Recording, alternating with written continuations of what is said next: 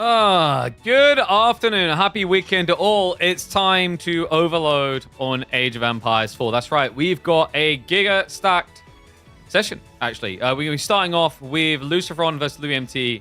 Got Vortex versus Kilyadi, B versus Piper Paw, Marine Lord versus Anatan. The boys are actually starting their game slightly early, so I'm glad I actually got in time. We're going to be opening up with Golden Horde versus China on Gorge, which is... I think we had this the other day, right? And China just kind of trounced it. China's a good enough civ economically, I think, to hold back the Golden Horde. In fact, where is the Wikipedia page? Yeah, I'm pretty sure Louis is sitting, what, 1-3. Yeah, 1 win, 3 losses, -5 points. It's looking pretty grim. Lucifron's at 0. This would be the world term. Opportunity to get ahead of Numidan. Oh, we're back at it, one and all. Welcome back to the channel for some more Age of Empires 4 action. It is Chinese up against Golden Horde, manned by the best player in China. But this man needs to dig deep. It's looking rough in this S-tier tournament. Louis MT, the #1 in China, looks on the verge of elimination, to be honest with you. I mean, he's a, 1 win, 3 losses overall, -5 points, just a few games left to play. This is crucial. For Lucifron as well, actually. Like, he's sitting mid of group. He's not having an overwhelming performance, sitting 2-2. And the person who could actually take his spot, seems likely would take his spot, is the guy that was able to beat him the other day, the first day of this. But I thought this would be a fun one. Like, Chinese versus Golden Horde. We've seen this, like, maybe once or twice. I think, from what we've seen, though, China kind of has the answers. Their economy is very strong. They have the means to kind of scale army to a point where even Golden Horde feels a little bit threatened. I think, interestingly enough, when you get into the longer Castle Age, that's where Golden Horde can look really good. And we've seen their ability to min-max, not min-max, but just max out rather an army is practically unrivaled. So I'm going to be keeping an eye for that. We'll get predictions up on online for you guys. Yeah, Lucifron, looking at spawn, you're probably going to pro scouts, right? I think you're always going to pro scouts. It's just kind of a shame because this is a great Barbican play. Or not Barbican, but, you know, Barbican play. The Barbican play would have been on the other side if you had Louis spawn. This is really nice for Golden Horde, actually. That's kind of crazy. Because now it just allows them to get a nice protection layer in there, right? You just slap an outpost down, and you've got... What's the total there? It's something like... I think it's close to 5,000 food. It's just under 5,000 food on that screen. So 6 spawn, and then obviously the berries. I mean, if you put an outpost in the center of this, you can have 5 villagers out here forever. So sick, disgusting spawn for Louis MT. Even has the stone nearby to set up the second Evu. I actually think this might be one of Golden Horde's best spawns I've ever seen on Gorge. And Lucifron, you know, like, he's got an okay-ish one. The boar's not all the way to the extreme in the corner. I think maybe he would have preferred it there so you can wall it in, but the double deer on top of each other with the 8k gold is pretty nice. So if we get into the mid-game, pretty strong. GH can spam units more than China and Feudal, in my opinion. Okay. Are we going in your opinion or in, like, what we've seen, though? Because the games I've seen, China has an ability to bomb out even more troops. Usually enabled by pro scouts, is the weird part. And this type of spawn, it feels very hard to stop pro scouts on. In fact, there's a liability issue on the other side where you've got deer on the far flank that your opponent could snatch away from you too, because presumably all eyes are going to be here for Louis. So Louis is going to be going Khan and Tortugud, which is pretty much the go-to. Like, I know where you're coming from, like the idea that they can outspam. I think the interesting thing with China, though, is like I've seen China easily get up to like 30+ units, 40+ units, look like they're playing Feudal, but then they're slivering Castle Age. And I think even if you can, on a raw number, have more units than China, my worry is they will sneak attack. And if that happens, Veterancy comes in like 24 seconds, right? That's the really scary part. GH has stronger units than food system? No way does Golden Horde have a stronger food system. What do you mean by that? Do you mean like they get infinite food up easier? I'd agree with that, but not on raw income. Because remember, you're talking about China getting 20% more food. That's a lot. If they go deer as well, they're going to be ahead of the sheep gathering until you get your hands on grazing techs, which is kind of pricey. And we did cast the final TV2 game the other day. I just didn't put a stream up on YouTube because, I don't know, like YouTube is very weird. YouTube doesn't like intermingling of games is the problem. So on that stream, we basically done the final game of the finals, and then we streamed some Olden Era. So that one was, yeah, so it's on Twitch. Sorry. Okay, so gold gathering as it is, this looks like Pro Scouts. There's no other reason why you keep 2 on gold this long at this point, surely. I mean, he could go wheelbarrow, but he would have primed it by now. So it looks like we're probably heading towards Pro Scouts. And Louis does get that sick outpost drop. Does he know just how good? No, he doesn't know. Oh, actually, he does see it. But, like, he could have dropped it a little bit deeper. I think he just wants to be respectful and defensive because this also protects the second Evu. That's actually kind of a... Okay, it's an even better spawn than the spawn that I thought was already very good. He got double stone like that. Look, all I'm going to say is if you lose this game, you definitely can't blame the spawn as Louis. That's like being born into a billionaire household and being like, I'm out of money. Like, what did you spend it on?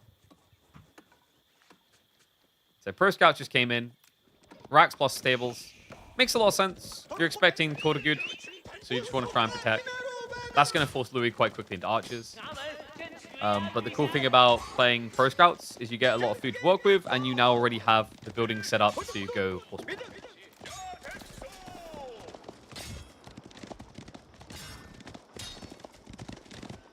You know, I've been thinking about this more and more recently. And I kind of want... I don't think we're going to get it because they don't want to spend money on the game. But I kind of want a revamp on attack animation. Like, watching the Khan swing a mace there... if you were to swing a mace, think about it, would you clonk down and then rewind, or would you swing through? You'd swing through, right? I feel like you'd always swing through. I remember we had a discussion about this a few years ago, where like knights are a great example of this, where knights, they have a good thwomp to their sword strike that makes sense, but also it could be a bit more exaggerated. I don't know, I just like the idea that units are very much more apparent that they're fighting. Like, the health bars are kind of indicative, right? But it's nice to have the graphical feel. Crossbow's got new animation? That's true.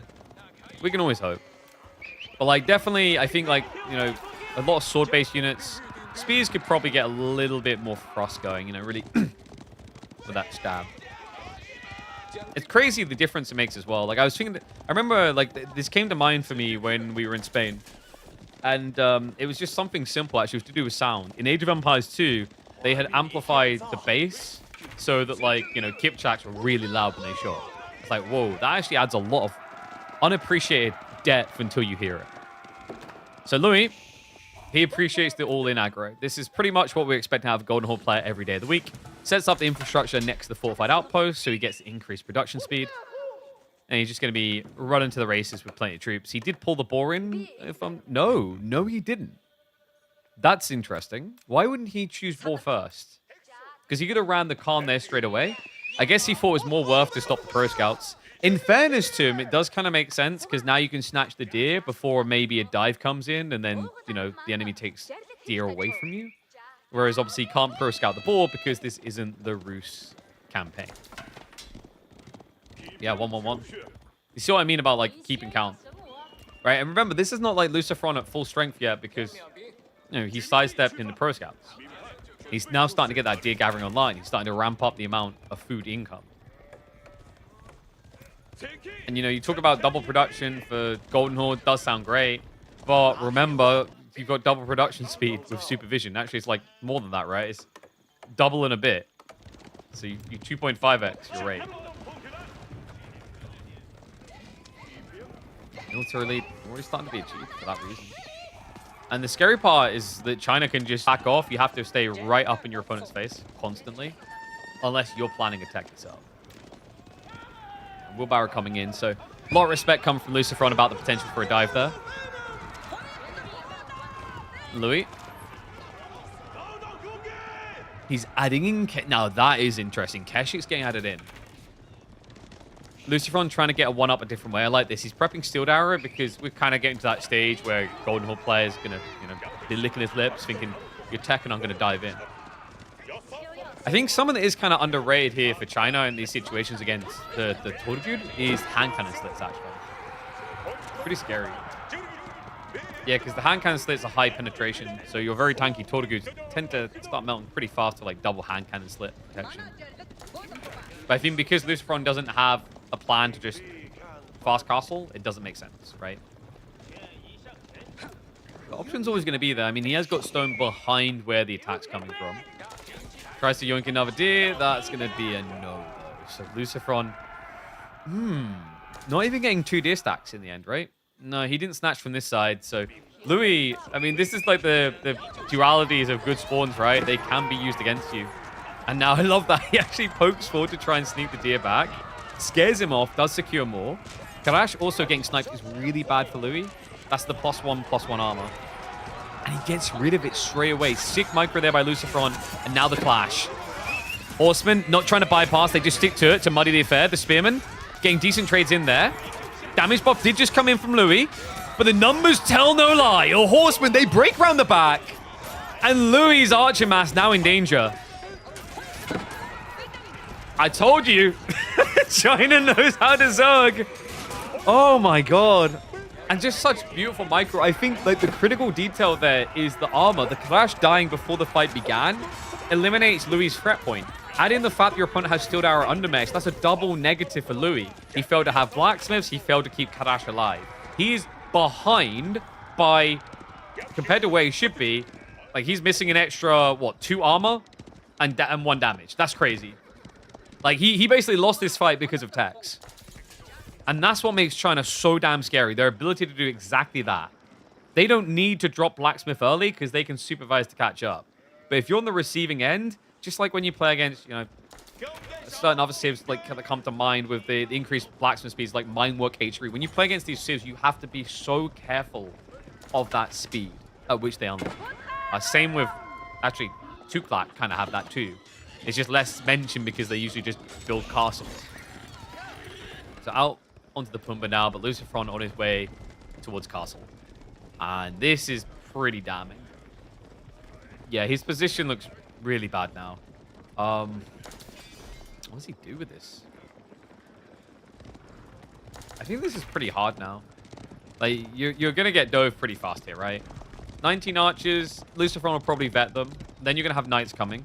You've now had to retreat to your base. That means this extra deer is going to be on the menu. He can snatch back the remaining deer over here. So Pro Scout still has some runway.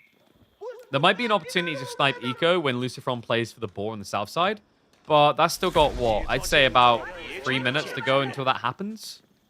A lot can happen in 3 minutes. A lot of bad things can happen. And there it is. Veterancy for archers. Lancers on the way. Secondary outpost gets set up. So Louis nicely insulated here.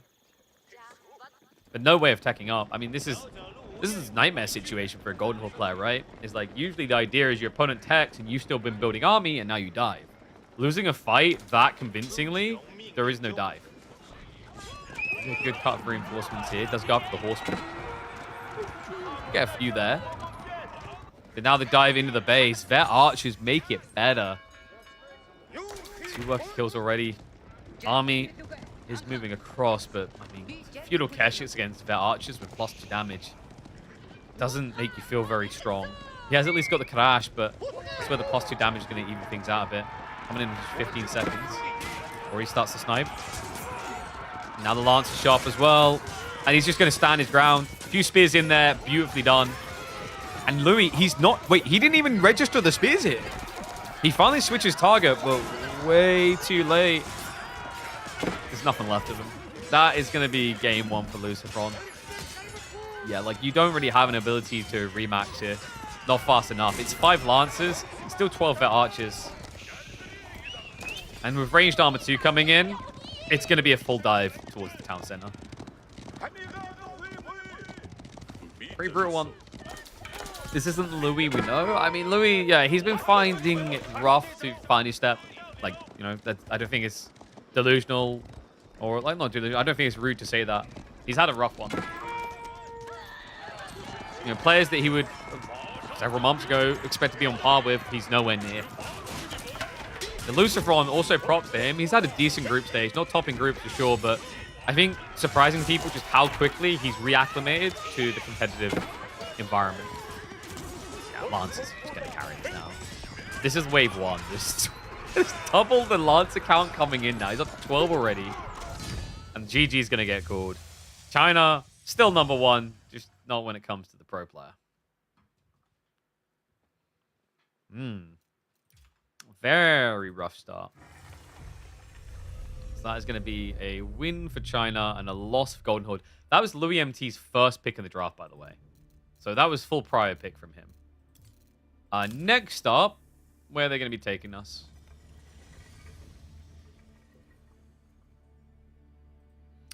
Ooh. Okay, so Coastal Cliffs, Rus got banned out, and French got blocked. So Macedonians versus Xushi. Xushi can handle this pretty well, right? The Zerg army? I think the solution to the Zerg army is actually to build Varangian Guard, but the problem is if you start building Varangian, then a Macedonian, the Xushi player just fast castles, right? Yeah, that's tricky. The new Jiangnan is like a very scary detail for Macedonians, I think.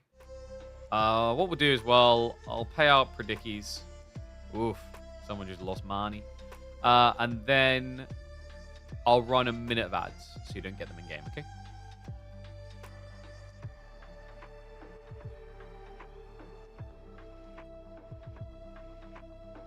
What's your thoughts on MSN? Do you think you can become a top 6 player? I mean, if you believe enough, you can become anything. I think MSN has potential, for sure. But one challenge, one caveat for him is like, we've kind of reached that point where when you talk about the top 6, you're talking about players that know how to play a very rigid, solid form of Age of Empires 4 that has existed for a long time. And some of them do also throw curveballs. I think MSN really loves throwing curveballs like all the time. He has dialed it back a bit, but I think he needs to keep going that way. I think Anatan's a good example of this, where it's like, wow, you see his rise, looking pretty good, and then he started to scrim with Marine Lord, and I think that was the wake up and level up he needed, because then he's playing the correct style of Age of Empires 4. But the beautiful thing about Anatan is he still weaves in his specific own variant on the taste, you know? So he's managed to keep that unique character. Like, it's become this interesting fusion of, like, be a Marine Lord is what Anatan's aiming for, which is really cool. So I think MSN kind of needs that. I think he needs one of the solid top players as a scrim partner to just kind of give him the ins and outs of, like, a standard style. And then you have your flavor on top. He styles identity. No, that's fine, though. You can be top of identity, but, like, you know, you can't ignore the fact that a wall is a wall, right? Like, if you've been shot, you've been shot. Seek medicals. Don't go, there's no bullet wound. Like, there are just things that are realistic in the world of anything. And I think within Age of Empires 4, like, we've seen that with the absolute top players, where there are certain things that are seen clearly as optimal. And it's been very hard to argue against that.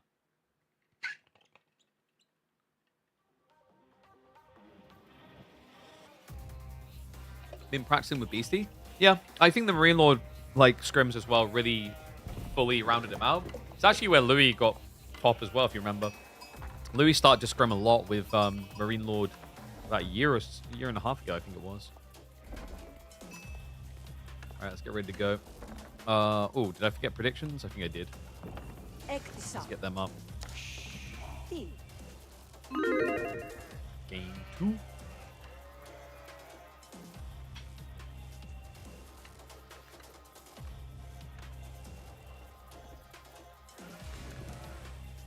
Move over, kiddo. There's a new S-tier Civ on the block. Everyone is moaning about Macedonians, but I am asking the questions about Xushi. Can China's #1 show a new legacy for this Civ? Is Xushi about to be on top? Or is the Macedonian cheese from our ladders going to dominate in pro play as well? One and all, welcome back to the channel. Game number 2. Lucifron in the yellow, playing as Macedonians. We are on Coastal Cliffs, where Louis MT has got Xushi. And this matchup is interesting to me. I think it's a little bit difficult for Macedonians to play flexible. Because here's the thing, with the new Jiangnan, there's a few things to really note here. The new Jiangnan option that you have as Xushi is your Age 2 landmark, allows you to get lots of units for free by building more units. That is a very interesting detail that's allowed them to get quite effective at zerging. And I've been thinking about, like, counters to this. Like, for example, the popular one is to do Chugnu and Palace Guard. In theory, you'd think the solution to that for Macedonians would be Mass Rangian. But then you realize, like, if you play Mass Rangian, it's very slow, and Shushi are very good at fast castling. So I've been kind of racking my brain on this. I think we had this matchup a few weeks ago on this specific map, and actually the player in that game tried to do Mass Rangian, and Shushi demolished him with just Chuk Nu Palace Guard spam. So, like, even when you got the matchup you should be favored in, it didn't work out. So I think Lucifer's going to have to go a bit different about this. I wonder if he'll go for a fast castle, rather. Fast castle could make a decent amount of sense if you have enough food, but this is probably one of the most terrible spawns for fast castling I could think of. He's got Berries Ford, Deer Ford. He's got nothing behind his base. By comparison, this is really crazy. Louis got back berries twice. No, 3 times. And both of his deer are wallable. Last game, I felt like Louis won the spawn game, and now this is the second game in the row where I feel like he's won the spawn game. So he should be basically just doing cartwheels at this point. And the Imperial Hippodrome is going to be coming in. So Lucifer's going to, probably be forced to just play very upfield, very aggressive. I can't believe he's got 2 ridiculous spawns in a row now. I mean, we mentioned Louis MT used to practice for Marine Law. We never mentioned what he practiced. I wonder, will we get Pro Scouts? He's got 3 on gold right now. That doesn't 100% mean Pro Scouts, considering it's 1 on Jiangnan. I'm wondering if there's ever a world in which it's going to be FC. Probably not without the extra food, right? The cool thing about being Shushi is with the faster build speed, having 1 villager on a Jiangnan is like having 3 for a Stanislav. Like, you can see, it's kind of comical. You've got Lucifer on with 4 in Hippodrome, but Louis' timing is pretty decent by comparison. Okay, so Louis, what are we investing into? He's got Lumber Camp down already, sets up the village, shifts off the gold. So only 1 in gold means probably not looking at Pro Scouts at all. Should just be army. There is always a world in which you're just doing this to set up the stables early, and you do go Pro Scouts because you produce scouts faster that way. But I don't feel like he's got enough tact for that to be lean on the timing. Yeah, I mean, he's got barely any tax left, just 21 down here. He's been accruing the tax here almost immediately, so he's not holding reserves. Lucifer on 3 on gold, 10 on food. So what, probably 2 to 3 horsemen and then a castle play? Ooh. Maybe it is Pro Scouts? No, this is going to be horsemen. Yeah, like I said, 1 on gold. He can go back for Pro Scouts, but I think because it's just 1 on gold, you're not rushing it here, right? Like, remember, you need 300 gold to get it. You will get it fast with supervision, though. So first pony comes out. Lucifron. How many do you want to go for here? Usually, I really like the idea of, like, double horsemen because it lines up perfectly to get your Hippodrome Scout, which is a decent amount of DPS for, like, a free unit combo this early on. And also just health on it. 200 HP makes it a brute. That's more raw HP than you get on a Feudal Knight. Damn, he looks fabulous. Wait, do they look different than normal scouts and I just haven't clocked that before? I think they do, right? Oh, they look 10 times more fabulous, right? He got a helmet. Oh, he's got a helmet, but his looks less shiny. We'll see them when they come together. I'm pretty sure they made the Hippodrome Scout look different. Lovely long cape. That's true. His cape, he has got a cape. I mean, that's even the obvious thing to me. I don't know why I thought all scouts had capes. But, like, smaller details, I'm pretty sure he has a different helmet, too. They actually created an entire new kit for the Hippodrome Scout. Wait, okay, so I'm going to have to double check this layout. That might just be the skin for Imperial Scout. I also love how I think he has a bigger sword. Yeah, he's got a shinier sword slightly. Anyway, a little bit of poke back and forth here. Spinman coming out is a bit rough for Lucifron. And this is full army, guys. 1-1-1. Yeah, Louis is going to go for the Death Ball. And it's perfectly done as well. Louis, he baits the Agior Mafo, and this now sets up for Chuk to be really effective. But props to Lucifron. He is still going for the scale barding, so he's upgrading his cavalry. So there's clearly going to be more of that coming. I mean, even if you don't intend to build them straight away, down the line, you're probably thinking about going towards Castle Age, and then you're going to want to have the cav upgrades anyway for your Radari. So that makes sense.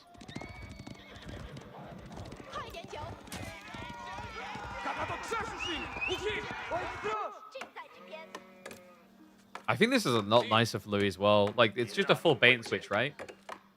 He goes for the horseman to force a reaction, and then pivots full infantry. It's nice because if you're building 1-1-1 true, then your Chu count isn't gonna get up very fast, and that's kind of worrisome against Hippodrome horsemen. Nice find though. He does see the Chu early, gets in the snipe, and was absorbing the damage with the scout, right? So loses one scout. Hippodrome scout was absorbing the shots there. Gets away with the ponies. Botgir Maffer now coming in. Well, I don't know why I just call them Botgir Maffer. Bogmaffer. Botgir Maffer needs to be a version that gets a spear. They need to make a variant of Macedonians. Botgir Maffer. That's the combo of these two together. But it could be a unit that is just a giant archer, like the one in Dark Souls, that shoots giant spears at you. Right? We need Botgir Maffer. Right, like, screw this unoriginal crap of like having cataphracts in the Imperial Age. They unlock Botgir Maffer.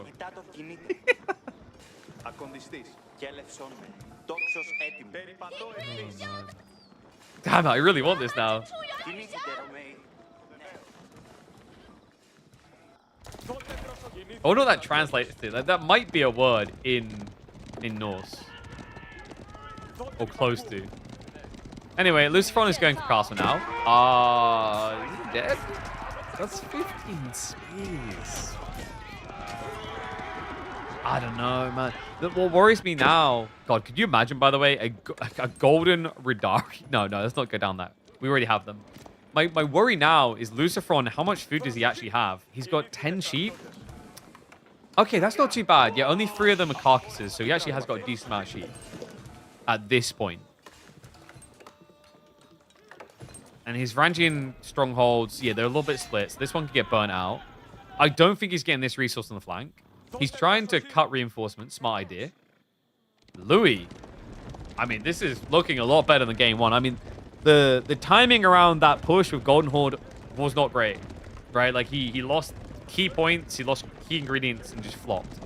This looks a lot better. And you see the concern. Lucifron with 26 villages to build a Golden Horn tower.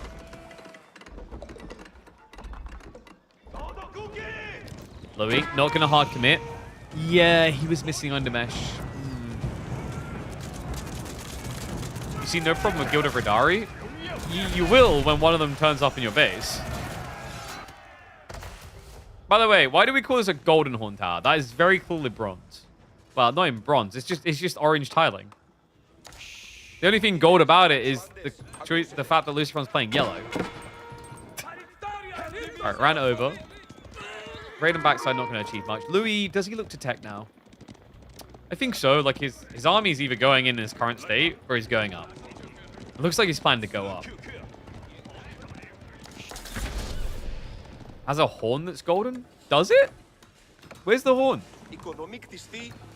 I'm not seeing a horn. I don't even know why I'm bothering to rotate. No way are they bothering to make it look different on the backside of the front. There's a little pointy hat. Like they're a German World War I soldier, but that's about it. It's inside, I can't see. Oh yeah, guys. Like, I can make you all rich if you just tier 3 sub. I can't show you proof of it, but if you do it, it'll happen.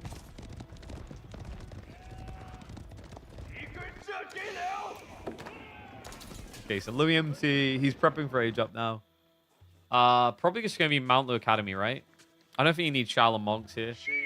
That's just a food liability you don't want to have.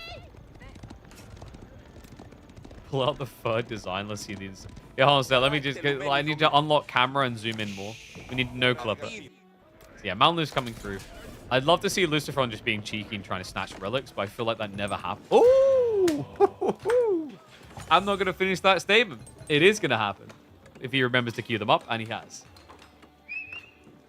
Okay, obviously, the only annoying thing about this is that you're not going to get silver out of the gold generated in here. But you can always buy food with it. I think that's pretty good use on this map. Louis, Mount Academy almost complete. So it's what? Rudari. And that's just kind of it. Every Macedonian game ever. He's going to bother to vet the Duke, which is comical, because they are going to do no damage against Rudari. Yeah, like the Rudari are already at +2 armor. He could easily kind of skip his way towards third before I think they'll fight. I'm hoping Louis switched, though. No, he's got it on Duke Palace Guard, guys. Ideally, you want this here, right? Range Specialist is very strong. Crossbow is very good against Rudari. Yeah, and considering he's already queued up crossbows, this is going to be one of those classic, I forgot about it. But luckily, he's got a lot of time before he has to worry, right? Like, he's only a third of the way to the army, so he's got to build over 1,000 resources and new units. So I'm sure he'll notice before then. Lucy, do we have monks picking up relics yet? We do. First one being walked back. Horseman to intercept. Wololo will buy the necessary time, so Rudari will cover him. Did he get axe throws out? He did. Just doesn't have the range. Does get revealed back here, which isn't great. So now you've just painted a target on your back on the east side, while being dove on the west. Hello. What? Lucifron. He wasn't looking. Should go in. They'll be able to find, what, 3 kills? 2 workers, 1 archer. Dive past. We'll find an additional, though. So well played there. And now the burn coming in on the stronghold. That's the second stronghold being taken out. Yeah, going to be reduced back down to 1 at this point. And we have got Horsemen just continue to idle out the flank. So the game looking really good for Louis. Louis hasn't gone for relics yet. He's just focusing on now getting heavy cav out. Does Lucifron upgrade the archers? 7 archers doesn't really sound like worth, right? I think he's just kind of stuck with them. They're kind of a dead weight. Because all your gold is essentially going into Rudari and probably occasionally buying food.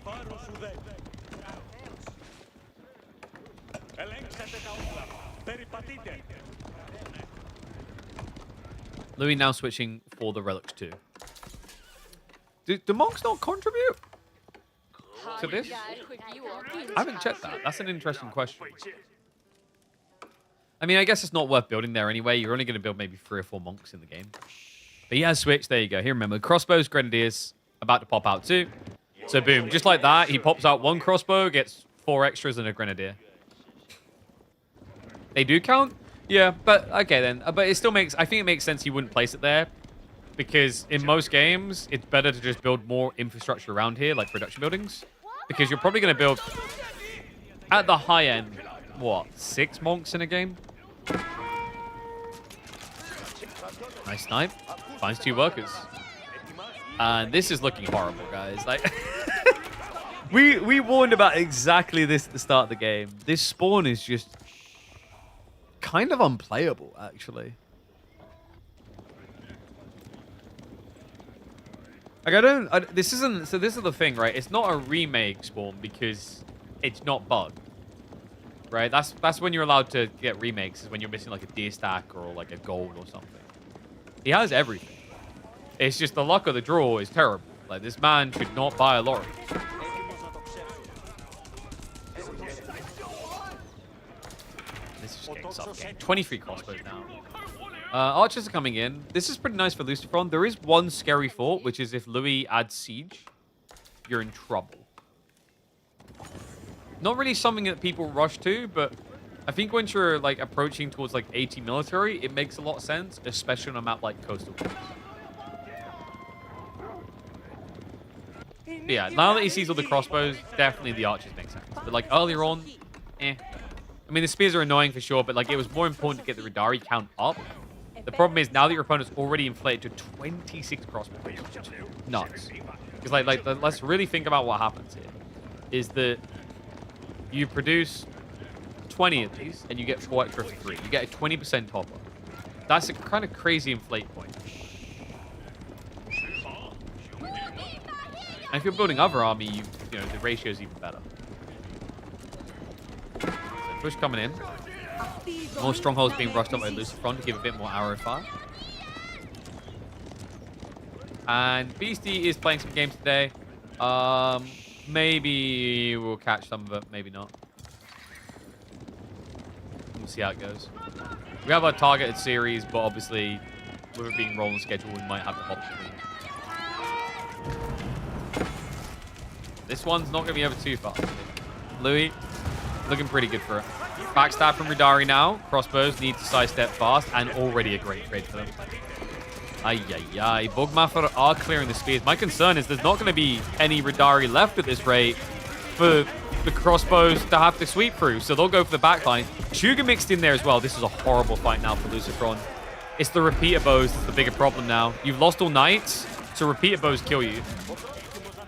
That's forced away. Double up militarily. Louis about to get the blocker on that food. Lucifron has no food gathering actively right now. He's down to 32 food with no one getting anything extra. This is flatlined and dead. All right, at this point, we probably should have called the deceased about 2 hours ago. Yeah, because I'm pretty sure that is no wheelbarrow, and that makes me want to cry for him. Hey, he got 2 relics, though. Unfortunately, Lou already has 3. And a new wave already on the way. 42 prospect. Okay, I'm just going to say it. Build a mango. You've got no food. You've got some relics. You've got wood. Build a mango. It's done. GG. Shushi really can clap Macedonian cheeks. Strong Kasir.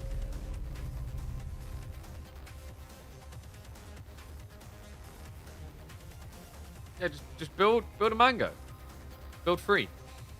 Kappa. Use your villagers as frontliners. I don't see the problem. Alright, so let's see where we're going next. Lipany? No, Bullband. Okay, Sengoku versus Byzantines. I think Sengoku can solve for this. They are feeling a little bit weaker now. Let me just mark in what we've got here. So that's going to be Master in loss, Shushi win. And then Sengoku. But what was sniped? So Sengoku picked French sniped. Louis Ibids was sniped. Byzantines allowed. The Ibid pick 100% makes sense. Because if it's Sengoku or French, they can be annoying for you either way. But like for French, it can feel like a game ender on certain maps. And let me do prediction payout as well. So game 2 for Louis. And I'll put 5 minutes on the predictions for next game. Who do you guys think is going to be top of groups end of day? And why is the only correct answer Marine Lord and maybe Beastie? I mean, Beastie hasn't dropped a set, actually. Yeah, he had one that was close, if I remember correctly. No, it's always been 3-1s or 3-0. Yeah, so no, he's pretty clean.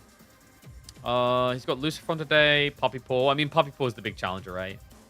Beastie Puppy Paw is very obviously going to decide who gets top of groups. Marine Lord and Wham facing off still doesn't happen until tomorrow. Also, just realized tomorrow's going to be a short day, no? They'll probably spread it out more. They'll drag out longer. Because tomorrow's going to... Actually, there might be tiebreakers, right? Yeah, so I think they're probably reserving time for tiebreakers because there's only 8 series scheduled for tomorrow. For comparison, it's normally 16 series in a day. The only care about is if Louis is going to qualify. I mean, he needs this win. Lucifron is one of the most obvious contenders towards like that 4th, 3rd spot. But it's still tough, right? Because at this rate, I think it looks very apparent that Beastie, Puppy Paw, and B are going to qualify. I don't see a world in which that doesn't happen. So that leaves 1 slot for Numidon, Lucifron, and Louis to slobber over. MSN could creep in as a really viable contender because he's got Corvinus today and then Numidon. So it's not top 3 group performers. But Numidon, I think, will be like the deciding moment for him in this group stage.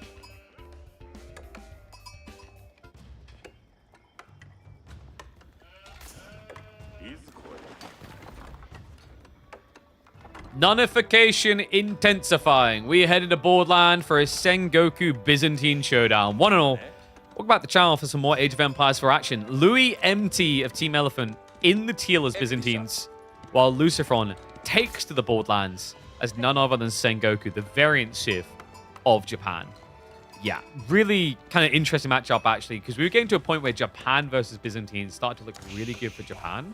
Sengoku have some semblances of that style, but I think it's quite different, especially when I think about the feudal age. In fact, I'm curious, is Koka Township going to be the party location, or is Ryokan taking over in 1v1s? We'll just have to wait and find out, won't we? Folks, a pretty insane spawn again for Louis for the third time this series? What? Double Berries Corner. Berries Gold close enough that they can get guarded. Only bad if you're up against a Dark Age rushing Civ, which Lucifron isn't really going to do, right? You can build Spiz in Dark Age, but you build hot dog stands first. By comparison, Lucifron spawn not too bad. He gets the deer and the 8 berries on top of each other for the Yatai. And then, of course, you got the standard stuff. Yeah, I don't get it, man. Like, how does he just keep getting these spawns? And obviously, like, this is perfect. Stone at the front, you don't care about. The one vulnerable thing, like, oh, who cares? Because you're against a Civ that isn't going to Dark Age rush you. You'll get all the stone necessary for a level 5 system before it's a threat. Oof. Yeah, even prepping for the berries down the line. I can't. Guys, if I had spawns like this, I would be conk free. All right? This is outrageous.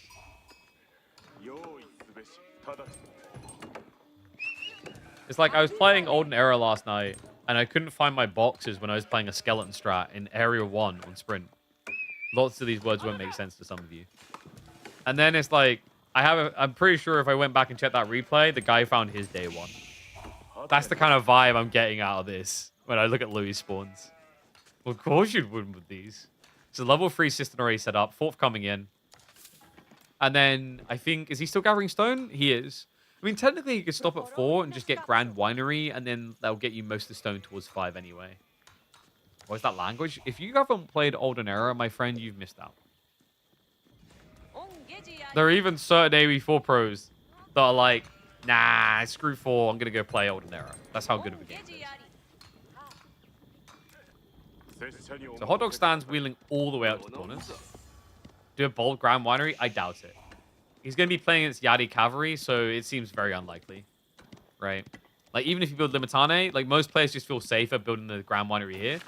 I tend to agree, because I think the big thing that matters the most is, like, after I've eaten these berries, I'm going to start adding farms around this. I'd rather have a 15 garrison slot town center next to my farms than this, where I might build, you know, outpost maybe 2.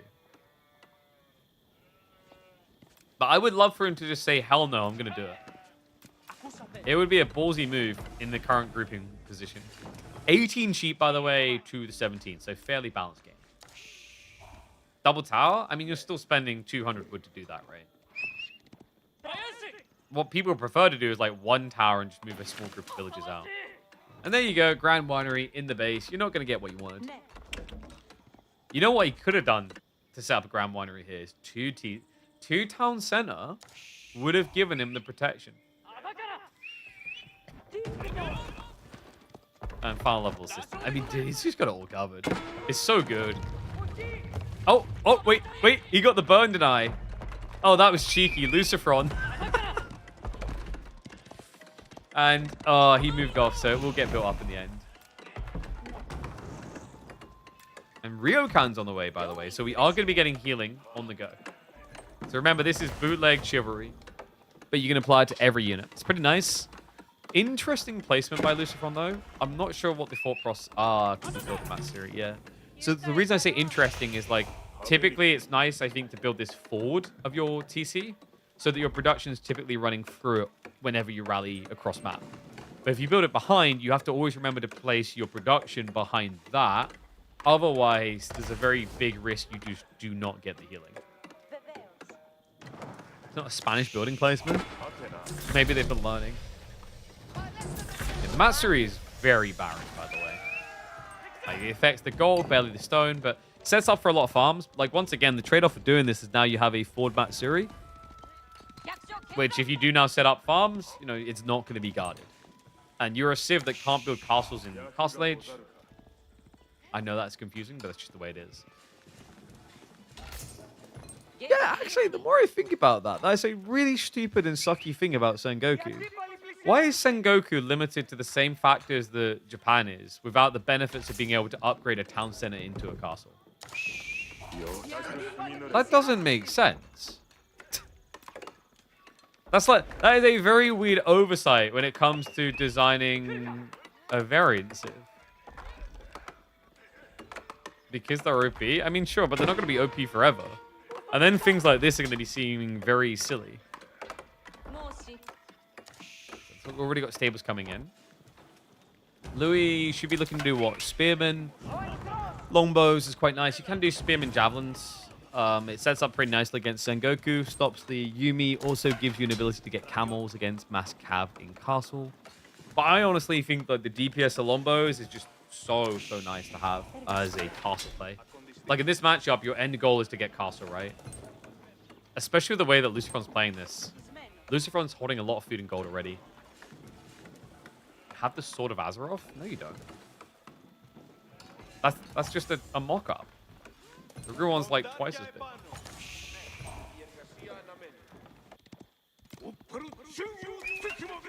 No, all I'm going to say, man, if you go out on your date, you got this weekend, and you yell, I have the Sword of Azeroth, your other sword's going to be the Sword of Excalibur stuck in the stone, alright? That's going to be like minus 20 roots. Okay, so Daimyo tried to be a bit annoying, but that was... Yeah, decent chunk of damage already taken. He's lost, what, 20% of his HP already? Longbows are queued up already as well from Louis. And remember, these tend to ramp up, I'd say, more consistently now. Because of the change where Longbows cost less because you get one less. So only 420 oil every time. Oh, the wall, the wall, the wall, the wall, the wall! Alright, that's -1. I don't know, this is like when someone builds a house without foundations. I'm judging that guy deeply, so... Louis. Especially considering Lucifron is just castling. Like, he's only built 2 Yari and a Daimyo, and he's already being a nuisance. He might get an extra. Yeah, he's going to get an extra kill. Walking away makes it worse, too. Yeah, so Louis, when he walked around like that, he was kind of gambling and getting enough time to get the outpost up. But instead, what he ends up doing is just guaranteeing that Lucifron gets away without taking any extra damage. Sake Brewery's now on the way. It's looking like a sake game for Louis. Despite the spawns, despite everything good, I'm seeing a lot of bad right now. He has got a lot of Limitane, agreed. But he doesn't have map control. He doesn't have map threat. This Daimyo is going to get upgraded for free soon. Pretty sure that's mostly a huge nerf to Longbows from the Golden Horn. I can't remember, did they change the time it takes for Golden Horn to spawn Longbows? I thought it was based on units coming out, so it didn't change anything, right? I'd have to double check. But like, I think even with that nerf, the strategy is still very good. Like, it doesn't really stop you from getting quite quickly towards, you know, 25, 30 Longbows. My feeling with Byzantines is like, if you just... Unless you're fast casting against them, you need to attack them, right? Because if that Longbow group gets too big, it's like an old school English Longbow all-in. You know the ones that you guys GG'd out to when you... An itty-bitty player and you were starting out. It's exactly that.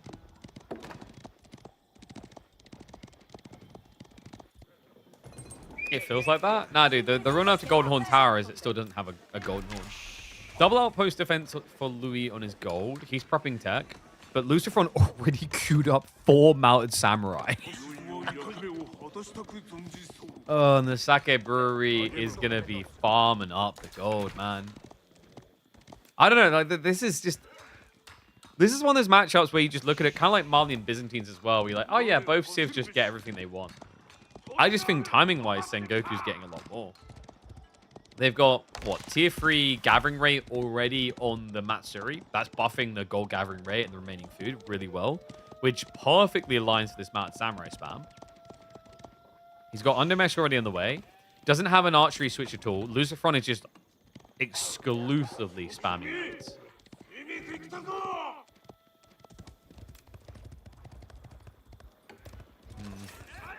Maybe Relics next for Lucifron.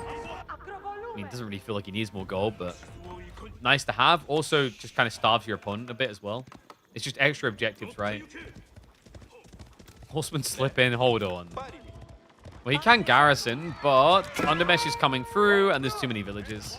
Spear's on the way. That one villager. Oh, garrison shuffle sick by Louis. Saves a life. Might need to save a lot more, though. Mad Samurai coming out. Oh my god, it's like the worst experience. It's like you beat level 1 of the boss spam. Level 2's in now. And now, oh my god, he's getting dove on the front side. Doesn't realize. Loses the worker on his gold. Loses more on the berries. Finally gets the garrison. Lucifron, don't let him get... Do not let him get out of there. That's disgusting if he does. Guys, he's going to escape. The Lombos, where are they? This is horrible. That's Ryokan. He's going to heal. Lucifron raiding is S-tier Lucifron. That's just facts. 8 worker lead now for the Spaniard. Mad Samurai charge in. A little bit ambitious against that many spears, but he can always just back off, heal, come again. I think he's probably going to need Yumi. He disagrees. He's just... Okay, that makes it 2. He's going to go for relics. I mean, you could just technically have a front line of Ikko Ikkis. I'm just saying. Because Ikko Ikkis aren't going to die fast to Spearmen.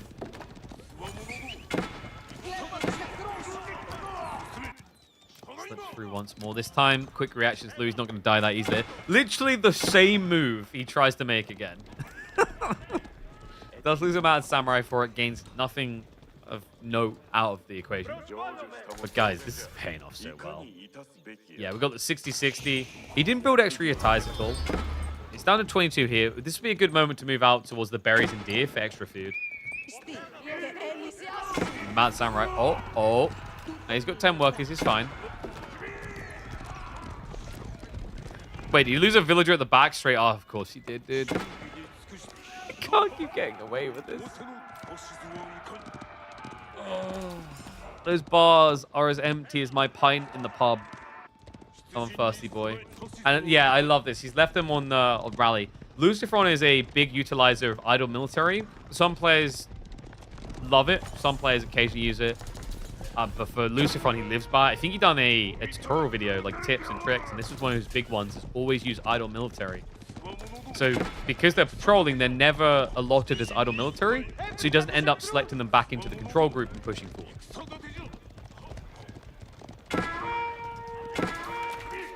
Another knight. Just trying to pay attention. And Lucifron now with a Uni switch. Ikko Ikkis are going to be returning relics. Louis has also been able to sneak one back so far. This monk will be able to find a second, so that's actually pretty impressive. I don't feel like Louis should usually be getting that. Lucifron's been very fixated on trying to end the game with these attacks, but it has come at a trade-off of just feeding relics to your opponent.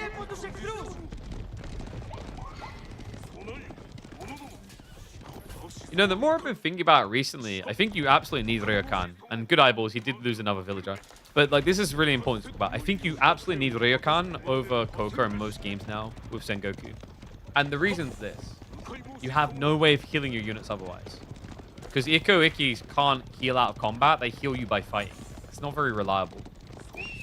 And you just see the difference it's made to this health bars. Remember how low they were before? Look at them.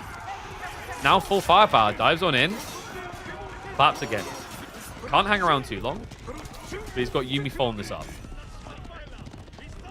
Yeah, Ryokan, I think unless they... The thing that devs could do is they could introduce a tech that you unlock in Castle for like 400, 500 resources. Maybe less. That just gives the monks the ability to heal, maybe. Because in their current format, I don't know. I've seen people try and do cheesy Ikko Ikki monk strats, but unless you're going for the Buddhist temple, or what it's called, unless you're getting the temple landmark, you're not going to be able to do it. Because they're just too expensive, right? Like, you pay 200 resources for it. The stats aren't anything to really celebrate. Yeah, I mean, it's 15 damage, 160 health. If you think about it, the better way of putting this is like Warrior Monk stats, but you don't get the movement speed. And you get less health. And you pay almost the same.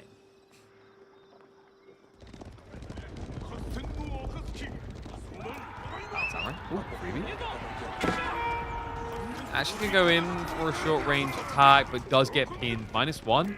No damage gained there. He was not expecting Louis to have that second wave in position.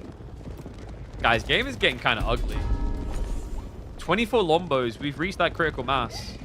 19 Yumi as well. I think Luciferon, it's maybe kind of a hindsight feeling. Like, was it too many knights? Should there have been a Yumi switch earlier? Because now it feels like you need another big economy hit. Because yes, you are 10 workers ahead, but the effect assistance is not as good as you think. Yes, there is the Matsuris over here, but reminder, there's a grand total of 5 workers in range of that thing. So not really getting the maximum buff you're expecting.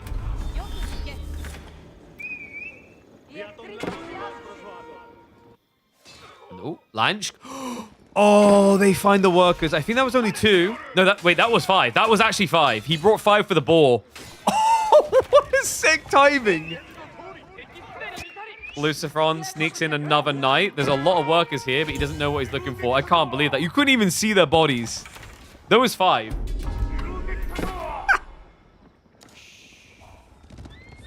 Louis starting to balance out the economy again. Mad Samurai still just not able to find those additional targets. Oh, maybe. No, but not happening. Also, notice the one cataphract from Louis is to bait arrow fire from these Yumi so that Limitani lasts longer. It does feel like the army lead has shrunk, though, weirdly enough. Yeah, and the quality of the army is quite important here, right? Like, you've definitely got premium archers, but you've got premium cav. I think at this rate, Luciferon's either going to have to take some significant risks on the flanks for food, or he's going to have to start adding in farms. Don't feel like he wants to add in farms yet, though. So that's a problem, right? He's got berries, he's got some time, but he already snuck north and south. South backfired entirely. North could end up just as vulnerable if he's not careful. I think, okay, props to him. He does go fortification, so smart choice there. He went tier 3. Oh, hello. All right, this is big. I don't know why the devs decided to do this. It's kind of crazy. Why do mounted samurai get bonus damage against infantry?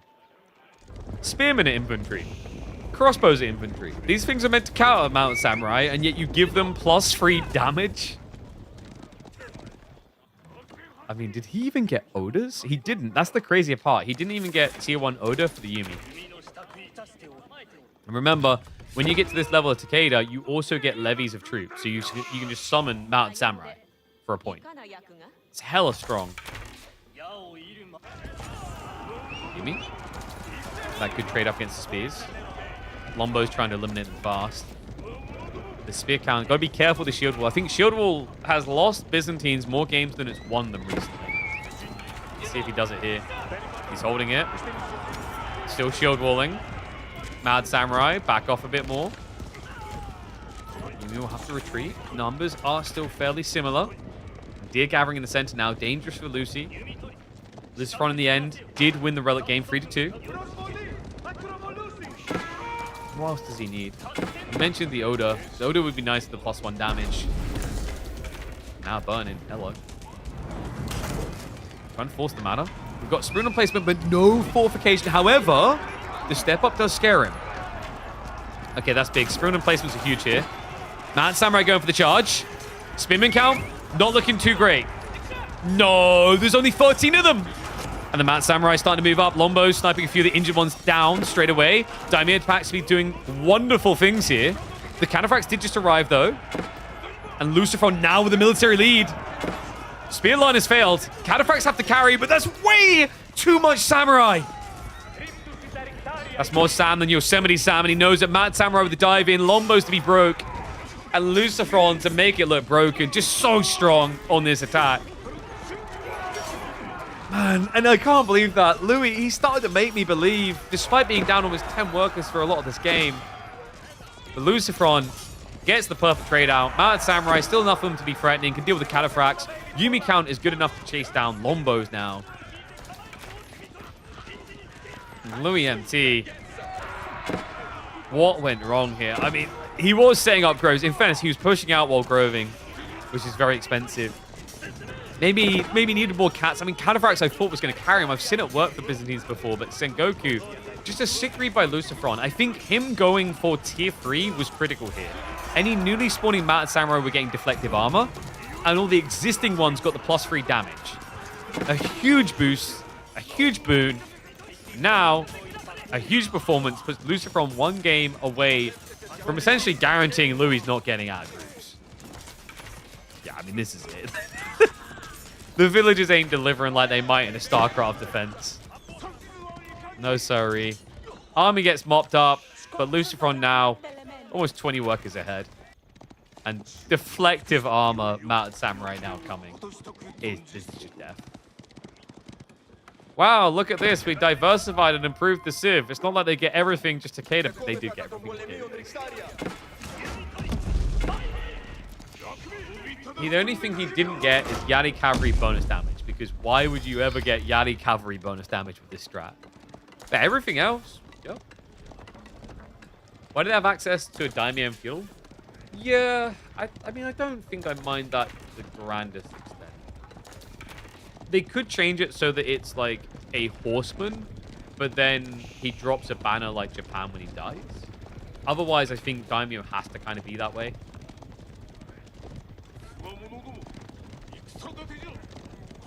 Yeah, I think though the problem for Louis is he chose to play defensive, which makes sense. You have to do Biz, but then loses workers too easily, right? Very early on. Now dive in. This is just game. Farms are about to get shut down. There's more and more Mounted Samurai coming. The new fresh daimyos have arrived to do the daimyo dance. Thank God they at least don't get the +3 damage. GG called. Sengoku still gonna have Byzantines numbers. Why do you have to be a disgusting cav civ? Yeah, like when was the last time you saw Sengoku regularly build samurai and not be a meme about it? You know what'd be nice is if Kanabo Samurai didn't suck. Am I learning this? I actually want Kanabo Samurai to be a little bit OP so they get played. They're like the worst unit in the game, it feels like. It just feels like there's no situation you want to build them in. Like, to me, Kanabo Samurai feels like a unit that was built for Crucible, which is kind of sad. All right, so Winter Lucy.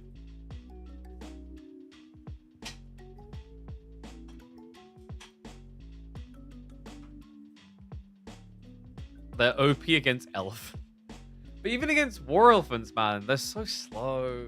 Wouldn't you just rather have a bunch of spears?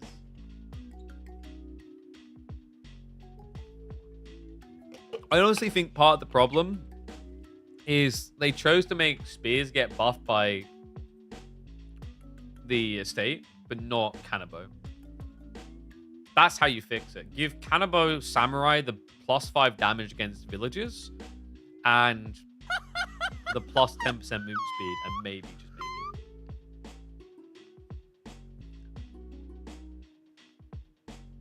Trust me, they're very good against elephants. Yeah, but it's like they're so slow is my point. You could just get kited, right?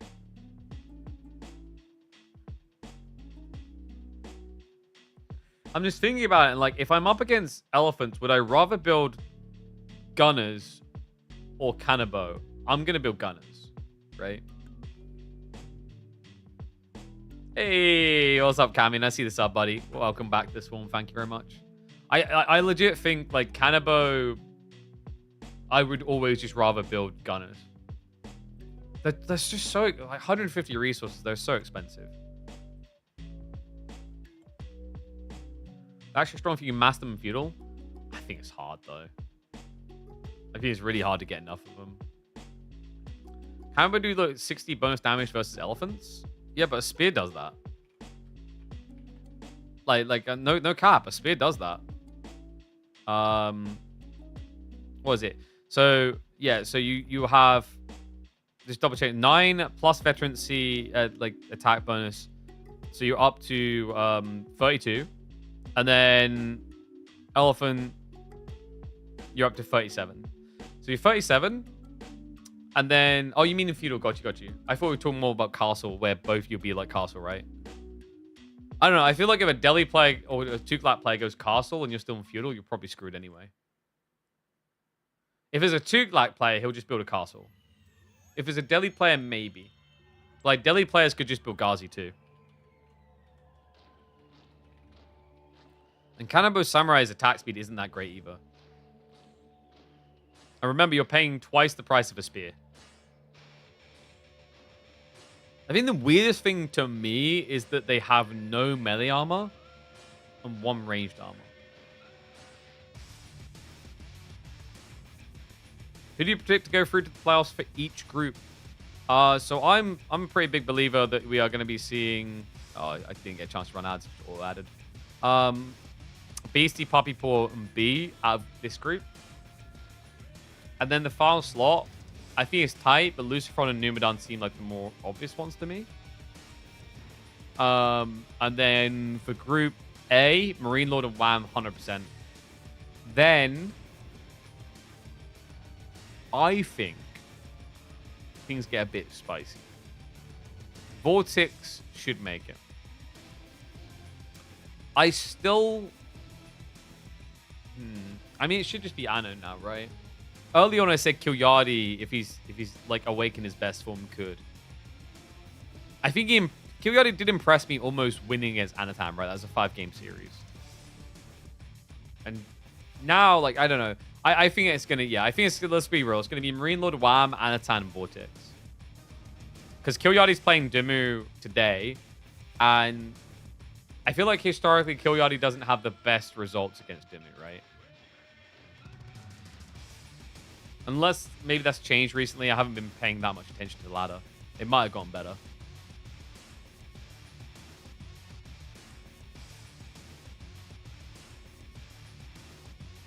Kanabo lose to spears? Yeah, that's just stupid. Because they have no melee armor. Like, that's the... If they had melee armor, they could beat spears. They double the price and they lose to spears. It's kind of silly. All right. Let's flip this. Update scores.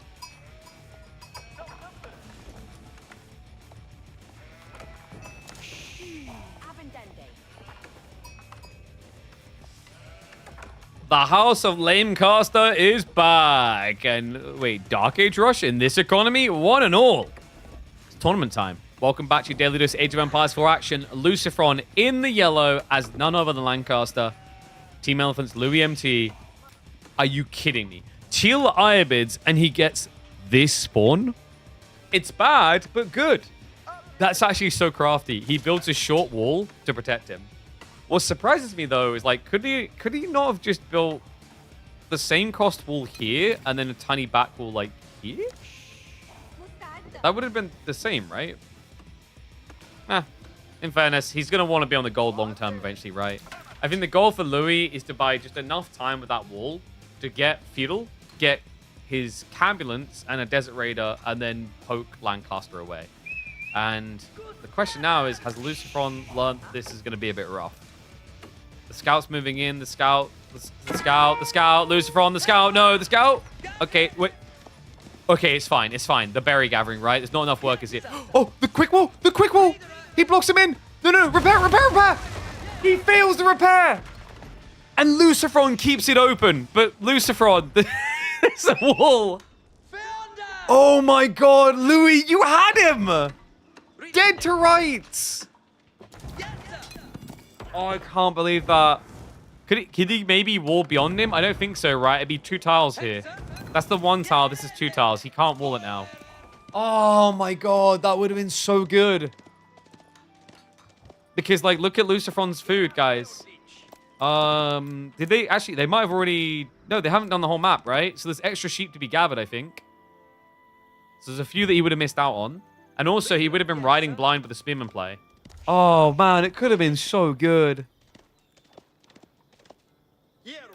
And the other thing I'm thinking is, like, you know, Lucifron in the panic might not have realized that he had got the wall up, right? Like, that's a little bit of a more out there because you should see it. But you never know in the panic whether you see all these things. So House of Wisdom now on the way from Louis. Lucifron's just going to be prepping a tech. Double Forged Stone is quite frustrating if he's thinking about greeting 2TC. Has been quite popular for Lancaster. I don't feel like you do it this game, though, right? And what is happening in my games? Growth?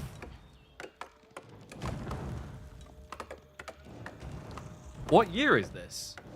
This is a bit of a rarity. Why not Cambulance? That makes sense, actually. So, the reason why you wouldn't do Cambulance here is your opponent has healing too, right? Your opponent can scale Feudal a lot. And then on top of that, your opponent could build 1 mana and get 4 villages extra economy, 3 villages early on, and scale it, right?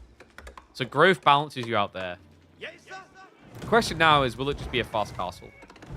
Because like, if it's fast castle, it definitely makes sense with growth as well. Because the thought process there is, you know, if you went Cambulance, are you going to build a Desert Raider? What's that going to do here? Right, you're against spears. Your opponent could follow up with a few yeomen. And then also, you're going to struggle to get heals long-term because of this. Yeah, Abbey of King's down the way. I don't know if that was intentional. Whoops, that was definitely not intentional. Lucifron. Forgot the mining camp in time. Thorn Stone. I mean, mana's 100 stone, right?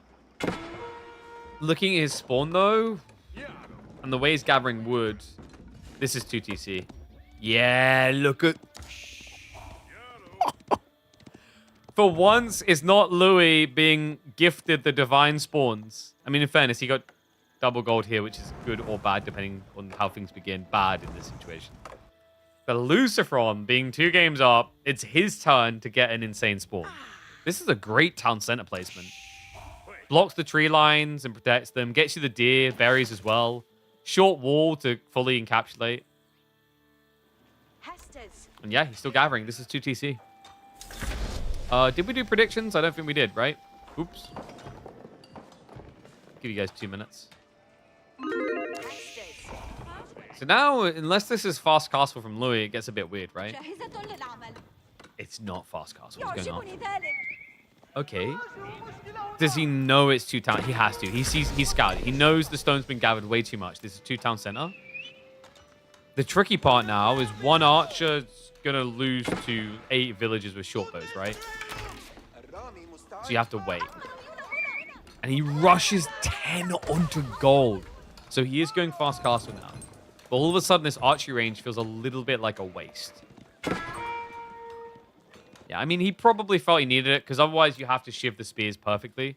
And I'm glad he's not using it more. And there it is. The whole list of town centers, like, what? It's perfect, right? Because, like, now, even if you get overran on the secondary town center, you have the safest retreat possible. I say that, there's a small gap here. But realistically, if your opponent's attacking you here to get rid of the town center, you leave and you get everyone out. Safe passage.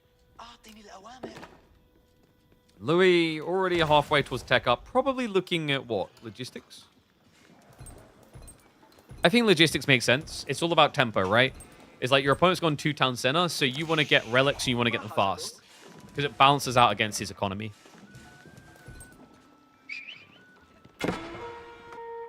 Yeah, like the way this is mapping up, town center comes online, almost ready to trigger the tech up. Your opponent's going to be probably 7 workers ahead of you by the time you hit castle. And that's... Actually, no, it's not 7 because you're 3 ahead already. He'll be 4. He'll be about 4 villages ahead of you. That's a really good position for Louis. Especially with the way the relics spawn, right? Like most of them being central.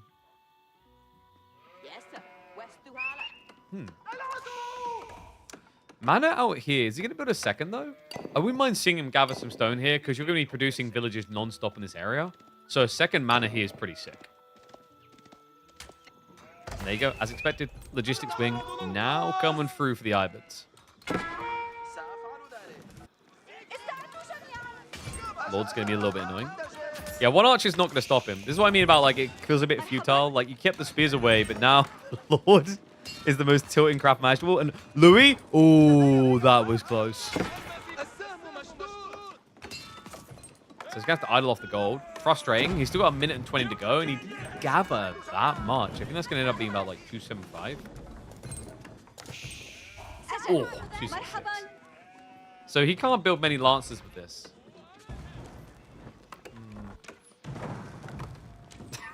It just takes so long to kill. But eventually he will die. Oh, it's gonna take a century to do something. Nice hit there as well. The Archer's gonna die in 2 hits. Stone gathering now from Louis. What? Wait. Fast castle into relic grab into 2TC. This greedy mother ducker. That's actually kind of disgusting. But Lucifron isn't attacking. Like, he's full on just fast casting now, right? And he's walling the relics! The scout's trying to stop it, though. Oh, what is up? A classic! 2TC, the natural counter to fast castle relic rush. Remember, guys, this is why HRE used to always get sucker punched by Roos. Roos used to always do 2TC and wall the relics. Does catch him on this one, the scout at least. That was good. So unfortunately, the spearmen never came back. They're on the way now, but I think they're going to be too late. Horseman's already riding out, so villager needs to get home. In fact, that villager is basically dead. This one's a success, so he gets one of the triangles up. He can't really rush the northern one because the ambulances are now here. White Tower's coming through. Building the base and... Oh, we biting. Double archery, double racks. He already feels confident about his ability to push units. And the villager. Not going to get the heal in time because he's in combat. Good body blocks from Louis. Gets the kill. Yeah, the problem there is like the villager isn't going to get the heal because the scout kept clubbing him. If that scout had only been body blocking, that heal ticks in, and I think you may actually end up not getting the worker kill. This guy is never leaving. Oh, that's so much more infuriating. Wait, no, get away from the wall. Get away from the... Lucifron, away from the wall. Away... Okay, so what I was going to say is now you have to wait until archers are here because he can repair the walls. Not so much the case now. Yeah, so you can quickly repair that little bit of damage. She's got a new hat, though, so she's a little bit weary about going outside on her own. Okay, so now we move to the opposite corner where we can definitely get hit. The Lord has just been upgraded. Doesn't really seem like it. Lucy's still not repairing the wall. Yoink on the south side. It's a heist. Dervish is running off. So that's already going to be 3 relics banged. This is 5 relics, man.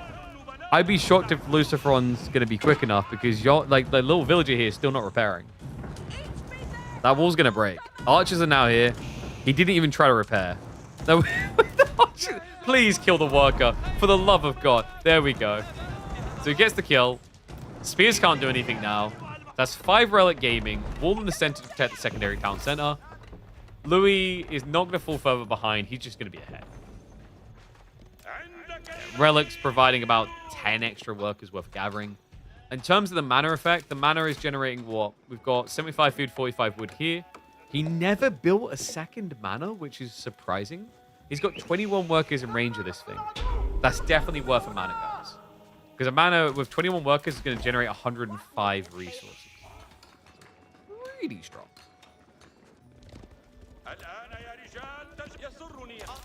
Yeah, I'm always kind of baffled by this. I guess like people who do these 2TC Lancaster strats feel like double mana is probably a bit too greedy.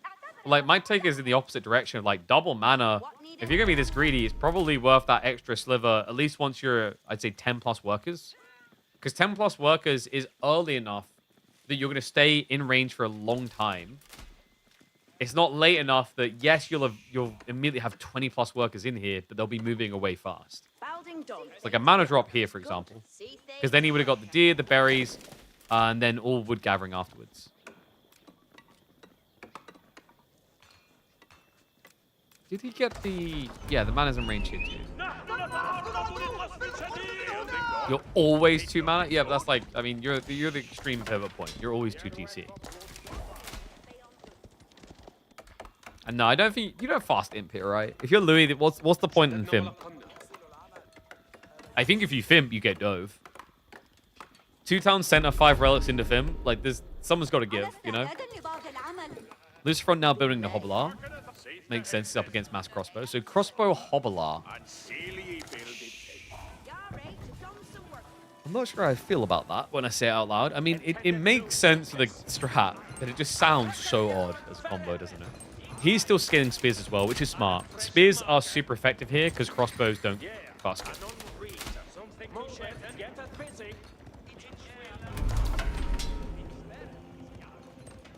I didn't read that whole statement as too good. So good, I read it as so gold. You're right, your strat was so gold until they ruined your civ. GG. Trip Sacred Site. My god, the gold gen on this guy. He's adding Guillims too. You need a lot though, right? Against crossbows. I'm trying to think what you can do here with Louis. Manjaniques, maybe? They kind of got enough though. You want a Conk 4? Yeah, but you pick Lancaster. That doesn't really count, you know? That's like beating Thierry Henry at football after he loses both legs and arms in an accident and is in a coma.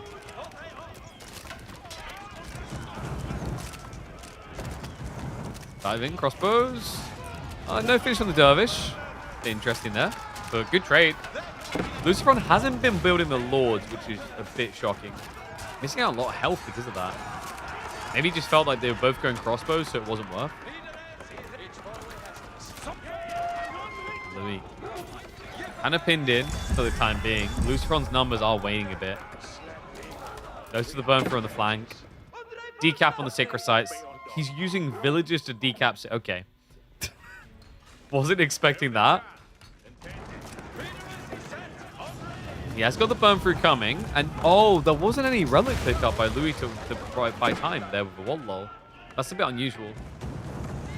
And yeah, wow, Luciferon, 4 minutes of idle time? He's just not using the town centers. Or, oh, no, he's not using the secondary, but still. Like, he's just skipping on worker production. That's crazy. He gets the burn on the Moss, though. -2 relics. Doesn't have his own monks to pick it up. He's all in, guys. To the point that he's not even producing workers efficiently anymore. And the Camelancer slips through. Oh my god, he walked around here, didn't he? Yep, all the way around. He's butchering it. Luciferon, he's just dead. How do you win with this army? Surely not. I mean, Warlord's coming out. Hold on a second. He needs to split the micro. He does perfectly. You monster. Luciferon still maintaining a 10 million lead, but it's finally shrinking. That's it. He's out of gas. I don't know where we were going with this. I think he saw 5 relics and he saw red. Now he looks dead. Yeah, like he's scaling Hobbler, but Louis now building spears. Spears, which will have phalanx. Ugh. And he's still not producing out the secondary town center. He doesn't have farm set up. This is ridiculous. 6 minutes of idle time. Like, it's... How long is it? It takes... Is it 7 minutes for a 2TC build to pay off?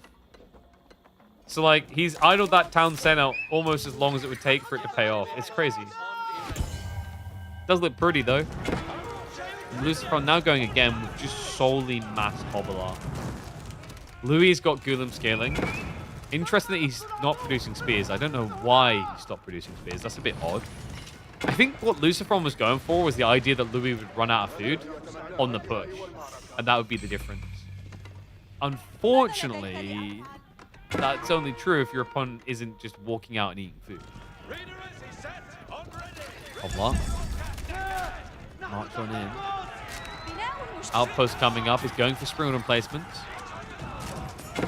Gulam Spears got to try and cover fire against the Hobbler. Dive coming in, looking towards the crossbows. They get around the back, but Ray clicking onto the melee units. They're not getting as many crossbows as you'd like to see here. Warlord now coming through to scare him away. That's also going to rejuve. Remember, the Hobblers, like, these losses, yeah, you can't afford them. Not with that idle time. My God. Luciferon was trying to set a record for idle TC there. In the end, though, we are getting a game number 5. For such an important series, I would have it no other way.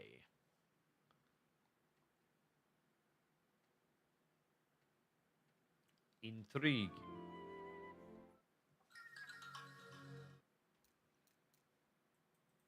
saw the idle TC and surrender. He's like, oh no. Like, well, we said he's been practicing with his bro. This wasn't what we had in mind. Nah, this is where Vortex is baiting other people now, where he's like, I've seen Vortex like win with TCs like this. Because I put the extra in the army and I'll win. But turns out it has its limit. Its limit is your opponent done 2 TC and has 5 relics too. So Louis with the dub means we are going to get a game number 5 decider. Delhi versus Abbasid. Lolwood. That wasn't on my bingo card.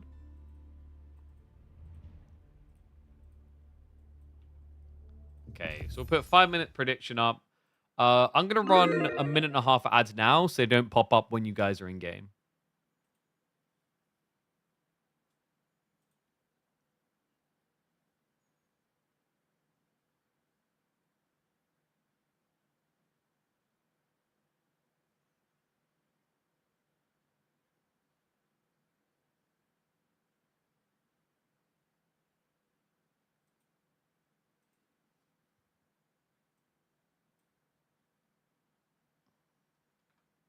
Oh, I just realized I completely misspelled elite in my stream title.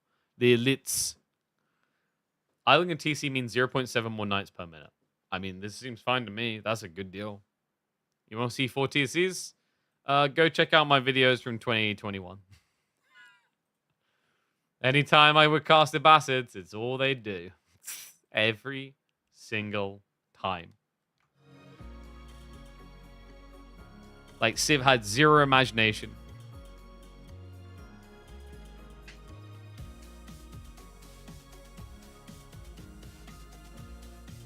Oh,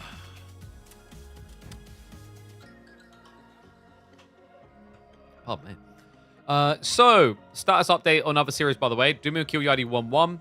Anatan Voldemar is 1-1. B Numedan is 1-0 for B. And obviously, we are now 2-2. 3-3.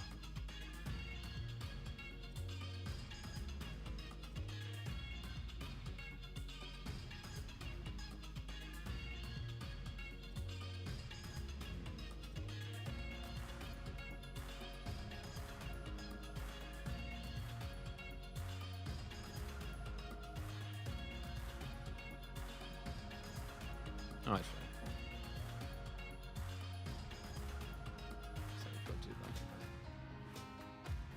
I'm just like remembering I forgot to actually add the freaking names to the title.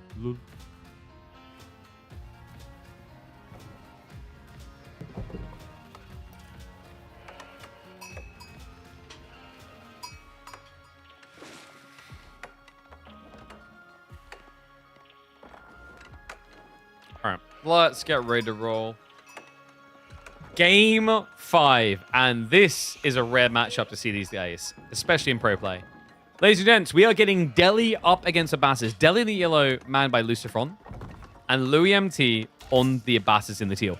Dry Arabia to end this, and an important series for both of these players. If Louis MT wants to make a miracle run to recover a rough group stage, it has to be a win here. And then I think a win after that, and after that, and after that. For Lucifron, he really is just tackling up against Numedan for that 4th spot to get out of groups at this S-tier event. So a lot to play for in this.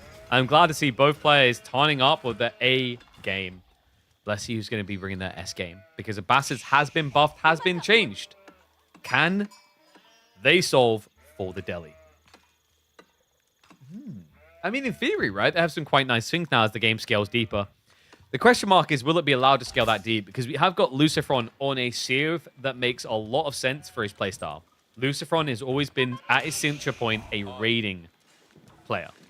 And Delhi are all about that. They thrive off the ability to raid. Louis, wonder how he's going to begin this. Probably military wing. I feel like that's what you're expecting in most games. Wait, did he... Guys... I'm not desynced, right? Oh, thank God.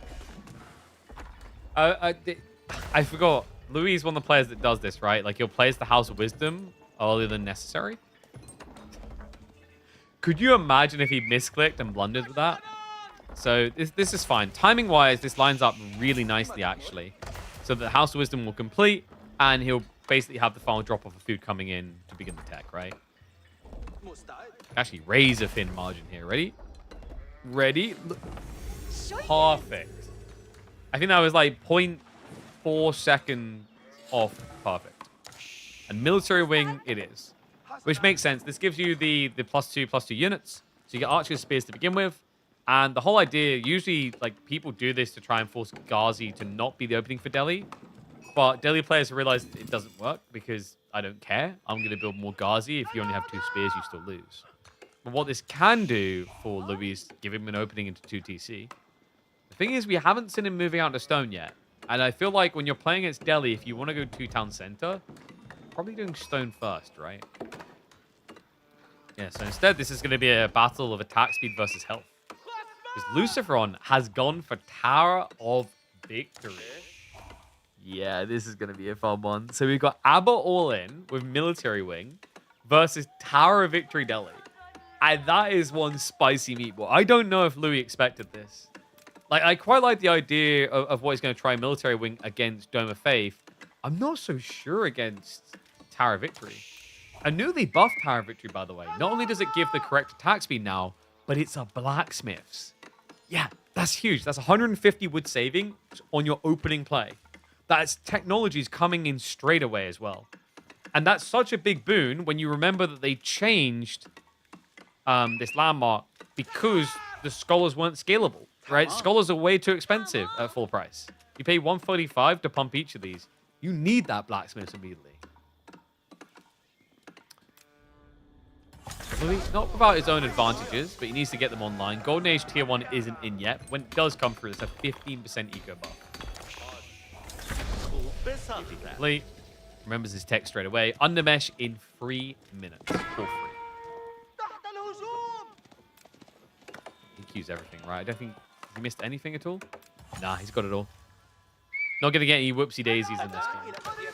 Spear's getting upgraded, though. Louis actually did drop the racks. Yeah, he's actively going to be using Spearman, which makes sense. You're against, presumably, Ghazi. Da-da. That's what I mean. They just don't care. They actually don't care if you bring 2 Spearmen forward. Though, in the early days of Abbasid Delhi, it actually did matter. Is that Delhi players wouldn't open Ghazi because the Abbasid Spearman was threatening.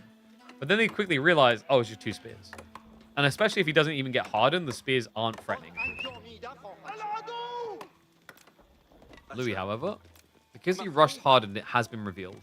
So Luciferon knows exactly what he's up against here. It's going to be more spin potentially. Locker on the berries does push him back, but plenty of food underneath town center. In fact, he's got 13 sheep. Meanwhile, Louis, he won the sheep game, didn't he? Yeah, up by 2. So Louis sitting on 15 sheep underneath his town center. That's quite a funny one, because if you think back, this matchup, I feel like more often than not, it's the Abbasid player who has to get off the berries, not the Delhi player. Louis, he went for the 1-1-1. Oh, dude, what? This is just such a wacky game. So he went for the 1-1-1. He's missing archery, but the whole idea is you start with 2 parts of the triangle. The way this play usually gets done is you do stables first to get the horseman. It's very fascinating that he opted for the rack solely for the hardened upgrade. But I think in Louis' mind, he never would have been able to go that close to a Delhi base if he didn't have hardened spears.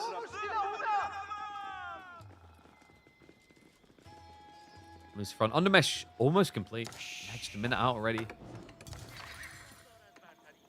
I've got racks getting added in alongside the archery. So Luciferon going for a 1-1-1. Ghazi looking for the slip in. Louis does react just in time there. Also reveals the horseman. That's big, actually. That's huge info.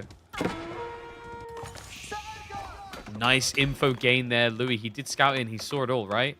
Caught the archery, the stables. I think he just about glimpsed the racks, too. Sanctuary is going to be completing in about, what, 20 seconds?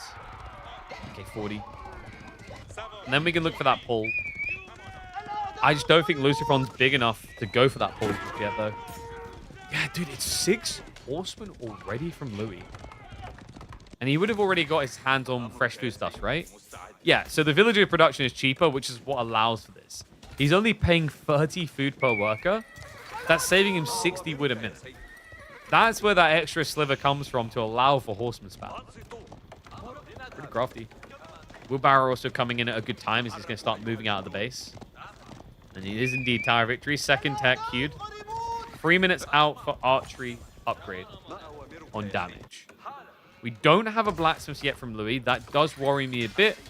But he has a big window. 3 minutes is a long time. Because your opponent opted Undermesh and he didn't bother to add in archers at all, you've kind of got the wrong end of the stick here. Like, preferably, you now wish you had Steeled Arrow so you could hurt the horseman a bit. In fact, if he preps a blacksmith now, there's a window of opportunity for him. I don't think he's going to be going for it.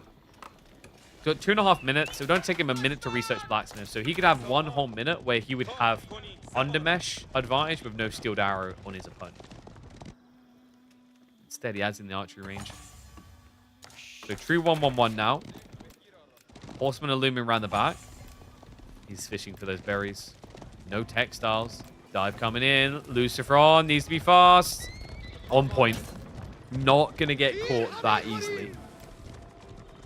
Breaks away safely. Now moving his own Ghazi up. Walls looking to be established here. Needs to be careful about the time he walks out, though. Louis, he doesn't know. Yeah, okay, it's just this one guy is going to do the side and come back around then.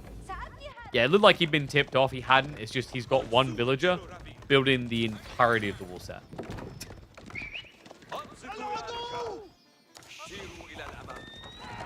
Louis up to 16 horsemen now, and oh my god. This is getting worrisome. Lucifron has 12 archers. Half that count in spears. His comp is a bit misaligned here. Louis is just not stopping on the ponies either. He needs to access the deer, and the timing. Like ships in the night. Ghazi rotate in, looking for that one villager snipe. They'll be able to find it. Did scout him building the double archery range. So Lucifron maybe wants to consider actually adding in more Ghazi here now. That's the weird thing. Ghazi would just kind of win the game. I think Louis baited Lucifron a bit with this. This Ford Rax probably made Lucifron think there was a lot more spearmen being built.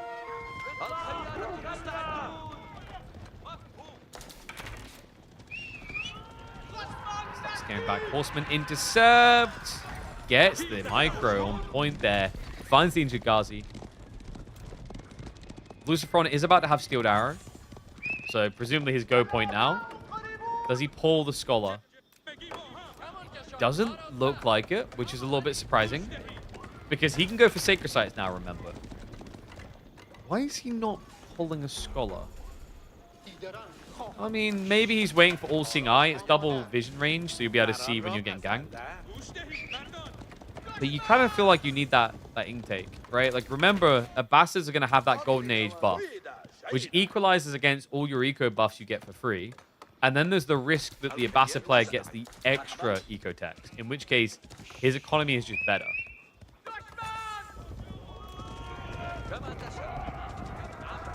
How do they have the same build count? It would be either textiles. Yeah, textiles.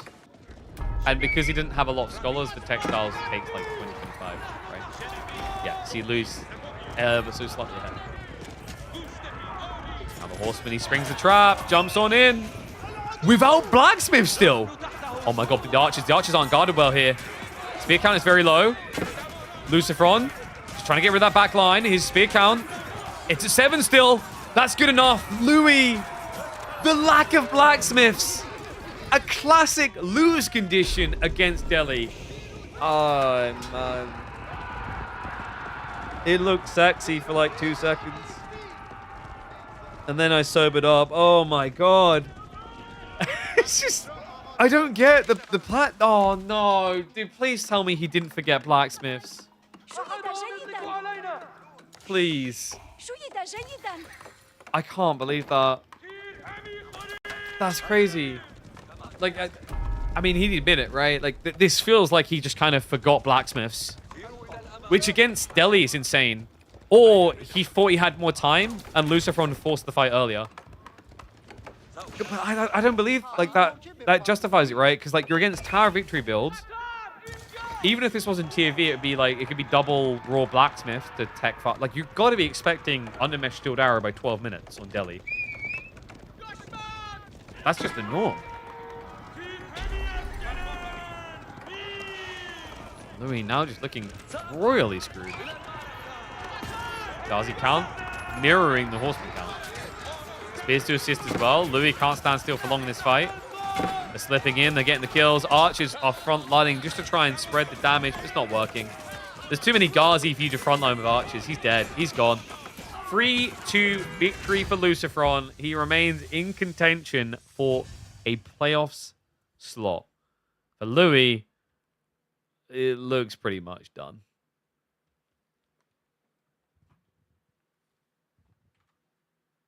Yeah. Number 1 in China looking a bit cooked. Alrighty then. So, result complete here.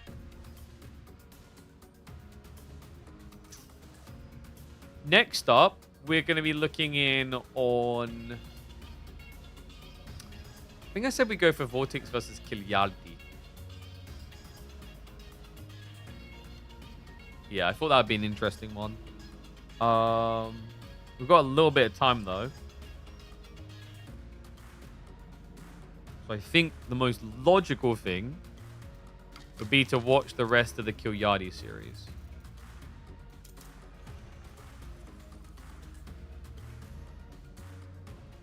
Give me a sec, guys. Need less Horseman, more Spears? Yeah.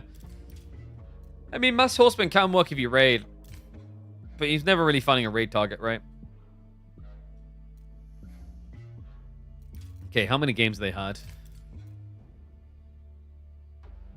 So Dumu win into double Kilyadi win? Sengoku to beat Delhi.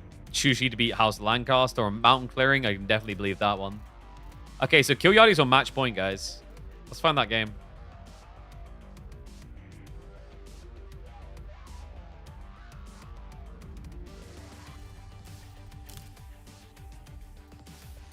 One sec. Let me load in.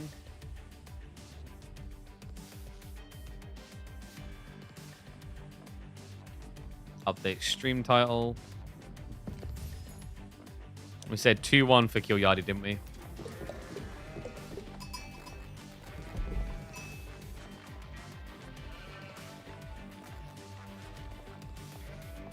Bear me a sec.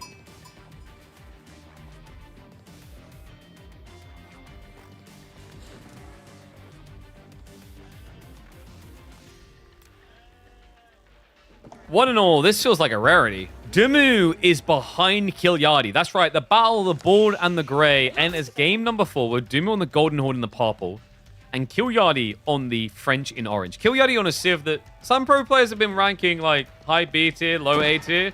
I think they're on the fringe of being S tier worthy. And it shows in every draft where they are first pick material, if not second, for at least one of the players. This is crazy, guys. This rarely ever happens. We're going to go on 4x speed just to get through the early game because it's not going to be any Dark Age aggression. Dumu up against the wall like this is not what I would have been expecting. Kilyadi has a bit of a meaningful track record of like excuses coming out as to why he loses to Dumu on the ladder, as it happens a lot historically. But Old Man may have just one-upped him. And this is important for Kilyadi because this would keep his hopes alive of making playoffs. It's still not easy, but it would more or less guarantee Dumu's not going to get in there. And then it would come down to the result after this, which would be Vortex versus Kilyadi. That would become the most crucial series if the Finn can win here. So we're just going to stick to the 4, actually make it AX speed just for this hyper early game. Khan and Tortugu coming. I kind of don't like this matchup for Golden Horde, actually. I think they have really big problems against French Knights because the tanky Keshiks just don't brawl very well. Yeah, this is kind of rough. So we'll see what he's able to do. This already looks a little bit weird, though. Your opponent is going to be at 4 Knights. And you're only now getting, what, the first Khan and Tortugu out? Yeah, numbers look a bit bad, guys. That Deer start really boosted him up. It was mirrored. But I think the problem for Dumu is there's a big slowdown because he had to start the fortified outpost and then he went for the double production building. Last beastie off this one. We will be looking to not do the beastie set. The one that we said we were going to look in on was Kill versus Vortex. I think that'll be a very interesting series.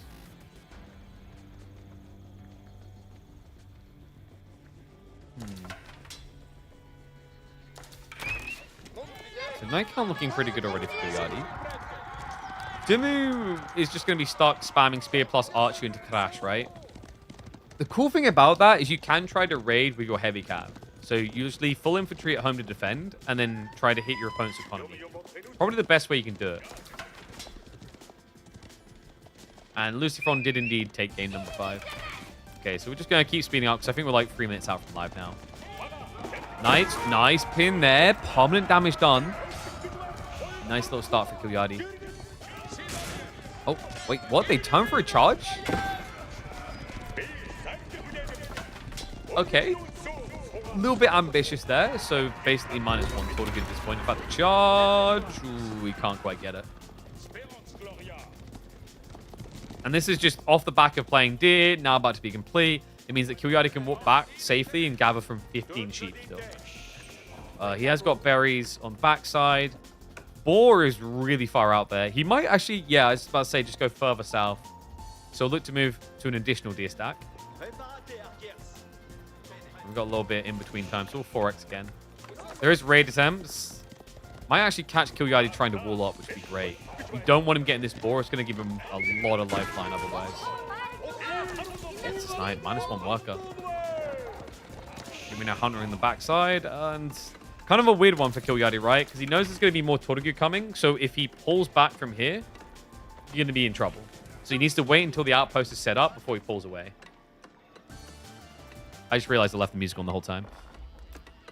I don't know. My ears have been feeling weird at the moment. Hence why I keep taking my headsets off. Also, I think this headset's a little bit broken. Another worker kill. Dimu's doing really well, actually. You need to get these kills as well, because although Golden Horde produce villages slightly quicker, guess what? So does France. France is better. You produce 2 workers every 37 seconds. France produces them every 34. So you'll always fall behind.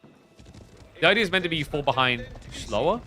But the trade-off, the problem you run into is, like, with Golden Horde, you start with less workers anyway. So it's kind of a middle finger, man.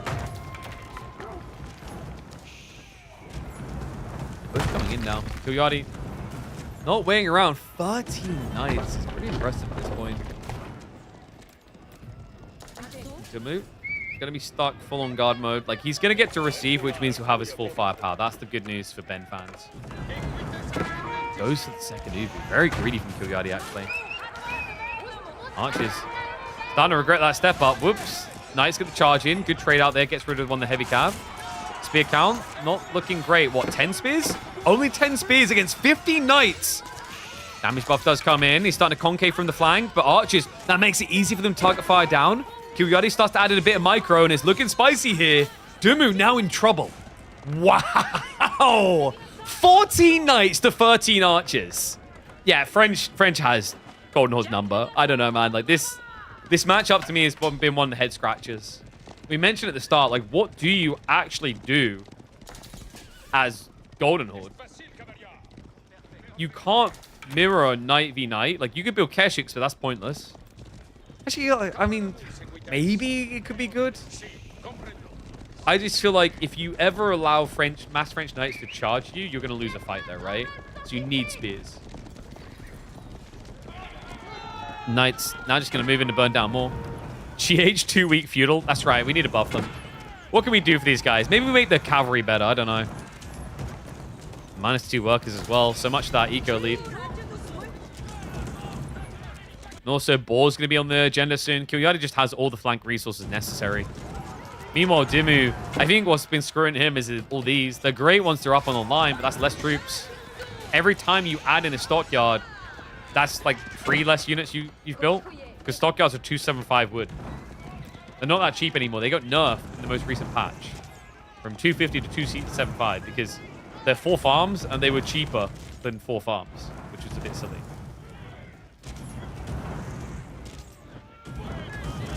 State of this game looking a bit silly now for Golden Horde. Benjamin has got big boy problems. I like how he set up a fortified outpost as if he's ever getting access to that edict. Yeah, guys, there's a stockyard edict for 800 stone. If you could save that much up, you would then be getting gold as if you had English enclosures, but you in the feudal age, right? I don't think we're going to be allowed to save 800 stone, Mr. Benjamin. That would need quite a lot of Benjamin bucks. He'd actually need 10 minutes to get that much stone. Yeah, I'm going to have to go ahead and put in a vote of no confidence on that idea. I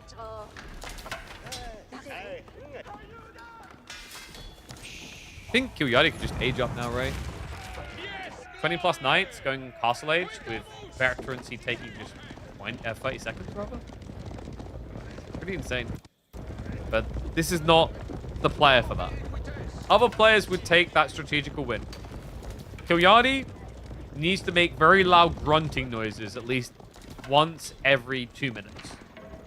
It's time for a push. He's going to be ramming in. This is such a Kilyadi way to try and end a series. this is actually the most Kilyadi way to try and end a series.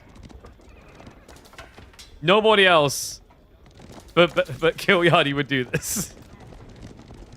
It's also just comical because it's one ram. Like, stop being a cheapskate, old man. God, this is like that. This is like that granddad you have in 2026 that gives you like 10 cents. Like, go get yourself a milkshake with that. Like, grandpa, that buys me the straw. Dive in now, knights. Gets the connect. The archer's going down. Spears outnumbered heavily. There's 3 archers for every spin. Ubu down. Dimmu, I think that douses his hopes. He's got Wham to face off against next, which is not going to be any easier than this. And Ben, up to now, is only one out of 4 series. This will be the 4th loss out of 5. That doesn't sound like the results that are going to get you out of group stage ever. Was it people call him gatekeeper to the top 10? Well, he's not gatekeeping Kilyadi today. Kilyadi decided, oh wait, no, that's got 10,000 health because it's 2 landmarks. I'll build a second round. You know what it is? Kilyadi doesn't want to end the game too fast because he's enjoying this way too much. It's like, well, I could afford 4 rams. It'd be a lot quicker. But I just want to crush you slowly. I want to taste the victory, savor the moment. Kilyadi now becomes the killer. Too many losses against Ben on ladder. He's been channeling that hate, that frustration. And with one big fat Hadouken, he's going to blow Dimmu away. Yeah, like just tap it in, coach. I know Dimmu likes to play it out. But we've already done that and then some now. But I can feudal longer. I'm Golden Horde. No, I think you'll be feudling no longer. Kilyadi did lose almost 2/3 of his knights for this dive, in fairness. But worth it for the worker lead. And I think he's actually going to lose the Golden 10. Who ever kills this landmark in feudal age? This guy. That's just this guy. Freaking Kilyadi. Alright, that is going to most definitely be game. He's constantly got idle. These 2 rams can move on to the TC next. Kilyadi's going to walk away temporarily. But, like, he's still got some deer. He's still got the ball play. He's still got berries. He's not going to stop pushing. Kilyadi. I don't think he's ever told anyone what he does in the real world. But, like, I imagine he'd be a very good midwife. You know, just yelling push the whole time. He'd also be a good doorman for that reason. Unless there's a pull, then he'd be a bit screwed. Most good doormen are pulls. So Kilyadi would be a terrible doorman. He's the opposite of what you need. Dude's just like, I'm not that dead. It's only 100% worker lead for Kilyadi. Okay, now it's over 100% lead.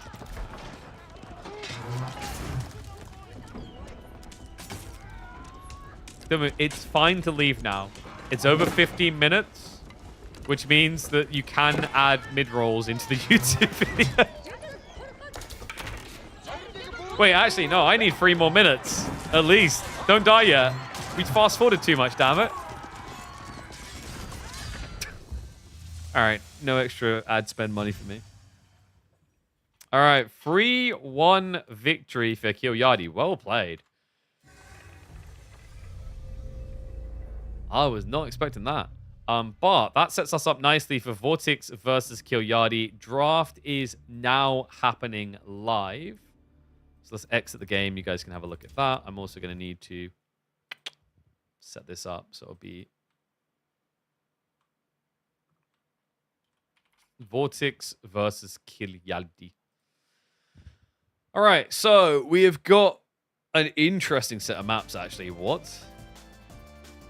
Yeah, you're seeing that correctly. We're getting Four Lakes, King of the Hill, and Hill and Dale as part of the draft. Lippany, Dry Arabia, a bit more standardized.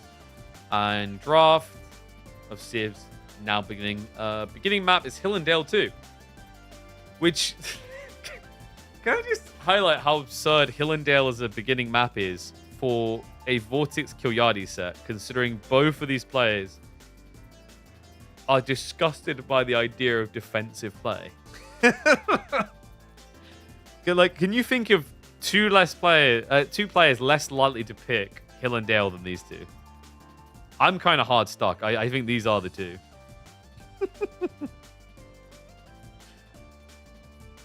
Ooh, French Byzantine split opener. I mean, I feel better about French beginning than Biz. There are some good defensive maps, though, right? There's some okay ones.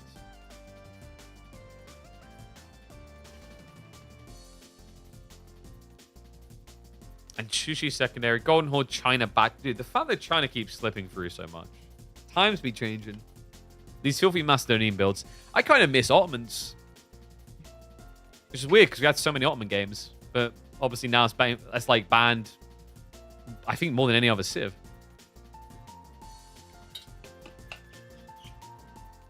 Is Otto most banned now? It must be. I'm not surprised Malians is getting insta-banned as well, though. Not insta, but follow-up banned.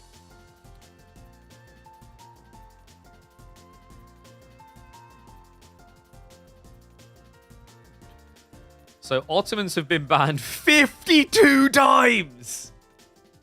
52! No Civ comes close, chat. Okay, that's not true. Malians do. Malians and Ottomans need to be nerfed. Like 52 bans. Malians 46 bans. Then the next one is 20 bans. Macedonians is only 20. China has 13. Byzantines has 29, surprisingly enough. Yeah, like the change to Byzantines, I think I said at the time, it didn't feel like a nerf, and it most definitely doesn't here. And that kind of says everything, doesn't it? I am shocked French never banned. Nah, I'm not really that shocked. It's like on the threshold, so it's a pick-worthy one, right? It is, I think, joint third most picked. Yeah, 22 on Golden Horde. Then you got 20 on Ayabids. And there's 16 on China, French, and Sengoku. All right, let's check back in our draft. Rus Abbas, this is such a goddamn Kilyadi draft. Jean at the end as well, just the cherry on top. And Vortex, I mean, you can round out here with what? Delhi, maybe? Order the Dragon? No, he actually does pick Knights. Oh, sorry, no, of course, I forgot. We've got Four Lakes. I totally blanked that. So Knights Templar definitely makes sense. And I completely whiffed that Japan was still there. Tughlaq for Kilyadi? I mean, he's got a Bastard Rus. I guess you could go for Four Lakes. Order the Dragon.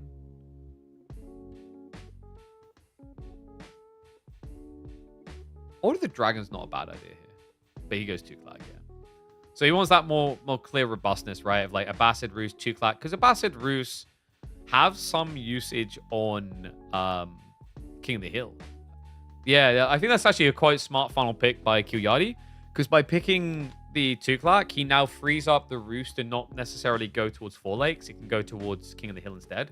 And if he gets it through there, it's super strong. Because, of course, you get that insane high trade house in the corners. And game 1 on Hillendale, Abba Roost straight away. Vortex is probably going to go for... You can go French for Lancaster, right? Oh, he goes Golden Horde. On Hillendale. That's very interesting. Okay, so Golden Horde versus Abbasids. I wouldn't have clocked Golden Horde for this map. Also, Abba Golden Horde. That's a decent matchup for Abbasids, no? I don't know if you can 2TC rush with high ground spawns, probably, actually. What do you think, guys? Who won the draft?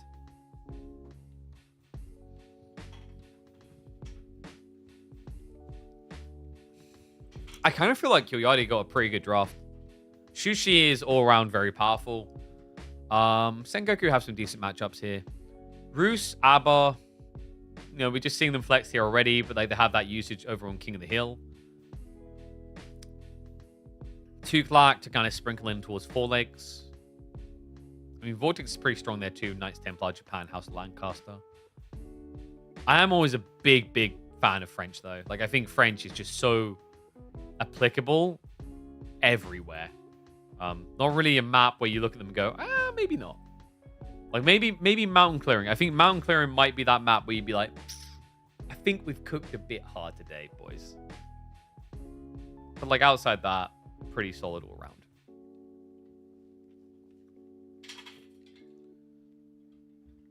The throat's getting really dry.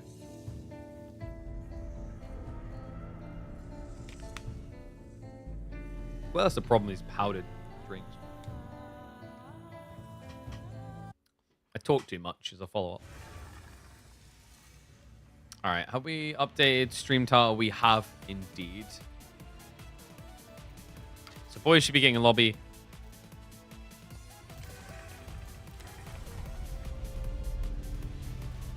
And what other results have we got right now? Okay, so we saw Kilyadi 3-1 Dimu.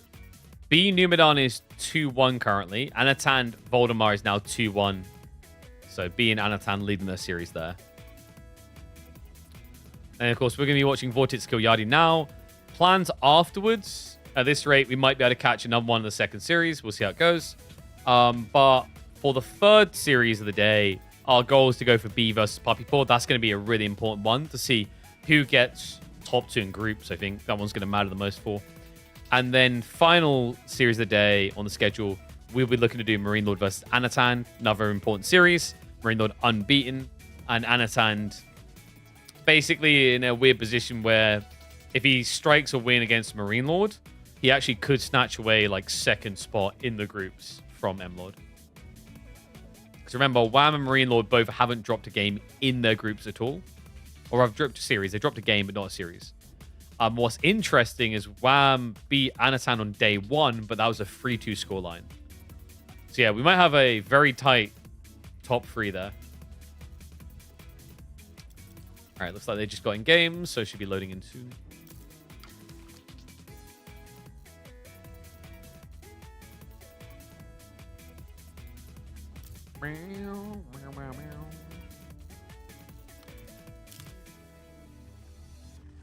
Get you guys' predictions up as well. Please tell me it didn't just auto-run 30 seconds of ads when I wanted to do a minute and a half so you guys don't get them in game. It did, didn't it? That's going to be annoying. Why must it insist on being a ball lake?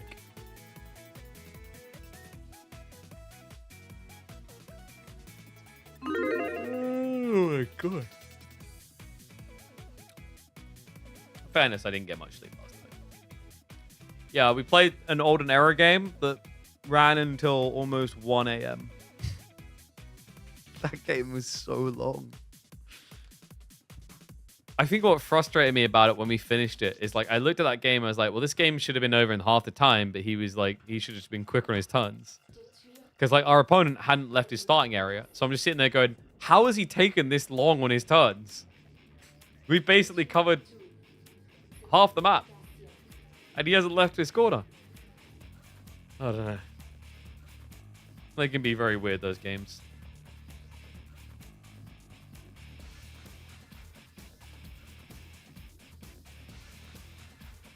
Alright, one search. Checking some messages from my creators.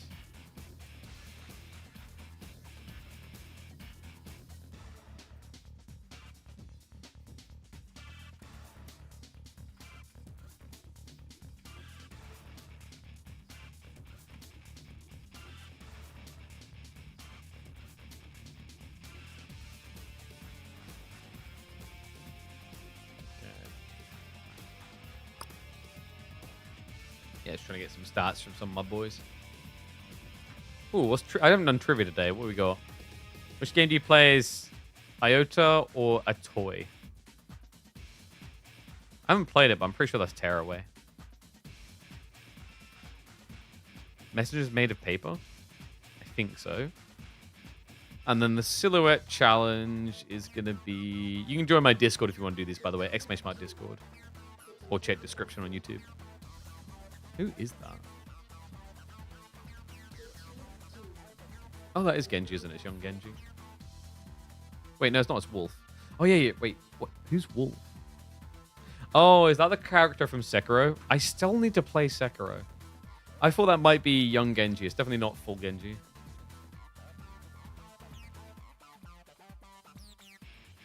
Yeah, main character is Wolf Sekiro. Okay.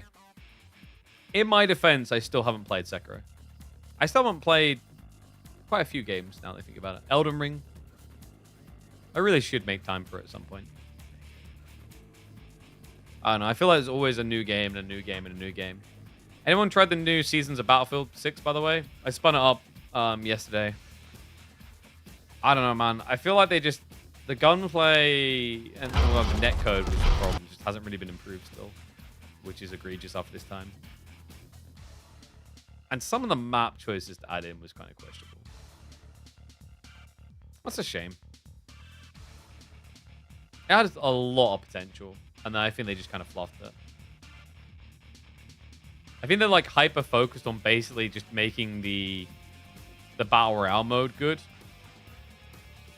Which is just a heartbreaking thing. I'm getting to the point where like I struggle to believe that modern shooters can exist anymore and thrive.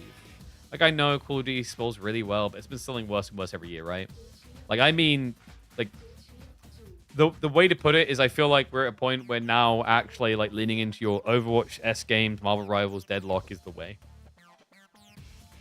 Total War Warhammer 3 until 40k comes out? Good lord.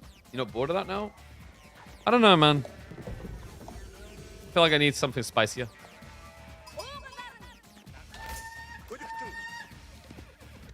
Like, Total War Warhammer 40k, though, I thought it was going to be, like, 2+ years away. But they just released beta sign-ups. So now I'm kind of like, what? Alright, should we get ready? Oh, I forgot to reset score.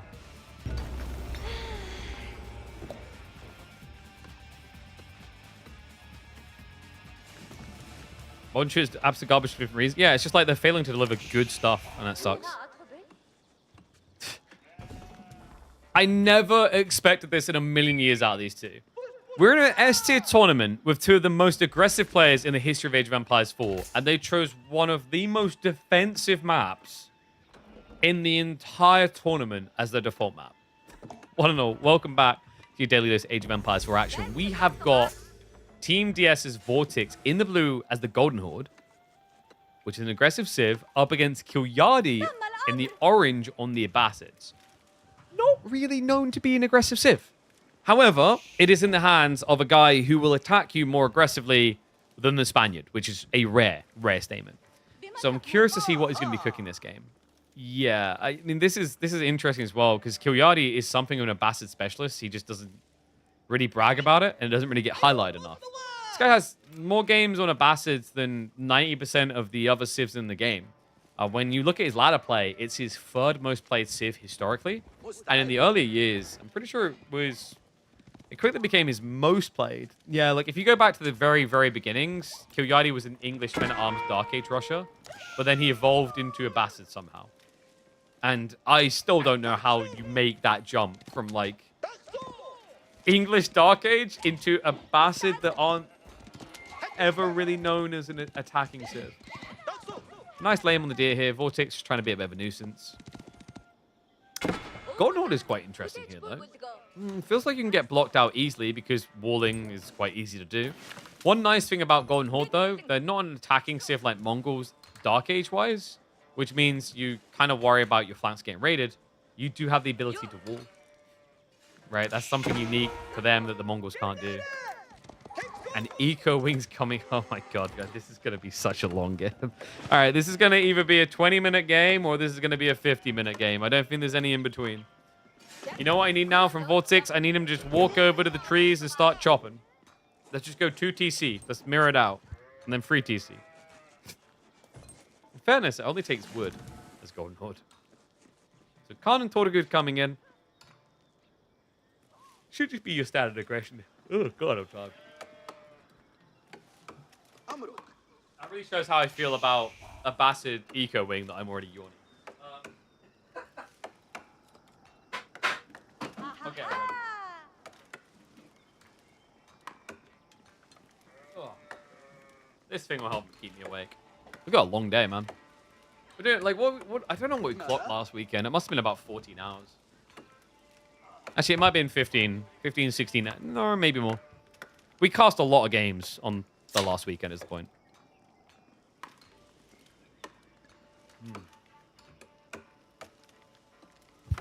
So if you're thinking of subscribing, go ahead and do it. And so 3 TC is kind of inevitable here, right? This is a map for 4 TC is an interesting statement. I don't think you go 4. Maybe I'll be wrong, but 4 feels a little bit too greedy. Because you're against a very all-in civ. Golden Horde tend to just attack. I think there's a more interesting direction, though, which is if you do 4 TC, I'm 100% going to rush Relic Uvius, and you're not going to do anything about it. And that is kind of a giga broken option. Because, guys, Relic Uvius doesn't get enough credit for what it does. You'll be able to generate stone out of relics. That's going to allow you to generate, if you get all 5 of them, 400 stone a minute. Actually, let me buff that up further. 480 stone a minute because of the 20% increase. Which means to get your hands on batch tech, it would only take 3 minutes. Or you could just straight up thin from there. Yeah, I don't know. I think 4 TC is almost always too greedy these days. I don't remember the last time I saw someone seriously do a 4 TC build. So second TC in. Guys, why is he not... Wait, why is he stopped? It's 2 TC? Is this because he's against Golden Horde? I think the part that's unusual is that he went economy wing for 2 town center. 2 town center doesn't really prove worth it for economy wing. For the trade-off to be worth it, 3 is like the magical number. But it might be that he feels he needs farms. I think that's probably what it is, right? It's like he's realizing, okay, Golden Horde are going to attack. They're going to control the map. So I won't be able to move out for, you know, the deer, the berries. I'm going to have to camp in my base. By the way, really good spawn for Gilliardi. His berries are trying to enter his base. They don't feel safe on the low ground. The little shrubberies just with men inside them moving gradually. Like, we'll get back soon. So that's a wallable area to play into later. It's going to be a fortified outpost. No. He is going for... That's an insane outpost, chat. Look at the wood lines. That... Doesn't matter that your farms are cheaper if you can't get wood. What? Vortex is a madman. Okay, the worker is seen doing this, though. Problem is, if you pull workers, the Batu Khan's already here. The Tortugud are already on the way.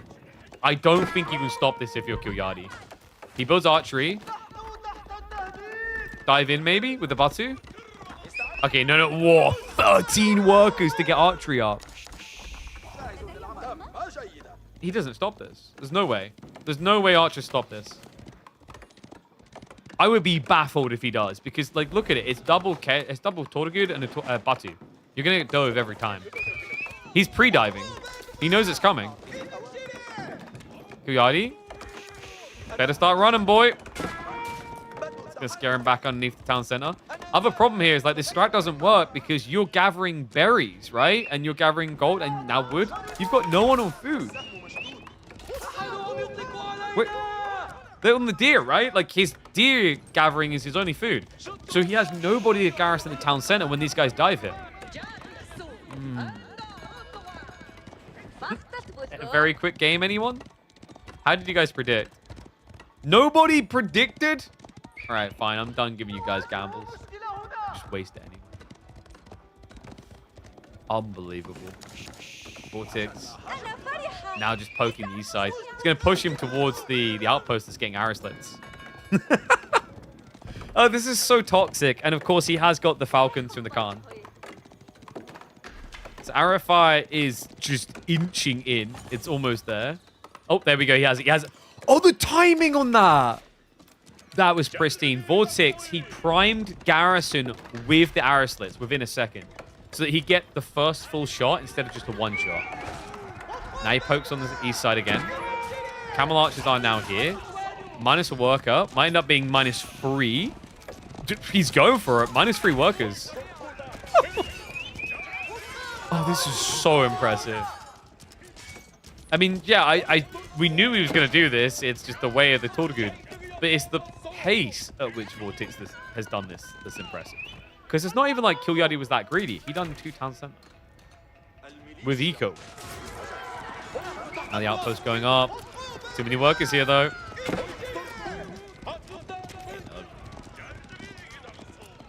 He's just going to keep spamming archers, too. The only sucky thing I'd say for Vortex is that you're not likely to build a rack, so you won't have the Karash for the extra armor. That's unfortunate because you're up against arrow fire a lot. I would like to see him build a blacksmith, though. My wish, his command. He already has it down. So Undermesh is S tier quality here. He built an archery at home, which is a little bit surprising. Oh, he lost the worker, didn't he? Yeah, that's why, yeah. Or he walked him home. Yeah, walked him home. Didn't even lose him. Would have loved to have seen him kept him here, though. Could you imagine just the full base build-up? Like, he just creeps for a second outpost, and a second outpost would be game-ending. Like, Kilyadi, his income on wood is 0. Oh, my God. All right, guys. 10 minutes in the game. Kilyadi's 2-town center build with Eco Wing has got a 1-worker lead. Wahoo! Dive in again. Too many people. And here's the other problem. He can't sneak this tree line because it's seen. He could try and gamble going super wide to, like, embed here. But that's super risky anyway. Like, I think if Vortex just sees you stop gathering wood, he'll check that every day of the week. All this 2-town center meta crap's coming that even I spread. Screw that. Vortex is on the walls, guarding at all times against the Scourge. Second outpost from Kilyadi is going to be a fail. Camel Archer oversteps. He's dead. And now the debuff is gone. No textiles either. Oh man, Kilyadi only now getting it after he's lost 14 workers. I know there are bastard lives, they don't count, but come on. -2 again. No, actually -1. Vortex, not stepping up the archers is a bit weird though. Oh, he doesn't see it. Whoops. So ridiculous. Kyo's like, I'll eventually have more workers. He's going Castle Age with like no economy left, right? Oh, no. Okay, he's good. He actually saved really well. The deer came in clutch. He's got 19 sheep. Guys, this can work. This can actually work. Oh, wait. Where did you get the resources for that? Like, Muscovy Yasak now on the way. Stables drop coming in. So much for getting out of a bind. That is crazy. I mean, Vortex. The funny thing is he probably could have just kept bloating military and been just as effective. And this is where I do, like, kind of regret the villager walking home. Because could you imagine the racks play here? Like, double, triple racks, men at arm spam, you win. Because with +2 armor, like, nothing's going to happen to them underneath town center. And there's no way Kilyadi is going to get crossbow defense out of 1 archery range. Yeah, this felt like the perfect men-at-arms game, man. Oh. Instead, it's going to be mass Keshiks because he needs to move across the map fast. Rotation around the back, gets confirmation it is indeed an age up, as expected. And now a blocker onto the gold, rush on the stables. All the workers away, does have Techstars now, makes it harder. Doesn't mean that he's going to stop. Vortex still diving in, the body blocks come through. More workers going down. Gets himself, what, 4 or 5 kills there? Just on-point plays. Kilyadi is now 2 TC Eco Wing, 12 minutes in, and down 4 workers compared to Vortex. Don't worry, that scout's going to kill someone one of these days. Another nice thing, Vortex already prepping Keshiks, because this is the beauty. You can have them before you're aged up. So spawns out 4 Keshiks as he hits castle. Tortugu get auto upgraded alongside the Khan. This is just so toxic, man. I mean, toxic, is toxic the word? I mean, everything about this Civ is toxic, right? But I think suffocating is a more accurate word.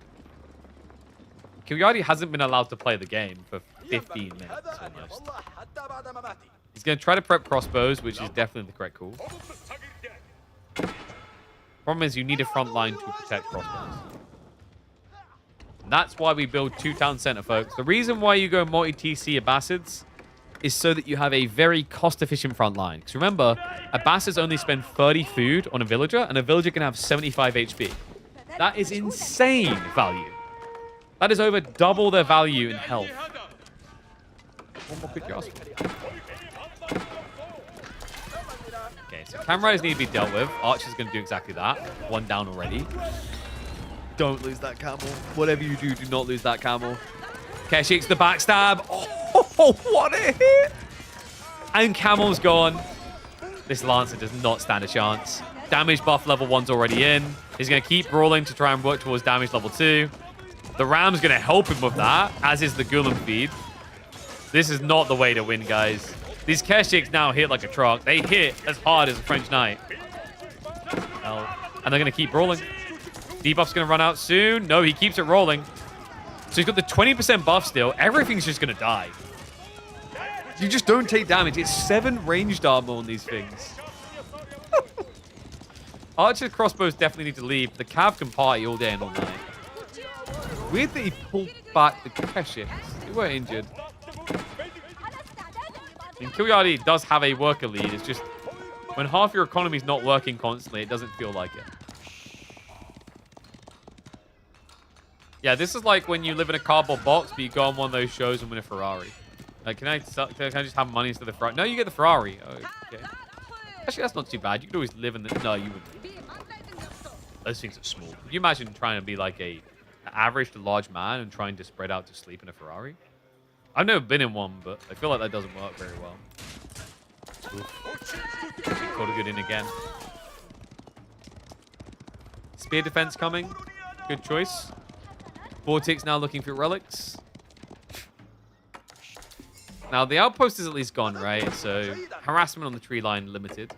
Then again, there's not much to stop Vortex just standing right here and then scouting and then shooting over the tree line. It's a superpower of the Mongols and Golden Horde.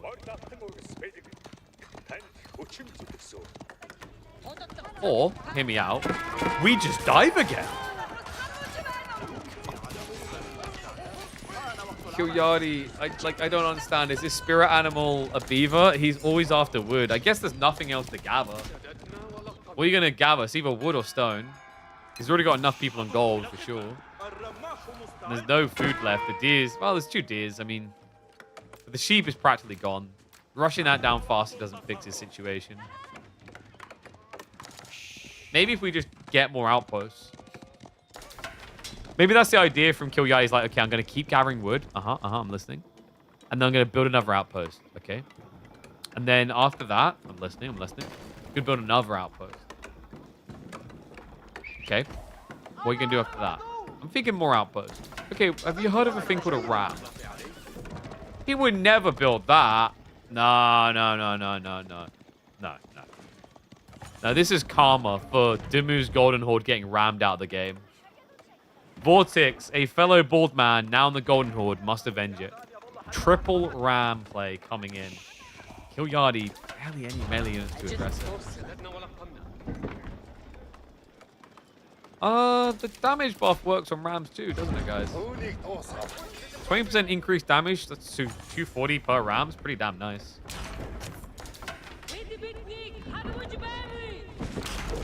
Starts to march up. Spring placements are not going to help here. Please tell me he didn't. Oh my god, he sprinted to the front one. He arrow slitted the backs. Rams moving in. They don't need long on this. 2 more shots. Fortification's not going to be fast enough. Sprune placement is a waste. And I think it's fair to say he's dead this time. That's just way too much heavy cav. Arrow slits ain't going to save you. Crossbow count is too low. And the damage buffs now triggering. Yeah, this is chalk. No bueno, no escape. That should be the final dive. With the Rams here, it is a permanent parking in the basic Bugatti. Alright, Abbas is not quite S tier. Golden Horde still having their number. Man, that was like the most disgusting outpost rush I think I've seen from a Golden Horde player. And it was only 1 outpost.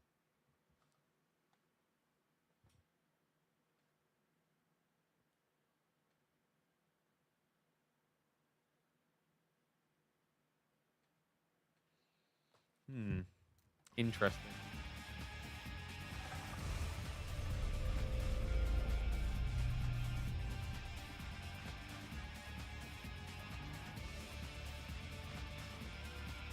Just call that one outpost delivers maximum sadness. Quite appropriate.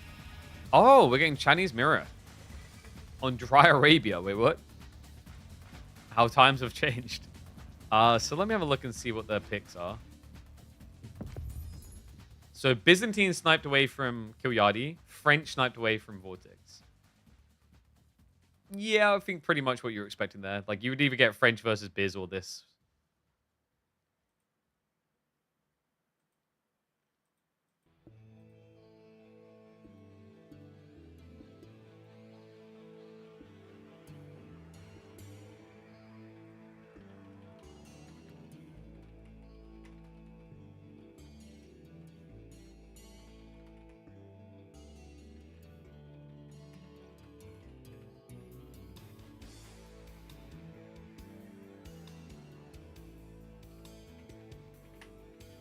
Alright, sorry, I just had to send a message. So what have we got?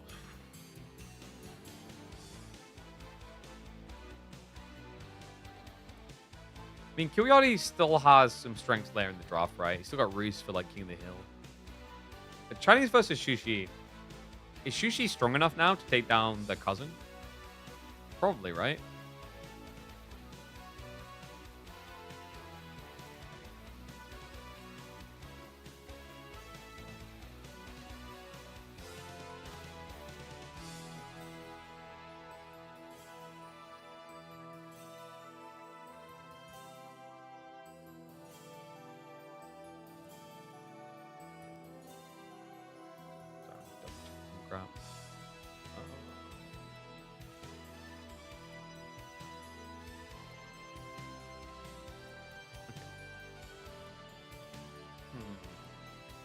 When was he playing this? And then how are we doing elsewhere in the brackets? Okay. Anatand wins 3-1 against Voldemar. B Numedan still hasn't completed? Is that right? That can't be right. Surely not. That would be silly if so. I feel like I definitely should have completed by now. But I'll keep an eye out for it. Looks like someone just hasn't updated the brackets.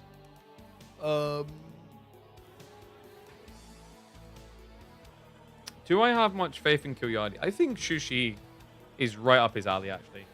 I think this is a Civ kind of like born for him, you know? Oh, I forgot to run ads. I'm going to run ads for the first minute because there shouldn't be Dark Age aggro anyway. Okay? And I'll put predictions up for you guys too.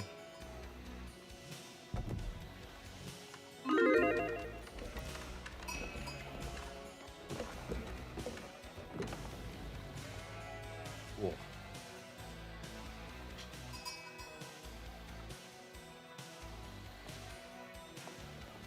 It's the question you didn't know you wanted answered.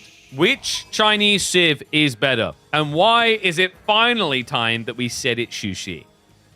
What and all, this is going to be an exciting one. Because not only does it feel like Xu Shi is on the rise as China is on a slight decline, but it's a perfect situation to show off their power. Because Kill versus Vortex, a lot of people would favor Vortex as the better player. I would not write off this guy in orange, though. Map is going to be Dry Arabia. Pro Scouts looks like a feasible and attainable goal for both. But I'm more focused on the Feudal Age. Can Xu Shi get enough pump and dump now to overwhelm China? Or is China's Feudal Age still number one? That's the worry, isn't it, right? It's like this is a very big pivot. When you talk about China, China has all the imperial officials, the economy very well there. Xu Shi technically took a hit to the economy efficiency in favor of military efficiency. Now, with the new Jiangnan builds, they build a lot more units. And yeah, I'll be real, when this loaded in, like this is EGC's Dry Arabia, by the way. It's European temperate. Shout out to Avali, who asked why don't we use different biomes and got a response of because the map spawns a balance for European temperate. This looks terrible for European temperate. The sacred sites are very odd, and the tree line's kind of odder. It look, you know what it kind of looks like? Like, it actually, when it loaded in, the way they circled the center made me kind of feel like Sunken Lands a bit or something. This is a very odd spawn. It just feels like... Also very unfair, actually. Vortex got all this food behind the tree lines, while Kilyades is all forward of his tree lines. Well, it's a good thing Kilyade was going to attack, because I don't think it has many other options. So Imperial Academy now coming in. Should be a Jiangnan build for Kilyade. You could tax that little sliver of gold if you want to make it faster. He'll probably just stick out in the gold. I wonder if he'll pro scouts this. So Jiangnan with 1, 3 still on gold. This could be a pro scout build. I think this is the right macro if that's your target, to be honest.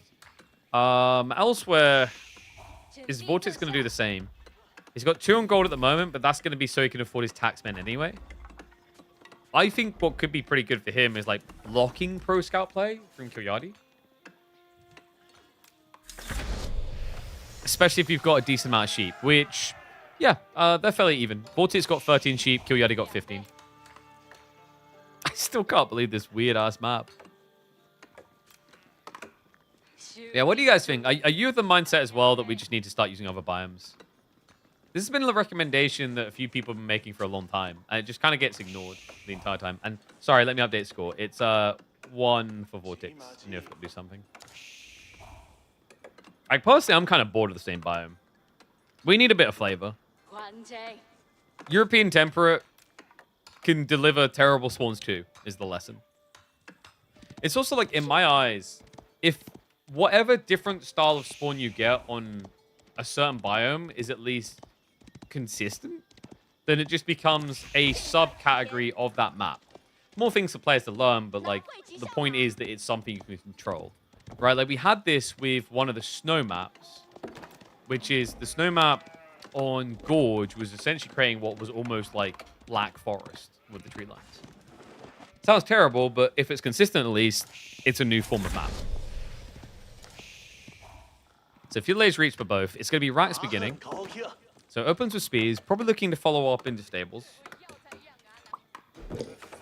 Vortex still has 2 on gold, so this is starting to look like macro for pro scouts. He's already got 3 taxmen. Why would you keep 2 on gold? Right? If you just want wheelbarrow, you can afford that. If you want to scale gradually into blacksmith techs, you can afford that. He's not just going to naked fast castle, because with 8 sheep, that would be death. Especially against Xu Shi's new build. So remember, for those that didn't catch it, Jiangnan got updated now, so that it gives you a rebate on resources you spend. When you spend about 2,000 resources out of buildings in its influence range, what ends up happening is you can spawn a bunch of units for free. This works out to be about 2,000 resources spent and about 700 resources regained. Well, 500 to 700, right? Almost 600, sorry. For example, Chug here. Chug is going to be 320 in Chug. And then the pass guard's going to be a little bit lower now, right? It's going to be 115. So Chug, I'm pretty sure Sea Guard is like one of the most cost efficient. You can either get that or 4 Spearmen, 3 Horsemen. But the really cool one is the way it scales down here. We've never seen Imperial Retinues for the Yuan Raiders and Imperial Guards. But we have been seeing a lot of range specialists where you get crossbowmen and grenadiers. Yeah, I think this is actually a big strength now for Xu Shi. Because in this mirror, what used to happen, especially in the Pro Scouts meta, is that Xu Shi would fast castle, and China would do the same. And Xu Shi would go mass knights, but what good Chinese players started doing is if they didn't have the knight count in their favor, they knew that that was a loss because Xu Shi has a unique tech to increase attack speed. So what they would do instead is a lot of Chinese players started steering into spear crossbows. Because if you get enough of them, that destroys Lancer completely. What's interesting about this change to Xu Shi is now with the range specialist toggle, you can counterplay. You can build Lancers and then have the crossbow wave coming in. So like you have a backline frontline now in a way that you never used to. But now, though, he is going to have aggro. Adds in Pulse Guard. And we have got Pro Scout shenanigans as expected. But Kilyadi isn't doing PS, guys. No Pro Scouts. He's all-inning. It's the Kilyadi way. Live or die, right? I mean, you got to respect it to a certain degree. He's in a bit of a rough shape in the group stage. It's not looking great. He's fighting for survival here. Not eliminated, but not secured. This series would almost be the final nail in the coffin. Definitely if Vortex gets a 3-0. And I love that despite that, Kilyadi's instinct is to play exactly how he's always played.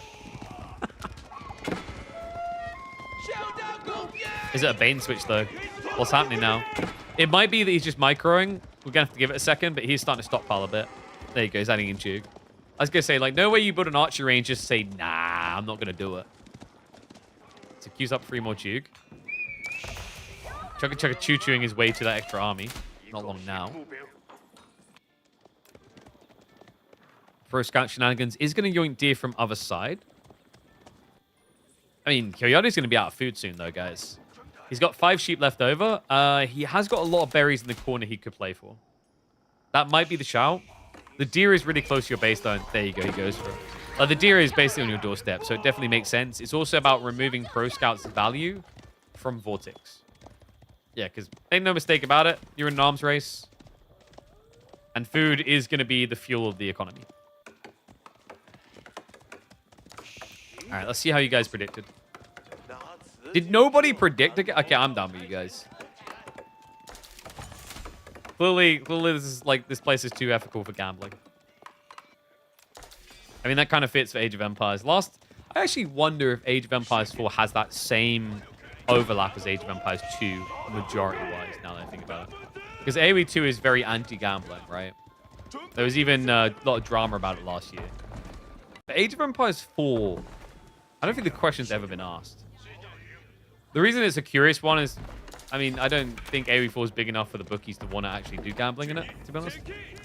But if it got big enough, because the insanity of esports is a lot of it is funded by the gambler.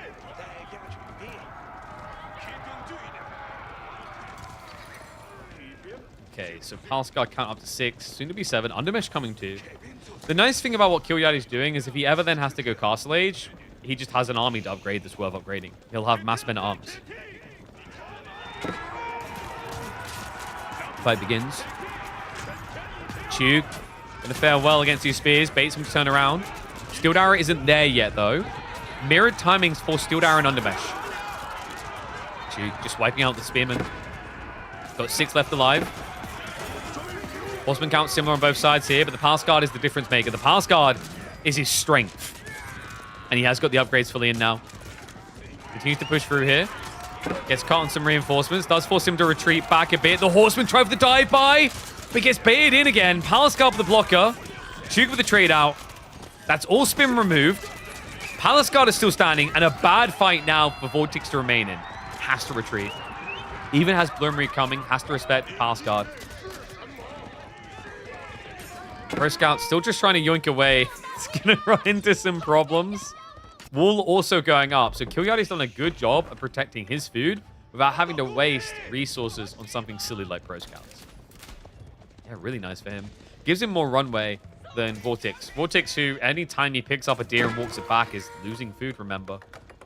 Right? The further you walk it, less food there is to gather.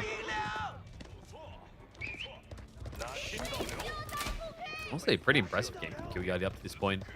Destroyed value, you know, pretty damn nice as well. 1,755 to 1,160. It's the Palace Guard. The Palace Guard just don't die quick enough. Go to raid, not gonna work.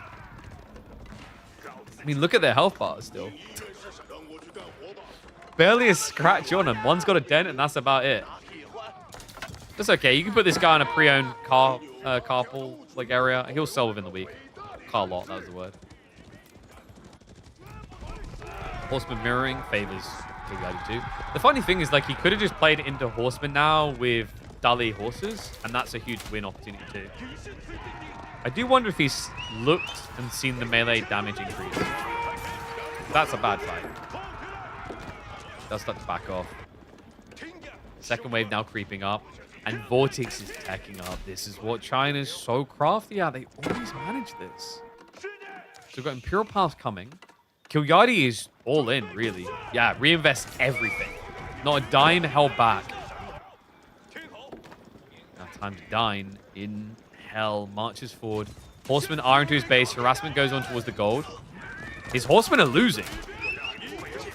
Oh my god, and the switch onto the food. Vortex, he's screwing him over so hard. I mean, Killyardi has the right idea. He can't run home now. He needs to go. But still, that ends up being -1 worker. A lot of idle time. Army needs to hit back hard. Archers are guarding at home for Vortex. Veterans has been queued. Killyardi looking straight towards that tree line. He sees the food gathering. Shifts onto the woodworkers first. Chug follow up onto the taxmen. But not worth killing the taxman. Really, you want to be getting anything else. Veterans, you've got archers about to complete. This is about to be a really bad fight. He knows it too. Has to retreat. In the end, has he achieved enough though? I mean, it's looking a lot better now. We're up to 5 worker kills so far. But Vortex now with 2 knights, soon to be 4. And Killyardi went mass Palace Guard, guys. He doesn't have Spearmen to answer that. Feudal Palace Guard will definitely lose against Lancers. Okay, this is expensive. Yeah, this is going to be the 1-1 moment. He turns with blades out. But, like, if you just micro the Lancers and keep re-engaging, it's an easy win, right? So you see him turn on you, walk away, go back in again. Every time he turns, you charge.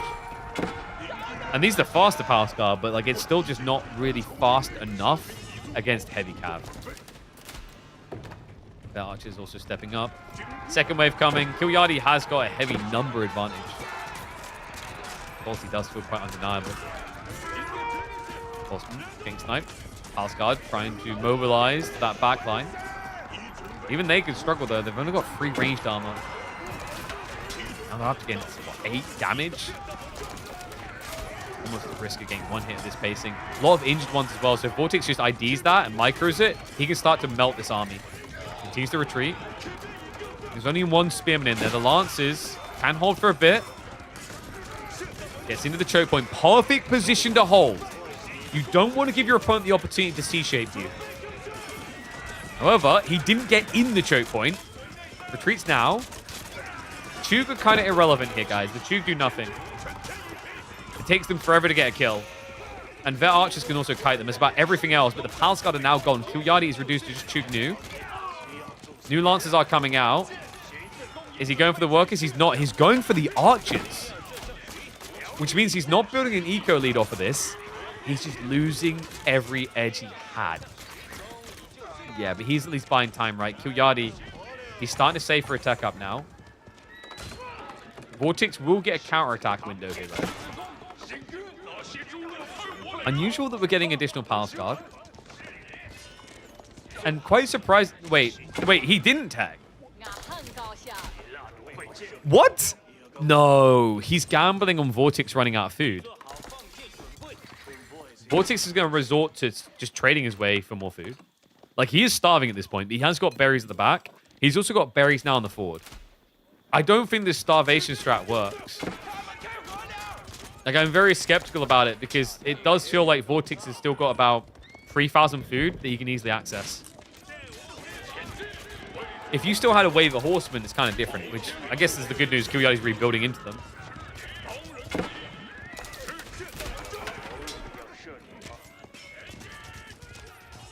I wonder if maybe Vortex could just be adding additional archers in than he currently is.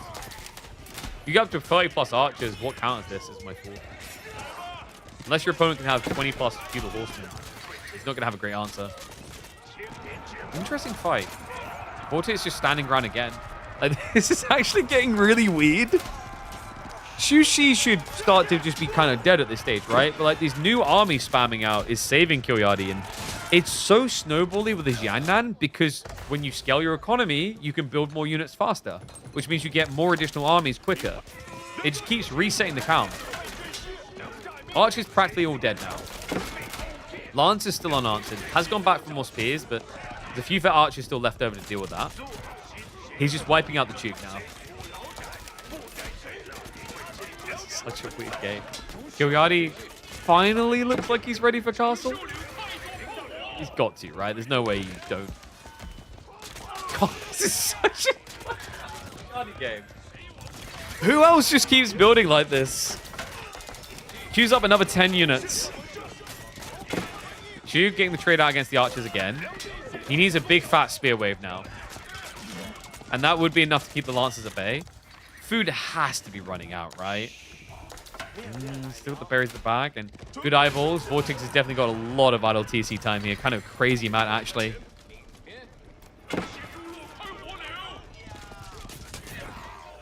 Mountain Academy now. Okay, so he's going to find the age up.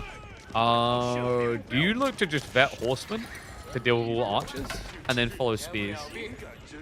Full melee blob, right? But like there is some intrigue to it. Because my worry now is like this is the classic awkward situation. Either way, this can happen where if you now go into lancers and you're behind by 4 or 5 lancers, are you ever going to get ahead? Right? It's that same idea of, you know, like in the early days, we used to have that, oh, he went 2 TC, I'll go 2 TC. Oh, he went 3 TC, I'll go 3 TC. And then players reached a point of like, okay, no, there's a counterattack option and I need to take that. Because otherwise, I'm just doing the same thing, but worse, because I've done it later. Kill.Yardi going to be adding in lancers still, but it is going to be assisted by spears. Does that work? It's going to be 20 plus archers, 10 lancers. Okay, that's better. He switches crossbows. This makes a lot more sense. Has he toggled it as well? He has. So he's going to be getting crossbows for free out of this thing. Still, map control ain't looking too good anymore for Kill.Yardi. He's still got scouts weighing out and about for opportunities. Horsemen are rotating. Meanwhile, Lancer goes to the backside, finds a double kill on the gold line. Geez, she's harvesting that fast too. And interesting that Vortex doesn't chase deep with the rest of the army. I may have cast Cursed. He's on the way. Yeah, because like you've got 20 archers, or 15 here. You've got 5 lancers. You're pretty strong.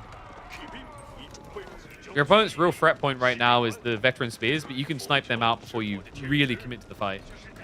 And he knows this corner is idle central. 42 out of 58 economy down here. Archers step up for the kills on the spears. Lancers get the short range charge in. Need some body blocks. Instead, the Lancers actually take the hits from the spears. Stagger retreat here. Vortex moving towards the choke point now. Spreads out the melee line. There are a few crossbowmen in here. He needs to dive for those. Archers, they're going for the Chuk instead, which is an interesting choice. Instead of the crossbows, he realizes it and actually targets them down now. So scares them off. Lancers dominate the fight. And you would be forgiven for thinking that China is the cavalry Sith. I mean, they are when they're this fast-forwarded on castle timing.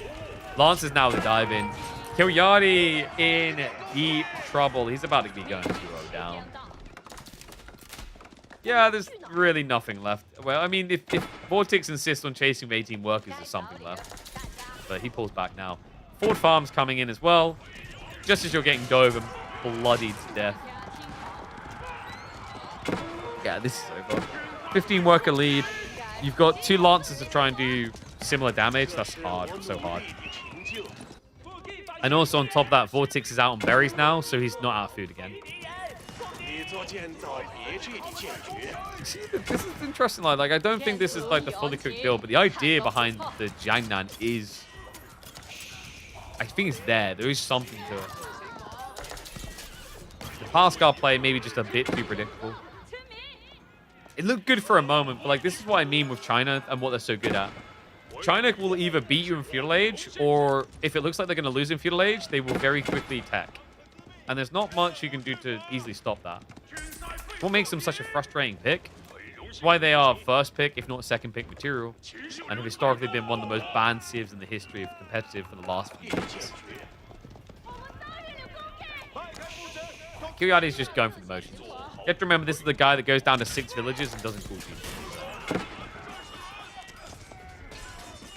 That's why you would consider having a bad day. This is a midday. He's still got 40 workers.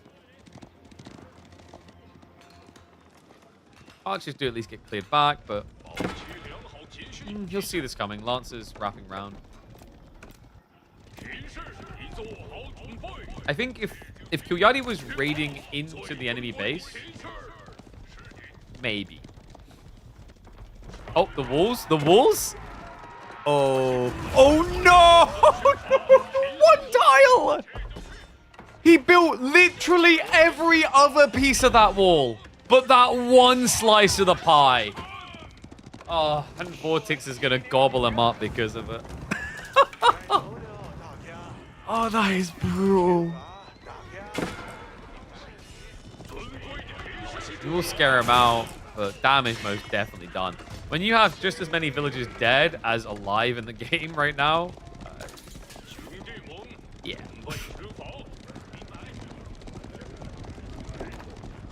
Kagati's like, I think I've still got this. Bless him. It's the early onset like kick again, you know. His old men get senile, right? So like he's forgetful. He's like thinking of a different Chushi China game where he could still play and come back. Also, proof that all in can work. Vortex at 2 minutes 8 seconds idle time. Kyoyari is caught up. 1 minute and 59 seconds. Nothing in it. This is proof that producing villages at all times is lame anyway. Old meta. New meta is, what are you doing instead of producing workers? And the answer from Vortex is always the same. I think I'm gonna kill him.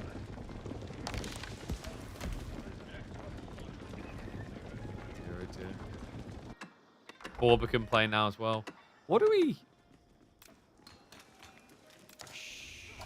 I mean, Kyoyari, the way you get back in this game, right, would be 2 TC? 3 TC now. Song.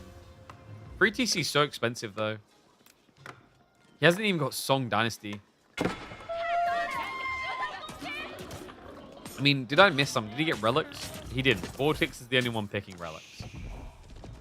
He's at least going for that raid now. Unfortunately, he's waited so long the Barbican is online. So you're not going to get the hit on the ball. On top of that, Vortex is now setting up the granaries.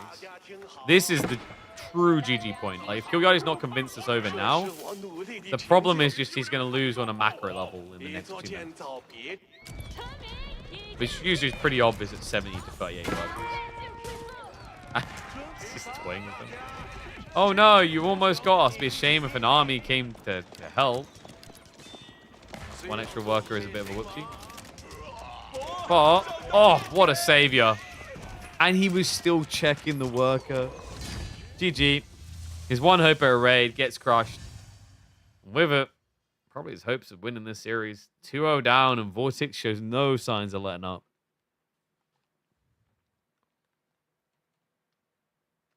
I believe that's what I usually refer to as a stomperoo.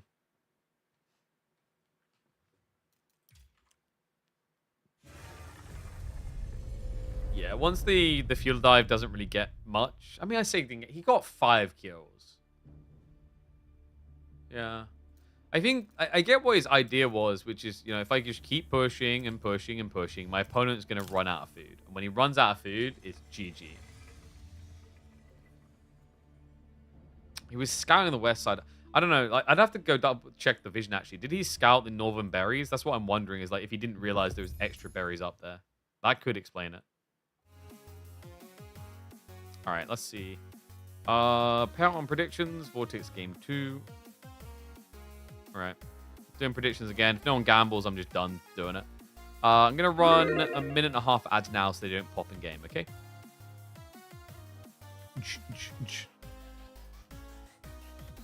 What can I say? I'm a thoughtful guy.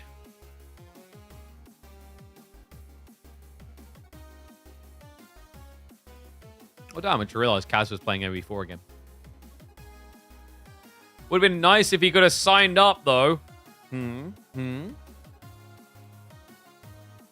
let's signed up. I played. He actually did sign up for the qualifiers of Elite Classic, but then just didn't play. Sadly. Because when I checked qualifier number 1, that was what I was really excited for. I was like, hell yeah, brother. Let's go. And then when check-in came, his name was gone. And I felt robbed.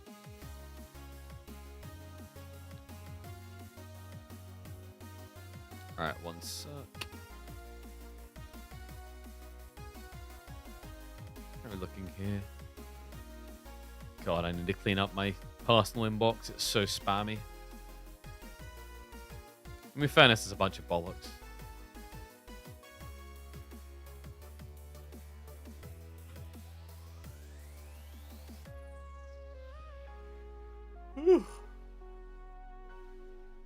And then after this series, we'll probably have to fill a bit of a gap by checking out one of the other series, right? Because I highly doubt that B Puppy Pool will be ready. Actually, it might be. No, it very much could be, because B and Puppy Pool neither of them are playing a set in series number 2. So, wait, or were they? Let me double check.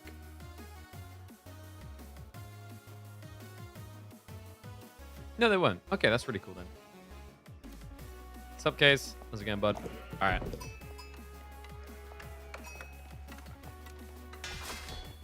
Lancaster versus Byzantines. Ooh, what was the snipe?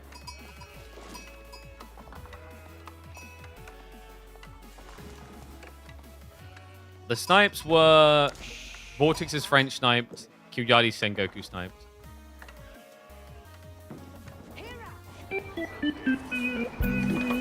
What was that?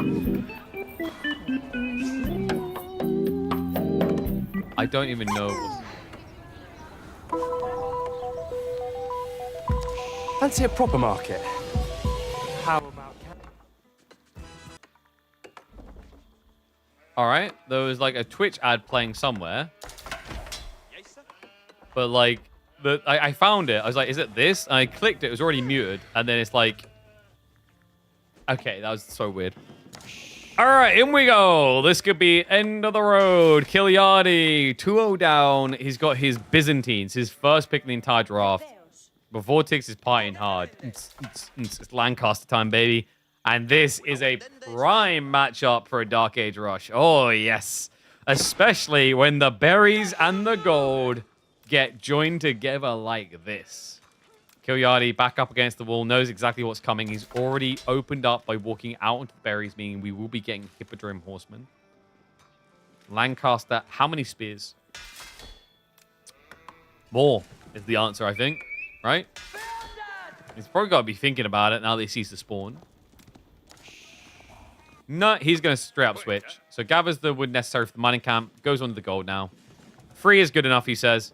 It's achieved what I wanted, which is not letting him build Lombos, which I agree with. I think English can beat Lancaster quite convincingly just by spamming up on your bow count, right? And Byzantines is kind of the same. Like, you can actually go Javelins, which I'd say probably even better against the Yos. So Akratoy activates very early. 25 seconds until it's gone. And actually, he's playing this quite well. It doesn't feel like Kyuyadi's getting a hit. Yeah, Vortex just kind of toying with him. Interesting idea. Kyuyadi If he could have hung out on those deeper berries, it would have been nice, because these ones will be closer to TC, which means he's safer. Workers now getting poked away. They can only gather from the one? That's not enough oil. I mean, who can have a party with this much oil, man? Can he get enough? I don't think so. If he has to add archers in at the start of the age, this is a bit rough. Vortex now ready to begin the tech up. Abbey of Kings is expected. Standard play. Imperial Hippodrome already on the way. Move up the Demi Lancers. Whoa, whoa, whoa. Wrong sieve, wrong sieve. No, he doesn't have enough. He needs to get another berry push, or he's kind of screwed. Opening Horsemen could get rid of the spears. My concern is, like, you're going to have to build four Horsemen, probably, to feel good about the spear trade. I guess you can pull the villagers with them. Like, villagers aren't going to be good at chasing.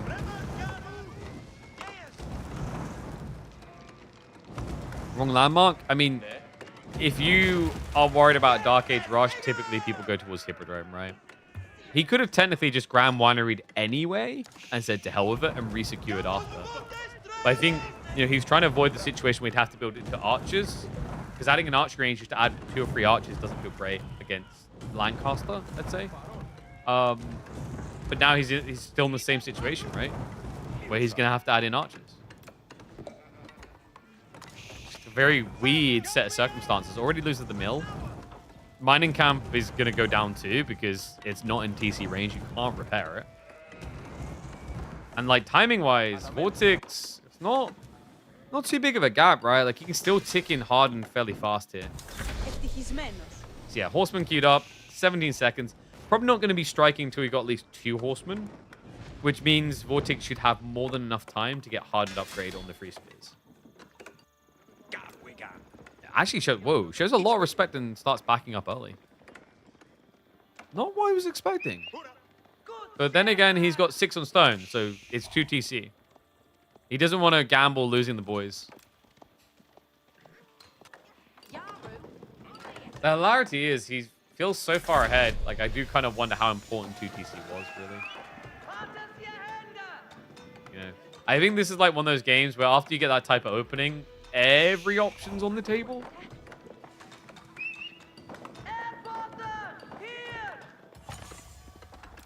Okay, repairs the mining camp, gets the new mill up again, back to gathering the berries. We'll have Merc soon. But this is going to be a fairly free town center. Because he pulled the spears back, he'll be able to guard the location, which I imagine is here. This is really good. Deer, berries, and the stone in range. You can justify a mana here as well. Oh, Vortex, though. Where are the spears? Wait. Oh, no. He Ring-a-Ring-a-Rosied. He never sent them back. Wait, what? All right, so Horseman gets a poke in. Brought pretty low, though. New spears being produced at home by Vortex. And I'm starting to wonder why he ever bothered to leave, actually. Villagers back to Troy. Gotta respect it, backs away. Horseman gonna go for the charge in, but he can always turn and hit. Does exactly that. Nice trade there. The one Horseman almost dead. Gets the kill. Great micro from Vortex. Maybe another one. There's the opportunity. There's the motive. And there's the moves. So close. You can see the mid wind up when the Horseman broke just far enough away there. Western contracts now coming in. Second town center is going to be much more defensive. Puts it on the tree line. I actually can't believe those spears didn't hit for a second there.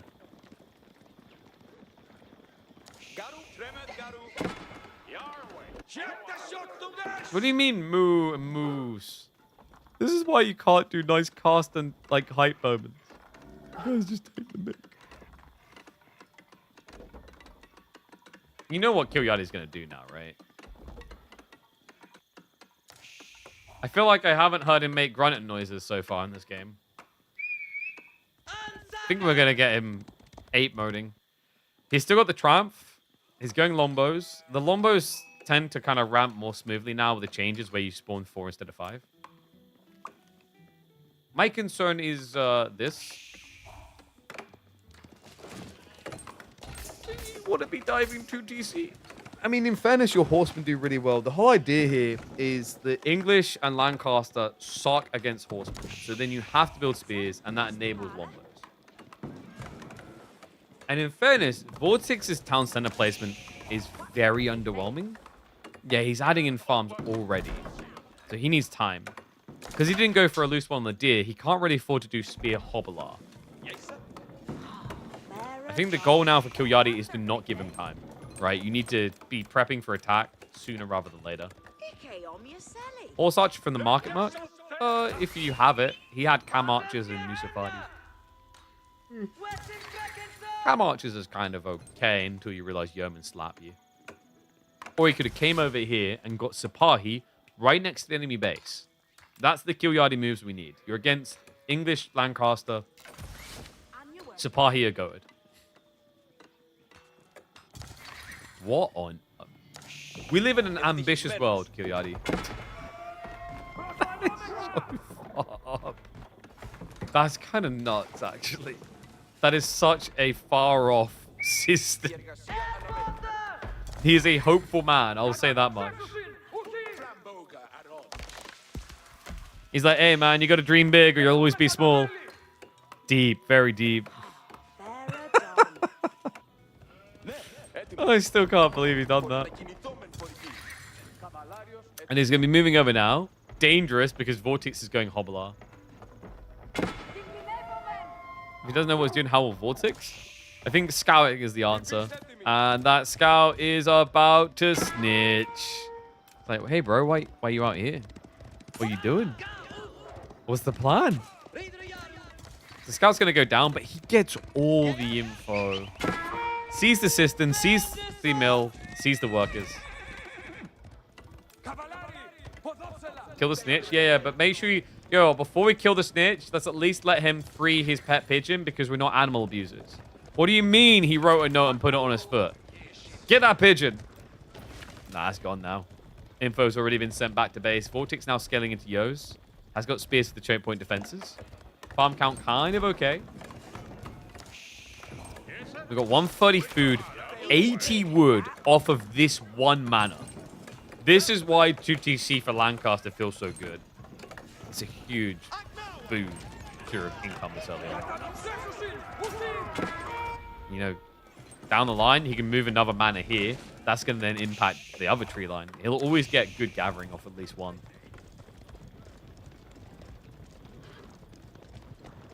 Kilyadi up to 14 horse. Wait, haven't we seen someone try this already today? The mass horseman strat? That was the Louis Lucifron, and it did not end well for mass horsemen. Now, this is Hippodrome horseman. It's a little bit different. But you know what I usually like to see? There we go. I was about to say, thank goodness. What I like to see with a Hippodrome horseman strat is blacksmith decks. Yes, the way the mana works is that villages in range will generate. See? Just being nearby. So if you have like 100 villages idle doing nothing, they'll still generate 500 resources by just standing there. Now, if Kilyadi's drawing a stick figure, he's kind of missing the head. Also, it doesn't look like he's skipping with glee, though. Just needing to build a Golden Horn tower up here, but sadly he's playing the wrong civ. Stables now. It's like he's giving himself thumbs. Okay, 20 horsemen. Has gone for Bloomery. I like that. Ambitious from Vortex. He doesn't care. There's the triumph. Spears. They're getting a good trade. They're standing your ground on this is rough. Not for blue, though. Like for orange.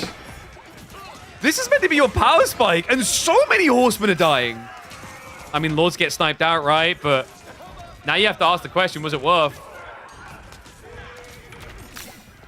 I'm not defending that. I would say most definitely not worth. Grabs the other Lord, but now we're at town center range. I don't think you dive with 9 horsemen, right? Destroyed value tells the tale of it being good. But, like, the problem now is you've used your big triumph charge. You're down to 4 seconds. You're not going to dive base with 4 seconds, right? That would be crazy. So now he has to find a raid target. In fairness, hold on. If he stands here with a scout, this is sick. Yep, Lombo's creep in. No, he already got textiles? Oh, come on. Vortex was prepped for this. So only loses one worker. He's up to 14 Yeoman already.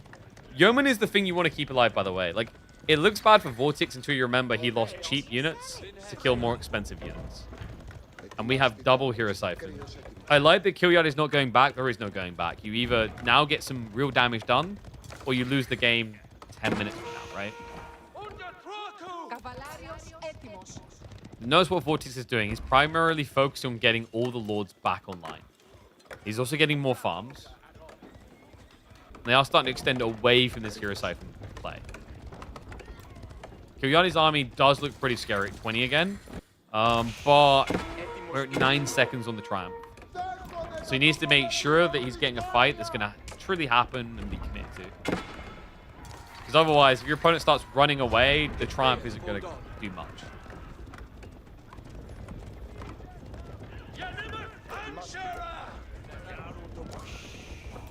Only 5 spears? It's because he's up against 13 Lombos. So he's trying to get Hobbler, more Yos, now a few more spears coming in. Hobbler is very smart. You need an answer to Hero Siphons. Now dive in, the Horseman, the Horseman! It's a choke point fight. Activates the Triumph. Villagers get stuck as well. A heavy hit, Kilyadi! He may have actually just got what he needed. That's crazy. 10 seconds of Triumph to come out victorious. Hero Siphon's now burning onto the stables. Lord's being brought low. Horsemen have to reset. Was it enough? He hasn't killed the TC. There's still 2 Lords up. Spear count is increasing. Horseman count holding steady. And if just one group of Hobbler got in here, the difference it could make. Now a renewed dive. Lords hold the choke point again. Hero Siphon's onto the town center. The Horsemen are low. Kilyadi needs the Triumph, and he needs it now, or he's going to lose another 5. He doesn't activate it. Pony time is over. Lord's getting sniped down, though. Activates the Triumph now for 15 seconds. TC being brought low. The double fire on the primary town center will clear up. The Horsemen are dead. Long live the Bowmen. Town center is going to get sacked, though. Now it's a Yeoman versus Lombo trade. You can't run away from Yeoman, but you can outrange them. And Kilyadi, bloody, look at the economy. Food, gold, he's prepping for castle. He's going to be forced to reinvest a bit. But guys, this is looking good. This is looking golden for Kilyadi. His first pick, Byzantines, is delivering. One of the most contested civs in pro play right now, paying off. Vortex. Yeoman's stepping a little bit too far forward, I'm afraid. The spears doesn't work. Trickle spearing against Lombos. Kilyadi about to trigger castle. The worker lead has been removed. Vortex lost 17 workers in this game so far.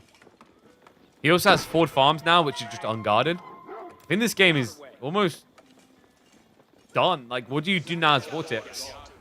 Because it's 17 Longbows that will get veterancy in about 20 seconds. And then death. Just very impressive, man. I'm impressed. I think for a second there, when we were thinking about the dive, it's like, okay, how does Kilyadi get in? And it was beautiful the way he essentially allowed Vortex to dangle himself just a tiny bit too far forward. And the Horsemen get the charge in for that critical fight. And from there, all of a sudden, you know, you're just pushing daisies.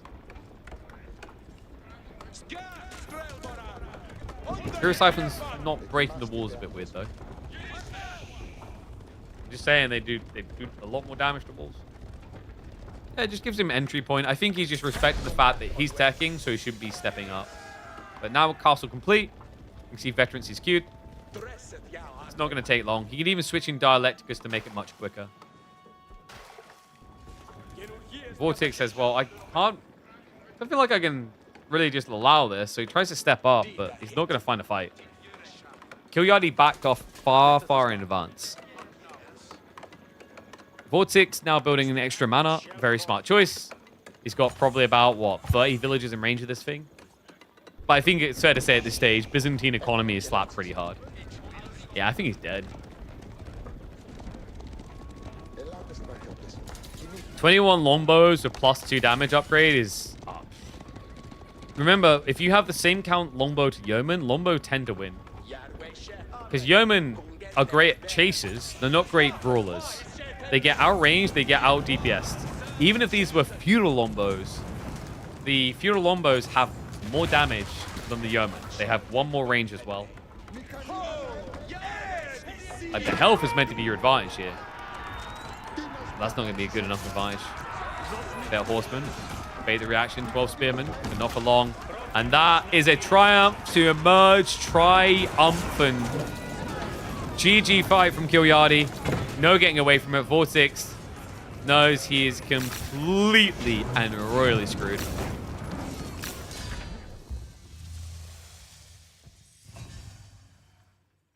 Ooh. Series just became a spicy meatball.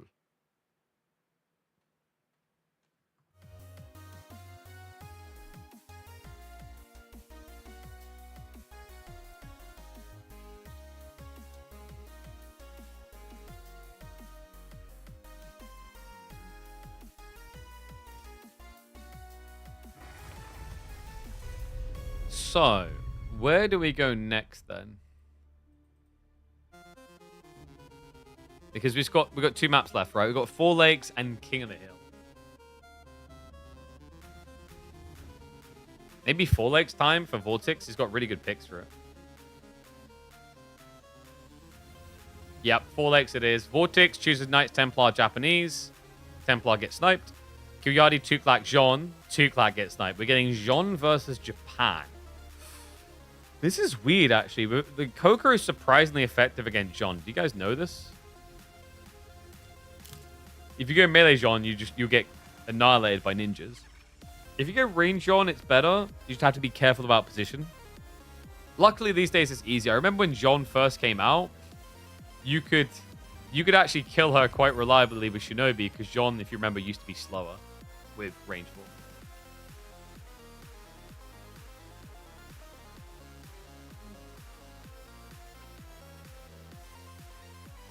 I'm trying to think if that one's uploadable or not.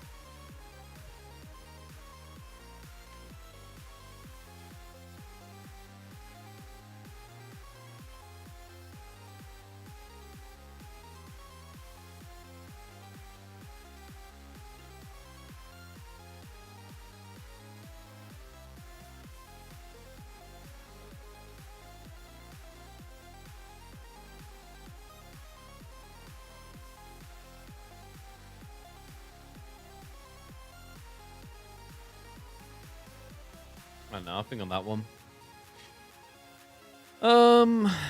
Let's see. What have we got? The predictions. So, win for Kilyadi. I'll get new predictions up for game 4.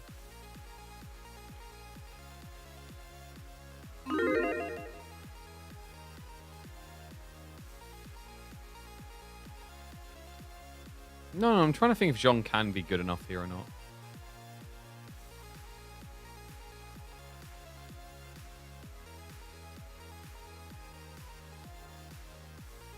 I think it's okay. I wouldn't go as far as say good enough. Japan tends to scale quite fast. I mean, Jean can mirror. Like, Jean's received some interesting little buffs over time. I just think the ninjas could be quite frustrating here, maybe. It's probably going to be Ninja. There's only one player I know of who plays Japan on this map and goes Kura. And he is also bald. But his name does not begin with V. It rhymes with V. The letter that begins with, but it doesn't begin with V.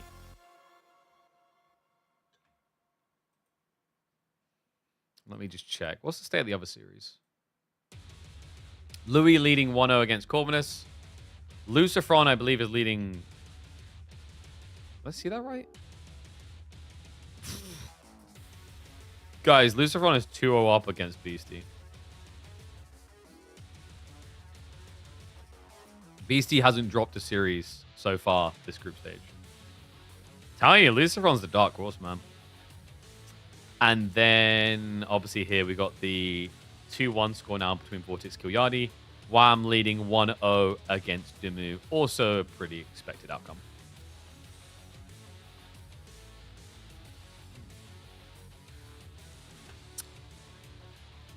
Interesting as well, because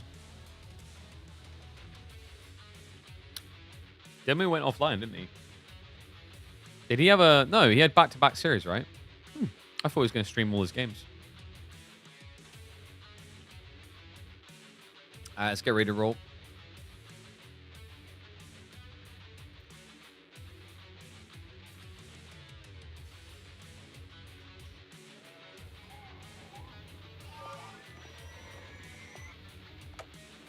Don't call it a comeback, Queen. We ain't there just yet. Game number 4. Kilyadi is fighting back. Jean d'Arc into 4 legs up against an expected pick. Japan for Vortex. Is this going to be it? Is this going to be the end of Kilyadi, or is he going to be the monster that forces that game number 5? Japan versus Jean used to be one of our most pressing matchups. Has it improved enough? Is Rain Jean good enough? Could we see a comeback king? Because reminder, folks, this is an important series.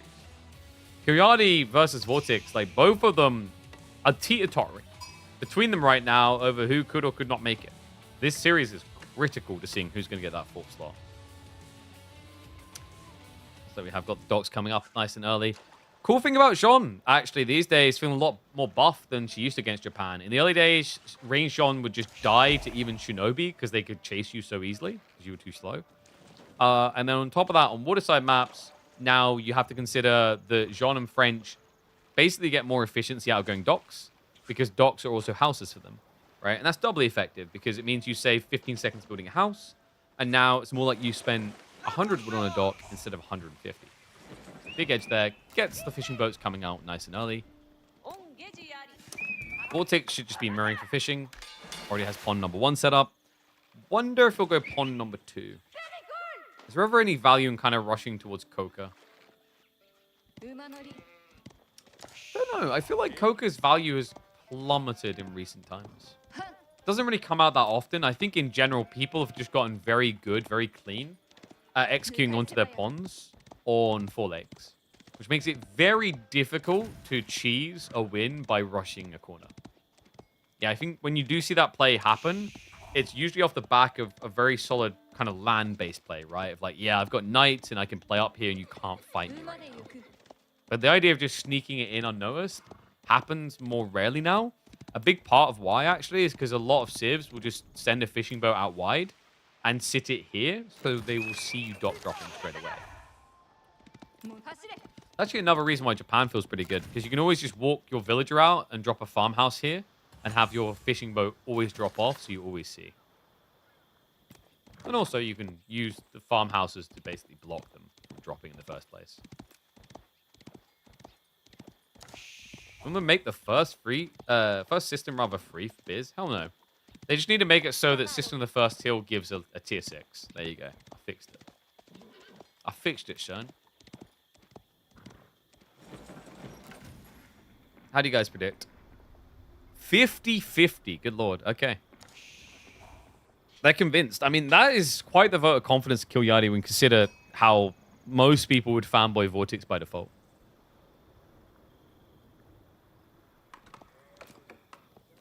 Now, 4 Lakes, the way it works, guys, is the early game is going to be insanely quiet.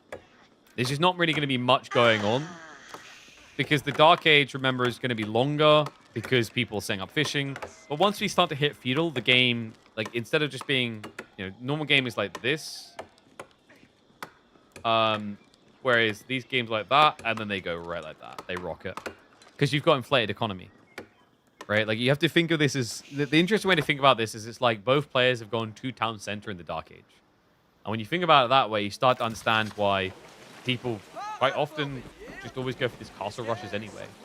Because once you've got the fishing set up, it feels very hard to deprive it unless you were playing counterplay. I.e., instead of doing fishing yourself, you were like Dark Age rushing or Feudal rushing. So, Sock on the way. Vortex response coming in momentarily. It has to be Koko, right? I think Kura's a little bit underappreciated on this map, actually, but because the idea with Kura is that it's eventually going to generate wood. But in the interim, the whole idea is like if you're in a bind and your fishing's not quite delivering enough food, Kura is great for just giving you that reliable push. Right? We see all the time where people overgather their deep water and then run out of steam. I think that's where Kura is actually the best. But Koko just feels really nice for these early mid-game fights, where if you get a slight edge, you can sabotage the enemy dock and dock drop and take their bonds.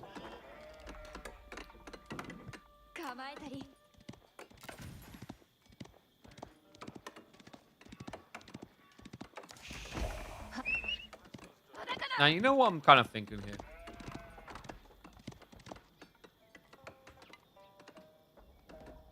I'm just going to say it. I'm biased now. I think the 2v2 tournament overhyped us this week. We've had some interesting games so far, right? There's just this very big difference in pacing completely with 2v2. I guess part of it is there's a lot more to look at and review and think about. So house is getting set up nice and early. Interesting choice. Kyoyaki's setting up a lot of housing, but that's for the XP for Jean, right? He didn't want to walk her out to build another dock. So, has to build the houses early just to guarantee the XP timing. Got fleet. First Shinobi coming through. Vortex already setting up the walls. 10 onto gold.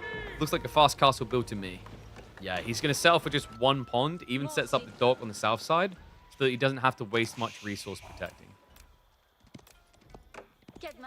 As expected, is going to be range on. Melee Jean feels like a death sentence. You're going to be up against Shinobi that are high base damage and bonus against melee. And then you're going to be up against Mounted Samurai and Onimusha. I can't think of a quicker way to die in this matchup than picking Melee Jean. But she has armor. Yes, they have a lot of damage, though. It's like, yeah, but imagine they built Yuumi. It'd be so tough. Yeah, but they're never going to, in a million years, build Yuumi. People like to win games, you know? Villager, ooh, does get the kill. Okay, so -1, caught him on the retreat. Jean now rotating around. Double outpost is up. Arrow slits are coming in, so will not be able to dive there. It's pretty obvious to Kyoyari what's happening here. The question now is, what can you do about it? You could just camp Jean here. If you camp Jean here with a scout, you can hit both tree lines reliably. And that would slow down fishing. And you could use that to keep scaling night advantage with better food income. Instead, he walks so super wide. Looks like he's still rotating, looking for actual reliable kills. Stable's already being set up, though. Vortex probably going to be dropping the landmark here or here. Actually, like, this is a perfect spot right next to the town center. The Spanish base layout, I think, is the thing that someone said earlier. But it makes 100% sense here. Floating gate on the way. Kyoyari, he is blobbing fishing quicker now because he's got double dock play. And although there's double dock for Vortex, it's on the same pond, so he's going to reach his limit fast. Double tower is so problematic for Jean. If you send her in, she's just going to feed and die. And if she dies, there's kind of no point in the dive in the first place, right? Yeah, instead, Kyoyari backs up. It's going to be castle on castle.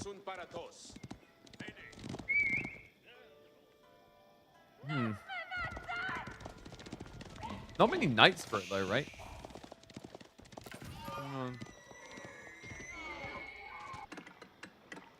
This overall has me a little bit worried.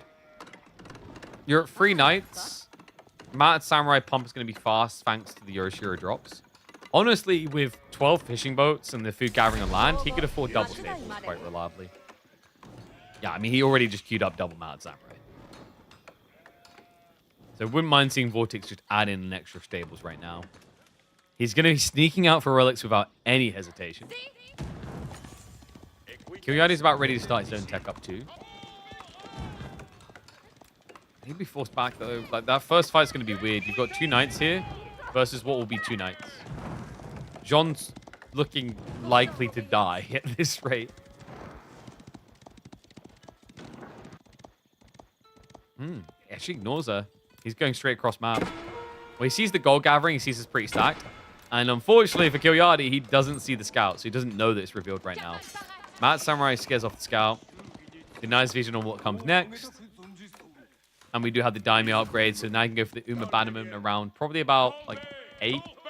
Mad Samurai starts to feel pretty good. Remember, they did nerf Bannerman, right? It's now 10%, if I remember correctly. It used to be 15. Charge in. Uh-oh. Kilyadi. Hello. Oh, no. No wheelbarrow. Luckily for him, there is no melee tech, so he's not going to die in 2 hits. But still, hell of a lot of idle for a guy who's now teching. And the Knight lead is with Vortex. And you see what Kilyadi's reaction. Dude, he's going crossbows. I don't blame him here. I think Arbitrary is the nice thing to be able to scale into down the line. Reliable against a lot of the things that actually Japan might do as well. You know, Onimusha not going to be able to trade very well there either. Because he knows he's lost the Knight race already. Melee Tech 1 is on the way to get those 2-hit kills on workers. Jean's close enough to the town center that would be tricky to kill her. Just dives in for the kill on the worker. Then looks to leave. Smite doing nowhere near enough damage. It's only tier 2 Divine Arrow, so it does 40 damage extra. It's pretty underwhelming. And there's that Onimusha switch. Yes, the Knights are going to be melting.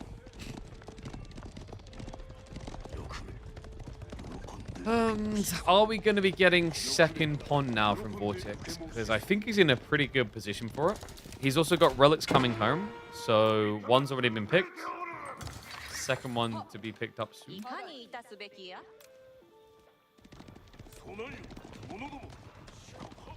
Oh, he's already banked it. I'm blind. He built the monster already. Yeah, right at the back. So he's already generating the gold from it, which is great for this Onimusha switch. Almost a 50-50 split on food and gold. You don't need many to be effective here.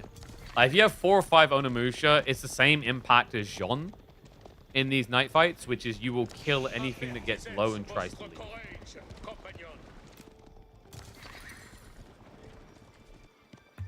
Wolves going up from Kilyadi.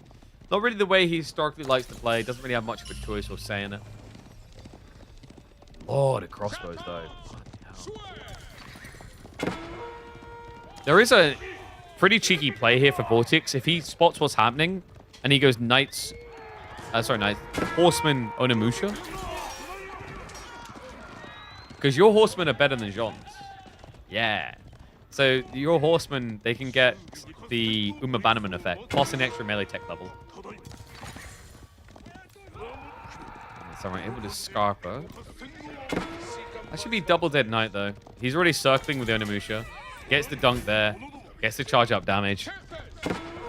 And even walks back the pathing. What? Wait, was that because he got past him? What happened there? Away, another one down. So Knights are practically all dead. Arbitrary count is very strong. A direct fight might prove too difficult for Vortex. But he can just use this opportunity now to play the map. Because Kilyadi's comp can't move.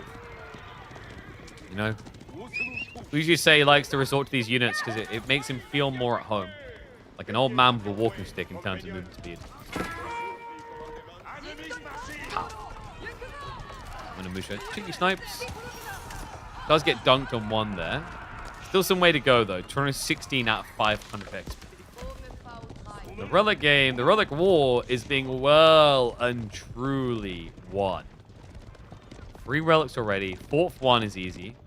5th, actually possible. Hasn't been moved in. It's a hell of a goal. And wait, no. The Arbs. They stepped up too far. What is Kilyadi doing? Mad Samurai dive in. Onimusha assisting the snipe down. Divine Restoration has to be pumped. There's just no running away, though. His DPS is gone. Ay. This is why people don't rush out with Arbitrary. Disaster strike. Jean goes down 2. And he's been reset. That is brutal. Vortex getting the exact type of fight he needed. We have got triple discounts, so Arbitraries are at least cheaper to build back into. But considering the way this game is flowing, that is a loss you can illy afford. We've now got second pond set up with fishing boats coming out. 4th relic obtained. Double sacred site. Vortex looks like he's going to make it a very clean 4th game for a 3-1. And he didn't have veterancy?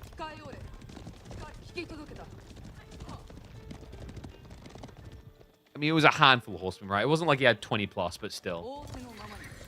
And we said about this horseman switch for Vortex before, if you remember. This happened. This worries me now. We've got Melitech 2 coming in. You've got Uma Bannerman to buff the horseman. Didn't get the armor for Arbitrary. He didn't think he needed it, right? I mean, it would allow them to take an extra hit or two, actually. There's just a bunch of things that feel kind of missing here for Kilyadi.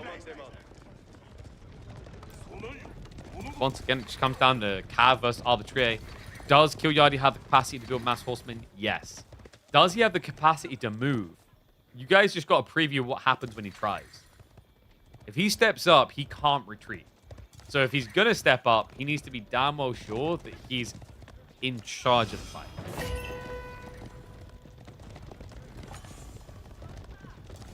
Can't see Vortex fishing on map. You just have to squint your eyes. Welcome to blue being a selected color. You can see the count on the top there. It's got 18 to 20 fishing. Arbs caught again. Still no armor. Horseman at least upgraded now. Pavis drop's going to be coming in. But the Horsemen are already on top of him. Level 3 Jean also gets countered by Horseman. Nice cut through. Just cut him down. Just a great trade. The Arbs, even when they discount like this, going to feel expensive, those losses. Jean could be next in the hit list, but instead it's going to be a retreat. Don't want to feed her too much XP. Inch out the wins. Vortex, he just queued up 7 more Mounted Samurai. He's deleted the Arbitrary twice now.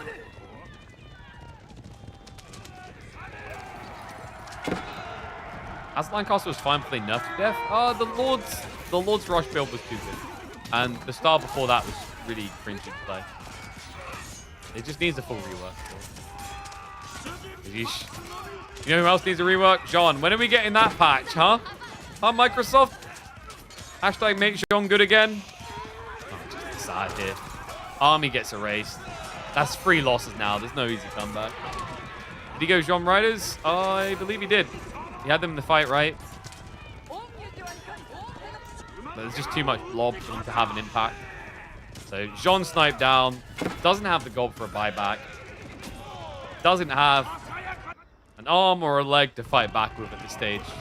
And a Horseman on a Musha wave. They don't see the tree line.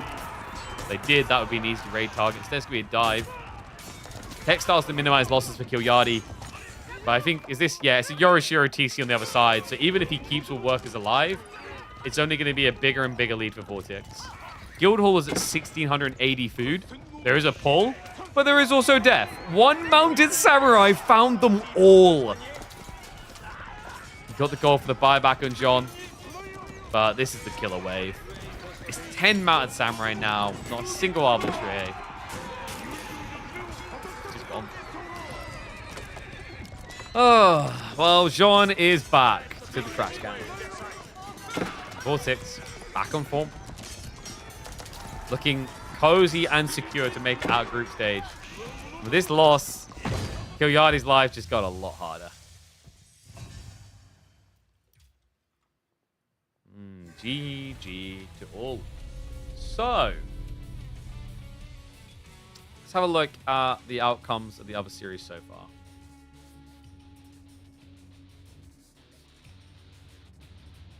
So, Vortex now wins that 3-1 over Kilyadi. Lucichon leading. Wait, did Lucifron 3-0 Beastie?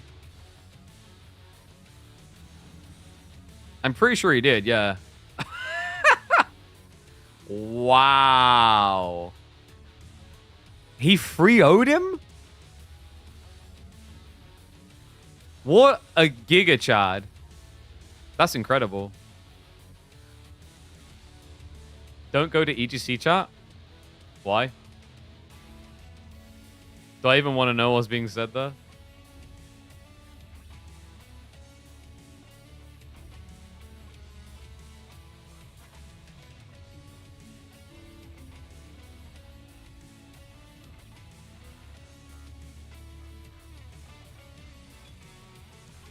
Oh, Beastie's in chat. And then there's people that are going to, like, bait it. Rage bait it, I guess, is what's happening. Whatever. I don't care about that chat anyway. That chat does damage to me that I don't want anymore. So, in terms of what we got next, let me see if our next series is ready to roll.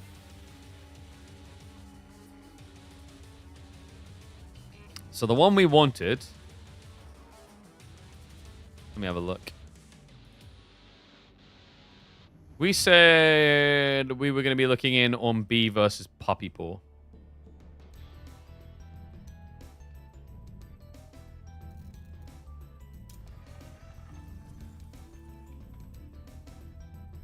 Told you not to go there. Yeah, but like as a kid, I was that person who's like, I wonder if this iron is hot, and I would touch it. So, you know, what did you really expect at the end of the day?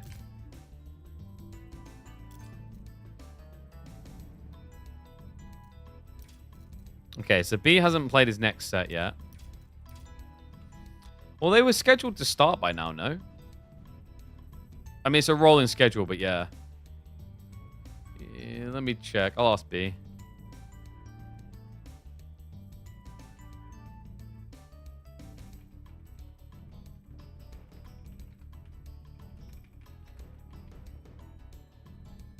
One sec.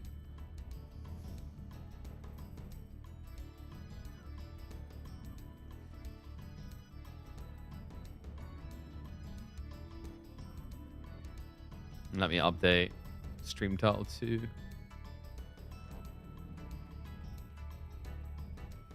B versus Puppy Paw.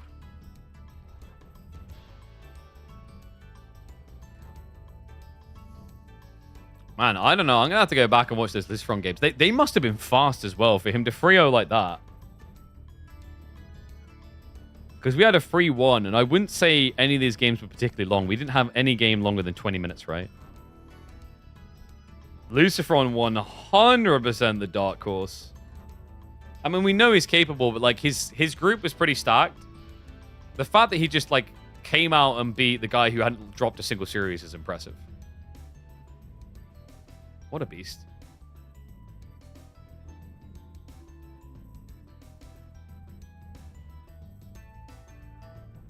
Okay.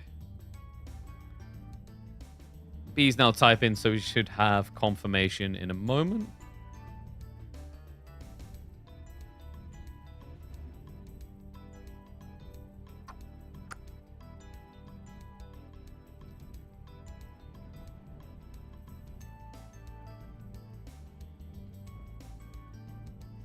That, now that I think about it, that is a bit of a rough storyline now for Beastie, because he's got a series against Puppy Paw as well, right? So, because my thought there is like, if he loses that, it makes the top of the group messy, right? Like, there's a slip-through opportunity potentially for Lucifron tomorrow, if I'm not mistaken, into top 2. And then, like, B, Puppy Paw, Beastie are pretty tight, really tight at that point. So, yeah, I mean, it looked kind of cut and dry. I thought Beastie was going to maybe drop a game or two, but not lose in any series at all. So that now puts him in a bit of a risky position. Okay, B was typing to me and now has stopped typing.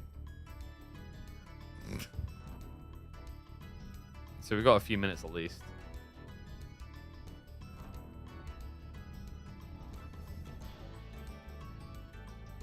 I mean, I'm assuming they're ready to roll in a few minutes, because I would have thought they would have started by now anyway.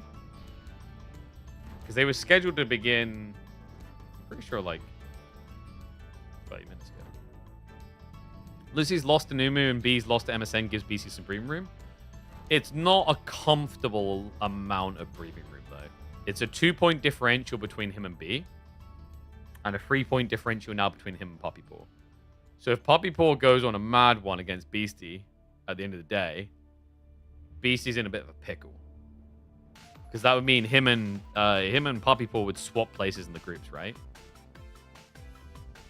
Like, actually, Puppy Paw can, if he has a crazy day today, I think he's locked in for top spot, because he's got B into the Beastie.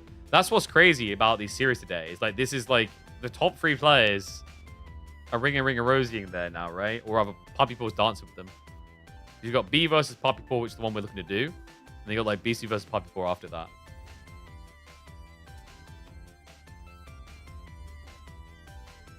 MSM beat B. Yep. Big surprise from day number 1 of the main event. All right. B just confirmed they are going to be drafting momentarily. In fact, the draft just appeared. Perfect. So the boys will get... Yeah, they've literally just began. Mountain clearing is sadly going to be getting banned. Lul. Let me exit game so you guys can see.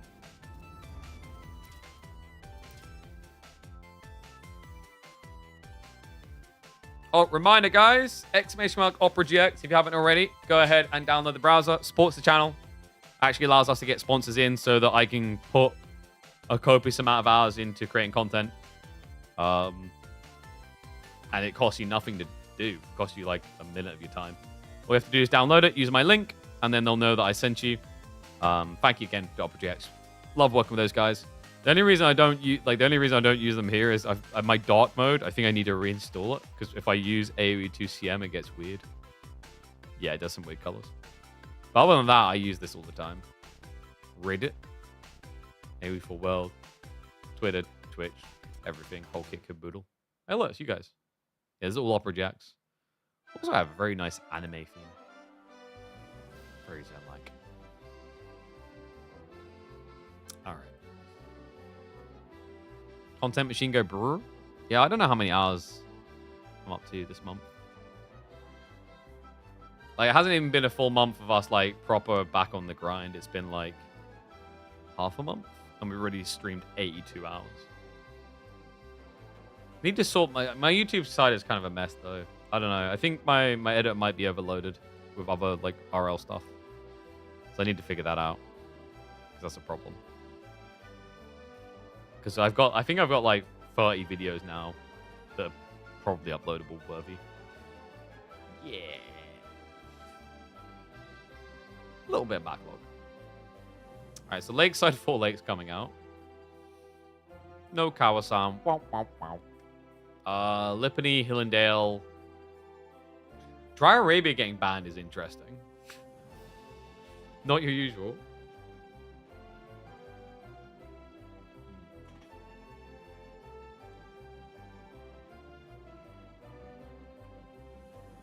Thing keeps leaking. Very annoying. He's trying to decide what map he wants to be their opening map. Because I think he already made up his mind elsewhere. What, Boardland, Hillendale, maybe?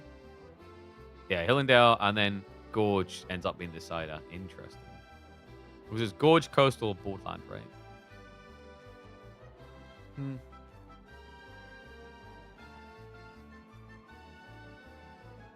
What do you guys think of this draft format? I'm not sure I like it. Why not just have a third ban?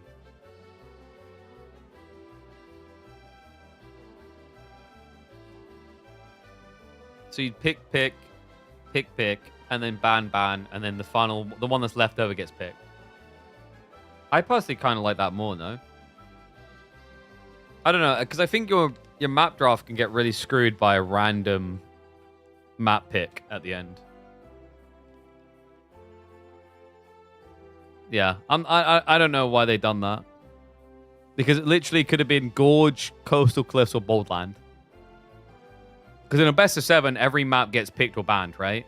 In a best of 5, you do this, which is a bit odd. I guess they're like, yeah, it spices it up in case everyone decides that this is the meta maps. But like, no, we can see someone's banning Dry Arabia, for example. So like, how often do you say that? That's like meant to be the map that everyone uses. It's very weird. All right. Why not just have both Civ and map on the same page? Because that's not the way that AoE 2 CM drafts work. Thomas question, why are there Civ bans? Because it adds a strategic depth. Age of Empires 4 is all about Civs. Because of the asymmetrical design, Civ selection matters a lot. This isn't like StarCraft where you're like, would you like to ban Zerg, Protoss, or Terran from your opponent? That would be silly because of the way those Civs are played, and there's so few Civs. But the asymmetrical design of this game leans into this idea, even more so than AoE 2, where AoE 2 is like, slight asymmetrical, but quite similar in other ways with some unique units. AoE 4 tends to go more different per civ. So yeah, like you need to have this format because it's a very big part. Like you can be a very talented player at the game, but if you don't understand how to draft, you're not going to get far in pro play ever. So it goes hand in hand. Always has. It would also just be very boring to see someone play Shu Shi 5 games in a row. Because again, I don't think AoE 4 has that same strategic depth of like branches early on that, you know, StarCraft does with Protoss or Warcraft does with Night Elves. Okay, Orcs. Night Elves just do the same thing. Lol. All right. So French Lancaster split. Nice Templar as a priority pick is quite interesting. Oh, Lakeside and 4 legs. And what is up, Jack Leo? Thank you very much, mate. Appreciate the 5 gifted subs. Hope you're having a good day. Thank you, thank you. Appreciate the subs from everyone that brings them in. And also enjoy those. 5 getting some free viewership. Reminder, if you want to get that for yourself in the future, instead of trusting Jack Leo to RNG, always be sure to resub when it runs out. Sometimes civs are OP. Yeah. Like, I mean, we talked about this in Olden Era. So Olden Era has a terrible, absolutely horrible draft system. So for those that don't know and haven't played in Olden Era has 6 civilizations in it. And it currently has a ban 1 each, pick 1 each. But you can't pick the same civ. And obviously the order is staggered. So player 2 has an insane advantage right now because the way it works is player 1 bans, player 2 bans, player 2 picks, player 1 picks. So what ends up happening is that with that type of drafting solution, and this is why you have to, like, this is why draft, like, figuring out drafts, like, elegant draft solutions is challenging. With Olden Era's drafting solution, player 2 always has advantage. And it is a crippling advantage. Because what ends up happening is, if you're player 2, you wait for player 1 to ban, let's say, Necropolis being the strongest in certain formats. If they don't, then you don't ban it. You ban the second best civ, and then you pick the first best civ, right? And we've had that kind of problem before in Age of Empires 4. We've gone through loop-de-loos time and time again of like pick, ban, pick, ban. We used to have global bans. Now we have targeted bans, which is meant to diversify a bit, but doesn't when certain civs are way too strong, into global picks. Is this draft solution perfect? Probably not. Like you pick... I kind of like the idea of... I think you have to have double ban here. Pick, pick, ban, ban. You could probably do pick, pick, pick, pick, ban, ban. Because we have enough civs for it. Abba from Puppy Paw, that is 100% a Puppy Paw maneuver. And Sengoku's still available. You don't really want it as much when you know Puppy Paw's got Abbasids, Golden Horde, even French. Yoinks Macedonians too? Marlins are still available though. Yeah, B banned them? Or were they banned from them? I always get these mixed up. No, it's gonna be Marlin Chinese split, right? With this map pool, I think I like China a bit more. Mali doesn't have as many crazy maps here, right? You can slot them in anywhere is the challenge, though. It really feels like Malians are bad. I would probably say the Malian pick generically is a bit more valuable than China right now. HRE, that gives them a bit of volatility on like these watery type maps. And then it will be Malian. Yeah, so yeah, it was him banning away. I was about to say, like, this feels more like a B Puppy Paw breakdown. B values Malians very highly, and Puppy Paw, his signature civ, is like usually still considered to be China. Mainly because he built up a reputation with the Barbican rushes back in the Phrygian Marshes days, even though he doesn't really Barbican rush anymore. Draft-wise, 4 Lakes, Lakeside. I actually don't mind these draft. Especially for Lakeside. Like, he's got Order of the Dragon there. Order of the Dragon HRE is a nice combo. They both work quite well. And then for 4 Lakes, you've got Tuklak plus whichever one of these two don't get banned, or Roos as a flex point. Roos can maybe work on Hill and Dale, though, as can House of Lancaster, 2 TC Civ. Then you got Lippany Gorge, open civs like Mali and Shushi. Puppy Paw's not too bad off. Knights Templar, French can flex between like Lakeside and 4 Lakes. Abbasids, I think, could be good for like Hill and Dale or Lippany anyway. Golden Horde fits Lippany, Hill and Dale, or Gorge. Macedonians actually can work quite well in 4 Lakes. Ooh, Gorge opening is Shushi Golden Horde.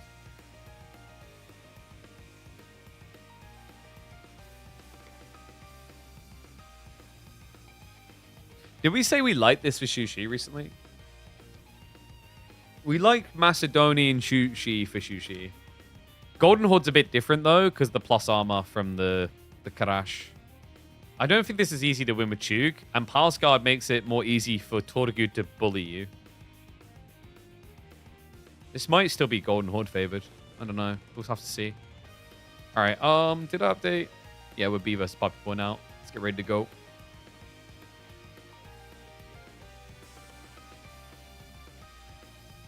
And yes, Banjo-Kazooie is goated, man. I still need to go back and play that game. I just feel like I got so many movies and games. I'm like, you know what? Wait a few years, and I'll take Freya through them. Learn to truly appreciate the games.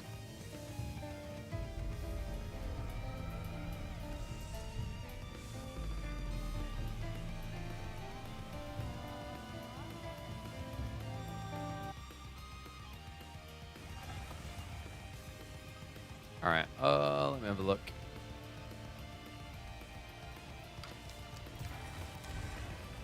And then after this, what did I say? Final series we're gonna Marine Lord versus Anatan is what we'll look to finish with today.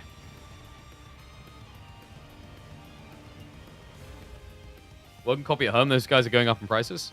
Yeah, I need to find where my Nintendo 64 stuff got placed, because I've also got Donkey Kong 64 with the cartridge. And then I've also got like Smash Bros 64, goated game. Even got I've got the Rugrats board game on Nintendo 64. I know, incredible. PS1 games as well. Got a bunch of Sega Mega Drive games sat somewhere. The OG Virtua Fighters, Street Fighters.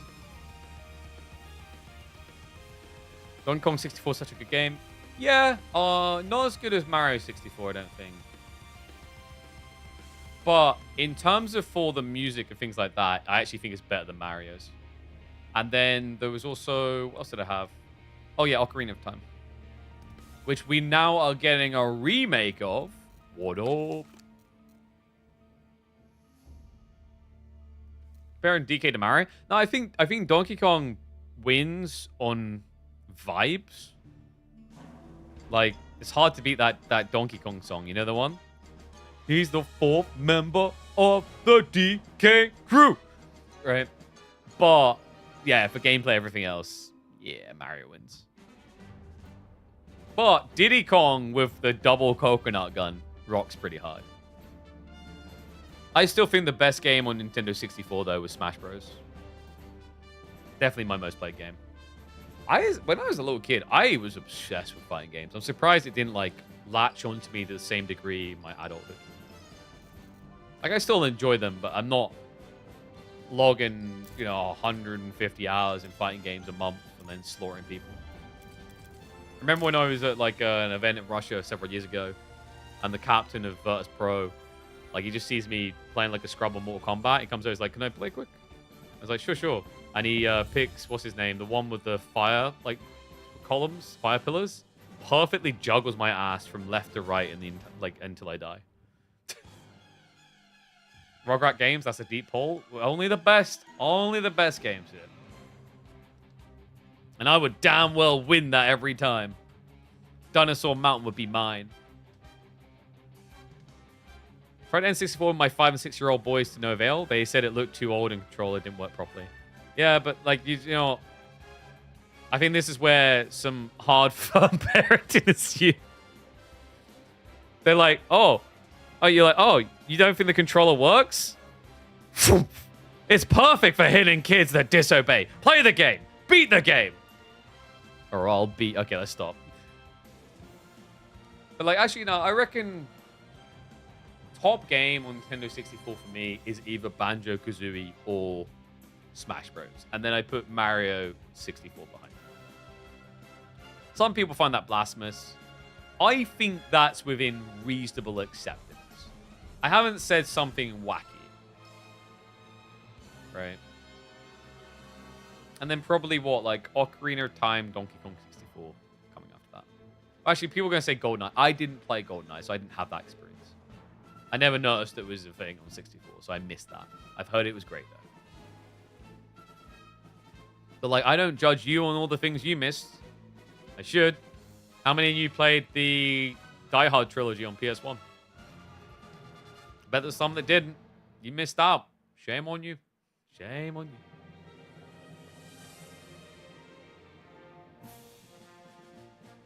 Carrying Banjo on the back? Oh, dude, like, I can still hear the noise in my head. Like, no, wait, that's a... Mom and Dad going at it. You know the noise, like, I'm talking about, with the noise that Kazooie makes when he carries you? Which, like, now that I say it out loud like that, genuinely sounds like a bed creaking. But that's not what I'm going for. And then you...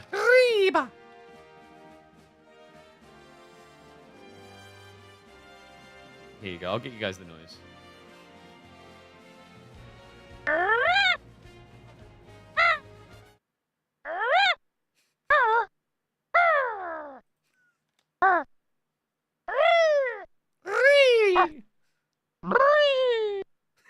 I've done it. Oh, yeah, yes.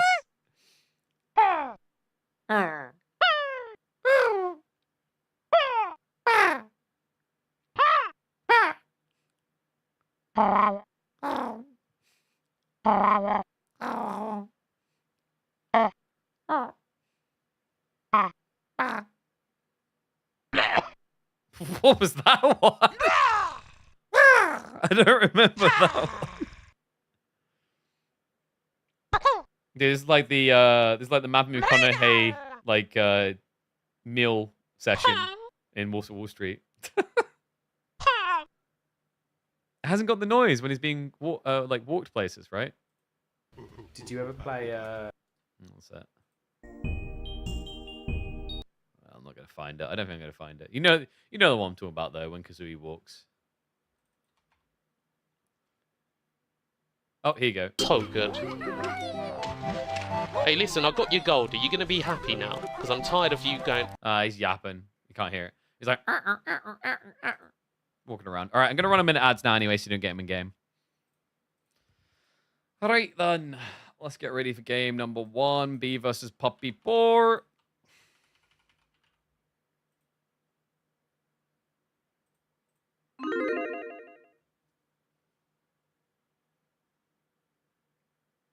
Mumbo Jumbo, yes. Oh, dude, it's bringing back all the good memories. Oh, the vibes. I swear Pokemon games were so much better back then as well. Oh. You also, like, kind of underrated one from the PS1 era is the Gex games. Anyone play the Gex games? I think the Gex games don't get enough credit.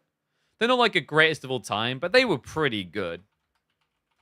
Oh, you know what else was sick? I actually think it was... bordering on par with Smash Bros. And doesn't get the credit it deserves, was Digimon Rumble Arena. Simpsons wrestling was funny, but nowhere near as good. Who's my bet on to win it all? I'm going to do the Dark Horse, Lucifron. I don't care about these predictable names. I'm going to say Lucifron.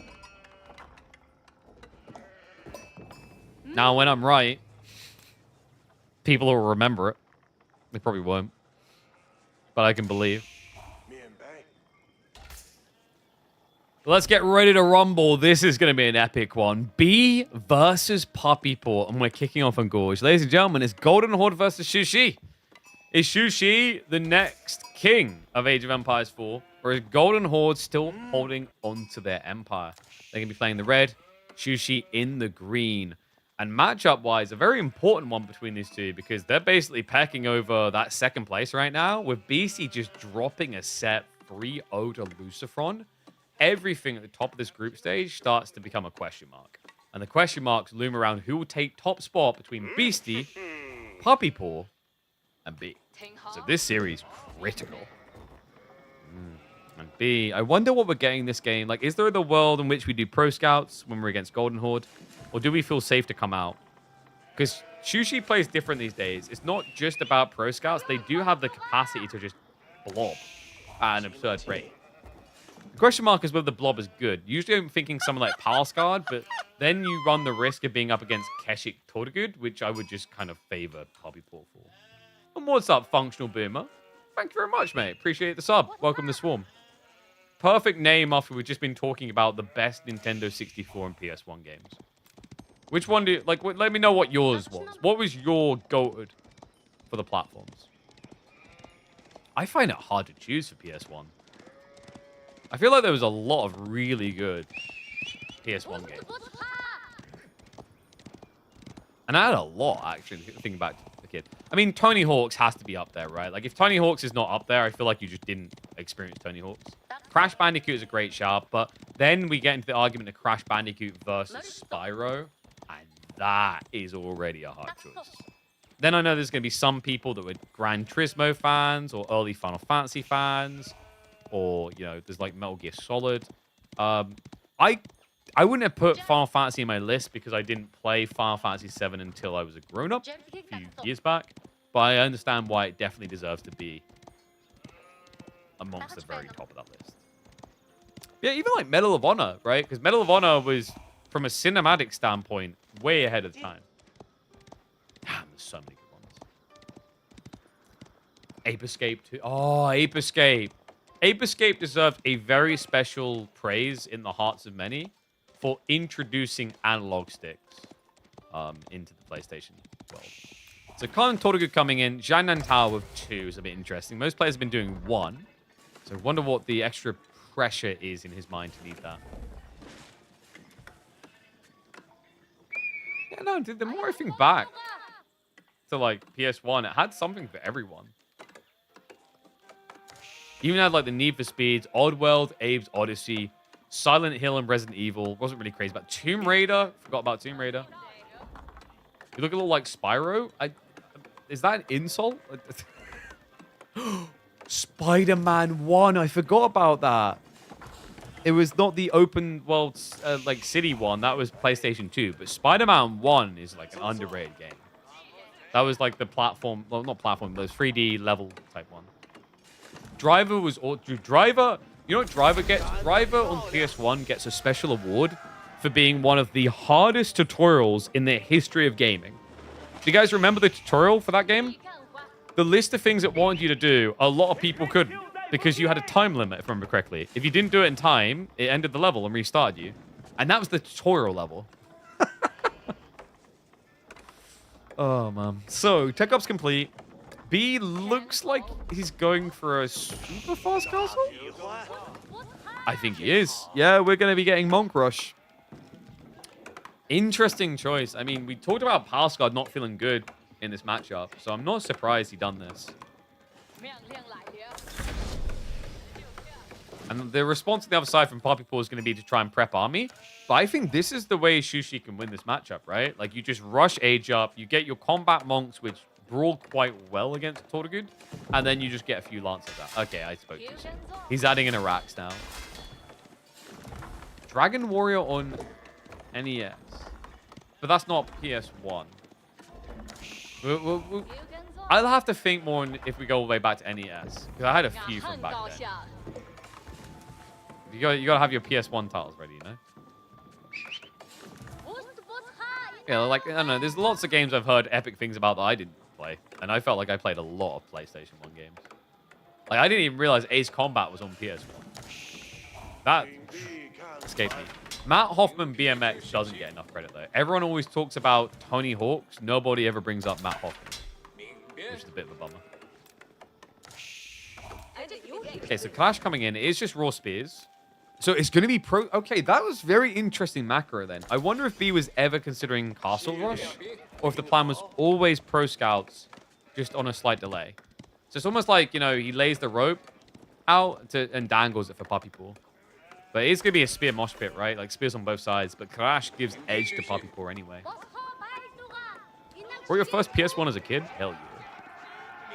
And I love some of the early days solutions to things like cheating and whatever. You guys remember the one for Spyro Year the Dragon? It was so toxic. It would just start taking... If I remember correctly, it would take your eggs away, which would block arrows or abilities or something, so like the game became almost impossible to complete.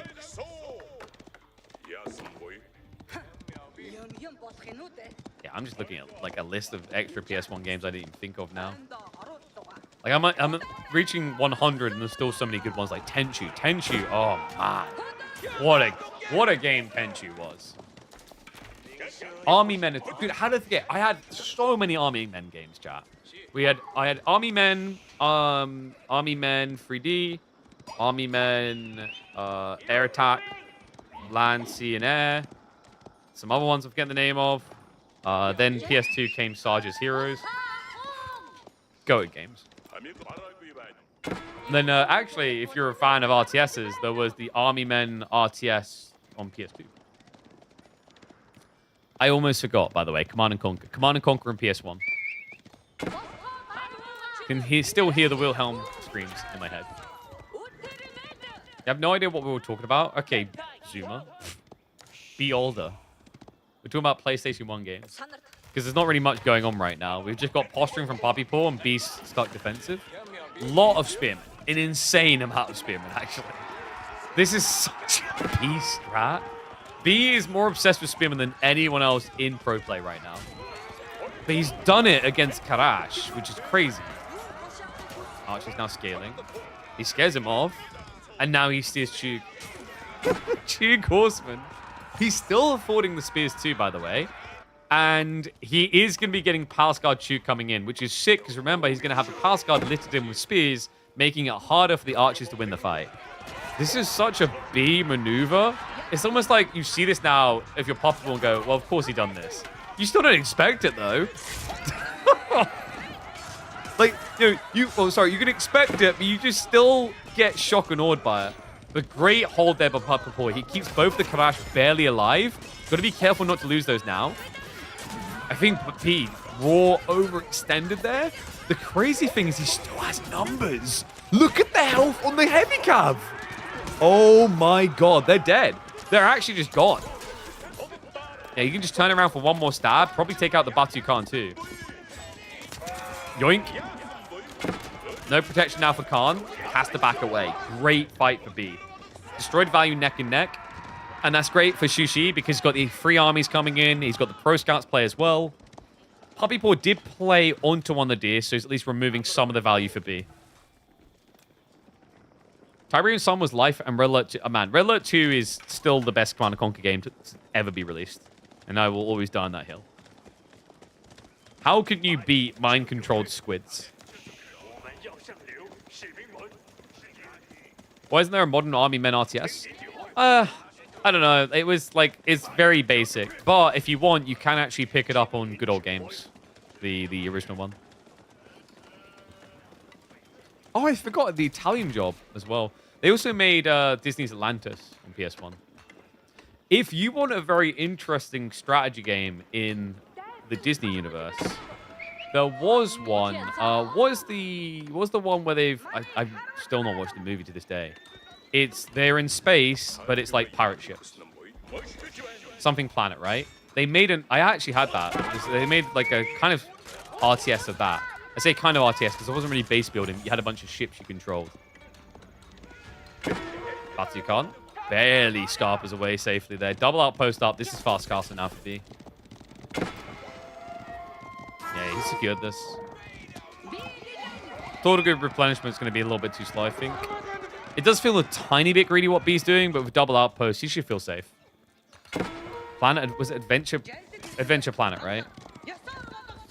Yeah, I've still never watched that movie to this day. Wait, Planet Adventure? I don't know.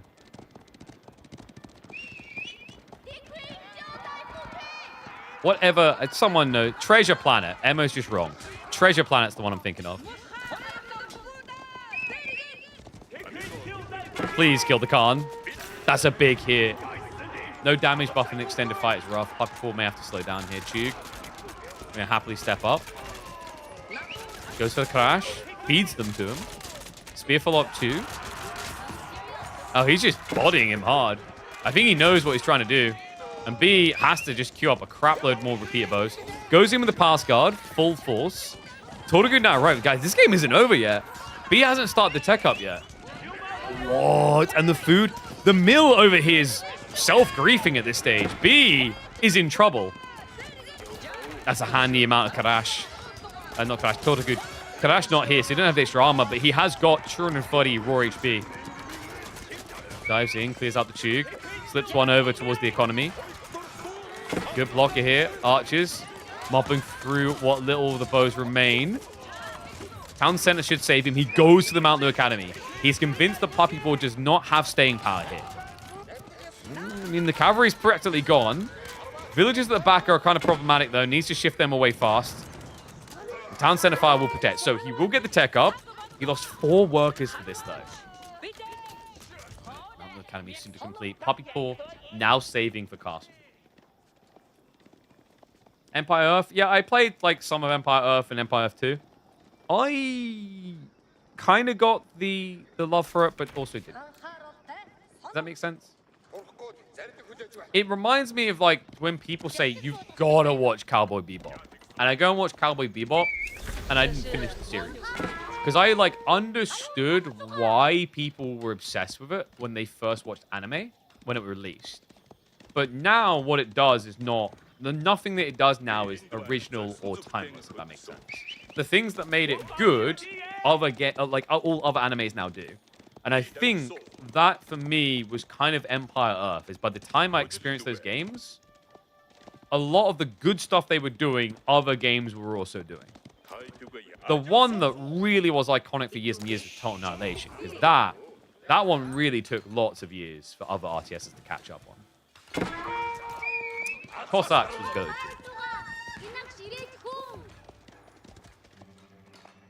So Lance is coming out. Musky Yasak 1 minute 20 out. Dangerous times for Puppy Paw. Yeah, he's running out of safety on the deer. He's going to have to play even wider. Unless he wants to set up stockyards. He's got 2 of them. These did get nerfed though. A little bit more pricey. A little bit harder to get up now. Spear Blob begins to bulk though. And Relic's now being played for by B. He doesn't build the monastery in range to generate more armor.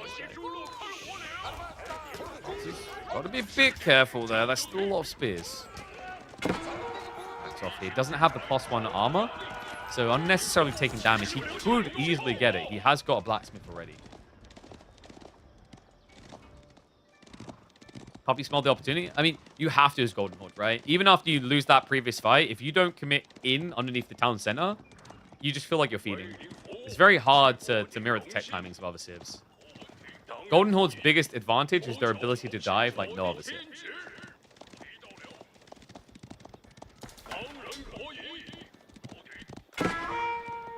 I'm not going to find a raid either. Army is shuffling over. 5 spears against Castle Knights is a bit rough unless they bait them with a charge. Pulls back. 3 Knights is capable of taking this, but it's going to be really expensive in health. Doesn't see the worth. Goes back away. 1 extra Knight sneaking in. He's just kind of splitting him a bit, isn't he? Trying to make this frustrating. Baits the whole army. Now tries to sneak by. Got a scout watching in, but credit to Puppy Paw, he hasn't been greedy. He's got triple fortified outposts, so a lot of protection. Star Wars Empire at War. Empire at War was decent. I would say the best Star Wars RTS was Galactic Battlegrounds, though. That one, to me, much more. And what's up, Makaba? Thank you very much for the Prime sub, buddy. Welcome back to the Swarm. Yeah, for those that haven't played Galactic Battlegrounds, if you've ever wanted sci-fi Age of Empires, go check out Star Wars Galactic Battlegrounds. Khan gets sniped again. He has no heavy cap, by the way. Lancers with the interception. Gets a kill. Crossbow switch is coming, but I love this from B. He's up to 40 Lancers, and he follows up with Chug now. That's nutty. Well, think about it. Chug beats everything that he has. Chug beats spears, can beat archers, can beat crossbows. raiding through still. Gets an extra kill. Veteran Super Spears is in. This is all cover fire, by the way. It's buying B space to get more relics home.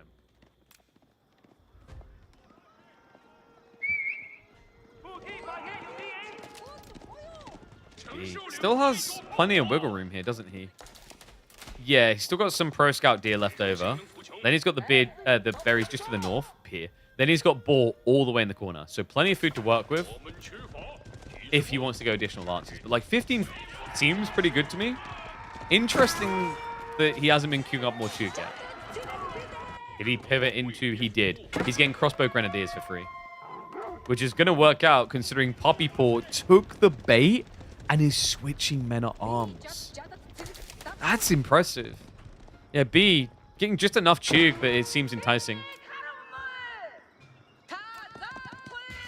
Because remember, Men-at-Arms is the ultimate counter to Chuk Nu here. You've got the +2 extra armor, you've got the Kalash for the +1/+1, and then you can get an extra up to 2 extra ranged armor. Which means, in total, to just simplify the numbers, you can get 9 ranged armor on Men-at-Arms against these Chuk. It's overkill. Does actually make you kind of tanky against crossbows too, because that's almost half of the damage. Is he not getting Puppy's deer? He, I think, snuck 1 or 2 earlier, but not all of them, right?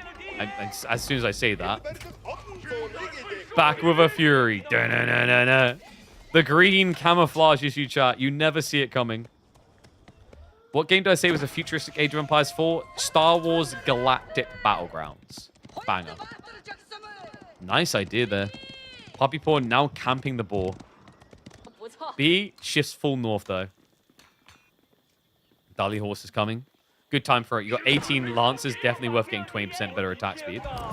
And speaking of those Lancers, they found a juicy gem. That's -5. Charges round. Villages. Not going to be able to get extra repairs in here. Look at the split. You can intercept quite quick. And the army's not coming. He's going! Oh my god, he's trying to just buy time to get a bigger hit. Outpost down. -5. Can he do better? Torgood have snuck towards the tree line. And it is panic mode in the base. 2 crossbows waiting. Puppy Paw can't commit.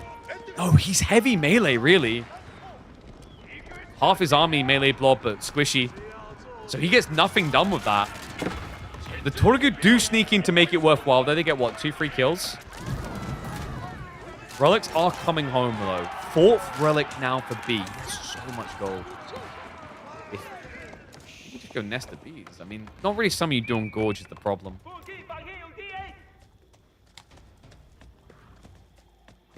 And yeah, no, not futuristic AoE 4. Star Wars Galactic Battleground is future Age of Empires 1, 2.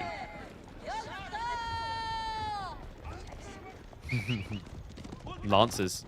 I like what B's realized. He's like, oh, wait, so your whole army's still in the middle of the map and you don't know what to do? Maybe you should come home and defend your people. Charge in. 6 crossbows, 4 spears. Not that great. Lancers with attack speed. Could mince through that.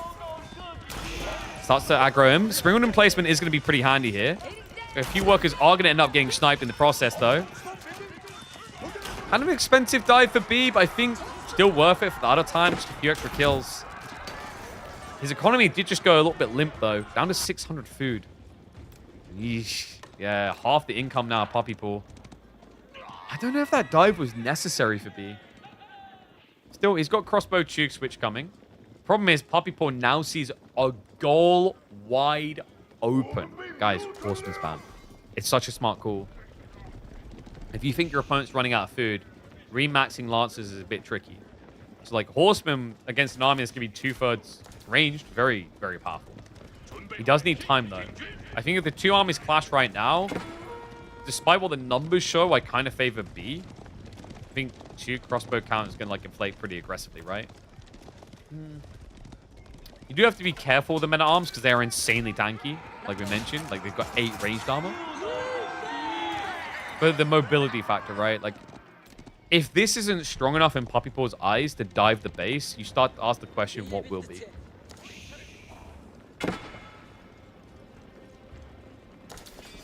B. He doesn't sniff it out. It's not like he's got nested bees coming at all. Nope. Just producing more army. New wave of free crossbows and grenadiers coming in soon. Outpost not going to be fast enough. B. That's his food income. He just played for the ball. Hasn't started gathering yet, though. This is going to heavily impact his ability to produce. Still didn't want to go siege, right? And that's kind of hampering him, too. What does he do with this? The army is crowning, waiting to be born. Should just have enough units left in queue to do so. In fact, he's got 3 Lancers queued up in here. Wild. Comes out, instantly dies. Whoops. And the debuff arrow, the Khan goes down. Gets it out, though. Forces the retreat. B. Has to stagger back into his base. Lancers spread out the line. 2 crossbows to try and guard. The A-click's not so great here. Needs to get a bit tighter. Because he's kind of hitting buildings with a few of these. B has got the hand cannon slits to assist as well. Lancer count down to 10. Men-at-Arms holding steady for now, but frontline breaking way too fast. Wait, where are the others? Okay, second wave comes in. Oh my god, I was about to have a heart attack. I was like, there's still 10 men-at-arms, but not in that fight. And B now overextending. Lancer count down to 8. He looks dead. He's trying to buy time to heal, but there's no time really left here. Recommitment comes in from Poppy Pool. Even against crossbows, these men-at-arms are so tanky. B, so outnumbered. Frontline is dead for him. He's going to get mopped up. Poppy Pool looking to dominate for game number 1. Removes one of the most powerful picks that you can get in pro play. Shushi defeated. The Canadian kicks off the best of 5 with a dub.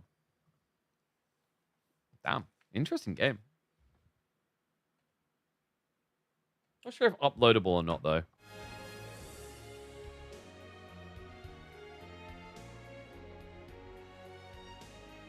What did B do wrong? I think that Lancer dive was ill-advised. He lost like 5 or 6 Lancers there, I think. And didn't really idle much economy, I feel like. Like, if he split up and looked for extra eco, he probably would have achieved a lot more idle, right? I don't know if that game's uploadable, though.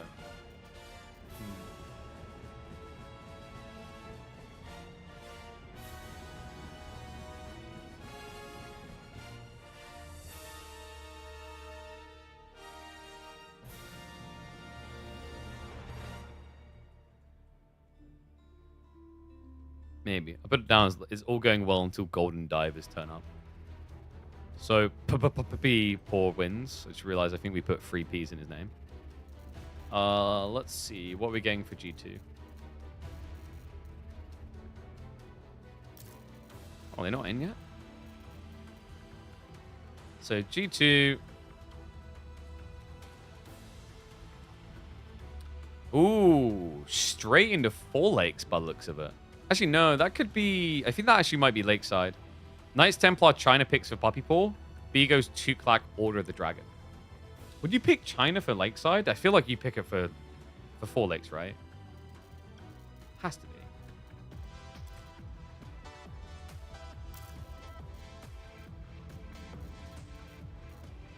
Where are they?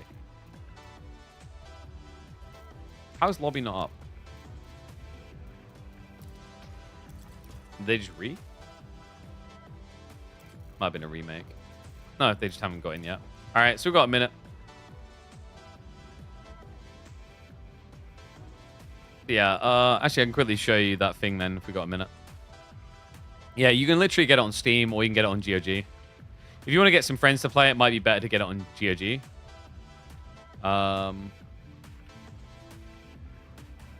you go.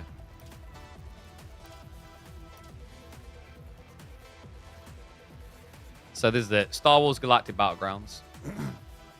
It is literally Age of Empires skinned. And some design changes, actually, into Star Wars. What a beast of a game. God, I love this thing. Ah, the fond memories. Just made me feel like a cool kid as well, just like making a perfectly lined up base and then getting myself like 50 stormtroopers in formation, you know? Vortex 1-0 so far against Marine Lord? Damn. Uh-oh. Marine Lord spending too much time casting games, not enough playing. Oh.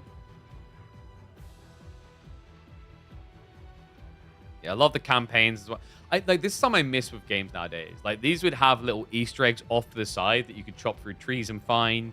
Or, like, you know, if you just enter a cheat code to see the whole map, you see all these little tidbits. They use the empty space to put, like, you know, Easter eggs and stuff. Games don't do that anymore, and it upsets me. I think the biggest problem modern RTSs have is a lack of character. You guys get what I mean by that? Like, people to care about, but also it's just like, it's the flavorful pieces. Like, I was talking about the game called Gangster the other day, where it's like, it's literally a mafia management game. You have your guys going around the blocks and whatever. And it had a line where, like, you select a guy, you go, capo, and then you give him an order, you go, Kipo capo, and it, like, stuck. To this day, it's in my head. It's just so catchy.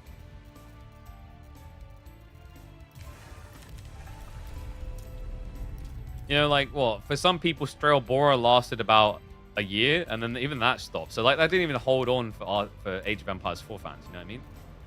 Whereas, let's be real, Age of Empires 2, you've got the iconic wall law, which I don't think our wall law is as good as, to be honest. Because, like, why yo right? And then the other one they have that's really good to me, in my eyes, has always been Rogan. Like, you occasionally hear me say it. Rogan? Like, Hearthstone had a lot of good ones that helped it, right? Still remember just Tazdingo, yes! Sticks with you. Warcraft 3 obviously had loads. Work. Job's done. Does Microsoft own the rights to all of Galactic Battlegrounds as well? No. That would belong to Disney, because they have Star Wars and Lucasfilms now. It was developed by Ensemble Studios, that, like, were the guys that made AoE 2 and Halo Wars, right? And Age of Myth as well, actually. But the rights should be with Disney. This is the same reason why, like, this has been... It also gets tricky, this, because, like, the license changes hands. Like, you've got, like, Warner Bros. With some Disney stuff, I think. And then someone else has some Disney stuff. Now you've got, like, some Star Wars with EA again. But, like, a perfect example is, like, Lord of the Rings, actually. It's like, do you guys know why Battle for Middle-earth isn't anywhere online? It's because no one can get the rights, like, you from the Tolkien family to republish it. Because it's a licensing nightmare. Because you have the Tolkien family on one side, and then you have EA on the other, right? Same reason why you haven't got Lord of the Rings Conquest anywhere. Video game rights just get so messy with IPs a lot of the time. That's at least the upside of, like, the digital universe, is then it's just there and it's there. But, like, when you had like a physical game and you want to remaster it as a digital, it's very hard to get through all the hoops. No one is Simpsons, right? Simpsons Hit and Run. Simpsons Hit and Run is still to this day, if I'm not mistaken, not digital. You have to have a disc copy, or, you know, an illegal copy. And that's because it was made by Radical Entertainment that no longer exists. And then Vivendi, who eventually got acquired by Activision. But then if you wanted to get it to publish, you'd need the permission of Activision, and you'd need the permission of whoever owns Simpsons. I forget. Matt Groening created it, but he's not... I don't think he owns the IP. Maybe I'm wrong with that, though. Be Fox. Yeah, Fox Broadcasting. Which, good luck getting anything sorted with Fox.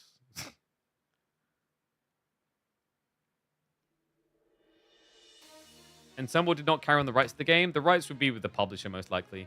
Unless you negotiate a specific deal to move the IP rights with the developer, which sometimes occurs. So a perfect example of that would be the consignment with THQ, where Dawn of War, Company of Heroes, the rights to those games existed with Relic. So, when Relic got acquired by Sega, Sega inherited the rights to those IPs. They bought them as well. It was a bundle package. But, like, now, Relic doesn't have the rights to Dawn of War, right? They managed to weasel the way out with Company Hero rights, but Dawn of War had to stay with, I think Sega still have it, right? Oh, sorry, no, it switched. So that is a perfect example of what I was talking about, where like IP rights run out. Is the contract with Games Workshop would have expired, so the IP rights don't matter anymore.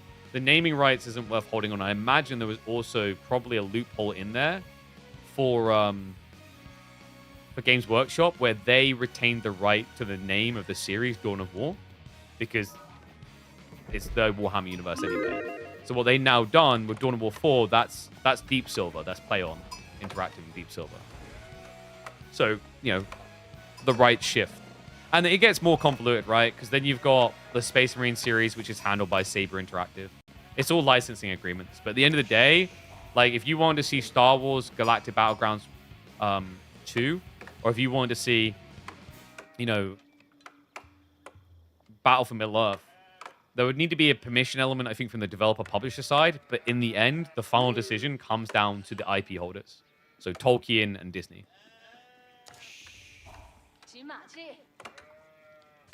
2-0 for Marine Lord. Oh, no. Not as simple as he was hoping. Let's get ready to roll.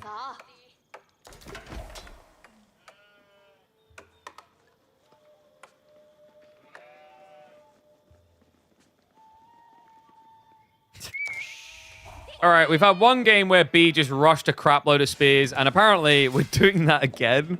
This guy has got an obsession, I swear. One and all, welcome back to Age of Empires 4. It's time for more tournament action. B, in the green is the Tuklak, on 4 legs, up against Puppy Paw's signature Civ. In the red, it is the Chinese. Yeah, and he's going for a full bum rush Dark Age. How deep does he want to take this, though? It's an interesting idea, with the gold being forward spawn.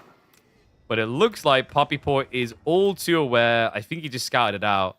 So he's rushing to gold to try and solve the problem. Yeah, he's going to want to be fast about this as well. I don't think he wanted to build too much in the way of fishing anyway, because with this start with China, you're not building an Imperial official in the first place. Tolkien family is not happy with many of the adaptations too. Yeah, but I think like in a lot of ways, the Tolkien family has gone unnecessarily fussy and also haphazard in other ways. I don't know. I think some of the Lord of the Rings adaptations are fine. Like the turn-based game was at Third Age, was pretty cool, I thought. You've got Shadows of Mordor, very good game. And Battle for Middle-earth. I think Battle for Middle-earth is pretty good. Well, Battle for Middle-earth too. So B, up to 4 spears. He just wants to deny the dock fully then. Makes sense. He already sees the gold gathering. It's going to be a little bit too slow to get in there. Still play Lord of the Rings Online? Isn't that getting some sort of... Was it a remaster or a full revamp or Lord of the Rings Online 2? I could have sworn I heard something was coming with that. I am beyond hyped, by the way, about... Sorry, I just got a mess in the background. Guild Wars 3. Dude, please let it be like Guild Wars 1. If it's like Guild Wars 1, we are back at the apex of MMO quality. So, Doc's now getting torched onto pretty hard. Puppy Paw's not going to be able to tech fast enough here, I don't think. Yeah, he'll get the tech up, but I doubt he's going to be able to get a boat out before this is on fire. He's even rushing. He's got 6 on the Imperial Academy to try and solve this. But it's 4 spearmen. Actually, like, the weird thing, where's B's scout? Yeah, he needed it at home because he's doing a rush. The weird part is he could have technically ran out to the berries and got a better gathering rate because he's, you know, an Indian Civ. And that would have allowed him to have the scout here with the extra burn instead of walking home. But still, like I said, he'll get it on fire. And then the whole idea is you can just stop a villager walking out here. Did he get pulled, by the way? He might have got pulled off with one of the spears by the scout. Ah, that's where he went. He's got a scout, a spearman rather, guarding the east side, so he can't get a sneak dock in. And yeah, Hera lost. Hera finished in the last tournament top 12, guys. It's over. He's gone. His unbeatable streak ended. Warcraft 3 killed him. Oh dear. Tower Victory. Dude, this is still no fishing at all from B. I mean, he knows he needs an age up first in a way, right? So denial there. Did he get the fish drop off?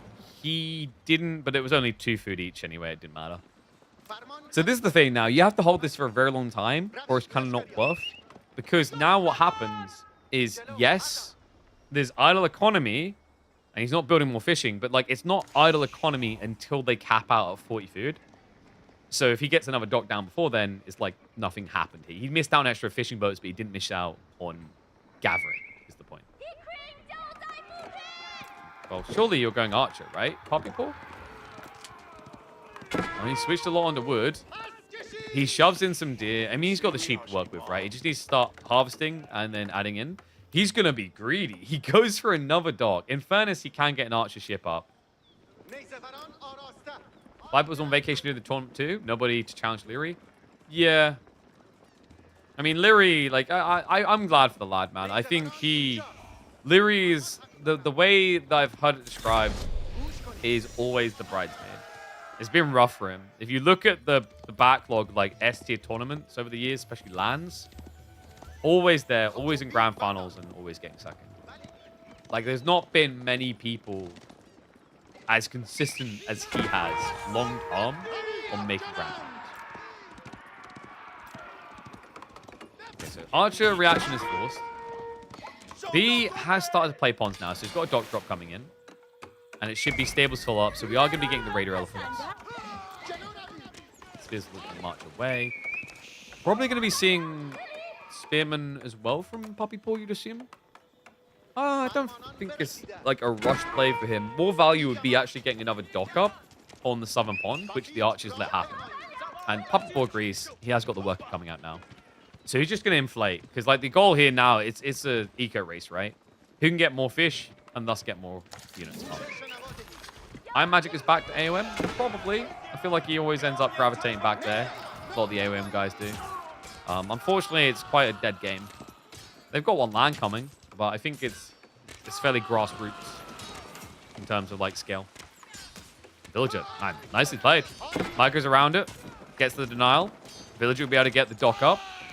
And all spears now dead. But the Raider Elephant is on the way. However, if you have to sacrifice the villager to get a dock up, I think you're happy with that. He actually might get him back. Yeah, no wheelbarrow, but if he starts walking home now... Oh, he's going to walk greedy. Yeah, he wants to secure the food indefinitely. Oh, it baits! That works out perfectly. The archers unintentionally intercepting. The villager's safe. You can try to walk him home now. Apparently not. He's just going to leave him there. Feast or famine moment. And now he rallies back. Meantime, is going to be an attempt to stampede in the... Also a little bit vital, but no deep dive. Spear production now for Poppy Paw. Yeah, the problem is that like you can trample there, but your opponent's going to see you doing it and move away much earlier. Oh, guys, we were talking about great strategy games. You know what doesn't get enough recommendations? Obviously, Settlers. We didn't mention that. Settlers free goated. Cultures 2. It's going to sound crap the way I describe it. It's like RTS meets Sims. It's actually pretty cool. Basically, all your like people have like, you know, need to sleep, need to eat, whatever, and you career path them and build structures and build army. Really cool game. Oh, Raider Elephant? Oh, you cheeky son of a gun. Okay, I don't know if that was worth the hang around there. If you walked away straight away, that was pretty sick. These Raider Elephants. Ooh. Get the worker killed. Okay, that makes it a little bit better. -1 worker. The problem is, I hate this UI. It's so bad. It's not counting his economy, is it? No, it is. He's legit just 8 behind still. Yeah, so 5 fishing boats compared to the 10, right? It's a bit of a tricky situation. It means that Poppy Paw is probably going to spike a lot quicker.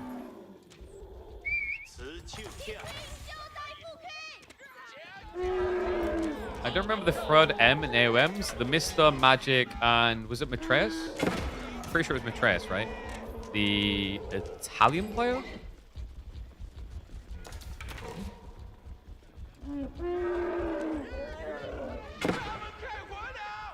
Just checking if he was Italian. Oh, he was. I'm so on it. I know my scenes. What up? I feel like that's such an obscure thing if you're not an Age of Myth person. Alright, Raider Elephant getting a really good trade here. He got the trample off, spread the damage, spear plus Archer rather down. Economy is still scaling nicely for Poppy Paw, though. We're not at break point on the docks, which is what's important. If you don't break the docks, you're not really stopping the real problem.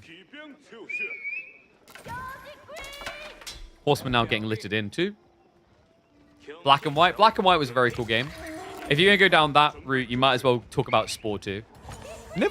I only ever bothered to play Spore once. Like, a long run for a few hours long. I feel like that was enough, though. Like, it's a very cool game. I was like, I don't want to go back to being, like, you know, an amoeboid. Now march in. Archers. Ooh, okay, Freebie going to find the worker. He's at risk of being pinned from both sides, but the archers should keep the spears at bay. Raider Elephant's planting off the door. He needs to be a bit careful. And the Horseman, the backstab. Nicely played. B came a bit too far forward there. Archers are going to get sacked. Spears guarantee the Raider Elephants can't help him, so heavy losses there for B. Ugly losses. And China looking pretty strong. Poppy Paw. Realistic timing achievable here now for Castle Age at about, what, 12.5 minutes? B doesn't really have a great blocker right now either. I love the fact he went Horseman. It's very smart and kind of underrated in this situation. Like, yes, it plays well into the archers, but it's more about the momentum to now go into denied docks the same way that your docks might end up denied by the elephants. And the body blocks as well. Cuts him at the choke point, finds a double elephant. Trample to try and get away, ends up just dying. And remember, these Raider Elephants are the same price as Knights, so 2 horsemen in cost. He's just slipping fast here, guys. Archer count next to non-existent. Raider Elephants are bad on health, too. Horsemen don't have the +1 damage. Does not matter. They just keep diving. All right. I think this is probably going to end up being a fast series at this rate, guys. Because Poppy Paw has free reign now to go Castle Age. Yeah, 13 to 22 fishing boats. He's miles ahead. Militarily, he's looking pretty strong. And there's no presence on the map from B. It starts to make you wonder, like, was the Dark Age rush worth it? I don't feel like...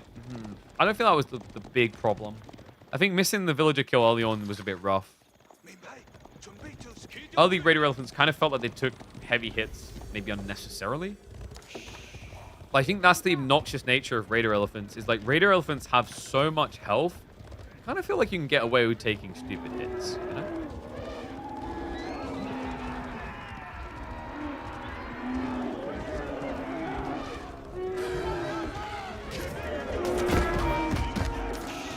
Now the dive in. Nice denial. I mean, this is a perfect trade out. He doesn't really want the horseman anymore. And the micro on point, just going after individuals one by one. Low on HP, will eventually get wiped out, sure. But now this just frees you up to spam Lancers. First one queued. Archers are nowhere near. Spears might even get a backstab at this rate. What does Tughlaq do here? Maybe more Raider Elephants?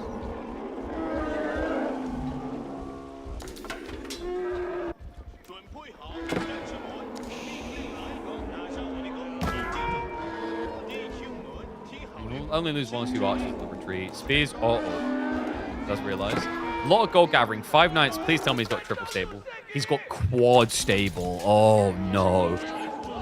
Gold workers walk away. You're gonna get sniped. Wait. Poppy Paw just walked. He's like, screw this. I need gold. I don't care. Villages? Psh, I've got fishing boats. Boats are more efficient than humans. That's why AI is taking over. Lancers now just kind of being ignored, but can only ignore him for so long. Spear count is low, yes. Raider Elephants are just going to try to headbutt this poor Lancer to death. Concussion! More concussion! Yeah, but more Lancer too. Kind of need to trample onto the workers right now. Yep, he knows. He goes for it. B.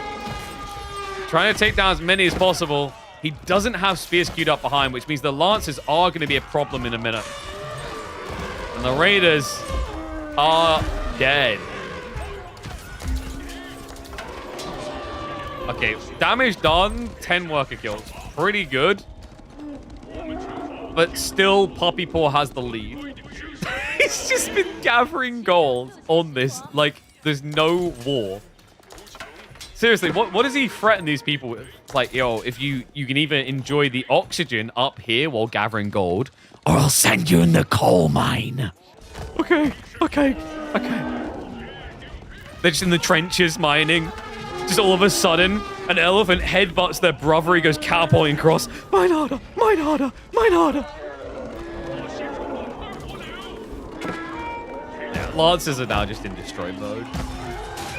It's B's turn to utter chop harder, chop harder, chop harder.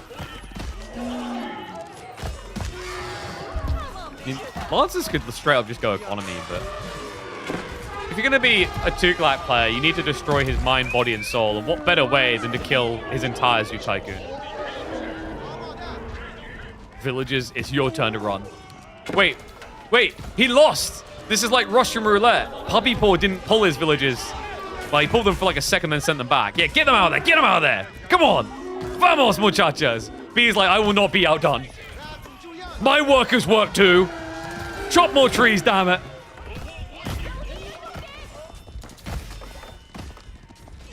Keep gathering. If you don't acknowledge the Lancers, they can't hurt you. They can't hurt anything green because he's surrendering. Full whited out. 2-0 now for Puppy Paw.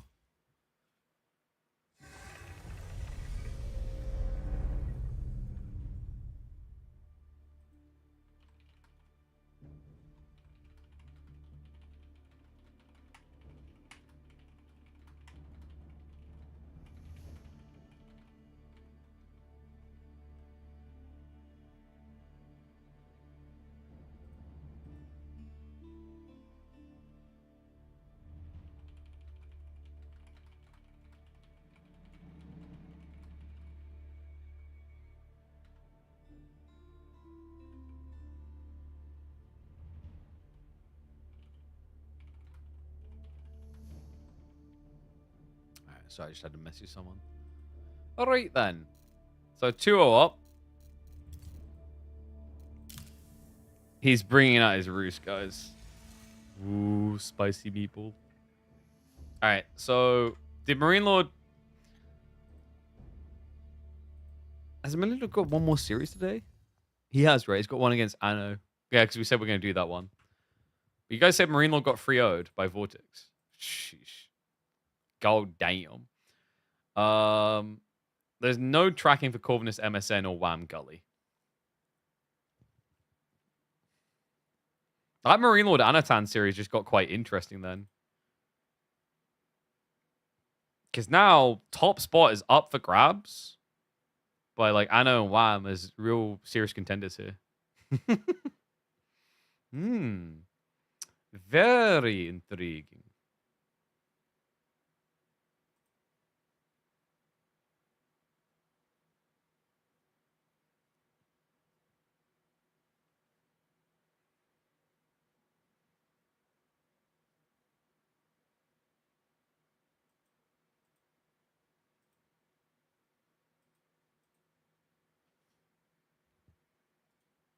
Oh, it's still 2-0 down. They haven't finished the final game.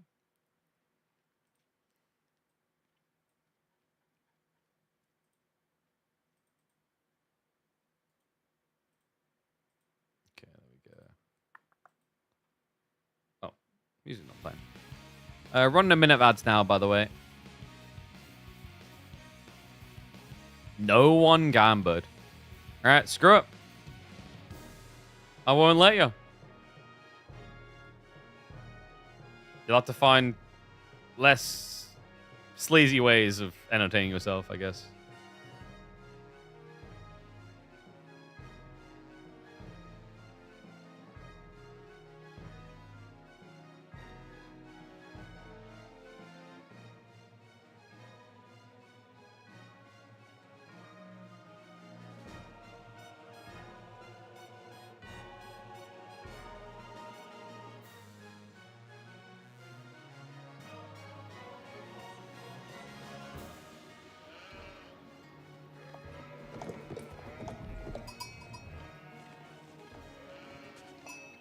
All right.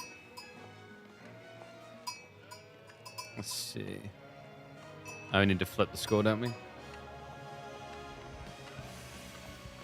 Sorry, I'm kind of like semi in business mode, KP. I'm getting pinged about some deals for my creators. It's like my brain is half watching the cast and then also mapping out the cost of activation as I do.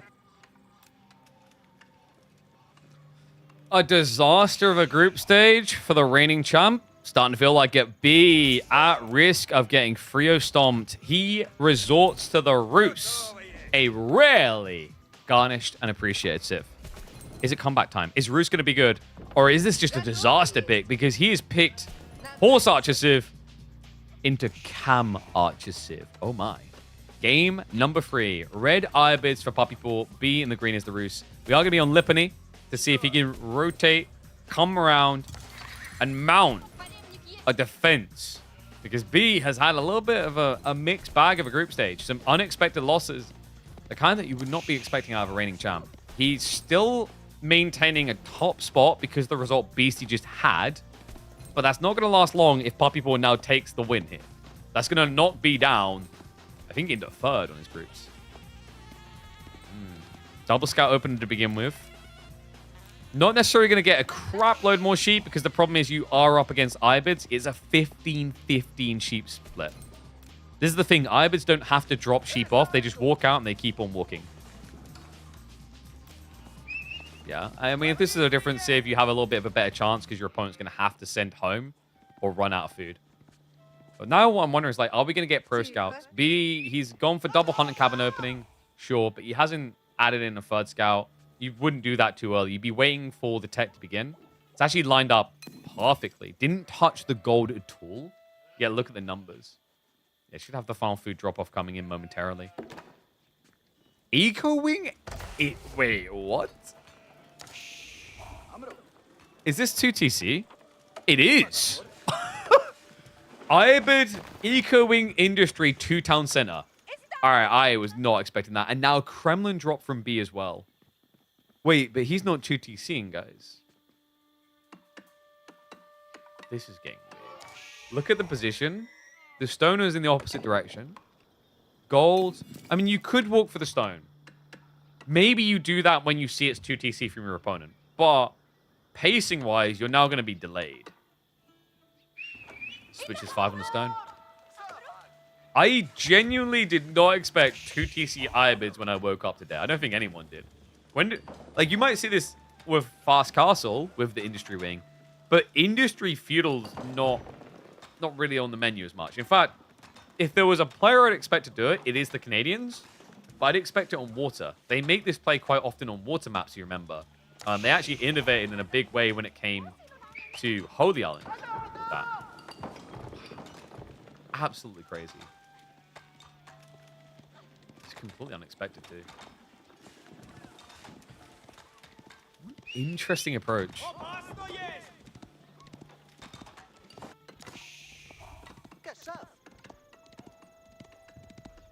When is he going to drop that town center? I guess he can go white here. Berries plus deer is pretty nice.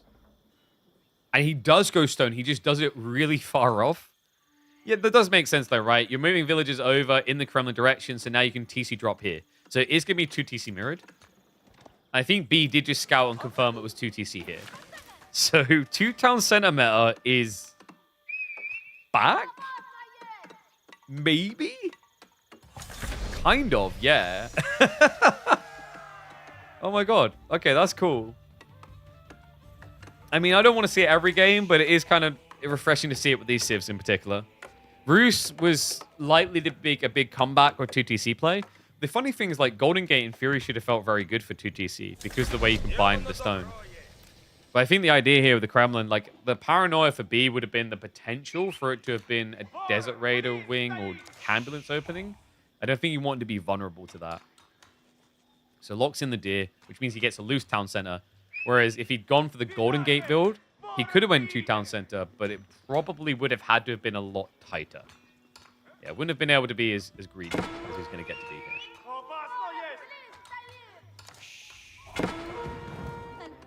And town center not going to get blocked out by the scout. Wasn't able to prevent it. Pop up with a nice secure. Guess now we just fast castle, right? I would assume so. Roos of these two wouldn't mind a feudal attack, I think.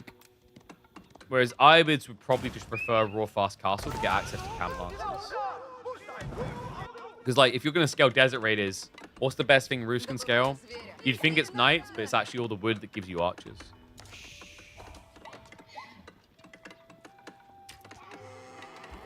And I guess the other thing is, like, if you force along feudal, you do have the gremlins. So, like, if you force along feudal, then go castle, and you summon the gremlins, you have a lot of DPS to defend. Because this recently got buffed, you now get hand cannoneers when you reach castle age. So you get the spearman still, but you'll also get a hand cannoneer. Doesn't do too much damage. It's like 10 base or something, but it's a range unit now, right? It's a range unit that's doing the damage of like a castle age archer. And the cool thing about that is, remember, the gremlin units, the way they work now is they lose health the longer they live.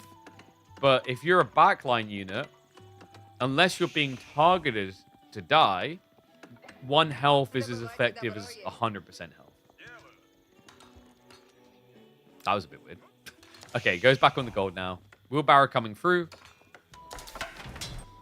The spearman production for Puppy Paw. Looking like it's going to be a macro for fast castle.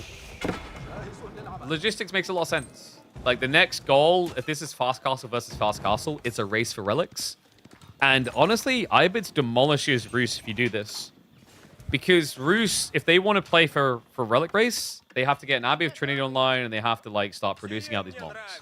They're going to progressively produce them out, right? They're going to be cheap with an Abbey of Trinity, but it's going to be slow. But Ibids, the moment you complete that tech up, 3 of them are there. So you can snatch the majority of relics straight away when your opponents maybe, on a clean build, got, what, 2 warrior monks heading out?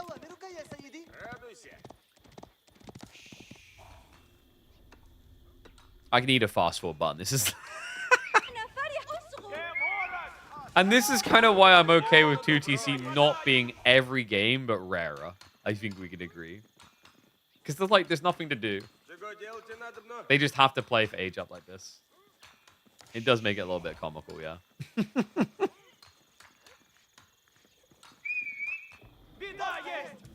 Okay, so moment of truth. Gamba wing, Gamba wing, Gamba. He's not gonna do it. That is cool though. Military wing Master Smiths coming through. I'm fascinated. Okay, this is very interesting. So Master Smiths, why Master Smiths over Camberlands? Few thoughts here. Master Smiths, if you now prep the blacksmiths, you can prep Undermesh and get 6 armor on your heavy cap. Not just that though. The other thought that I think is quite crafty here is B is quite likely to open horse archers or knights. If he does that, you now have an edge, and here's why. You get Military Academy. It's not just the armor techs here and the damage techs. You'll also get access to Military Academy, which increases production speed by 33%. Which means you get your heavy knights out a lot quicker than your opponent. And the reason this feels good with 2TC versus 1 is with 2TC, you have surplus economy, or can do quite quickly. Which means you can afford additional Lancer spam compared to a standardized build. It's like a different route to the Industry Wing Castle, where Industry Wing Castle is you add in 4 stables and you can afford them initially. This is you have less stables, but you make better use of them. What's the idea between Puppy Paw going spears? That is the weird part to me. Is I can only imagine maybe he thought Pro Scouts was coming, or he thought it was going to be like an all-in push with Knights Archers. It does look like it's a little bit wasteful. He can block relics, though. And yeah, he's already moving for it. You need more than 1 spear to block Warrior Monk, though.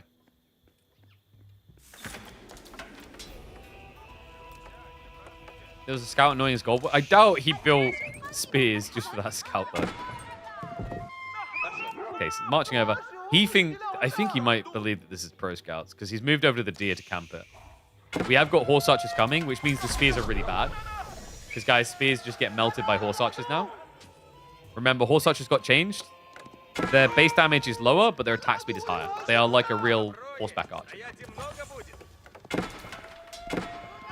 And crossbow straight away from Puppy Paw. He has got the stables coming in too. He did drop the blacksmiths. So look at that. He's prepping the undermesh. Really smart choice against horse archers because of what I just mentioned. Their base damage is lower. It went from 12 to 10. So having 6 armor out the gate is pretty nuts. Blacksmith's coming in. Double blacksmiths B. He noticed it. Okay. So going to try to remove the threat as much as possible. I mean, a little bit weird for double blacksmiths, though, unless he's going military academy. So you get Steeled Arrow. What's this one about? Is it Undermesh to dive the town center, or is it military academy to blow? Doesn't have the goal for military academy. Scout gets the stick of it, that it's going to be mass spears. Relic being yoinked. Horse Archer coming to assist. Needs to be careful with the micro. With the Warrior Monk, he's shenanigan. That's the first relic as well, so pretty big here. It's just like so annoying. You need to pull back a bit to charge. Doesn't though. The more time wasted, the more Horse Archers arrive. That's so annoying. Like his Spearman is literally just behind this unit moving practically the same speed. And the problem is when you're that close, you don't get the charge. So you have to pull back a bit and then recharge. Oh, that's frustrating. Horse Archer quantity is kind of concerning me now. Has got the debuff. That's big. Makes the spears last a bit longer. I've got the Warrior Monk here. Like, you could engage to get the extra armor and damage, which is big. Okay, Undermesh now coming through. Why did B build double blacksmith? He hasn't... Like, it's literally been pointless. I don't know if there was a different goal in mind originally. I think he was expecting archers or crossbows, and then when he didn't see them, there wasn't that rush timing necessary. But then, like, if that's the case, why go Undermesh at all? It's a little bit unusual. Nice position with Cam.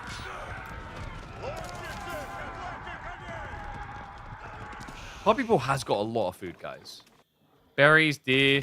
He's walling himself in. So Horse Archer raids are going to struggle. The problem for B right now is he needs a burn through. He's doing old school Roost, which I do think is a little bit underrated at the moment. It's just mass Horse Archers and get monks. You'd be surprised at how effective this can be. Because with Abbey of Trinity, those monks become very cost efficient. They're only 120 resources for a unit that does 11 damage, has 190 HP, and buffs your arm. And when I say the half price, I mean in all monasteries, not just the Abbey of Trinity. So you can scale that operation. Does feel a little bit weird against, you know, camels and spears, for sure. But it would give him a kind of effective way of burning through the walls gradually. This is like, it reminds me of the old build where Roosh used to add in lots of scouts to frontline. Still, things are getting a bit weird. These Cam Lancers have a lot of gap close. And it does feel like B doesn't have much wiggle room to move around on this map.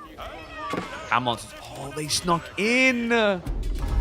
They find the berry workers. Extra worker kills. Moves forward towards the town center. Still no reaction from B. Finally starts garrisoning. But if you just look at the minimap, you get the full tail. This is coming to a defensive hole. And the worry there is Horse Archers suck when they're forced to stationary. And he's going to be forced to stationary at this rate. Because if you don't stop here, it's going to be your villagers. Cam Master's already on top of the two. Spears following up. The militia! B, he couldn't get the pin! He backs away just in time. Sick reaction by Poppy Paw. And that was all charges, bar one. Wow.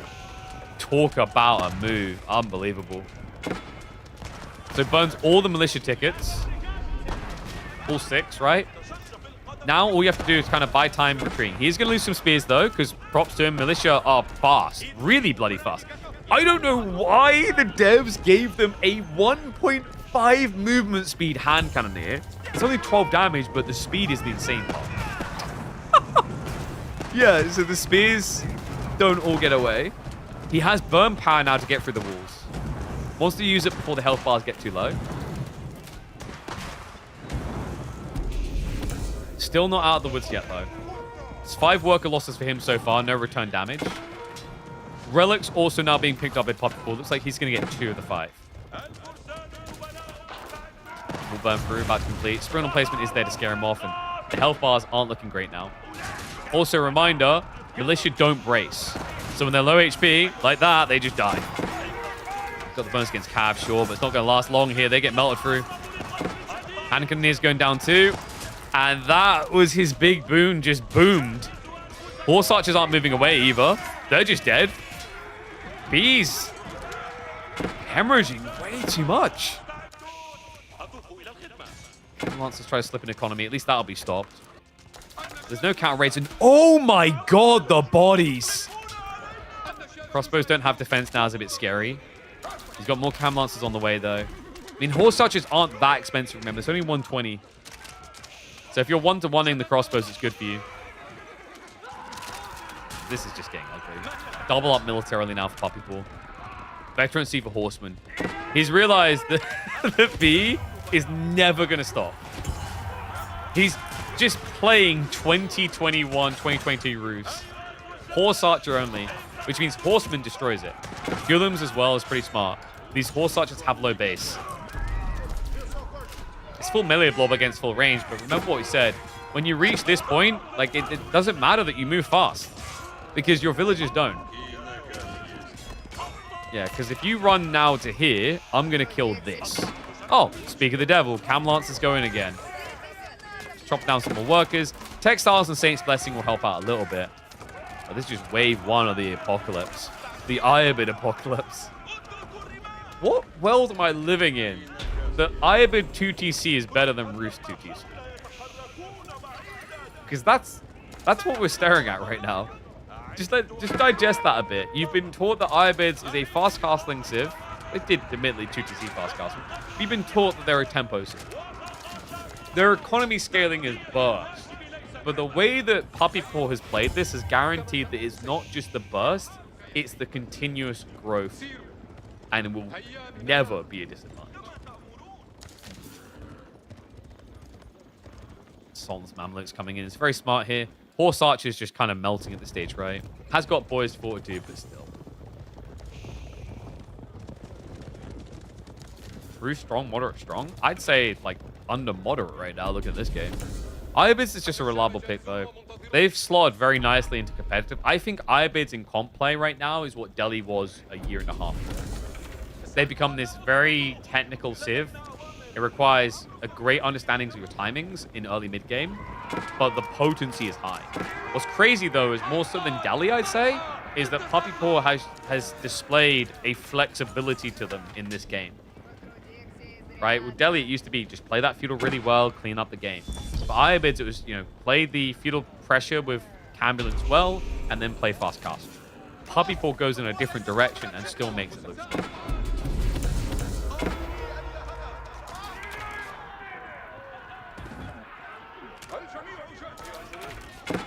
So I think we can agree 2 town center is back. Horse archers maybe not so much.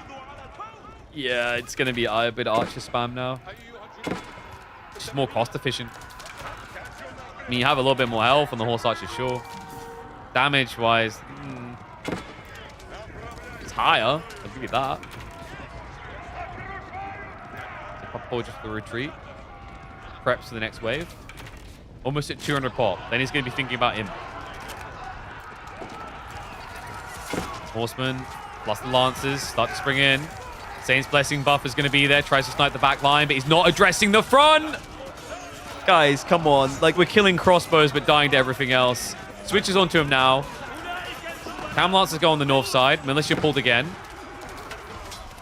Puppy Paw, he's getting a lot of Mamluk's bravery buffs here, actually. And the Saint's Blessing just ran out. That's the perfect moment for him to peel back. Yeah, he got rid of the monks. That's the key thing. No buff anymore. No rejuvenation. And the golden buff, 2 goes the victor. And Puppy Paw is the only one illuminating the stage. Shining bright like an exterminatus, here to wipe out B. 3-0 domination. And Roos put back in the box for another meta. They ain't back yet. I don't know, man. Maybe it's just the unlimited horse archers against camels. Did feel a little bit sus. Jeez, what a game. What a series. Puppy Paw looking like the boogeyman in this tournament.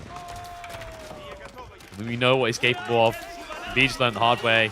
This tournament has sent all kinds of question marks. B, it feels like there's so many players that can just take it from him, which is the shocker when you consider how great he looked on LAN. But maybe it was just a Slavic food buff. All the Westerners got food poisoning and he's just too strong. Either way, Roos most definitely not looking strong.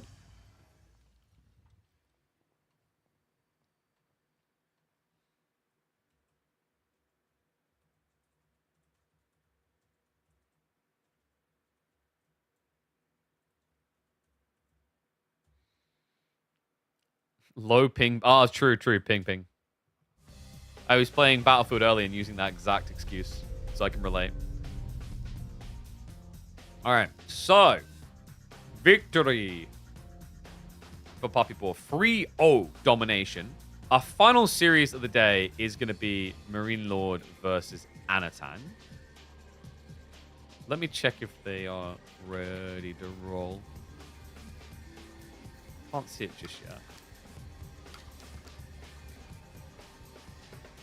Update it though.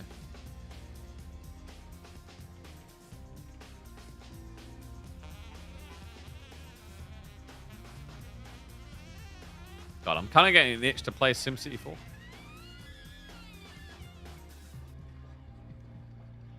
I wouldn't mind a new SimCity game, actually. I could get behind that. Is this going to be a quicker day? Kind of. We're at, what, 5 hours now? Anatan Marine Lord could go some distance there, right? I think they still scrim together a lot, if I'm not mistaken. So they know each other's number.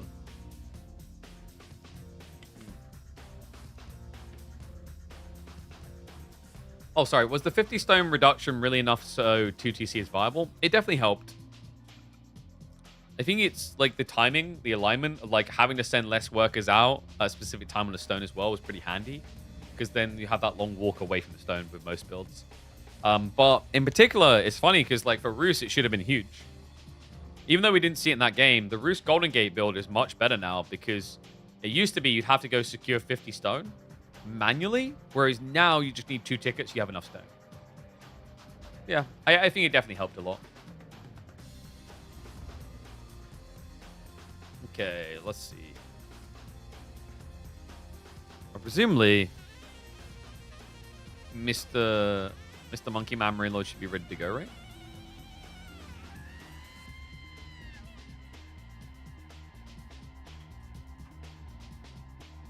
Yeah, he's literally just watching the final seconds of B versus Puppy Paw. Come on, Marine Lord, I need you to play the game. It's time to watch Anatan clap your cheeks. I mean, what? I'm not a bias caster. Let's be real, guys. Anatan gonna win, right?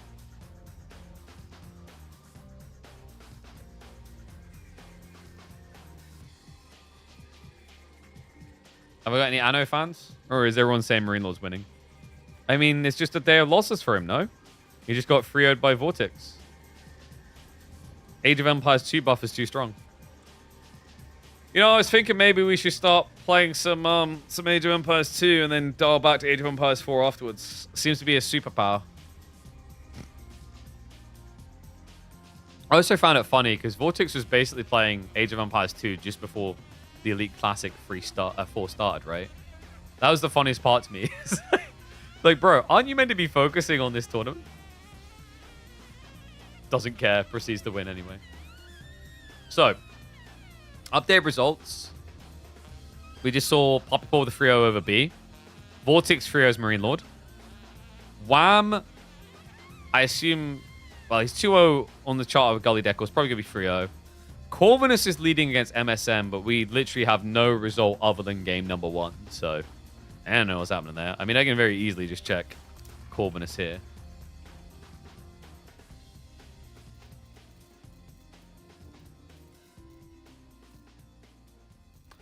That doesn't help even remotely.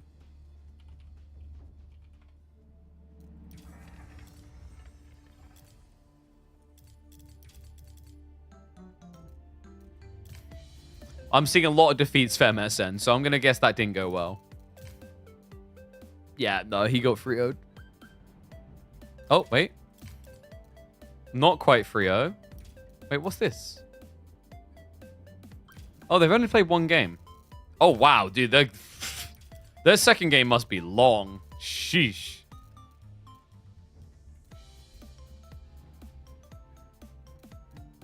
All right. Marine Lord Anatan now drafting. So give me a second and we'll hop in there.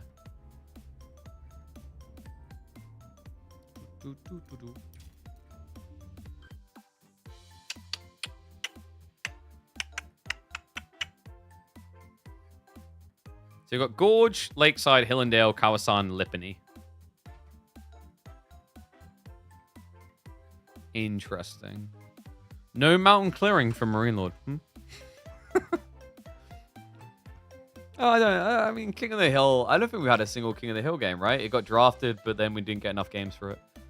Gorge is a beginner, though. Lakeside, Kawasan's an interesting mix in terms of Civ viability. Marlian's first pick. They mirror bands. Marley versus Shushi split. I kind of like Marley a bit more, though, still. Marlian's just got more versatility with the changes, right? Faruma's actually an option now. But I'm starting to think these two have been scrimming together a lot at the moment. That is a pitch perfect mirrored banning system. They seem to wholly align and agree on what shouldn't be allowed. Knights Templars, not the highest priority here, I don't think. HRE actually might be higher than KT. Actually, no. I think Marine Lord needs to get, like, Knights Templar. Oh. So, what I was about to say is Marine Lord kind of needs to get Knights Templar early, and here's why. Kawasan is a problem now. Because Anatan just got the two best civs on... Actually, that's not true anymore, is it? No, because Shushi's Meditation Garden got changed. Meditation Garden made them the best civ in the game on Kawasan because you could Medigarden drop the center and get an unfathomable amount of food. That's not the case anymore. That's very interesting. Knights Templar is still considered one of the best, though. Iobid / Bastards could be a good answer. He won't Abba pick yet. French would make a lot of sense here. What else is there? Golden Horde. Golden Horde French. There's decent maps for Golden Horde too. Lipany, Gorge. Yeah, I guess the French. So Anno is probably Golden Hording now. And then Macedonians. Or Order the Dragon. Order the Dragon is kind of like a very subtly powerful pick for Lakeside.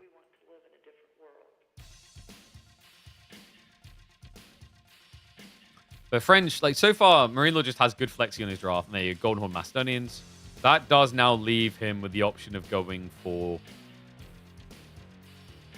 Japan here. Japan plus Order the Dragon. Sengoku's still in. Okay-ish maps for them. Lipany comes to mind.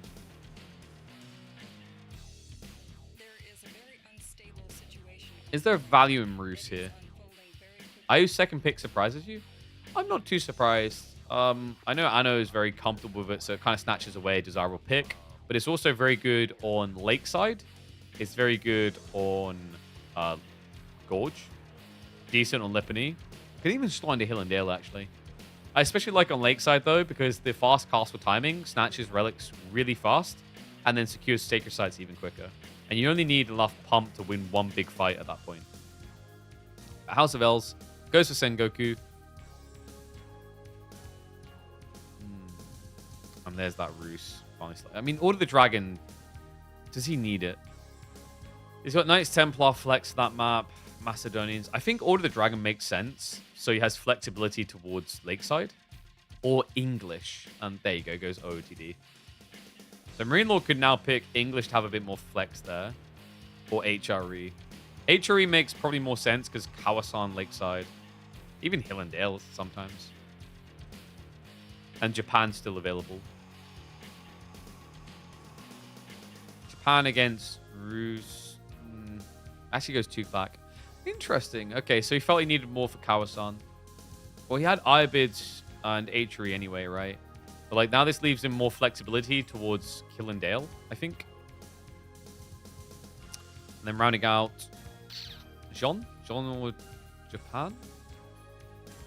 I don't think he picked John against this, right? Okay, he just goes for the quality Mongols. Mongols not going to be the S tier pick on any map, but it's the flexibility to slot them in certain circumstances. And also, like, actually, in fairness, it's a Kawasan pick, right? So he's got Mongols, Order of the Dragon, Knights Templar. And Shushi doesn't really work, I think, anymore for Kawa. But Shushi works for so many other maps. I quite like Anno's draft. Yeah. I think like getting Golden Horde Master is very good. Then again, like, dude, it's the jack of all trading of French Mali. Like, is there a map you ever look at those picks and go, this will suck? It's hard. And he has some good situational picks in like HRE. Ibis is a counterplay pick to things like, what, probably Roos, Order of the Dragon. I think they've both got to slice the pie. It's not a domination on draft alone. The opening map is going to be Gorge. Shushi, Mali. Probably going to be picking what now? French and then Golden Horde?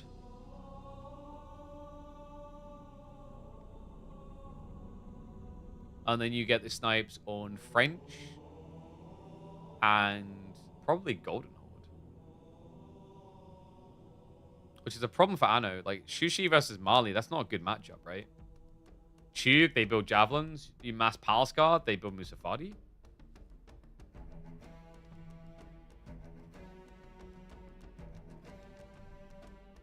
Marino's struggling his chin. I think he wants to bait that yeah, they're French. So, like, this has to... You have to snipe French, right? Because you want... Like, if you get Golden Horde, you're in trouble. Oh, no, he's going to have it. We just watched this matchup earlier. It did not go well for Golden Horde. They got dismantled, right? Like, French just peeled them back. Because French Knights just dominate the map, right? It's a very open map as well in Gorge. What's Anatan going to do different? Would you ever Dark Age Spear Rush with Golden Horde? Probably not, right? Because it's slower, because you have to wait twice as long to get your spears out. Alright, Anno's going to have to wow me. I'm not sure I'm convinced by this pick. What do we want to do? We want to do... Let's just get in game first before we do predictions.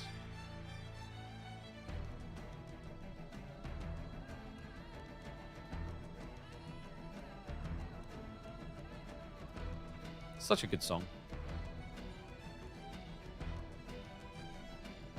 So, confession, we're talking about banger games. I only got around to playing Halo like a few years back. They are incredible games. Because I grew up on PlayStation 3, right? I do think that people don't give enough credit to the later Killzone still, though. I maintain, like, Killzone 2 and 3. Killzone 3. Killzone, like, I think Killzone 1 was pretty good for its time, but, like, people expect someone else. Killzone 2, because, like, people make it out like it was Halo Killer. Killzone 2 was really, really good. But Killzone 3, to me, I think Killzone 3 was on par with the best Halo had to offer, honestly. Such a good game. Doesn't get enough praise.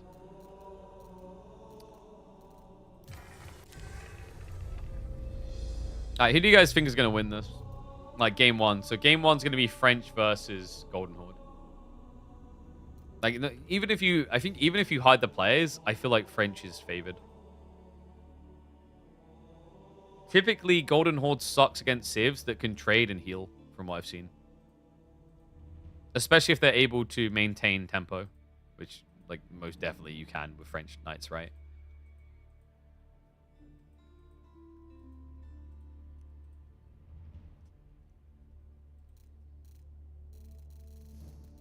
Alright, they're not even lobby yet. I guess I'm going to run ads. I'm going to run a minute and a half ads now. So, like, when we're getting into game, whatever, it's not a problem. Doop. One sec.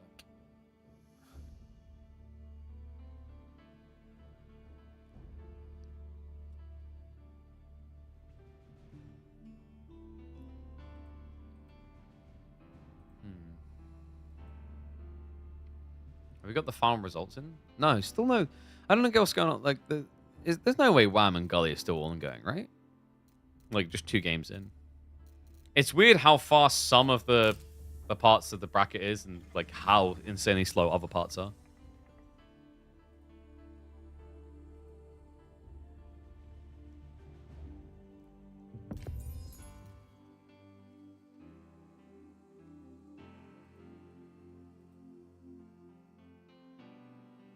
All right, let's get predictions online. So I'll give you guys 5 minutes. Game number 1. Anoton versus Mchenlund. I'm thinking of snacking after this. What will I snack? Maybe a nice good old chicken sandwich with gluten-free bread. Woo! Sounded nice up until the gluten-free part. I still don't know how I feel about gluten-free bread. It's just, there's something just weird about the taste. The texture's alright. It seems like a weird texture first, but like, I can kind of... Nah, I miss the crumbling of normal bread, guys. I'm gonna be real with you. I'm struggling right now. What's up, United? Thank you very much, mate. What's up, Thumbs KP? What's up? Not my gluten levels, but my gluten-free levels. Woo! Comedy is like, it isn't even solving the problems I'm having at the moment. I think that's the worst thing, is like, the tests indicate that I have celiacs, but I don't feel like it's fixed the problems that flagged it. And if I didn't already have them having a test result that says, yeah, it looks like celiac, I would just say to hell with it then. I'm just going to go back to eating gluten because this other crap's expensive and it doesn't taste as good. But now, because they have that test, the problem for those who don't know, celiacs, like people usually get it wrong with things like this and IBS, like, oh, it just means you poo yourself, whatever. Like, you know, you diarrhea. It's not that. It can just be as simple as like intense pain and nothing else. Fun thing with celiacs, I didn't even realize it.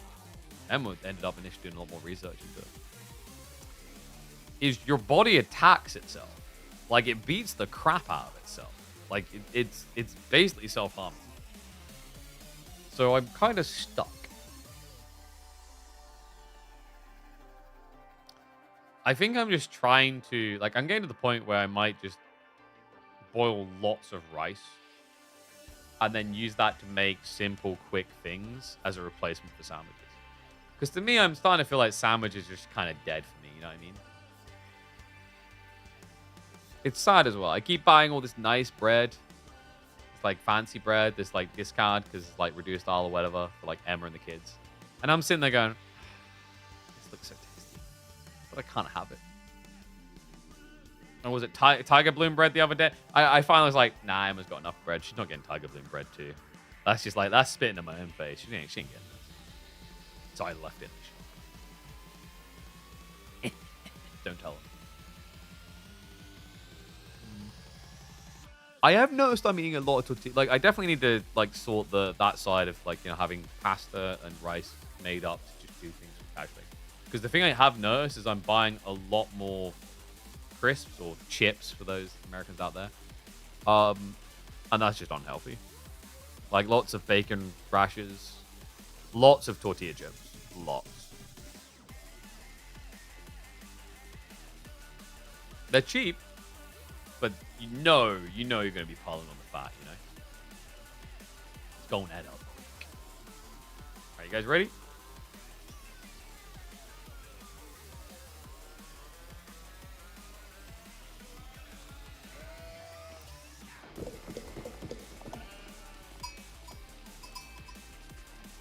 News just in. Marine Lord might be washed.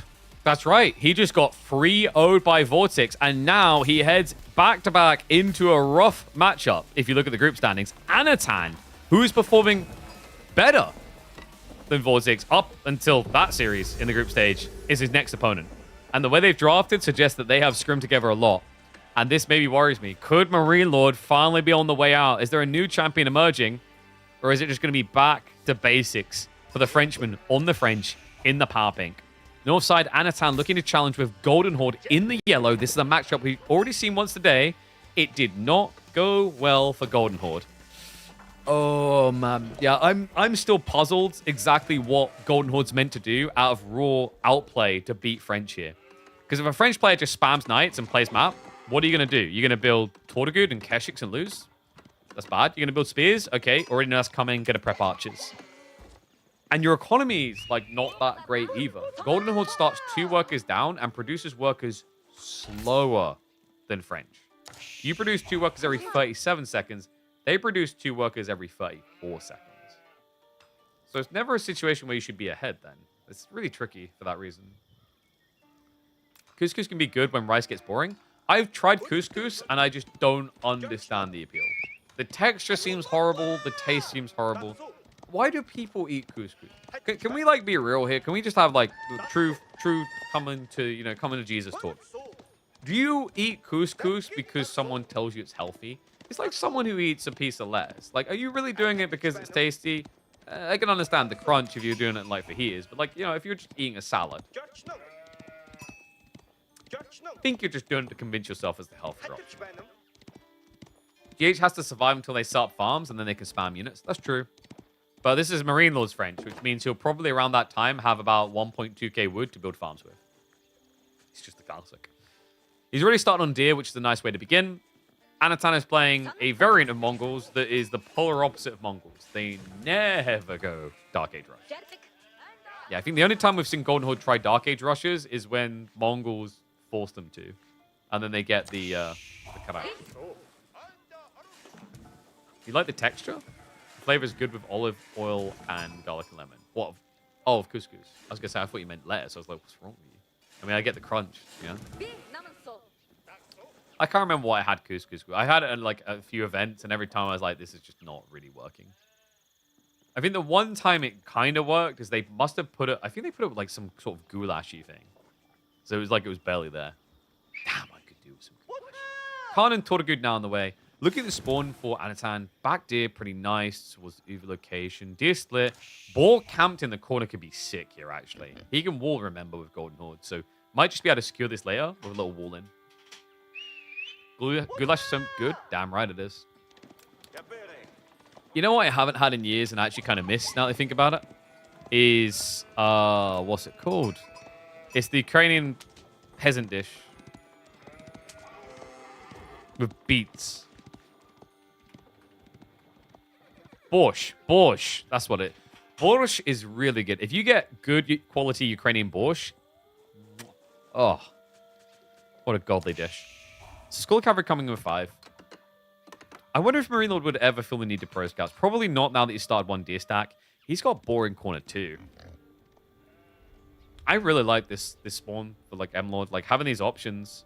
Deer kind of semi-wallable too if you really need to resort to it. Because you could wall... This is kind of sick actually. In mid-game, you could wall here, wall to the gold. And then once you've tapped the deer, you've got an 8k gold with a wall to protect it. Can also be terrible when thin and... Yeah, well, this is true of a lot of things, right? When it's done properly. Like, look at hummus. You kind of feel like hummus is okay when it's store-bought, bog standard 1 pound hummus. But then when you've had Middle Eastern hummus, you realize it's day and night difference. So I think that's the other thing, is like, it really depends on what you've experienced. That's why sometimes, like, I've had things where I'm not interested in trying caviar, right? And I wouldn't want to anyway, because the price of caviar means that even if I did like it, I wouldn't want to like it. Make sense? Once you experience something, hard to go back. If you've only experienced plain crackers as the edible thing in your life, and you then go and experience a full, 5-course meals, you're stuck. The other problem with a lot of these foods, I don't know if you guys know about this, like the psychology of humans. Humans seek consistency, right? It feels that logic of if I eat these berries, they don't kill me, then they're good to eat, and I'm going to keep eating them. It's reliable. It's when you have that volatility that's a problem. That's why McDonald's is actually so popular this day. There is no city in the world where McDonald's is the best option. But no matter where you go, you should be getting the same experience sort of thing, right?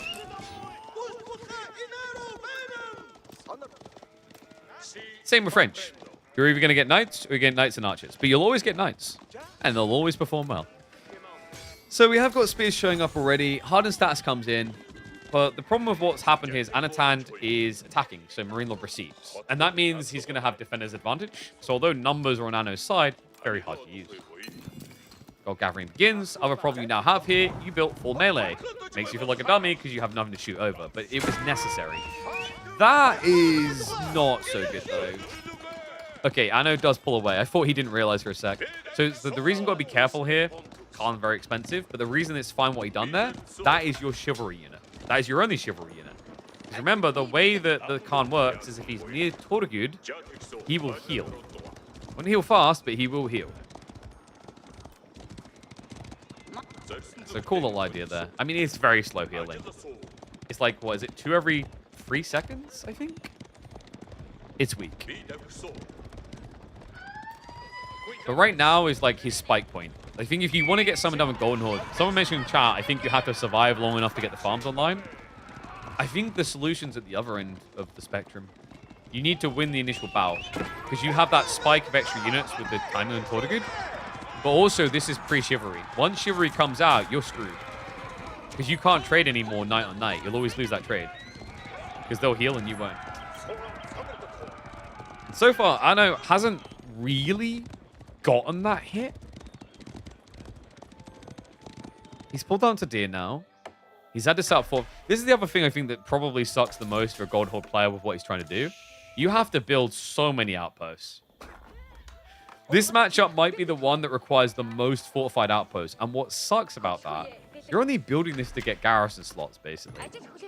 But it costs 200 resources. This is something that has been flagged to the devs by myself and many other people in the community. It's too expensive for what it is. You're paying double the price of outposts. You don't even get double the health. And you don't get 10 garrison slots, you get 5.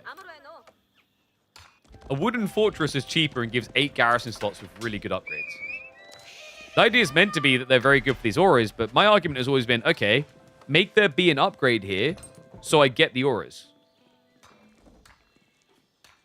I think that's a pretty reasonable calculation. It's like, yeah, no, dude, if you want to turn it into the aura projector and everything else, you have to spend the extra resources.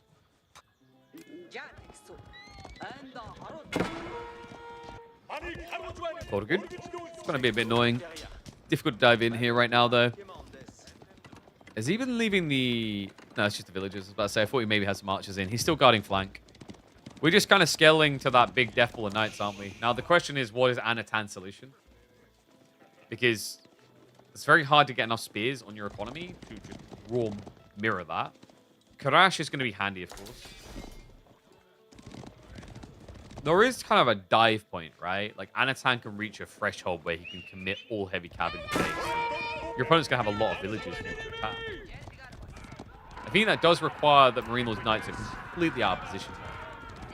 Yeah, because if you go into this base and you misread the choke points, Knights come in behind you, smash, just gone. We're getting the first of the stockyards coming through.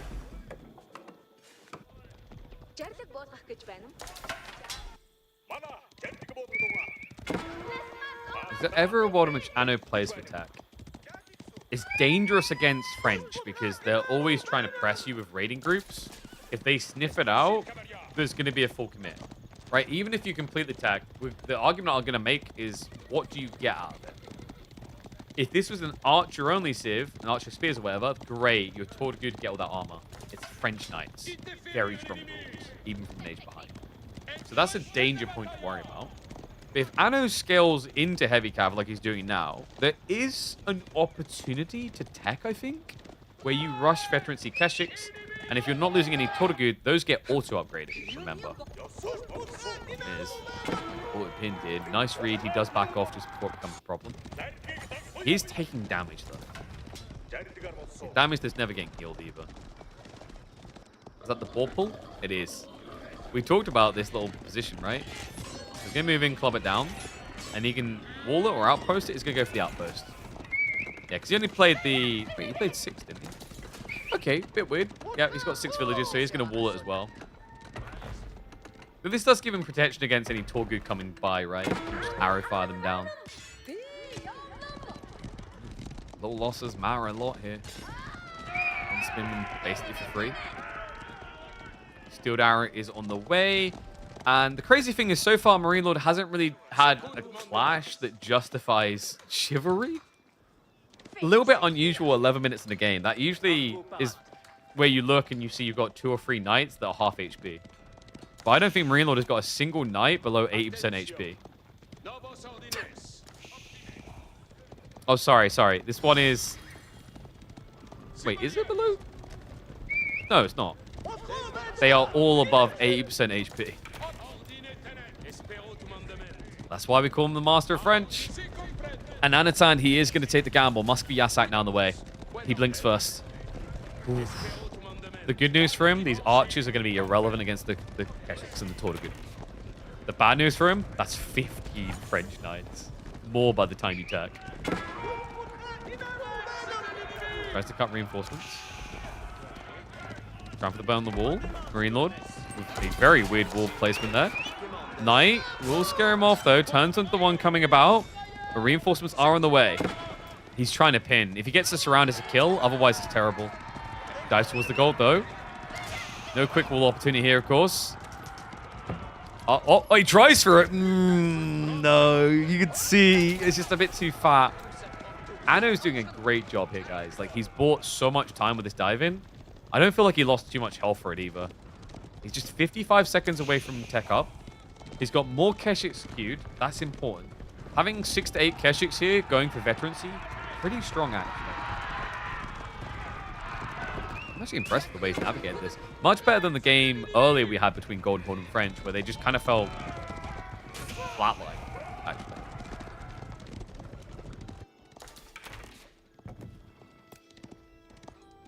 All good. How did he sneak that? Seemingly unnoticed by Marine Lord. Marine Lord is planning to play over towards the food soon. In fact, they're walking out. That's going to be a great find. In fact, the timing on this... Guys, he's going to get the auto upgrade. No, wait. Select all army. No, Anno, no. Okay, wait, he sees the workers. He doesn't see the workers. Oh, missed opportunity. I cannot believe that. But he has a different idea. He's going to be diving the base with the veterancy. Still takes quite a few warps to get a kill. He's going to be marching in. Idle time achieved there. He's got the +2 armor. He can hang around here for a long time, but Double Knight will look to block him out. That's enough DPS to break him, actually. And now, the commitment on the other side. We have an immediate buy into Roost Tributaries. They get bonus against Cav. Rotation round. Time being bought, though. Keshik upgrade almost in. In fact, he's going to get veterancy for spears at this rate. Marine Lord, kind of a crap will get off the pot moment. Protect yourself or commit. Here's the burn. Knights scare off the heavy cav, but won't do so for long. This is looking like a bad fight. Marine Lord agrees. Backs off. Knights could turn for a charge here. Damage to be had. Goes for it. Needs to move away fast though. Spear follow-up. And he is saving up now. So Marine Lord's looking for Castle 2. Archers are probably going to end up dying unless he wants to charge in again. Starts to sack the spears. The extra armor. Looks like he doesn't have enough to insta-kill. Nice choke point hold there. The Keshik's blocking, but -3 knights? Okay, no, 2 in the scout. Now continues. Anatan. Looking quite spooky, but hesitant to continue. Yeah, Marine Lord was forced to reinvest, so he didn't just straight up go for the tech. He queues up 3 more knights. That's going to be a shift to raid. And monks galore. Anatan goes straight after the relics. Okay. Pretty nice position for it. Now that you've got Marine Lord likely thinking about a tech up when he retreats like that, there's a bit of breathing room even against knights. It's not a big space to fill, but there is an opportunity to snake a few relics. Maybe like 2, possibly 3. Scout knows about the gold gatherings. So that's going to be another target for Anno. He doesn't know about the boar? Surely he has to here, right? Like, he won't see it on the map if he looks over. Guildhall is on the way, though. The army, they're rotating, but they're rotating too slow. Guildhall should get up. That's going to be 23 knights to upgrade. We do also finally have Chivalry. A little bit surprised it took that long. I think it's like one of those muscle memory things. Because ideally, you're queuing that immediately after the fight versus the extra knights. Because you queued 3 knights, that could have been Chivalry plus 1 knight. But it's like, when do you wait 15 minutes to get it? Usually you have it very early on. Good. Plus the scout. Actually pins the scout in, so we'll get the kills there. Army's marching, though, guys. Moves away. Veterans can now be queued. Marine Lord. He's up straight away. Chivalry just 20 seconds out. Spear mass. Looking pretty strong. Archers. High enough in count to snipe straight away, though. Yep, needs to start a step retreat. Knights get the perfect charge opportunity. They find the cut reinforcements. Crossbows there, too. And the archers are just bodying. They're blocking the spears. He cuts reinforcements, buys vital time. Great find there from Marine Lord. Stone gathering underway. About to get hit, though. Can't be charging in. Veterancy is now there. Still not interested. Keeps going after the reinforcements. Anatan with infantry comp is overextending. Oh boy, this is not looking great. He charges in again. Batu Khan gets the buff level, but these spears are never touching their targets. No, they've got more chance of touching Imperial this game, and that seems unlikely. Continues to charge in. Keshik's brought low again. Goes after the crossbows once more. He's preventing the counterplay from scaling. And backed away afterwards. Because this is the thing. If it's melee full, fight, heal, fight, heal, fight, heal. If it's crossbows, you're going to lose when you try to micro away. Great read by Marine Lord. Archer mass continues to scale. Good counter to the spear on the current count. And will be good enough to shut down the crossbows. I'll have to wrap wider here. Just buys more time for the healing, though. Not a terrible thing. Marine Lord needs to gather gold. He's switching 18 onto it now. He walks back out. The one spearman is going to see him. And there are some tributaries heading there, too. Yeah, Ruse tributaries, remember, also get the ranged armor. So this is a terrible fight for these guys. Guys, please. Send some knights. He's gathering stone fast. I wonder if he'll castle drop the gold to be safe. Unlikely. Usually you castle drop your base here to discount everything. How did we do on relics, Vano? Second relic coming in. So not crazy good. Okay, that second relic's not coming ever. So he got one relic out of this timing. That was the only monk he had. Batu Khan. He's on his own. Would be nice to snipe this guy out. The Batu Khan, I find, is the biggest reason why people win Castle Age and beyond fights. It scales disgustingly, remember. Because at this stage, he has 2 tiers, so he gets 10%, 20% damage buff. That being said, Anno only has 2 Tortugud, so even if he makes it to the big fight, the likelihood the Batu Khan gets tier 2 damage upgrade off, very low. Oh, well, likelihood is 0 now. Wrong neighborhood, brother. Oh, dear. Walls going up from Marine Lord. The forces are coming over, and oh, the wall doesn't go up in time. He gets in.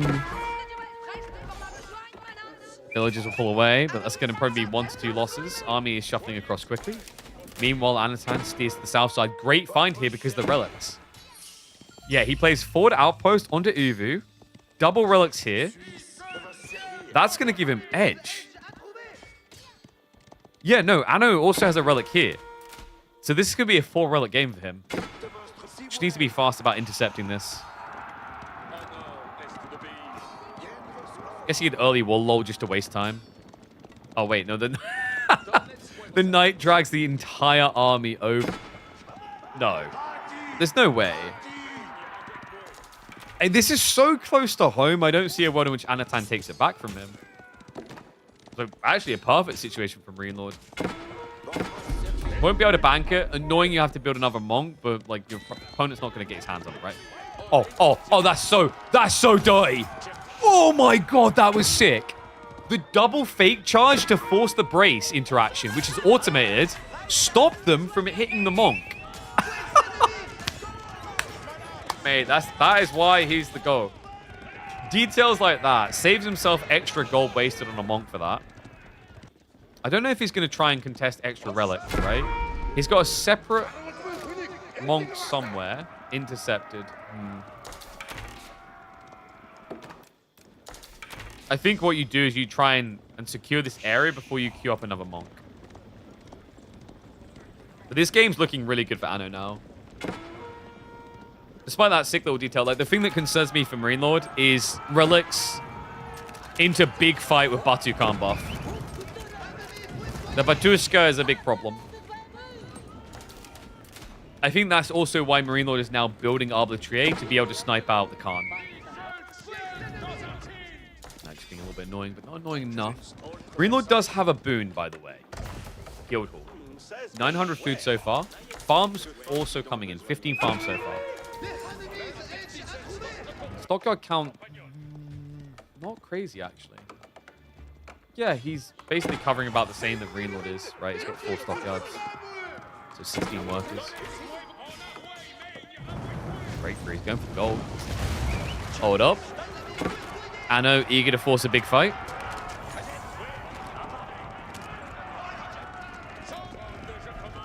You just can't, right? If you're Marine Lord, this feels like a bait. He knows it as well. Gate to get out. Just in time there before the Vet Horsemen are going to arrive.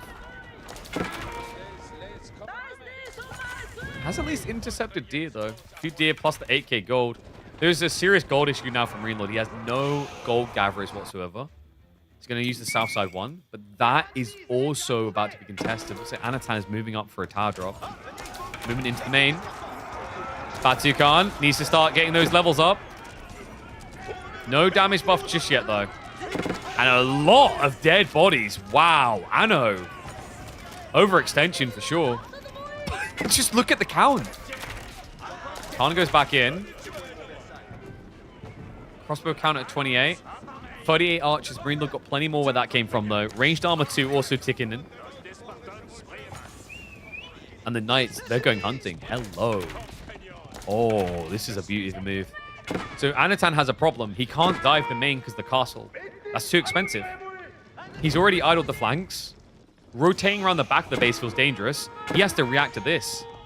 He goes in. Anatan in trouble. Knights are going to scour the base.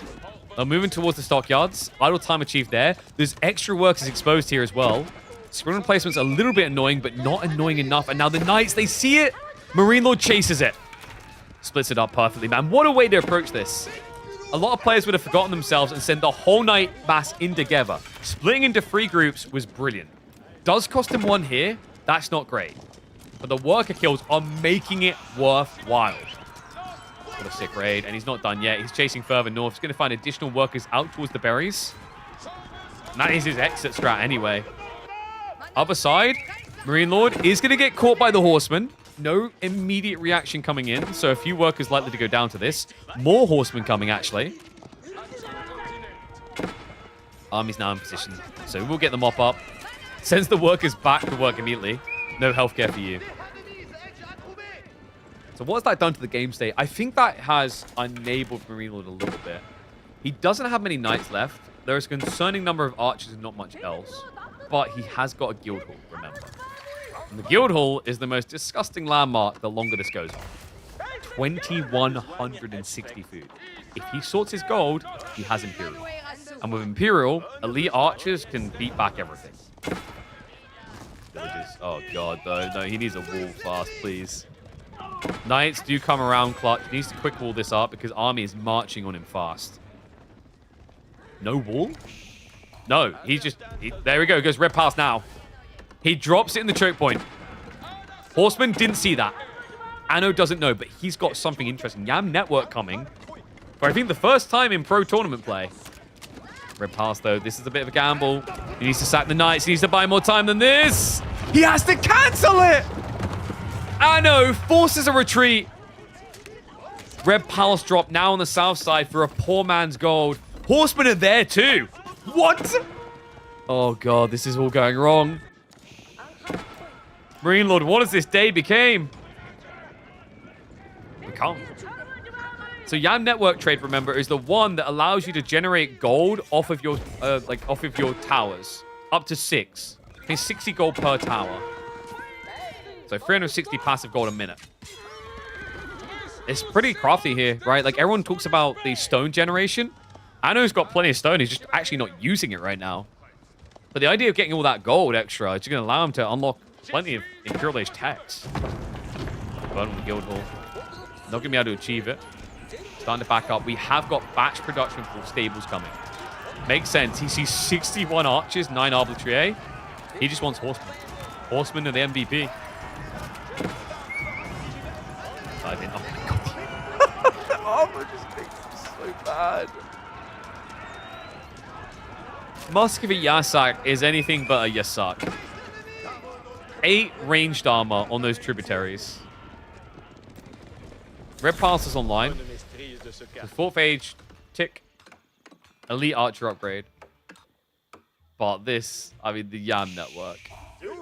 Reminder, it's up to 6. There you go, yeah. 10 gold every 10 seconds from a fortified outpost. He does need to build more of them. He's only got 5, so he's 1 short. Extra blacksmiths coming in too. Elite upgrades for... Wow, okay, he's getting everything. 4 Imperial tech straight away. Now, he doesn't have many horsemen, but that number is going to blow fast, remember. He has batch production complete, so he gets 3 horsemen for every 1 Shogun Q hit. So he's about to go up to 10 already. The tricky part is the Batu Khan. Actually, no, he's stupidly tanky. 605 HP. And 10 ranged armor.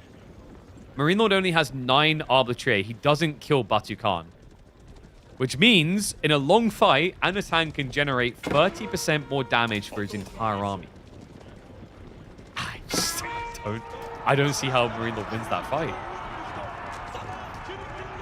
I mean, range advantage does allow for this, right? That's the good thing. Horseman wave arrives, though. Starts to charge in. Batu Khan pulls back a little bit. Good micro there. Anatan now with the re-engage. Spear upgrade is in. Pink Cavalry cannot contest. Has to continue the retreat. Buff should be coming in soon. There's tier 1. Nice juicer at this stage. Continues to push through. Castle soon to be reached. Marine Lord now outnumbered. He looks dead as a doorknob. Is that the saying? Why has that ever been saying? And he looks as dead as landline phones at this stage.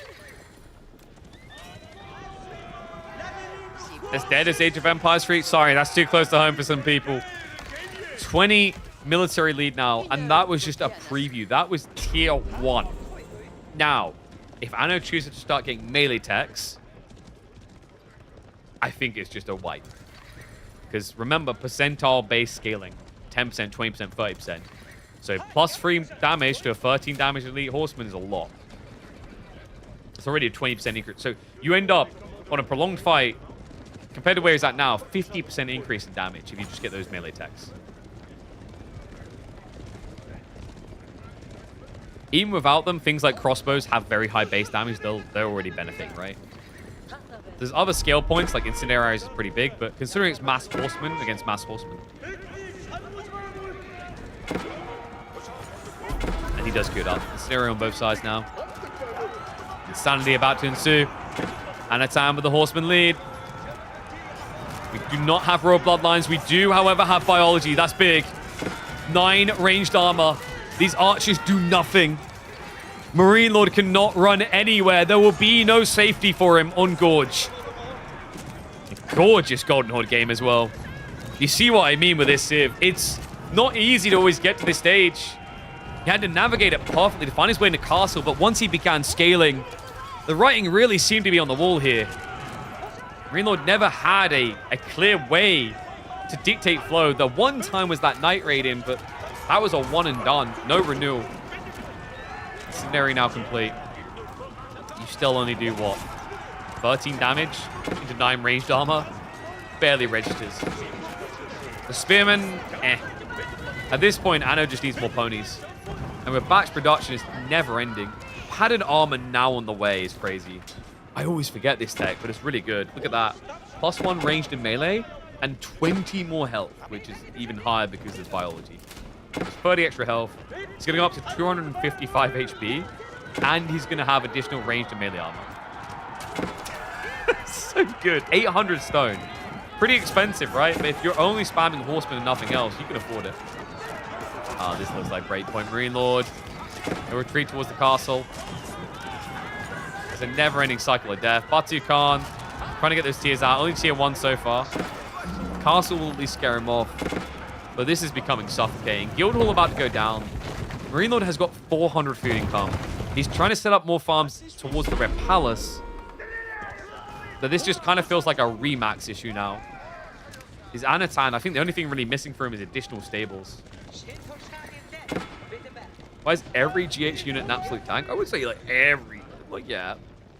They play around the idea of effective HP a lot. Right? You've got the Karash for the +1 armors. You've got the Muscovy Yasak for the +2 armors. You've got the padded armor we just talked about to inflate your health even further. I mean, yeah, Elite Horseman, 250 HP on them. Did we even get biology in the end? No, we didn't. We did not get Royal Bloodlines out of Marine Lord. I mean, even if he's queued up, but he's back there. 35% increase. He's not as tanky, right? No, it ends up being... I think he comes close, but the problem is with the extra armor, Golden Horde is tankier on the horse.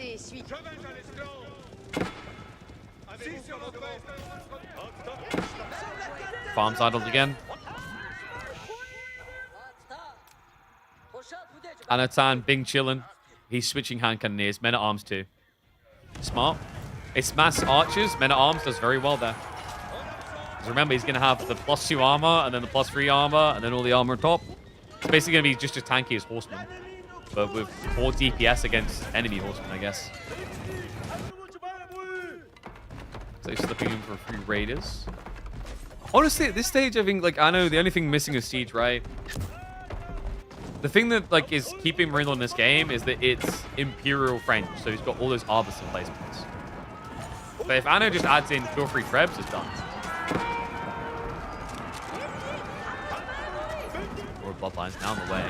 Minute 10 away, but yeah, he calls it. He knows it's done. GG. Anatan now leading early on against Marine Lord and showing you that Golden Horde really are a boogeyman of the late game.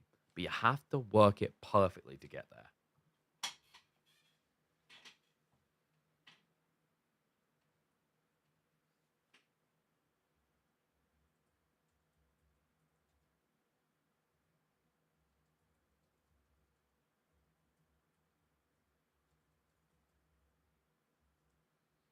I'm gonna call that one Golden Horde can lose this matchup so easily. I think Anatan deserves a lot of praise the way he navigated the early mid game and didn't expose himself. Easier said than done for sure. Damn, guys. Yeah, Marine Lord, was that like gonna end up 4th in group if he loses this one?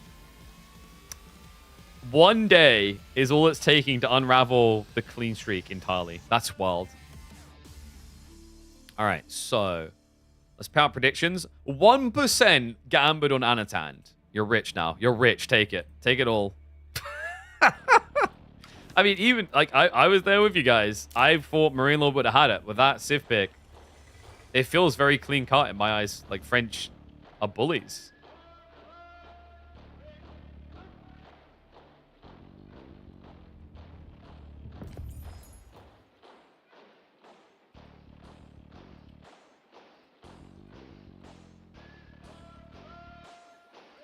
One sec.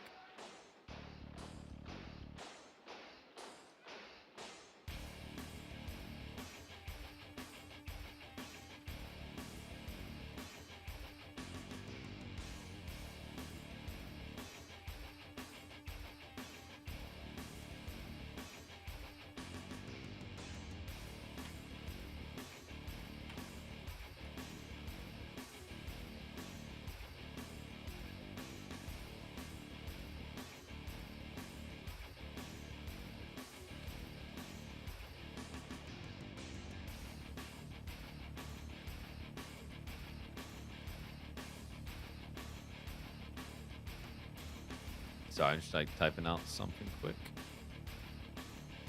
Okay.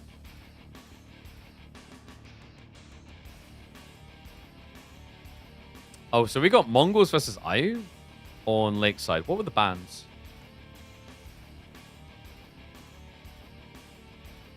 Yeah, Order the Dragon as expected. Order the Dragon HRE were both sniped out. I think Order the Dragon HRE are just so good on this map because of how easy it is to sneak Fast Castle and then Ratlock Rush.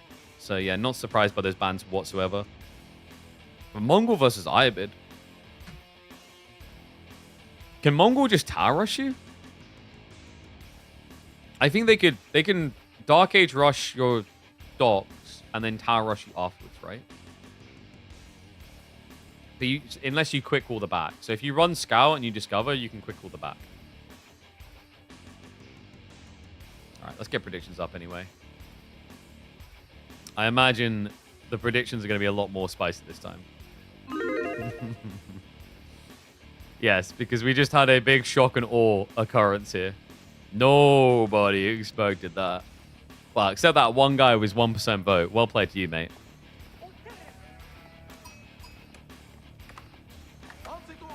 Red alert music playing because it's a red alert time. Marine Lord is behind. Game number 2 in the pink. He chooses Ibis. And the guy who's slaying him, Anatan, just beat him with Golden Horde. So it's only right he goes to the OG Civ of the variant. Mongols in the yellow for Lakeside, aka Pants Map, to see if he can cack Marine Lord, pull those pants down, and boot him right up the butt.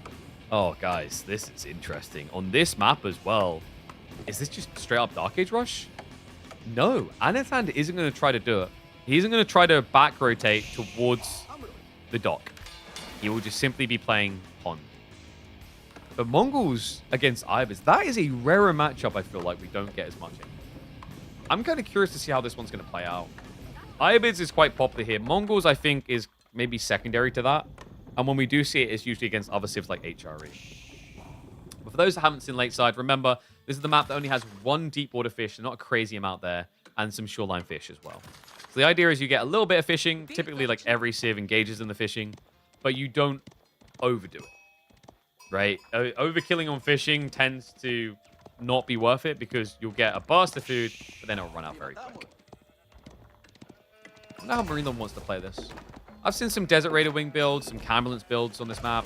I've even seen Advancement. If you guys remember, I think it was one of the Canadians that done that. Did it work? No, Dumu done that. And I think he won water, but it backfired on land.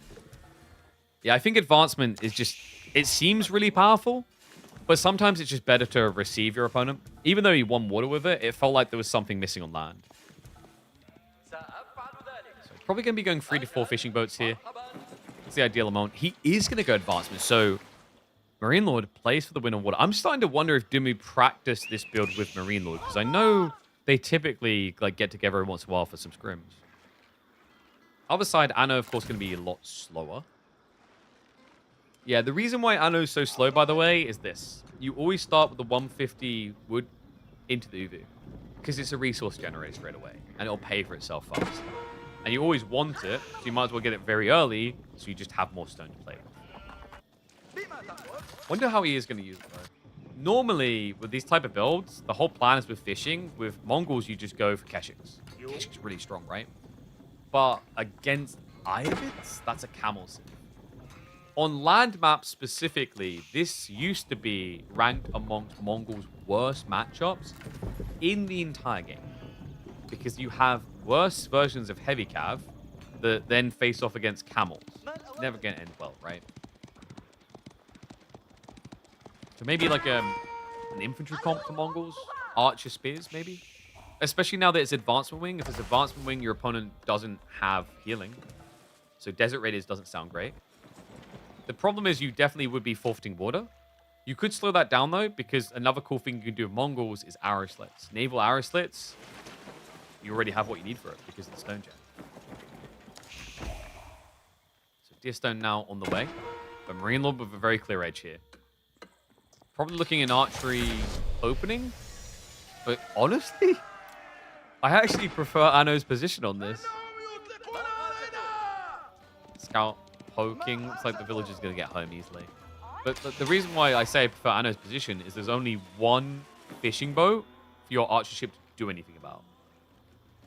And the whole point in like opening archer ship is to punish fishing, right? Like otherwise you might as well have a springald into archer ship. Because the alignment there is you then are able to harass the boat, but you shut down the fishing temporarily while sieging the building. And then by the time your opponent's thinking demo ship, you can already have an archer ship on play. Anna just being a nuisance in the meantime. 6 to the Deer Stone now, so definitely feeling a bit more pressure. Marine Lord, he knows about the worker. Anna pulls away though. Fishing boat will get in successfully. Khan's just going to be camping. Problem here, of course, Anno needs every sheep at home, and he's got a few of them.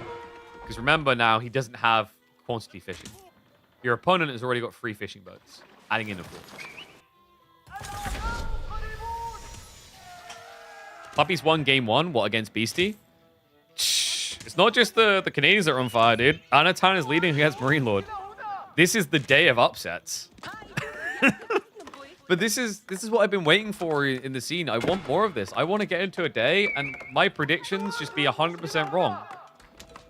Because, well, not 100%. My point is I want to have to randomly predict because there's no rhyme or reason to it because everyone is so closely matched. That's the epicness that I'm looking for. And Naval Arrow Slits it is, guys. Villager is still hanging around too, so he wants to come back in. Naval Arrow Slits doesn't feel very fast here, guys. I think the scout burn is pretty important. Yeah, Archer ship's going to pull away. Probably a demo now. Yeah, he respects. He backs off.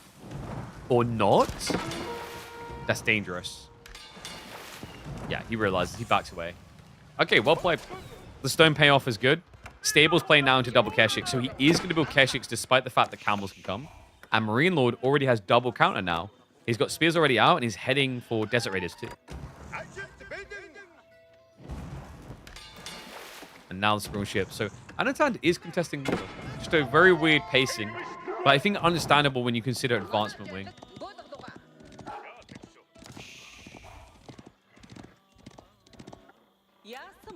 Oh, love this. Just gets eyeballs on what's coming next. That's a lot of fish. 6 fishing boats? Okay, so he's going for burst gathering. He'll dry the deep water fish like this. Obviously, it'll replenish over time. But like the whole idea with doing this is you've got a timing in mind. And guys, actually, my mistake. It's not Desert Raider, but he can switch to it, and it might be a good idea. He's going Horseman instead. Is there a bait option here? There might be where Anno could pivot archers after forcing Desert Raiders. Keshik's revealed. Khan just trying to gather as much info as possible. How did you guys predict? 100% on Marine Lord. Interesting. I mean, I can kind of see that logic. I think Ayabids has maybe proven themselves a lot more on this map than Mongols has. We are getting the archery, as expected. Problem is, it's being done right underneath the scout's nostrils, so Marine Lord sees everything. This is where you do the mind game thing, like, but maybe, wait, maybe he wanted me to see that he's building archery range, and maybe he's now not doing. The mind games are mind games. So double Keshik pump again. Yeah, up to 4 now. 1 Desert Raider would be really nice for Marine Lord. But I guess with this many spears, not entirely necessary. And it is an expensive unit. 180 resources compared to getting 2 more spears. Or 1.5 horsemen. Don't ask me which end of the horsemen you get. The hooves. Marine Lord is bully on water maps? Yeah, I think what I like about this map to a certain extent is there is a forfeiture point where you just give up water and win land very convincingly. Makes it very different to Holy Island. I think although Holy Island can do that, it's a different style. I think Holy Island, it happens and you adjust. But on Lakeside, there's more intent to the loss of water. You see it coming and then you prep for an all-in on land to justify it. And that push is coming. March up, brings the fishing boats too. Scrimmage ship just camping in. Whoopsie. Oh, the scout takes the hit too. Does not pull the fishing boats in time. That's got an archer ship coming now, but yeah, thank God he cancelled that. And give me a scrimmage ship on the way. Villager has to pull inland. This is looking like the forfeiture of water, guys. He realizes that he cancels. So all in on land now. His army is just not really up to scratch. Desert Raider gets baited, so it actually makes the archer play better. And now, the risk. Survival techniques. This is the timing. Many players will know it by now. When you push your opponent off water, there will be a steer towards the deer. The deer always spawn out very exposed. I know he's definitely outnumbered, but quality-wise, he's fine. It's also deceptive because of the water side, right? Like, technically on land, actually, they're even. But that would give Anatan the clear edge. Right, it's Keshik plus Archer. Archer counts spears. You don't have any range units, Marine Lord. You're now playing off the advantage of gradual food increase. Admittedly, there is a negative to this, which is unless he wants to quickly set up more docks, he's going to run out of land food soon. And that's the key thing to keep an eye on from Anatan. I think that's what he's playing for, is the starvation factor. The fish can only get you so far. You need to secure extra docks to exploit this fully.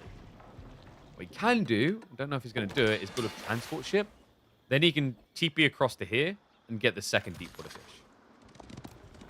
It's a risky play because, you know, your opponent can always come back and burn you off of that. But considering the way that Anno is being forced to play the map, I'd say the risk is limited. Because think about it, if I pull my Keshiks back here, there's no pressure onto your side. You can do whatever you want. Scout, he sees it. He knows about the gathering now. That's the risk point. Horseman rotating.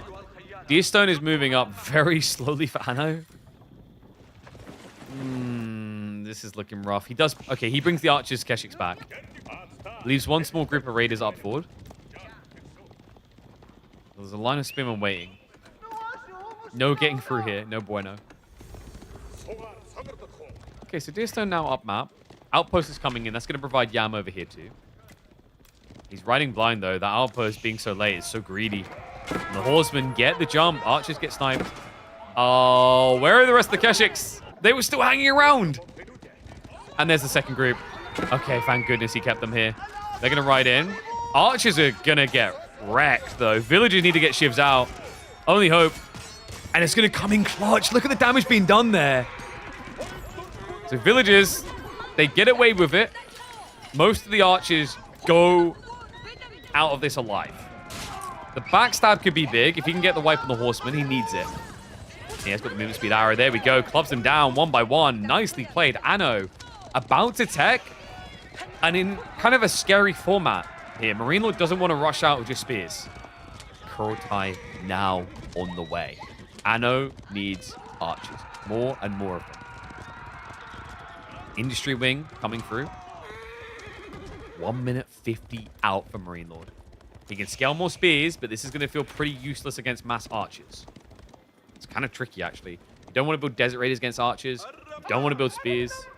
Do you really want to be building Feudal Horsemen just to go Camel Lancers when you tech? Probably not. So instead, with this play, the idea is to bulk a lot of resources and then vomit all of them out upon tech up. That's where the Industry Wing is a little bit weird, because he's already prepping the stables. He doesn't need extra stables. But the trade-off is he's going to get a bunch of stone, and he can put that stone into emplacements, spring on emplacements, which are going to come in pretty clutch to defend base. Tech up complete. A lot of wiggle room here as well. Anatan really needs that pack up tech. Thank God he realized it. But the timing here is going to line up nicely for veteran seas. So he cues Keshik first, which is a little bit interesting. Yeah, I would have thought he'd want archers first. But I guess archers are going to be fine in this fight, right? Whereas you want your front line, your very small front line, to be much fatter. Wait, can he not see the... No, he does see it. Oh, it just hasn't... Yeah, I'm getting baited. It hasn't tapped it at all. That's weird that it worked that way. But yeah, we'll be cut through. So luckily, Marine Lord's already moved woodworkers to the back. And he's also about to receive a very big, generous donation from his great auntie over in Burgundy. Yeah, she's sending 900 wood and 400 stone with a message that simply reads, "Eat rocks." Family are wonderful, aren't they? Kurotai is almost here now. Anno has veterancy on the way. Horseman raid. Ooh, and he doesn't turn to Shiv. That's expensive. Gold gets idled out. Also now expiring, shifts it more inland. Work is taking ages to make it back safely. He did try to shiv out in the end, but kind of feels like a wasteful point. Ends up being, I think, it's a 5 going down. This needs to kill. And Anno, it doesn't look like he's got time. It's 6 Camel Lancers queue across 3 stables. 4. Yeah. 24 vet archers. You might be able to kite with the Deerstone.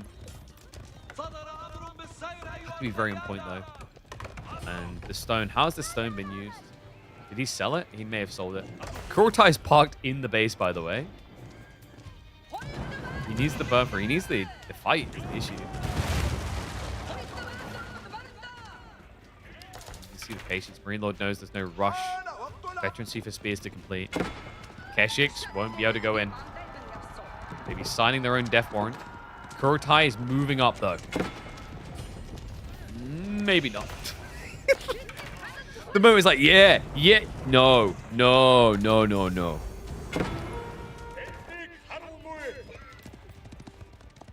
These horseman raids been super impactful. I think you got another worker kill out of that. Marches to the step up, though. Damage 2 is on the way. Cam Lance account is worrying me, guys. It's about to be 10 at this rate by the time they're going to be fighting. 10 Cam Lancers. How numbers the Keshik? We have got a crossbow switch in mind, though. Outpost as well. Spring and placements is pretty hard. Like, you need every piece of DPS you can get. Marine Lord is stepping up with just spears, which... Wait, was that intentional? Oh, I think that might have been a misclick. That was aggro. Sends the Camel Lancers out to go raiding. The problem here, guys, is Anatan doesn't have a way of demolishing landmarks. So what Marine Lord is doing is what we all do to that person that we wish wasn't part of the friend group. He's just ignoring it. Not returning his call. Instead, he's going to go hang out with his cool older brother. The exposed economy. Anno sees it as well. Has to run. Oh, God. Marine Lord. Not going to take too long to scarf this, right? You can split up. The dive's coming through. He says, anything you can do, I can do too. Kurotai's not packed out, though, so he hasn't got the damage buff. Their archers can't do this on their own. The Keshiks can't really help either. Moves across to try and intercept the workers. Spears come out in his face, though, with a body block. Saves the workers' lives. This is so messy. Where's the Kurotai going? Oh, my God. The Sim City grief. He's finally going to unpack it, but there's no archers left. Pick to the bone. Damage buff way too late. Chi-Chi gets caught. That is why a Mongol all-in should always hate a Middle Eastern base. There's just too many damn buildings. All right, 1-1. Deeper into the series we go. That base layout. He's like, all right, if he's going to do this, I'm going to have to dive. I didn't want to have to do it to Marine Lord, but here I cut. Where do I unpack it? Where do I unpack it? This is why you always get improved movement speed. You need it. Oh, dear. Atri versus Shushi. Kawasan time. Now, Kawasan's a tricky one. Sometimes it's an hour-long game. Sometimes it's a 5-minute game. Tuklak sniped away from Marine Lord. Knights Templar sniped away from Anno. Going to run a minute and a half of ads now so you guys do not get them in game. And I'm going to put predictions up.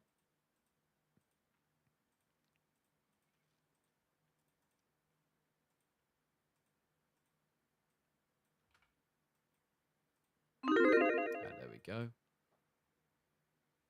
Oui, très bien.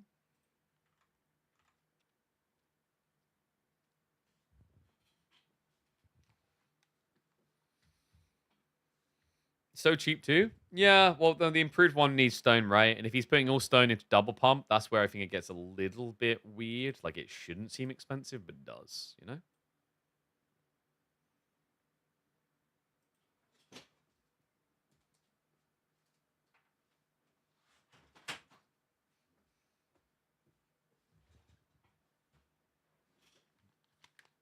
Is Poppy Paw still clapping cheeks, by the way? Let's have a look. 2-0 up. Wow. Beastie's been, I don't know, man, like, is the Olden Era backfiring? Vortex got a buff by playing Age of Empires 2. Has Beastie been debuffed by playing too much Olden Era?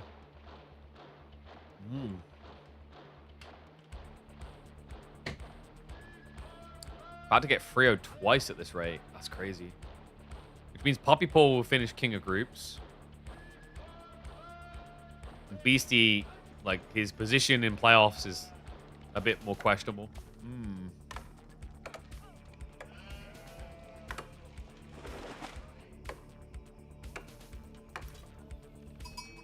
Alright, let's get ready.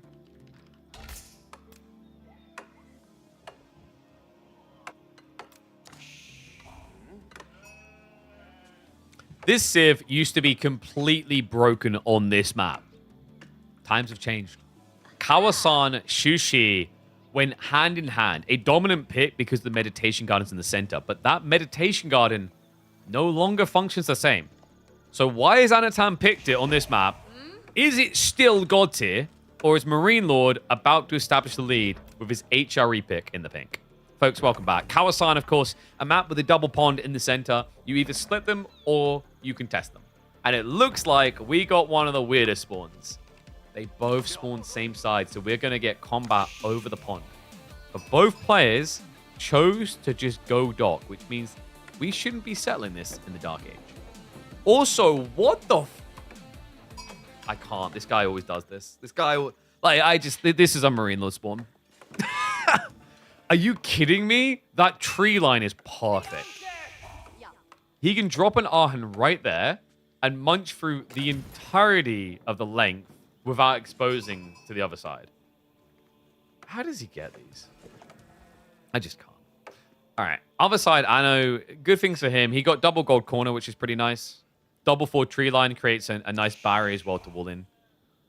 I don't think it's as good as this. I mean, there is negatives for Marine Lord, which is if he goes for a gold heavy build and gets pressed, his golds are all forward, which is pretty risky. And there is a risk he does get pressed, by the way. Like, there is a possibility we're looking at a Jiangnan build here. And by possibility, I mean high likelihood. Meditation Garden drop in the center really wouldn't do much for you early on. By the time it would do something where it would generate resources, its value would be diminished. Like, the thing that made old Meditation Garden so good is you would get, 120, 150 extra food income at a point in the game where that would have made up 20% plus of your income. That's what made it so good on this map. As we said, times are changing. And the Rax Rush is in. Marine Lord, he 4-drops it on the dot. What? Anno is just... Oh my god, he's in full innocence mode. I beat him in the first game. I'll beat him in the third. Odds are for me and evens are for him until something odd happens. HRE Dark Rush. We should have known. They always do. They're so good at it. The better economy early on from the Prelate. The movement speed. Undeniable. Oh, man. This is bad. If they split the ponds, it's more redeemable. But now he added fishing on this pond where he's going to lose his dock. And then Archer ship comes out with age 2.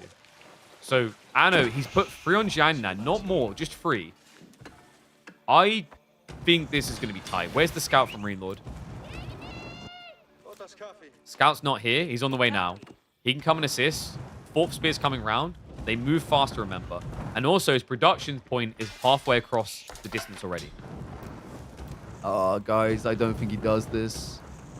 Jiannan's coming in way too slow, so he won't get an archer ship out because he needs 23 seconds on top of the tech timing.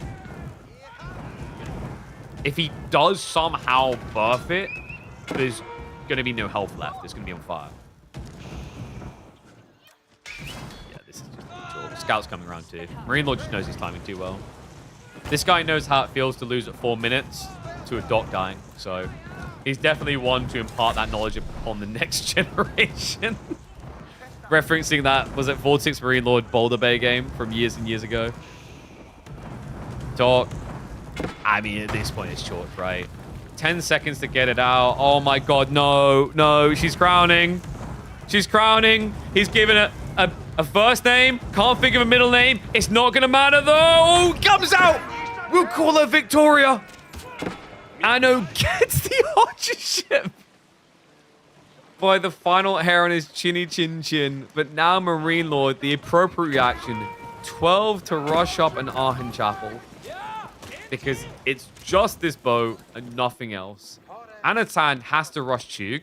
Correct idea. Can he get here quick enough, though?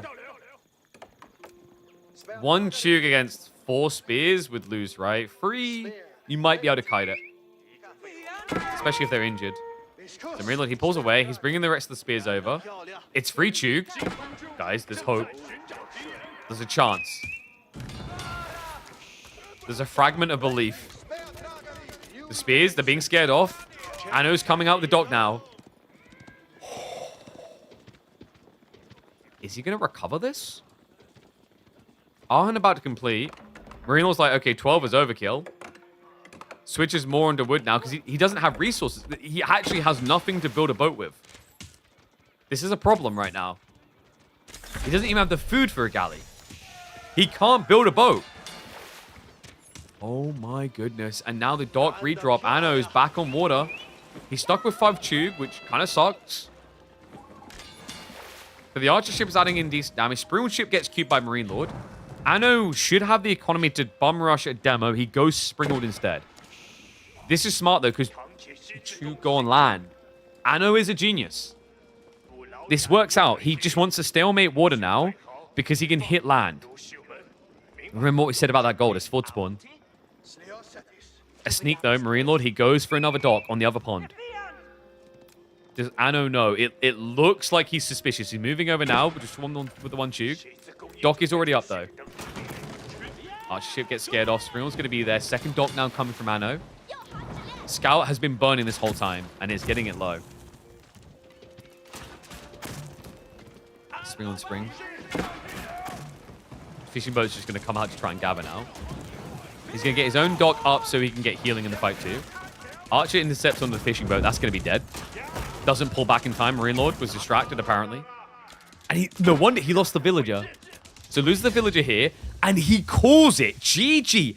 Anatan with a classic Kawasan. A 7-minute victory that now puts him up on match point against the Age of Empires 4 GOAT.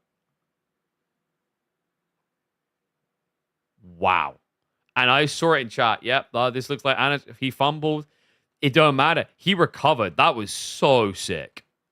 That was almost disastrous. But the clutch read to bum rush. I guess the archery range must have been queued up with like 5 villagers building it. And then to supervise it. That was the smart play. Because I think 1 Chug is too slow. Right? Like one Chug too slow. 2 Chug kind of on the edge. 3 Chug that fast into 5. Sick read. Anno is a beast.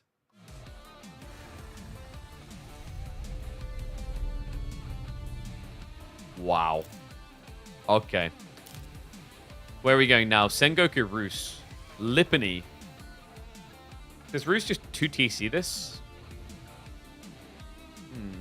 Does sound kind of greedy. You just get fast castle, no? Alright, let me pay out predictions. That was fast. Anno with the dub. What a beast. Is it a best of 5? It is indeed a best of 5. And Anno is now up on match point. Wins this one. He beats Marine Lord and crumbles Marine Lord's clean group stage. I say clean, he's already been slipping. Marine Lord is currently on point, sitting in 4th. Luckily, Kilyadi is so far behind him, there is no world in which Kilyadi surpasses. Sorry, Kilyadi, but like I'm seeing -4 versus +7. If Anatan does this, he firmly establishes a lead. He's +8 points versus +7 right now. Wow. Unbelievable what this group stage become. Vortex 3-0ing into potentially 3-1 for Anno now. All right, I'm going to run 2 minutes of ads, guys. Go get yourself a drink quick. You got a little bit of time. And when we're ready to go, it's going to be Lipany, Roos versus Sengoku.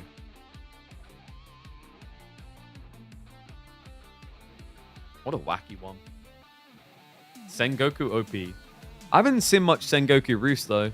So I'm kind of curious to see how they're going to play this on both sides. Like, is it that good? I mean, in theory, right? You Yadi cavalry up. They can't horse archer.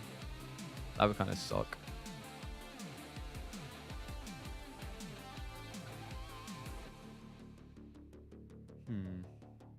Trying to think if there's a feudal all-in. I guess there is, actually. Dude, Roos Knights. Like, what? I mean, yes, they've got Yadi cavalry, but it's a feudal knight. The only thing I'd be worried about if he tried that is if it's Ryokan. I think that strat might be feasible if it's Koka, but if it's Ryokan, your problem is your opponent can heal and you can't. It's not like if you picked French into Sengoku. Right? You have a heavy cab, but you don't have healing. one should be fun. I'm going to start predictions now. You'll have 5 minutes.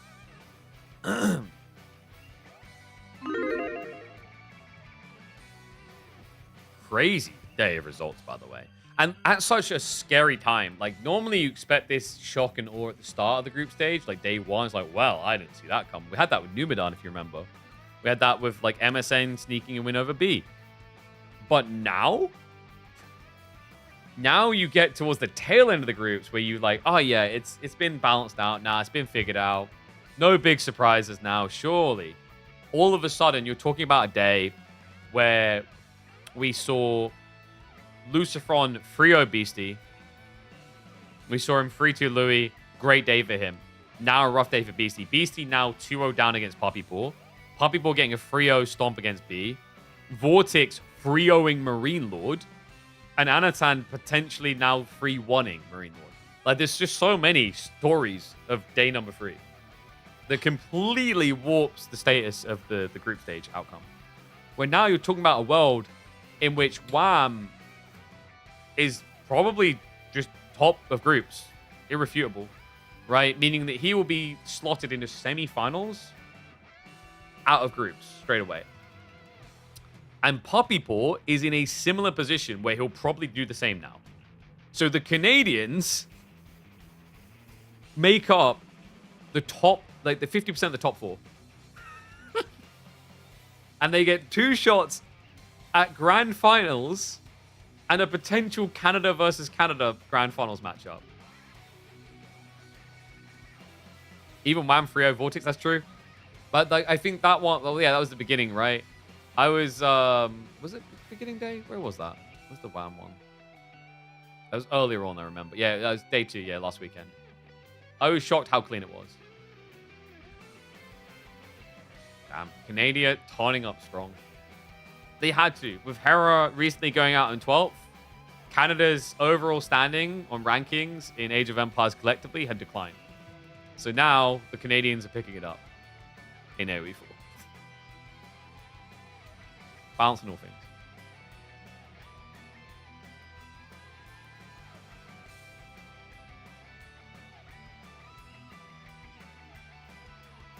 Okay.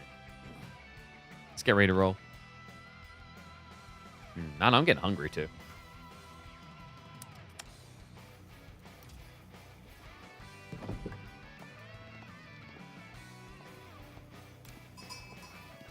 The outcome you never saw coming. Anatan leading against Marine Lord on match point. A win here would blow a hole in Marine Lord's plans. He is currently sitting 4th in groups because of the outcome here. Anatan could lock him on the spot and block him out to make sure that Marine Lord has to play from the very beginning of playoffs. No coziness, no slotting into semifinals. And all he has to do as a Belarus is win with the Rus. He's going to be in the yellow. Marine Lord, looking to avoid that disaster and at least seat himself a bit deeper, goes pink Sengoku. Lipany is going to be a crucial map here. Is it the rally point for Marine Lord, or is it the secure that Anatan has been looking for? Rus versus Sengoku. Not a matchup I feel like I've been seeing much of at all. Map like Lipany has to be tempting for 2TC as well. The other possibility is some sort of heavy cav archer combo, which could work quite well against Sengoku, even though they have the Yari cavalry. One thing that I'm already curious about is if Marine Lord is going to be a Ryokan boy, or if he's going to be a Koka boy. Interesting choice there. Clubs the sheep before going berries. I wonder what that was all about. Oh, he's waiting. That's very smart. He's waiting for Tawara. Yeah, because remember, by default, you gather sheep quicker than you gather berries. So a very small min-max detail there by Marine Lord to get a better gathering rate on the get-go. Once he's got Wheelbarrow level 1, the berries is better. And it's presumably we're going to get max hot dog stands. This is always a bit of a rough one. Is like, if you're not a Civ that can block Sengoku from getting all of the hot dog stands for no pressure, you need some sort of comeuppance. Like, what is your strong point? For Rus, it's a very fast feudal timing. Remember, with the double hunting cabin, they get a beautifully aggressive timing to tier 2. And that then opens the floodgates. The question is whether we're looking at Knights. Are we looking at 2TC? Knights would be great against the hot dog stands. If you know your opponent's going to max out with your ties, Remember, the worst thing they can run into is knights because the high base damage, high movement speed. Kremlin or Golden Gate? Looks like it's a Kremlin. It is. Very defensive, though. Very odd. Oh. Oh, okay. He can summon the gremlins straight away to intercept the Yatai's, guys. If he gets the gremlins out, they lose health over time, but for the cost, if they deny a Yatai, which they can with a scout, that's huge. I wonder if that's where he's going with this. Yeah, that means no Golden Gate play. He is playing under the stone, so he's looking for 2 TC. But, like, why would you not Kremlin here, then? Because you could still connect to the tree line here, but it is the loose tree line. This connects to both, which does save you wood on extra wooden fortresses. But I imagine you want one out here anyway. It's just like, it's weird because usually you see the Kremlin dropped near where you want the town center to be. But this location's already occupied. Well, he is shoving in. So perhaps the TC drop will be on the gold and it's a fast castle build. Marine Lord is almost ready to start his own tech up. He did go max hot dog stands. And he has sent them out towards the deer, not the boar. Oh, okay, 1 boar over here. Didn't go for the 2nd boar, though. You can smack the Yatai with 3 scouts. It's going to take a million years to kill with that dog. I don't know what to tell you. It's a worker unit. It has 320 HP and you hit for 1 damage. So you are correct in that you can kill it with scouts. But do keep in mind that's going to take you 108 attacks. 107 attacks to do.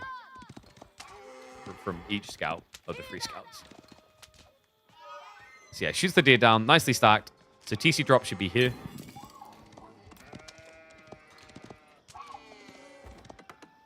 And I love that. Just the min-max. I love the min-max on both guys. Right? The classic split. When you walk out to put the hunting cabins, you drop sheep here to gather. And obviously we saw the same earlier with the sheep play, which then sets you up once he has Tawara to switch on berries with the better gathering rate. And the Ryokan is going to be coming in. So I actually think Anatan made the right call then. Like, playing feudal against Ryokan feels impossible. Or close to. Because you know over time, like, you just get impatient. You're going to go for a trade, not kill things. They're going to heal. You're not going to. And then it just kind of snowballs. Whereas hunkering down and playing for castle. Sounds pretty good. Once again, another small detail there. Already gathering the deer. Pre-prepped with the stone. Just needs the wood drop-off. Beautiful thing about doing game hunt, aka hunt rather, it allows you to gather enough food that you will cap out here beautifully. There you go. TC, final wood drop-off. Nicely done. And the Marine Lord Scout is too late to stop it. So I think this is probably going to be Marine Lord just fast castling. With the town center going up, there's not much harassment opportunity. He is going to prep the Takeda. That just makes sense with the stone. You might see him go stables and like add in 1 or 2 units. The alternative is you just actually prep yourself to just get the daimyo out. It is a feudal knight. I always forget about this as well, is that the Ryokan spawns a bunch of bamboo trees. It's a cool detail. My only issue with this is I think this needs to be a drop-off building. It probably doesn't need that buff. But it makes the problem is like the bamboo trees feel terrible because they spawn so far away. If they guaranteed, if you could choose where you place them, they'd be good because you could drop them near the TC. Like, this is kind of pointless. It's weird as well that it doesn't note that it does that. Okay, so fast castle on the way from Marine Lord. Gets his daimyo out. They look pretty. Well, yeah, they look pretty until you build another building near the Ryokan, which you're always going to do, right? And then they're just gone. Jazz hands. I know, stopping off the wheelbarrow. Makes sense with the walkout, actually. Yeah, he doesn't need more people on wood. If he's fast castling, he needs more food, more gold. How much sheep has he got? He's got 10 sheep. Wall does go up successfully. Nicely played there. And stables getting added in. You wouldn't stop pro scouts, right? If you pro scout, I'm pretty sure you're too slow. Okay, he knights. Still, like, this isn't too bad, right? You can try to raid your opponent. My concern is if you look at the economy, Marine Lord is going to be teching very, very soon. If he does a tight Sake Brewery, Knight probably arrives as he completes tech.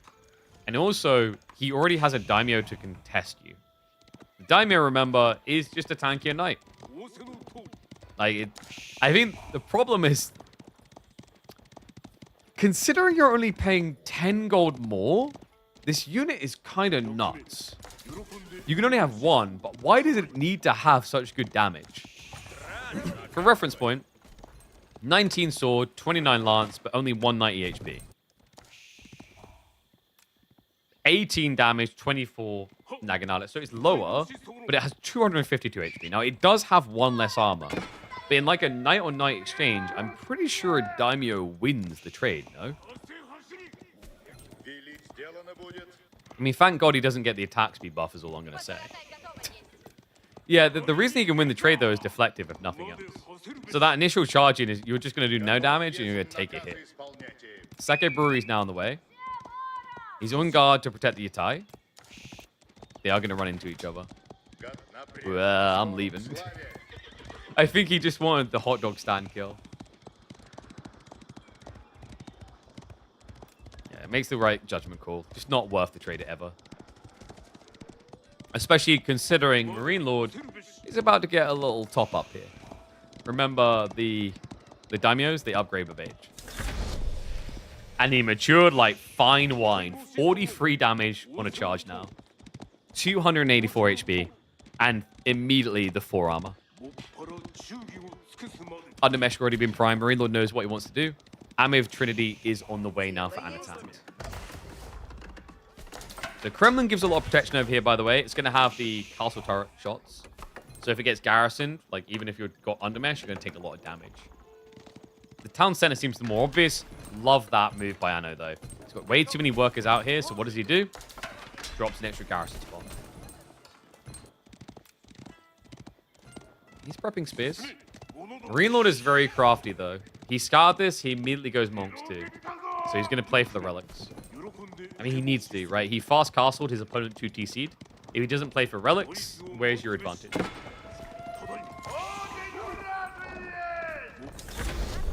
Archer range is coming through too. Crossbow spears. Makes you slow, but gives you all the answers to the Mount Samurai spell. Knight's still cheekily trying to find the hot dog stand, not going to be able to. Oh, he even snuck to the high ground. Very crafty by Marine Lord. And we called it. Spear plus crossbow. Nice thing about going spear crossbow, gives you a very easy way to just break out towards relic by one. Warrior monks can kind of sneak relics without that assistance. Nice sniping there. Diamond goes in for the kills. Not just for the frills. Waka, get it. Just about makes it. Seriously, deflective armor makes it so easy. All I'm going to say is thank God when you go mass mounted samurai, you need level 3 estates to get deflective, and it doesn't apply to already spawned mounted samurai. Yeah, I think that would be too much with the health on top. So the other reason why Anno is doing this instead of Knights Horse Archers, it once again comes back to the Ryokan. Your opponent's going to have healing, so anything you don't kill is going to come back and be twice as annoying. Cheeky little play here. Love this. Goes for the Gremlins to secure more relics.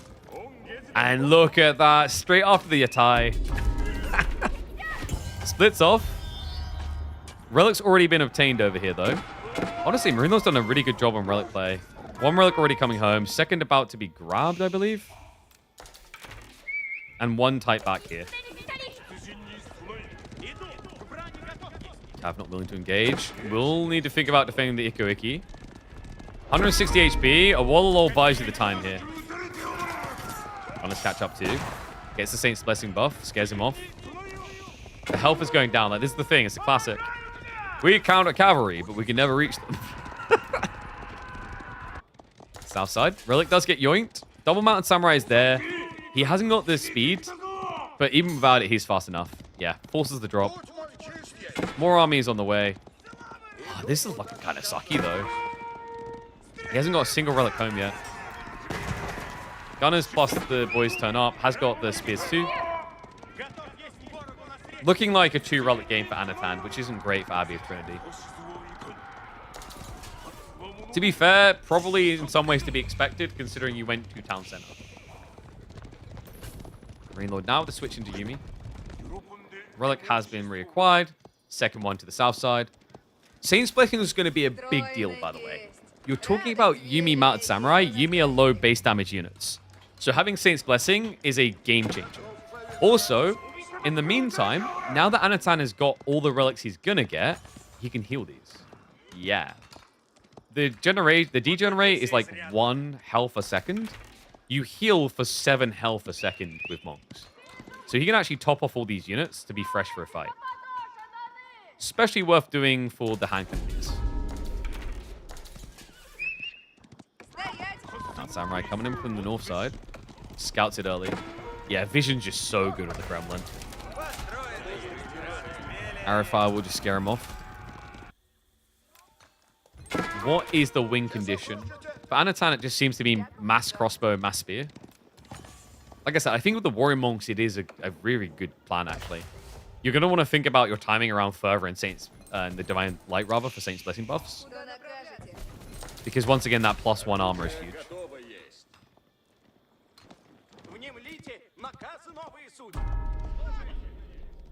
Did we talk about predictions? What do you guys do in the end? 2% on Marine Lord, 98% on Anatan. Although I'm just gonna point out these are some pitiful bets from you guys. I expected bigger. Gotta bet the house. Now Samurai does sneak in, crossbows to react. Front side, Men at Arms gets revealed. It's an interesting idea though. Men at Arms plus spears. My only concern is that Marine Lord is gonna rush tier 3 estates and then get the +3 damage against all infantry. And you're kind of feeding his ability to do that by doing Men at Arms. But it does go back to the idea of very tanky things because of the Warrior Monks. Definitely feels like we're heading to one big clash to rule it all. Farms are coming in though.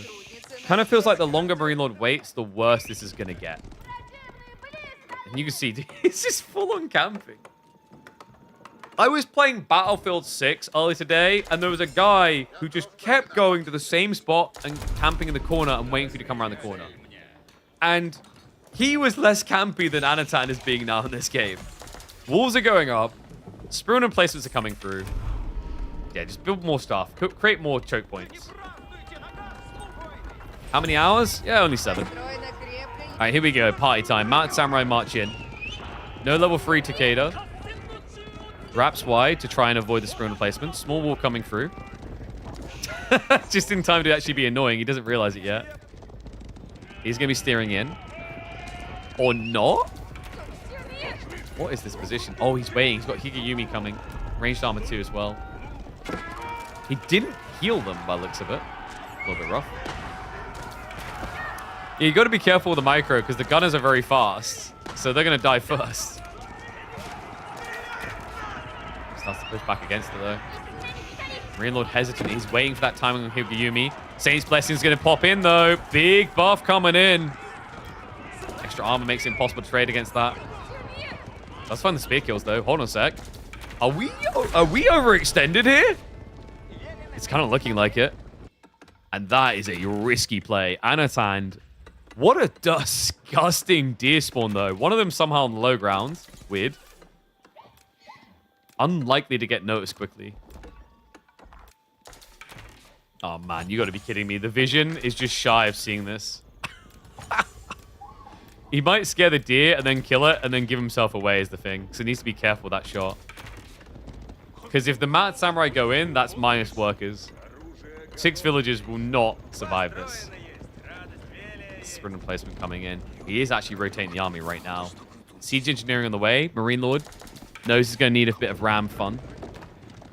No level 3 estate still. Yeah, we don't have the final Takeda. And we have got the duration, right? And the range. Yep. Range and +1 buff coming in. This is big. Saint's Blessing buff is huge for these men at arms, right? Going to get the +2 damage, as well as the extra duration at this rate, the extra range, the extra armor.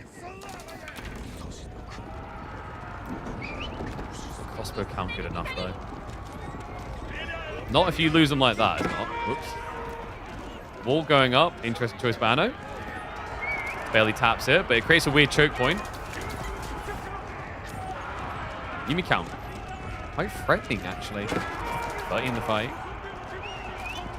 And Arms push again. The Warrior Monk needs to get a touch is the problem, and he's just going south. Oh my god, the gold workers! Anno has to retreat fast. Mad Samurai just bum rush him. He says, what are you doing over here? What are you defending? Wrong place, wrong time. Completely avoids the threat. Oh my god, he needs a gate fast. He needs it fast. Anno, he deletes it. He just keeps on running. It's going to be in a boogaloo and a runaround. Oh, he's so slow to catch up, man. Deletes the wall again, but he knows. He's cut him. The Mad Samurai with the blocker. 20 workers about to be at risk. Crossbows catch up, but the villagers are trapped. Mad Samurai start to carve them up like sushi. Yuumi are able to get out. There's no wall over here. Somehow he minimizes the losses, but still a heavy hit. Reduces the worker lead. Finds him north side too. But this is not enough burn pass. Rune placement saves him. Villager's safe there. Gold gathering resumes. It's still 2 TC versus 1. What in the clownery did I just see? And what the hell just happened to the numbers? Anno, he summoned the gremlins. I was about to say, how did he catch up with that idle time? Marine Lord has got speed cav coming in. Is he at risk of running out of food soon? He's still got deer. He's still got berries. He doesn't need a farm transition. However, Anatan has permanence of food. 28 farms strong. More wolves coming up. He is total moding this. He really trusts the crossbows to carry this. The men at arms are just meant to be the unkillable. Unless the Mad Samurai hard commit, giving the crossbows clear line of sight. Gremlin's also just frustrating. You're wasting a lot of DPS just sniping them. He's pushing up.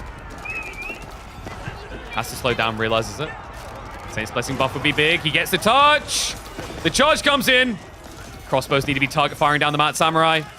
Men at arms front line. It's not lasting. He's breaking through. There's not enough men at arms here. Only 9 left. And the Mad Samurai break on in. Crossbows with retreat here. Needs good target fire. Second wave of men at arms coming in though. Could delay this. Yuumi keep on chasing. Marine Lord still 18 knights strong. Crossbows hung in the tree line. DPS diminished. And breakpoint looking to be reached here. More Raxus coming through. However, Anatan says no. The Yuumi, they got slowed down. The men at arms littering the field. Marine Lord, it looked good at first. He has got the lead now. But he lost, what, about half of his cavalry. I think he was up to 30. Doesn't have Cicada level 3 estates. The food income is getting quite sweaty here. And let's keep in mind, remaxing into crossbows is cheaper than remaxing Mad Samurai, but Marine Lord sees a window here. Yadi.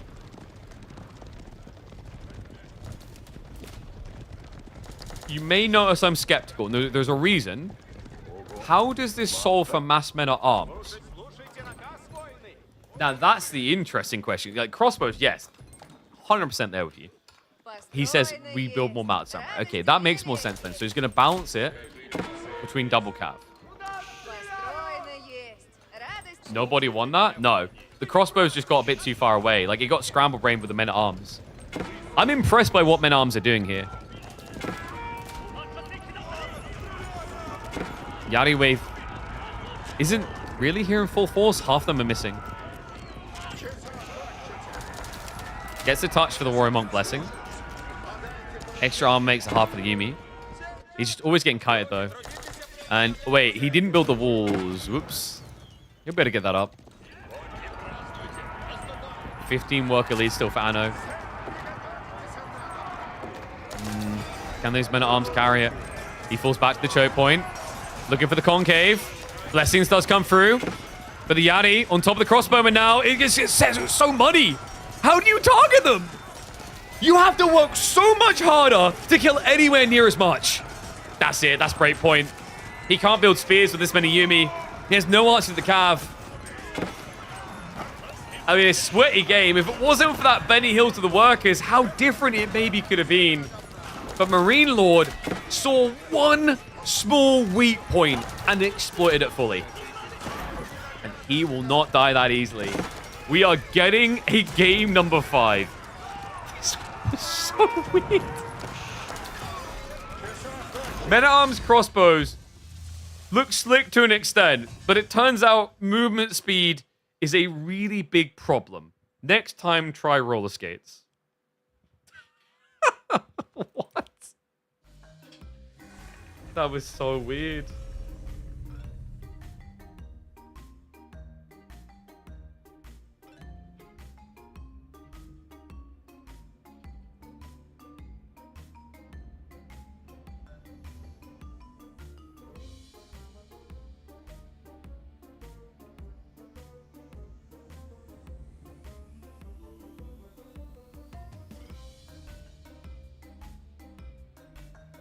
I think I'm going to call that the unbeatable frontline has a movement issue.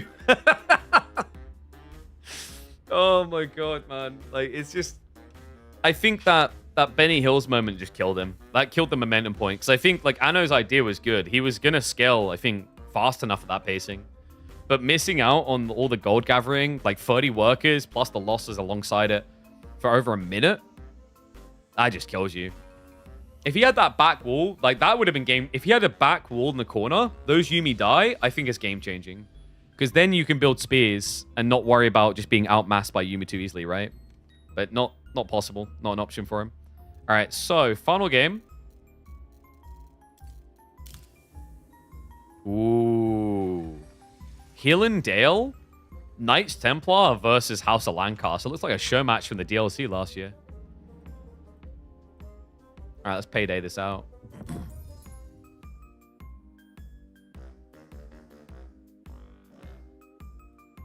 Gonna give you probably 2 minutes here.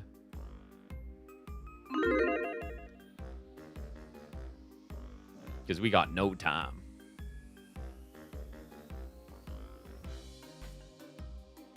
And looks like Puppy Paw is still leading, but BC stays alive. 2-1 in favor of Puppy Paw.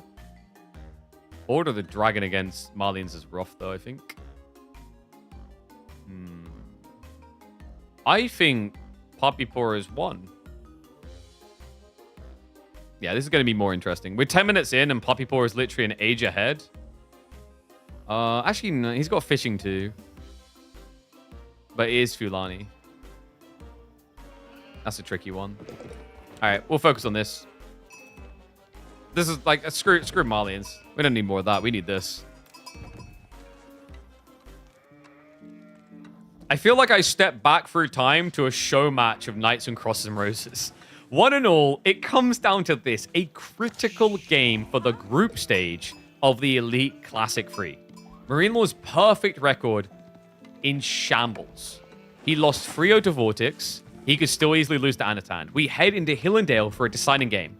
Lancaster for Marine Lord up against Anatan's Knights Templar. Knights Templar that seems to be getting better and better. We're entering a 2TC meta on a 2TC style map. The question becomes, which one is better? We're going to find out. Game number 5. Welcome back to your Daily Dose of Age of Empires 4 action. Marine Lord, it is going to be a Dark Age rush with Lancaster. Fortunately for him, Anatan got a back gold. Oh dear. Was he expecting Anno to be on the deer? Is what I'm wondering with this play. Otherwise, what is the value prop? Unless you want to outpost rush, right? How does Lancaster Knights Templar usually perform? I think this is a bit of a polarizing matchup because you can talk about the obvious things that Lancaster are going to do. But Knights Templar, at least with the unpredictability of certain players in S-tier tournaments at the moment, are a little bit less predictable on landmark choices. I think Anno's style, though, I wouldn't be surprised to see him going towards the Hospitalaire. It gives you Willpower and Textiles for free. And if you're going to Town Center in particular, it can make a lot of sense. But I think that's a big part of why Marine Lord chose to open 2 spears, is to block a 2 Town Center strat, which seems to be the anchor point the like ground zero of Knights Templar on land. And how are we doing in predictions? 85% Marine Lord favored. Wow. Okay, we went from a lot of faith in Anatan to apparently none quite quick. So tech up ready. And it is going to be Hospital Air as expected. Marine Lord, of course, is going to be slide attack. Man, this could easily be an hour-long game, huh? If they both settle into 2-town center, yeah. Like, if you think about it, for Knights Templar, you know, you've got a good flexion of options to go towards sacred sites. For Lancaster, very easy to kind of just anchor yourself on the high ground and play forward with defensive landmarks to secure golds. Abbey of Kings going to be coming through, though. So step one, going to be the expected. I think that it's time for the devs to go back to the drawing board. I have not seen a single Lancaster Castle game since they reworked manors. It never gets built. I mean, it's contradictory. This whole idea of reducing the mustering cost of units by 50 resources per mana doesn't make sense because building manors doesn't scale well at all anymore. The only thing I could think is that you do this, like you could technically go Lancaster Castle for a mana rush in the enemy base. Because I think they recently changed it so that like Lancaster Castle has manas with arrow slits again and extra health. So you could technically surround your opponent's like tree line and block him out. Maybe. But at that point, I'd just rather be playing Macedonians and doing it. So Abbey of Kings the standard. We've already got 2 on stone. We also do have the mining camp being dropped. 9 on wood. This looks like macro for 2TC. Other side, though, Anatan has not. No, he opens archers. And racks. Oh, boy. Marine Lord sees this. Anno is going aggressive. Crafty idea here. Why not just build Knights Hospitaller?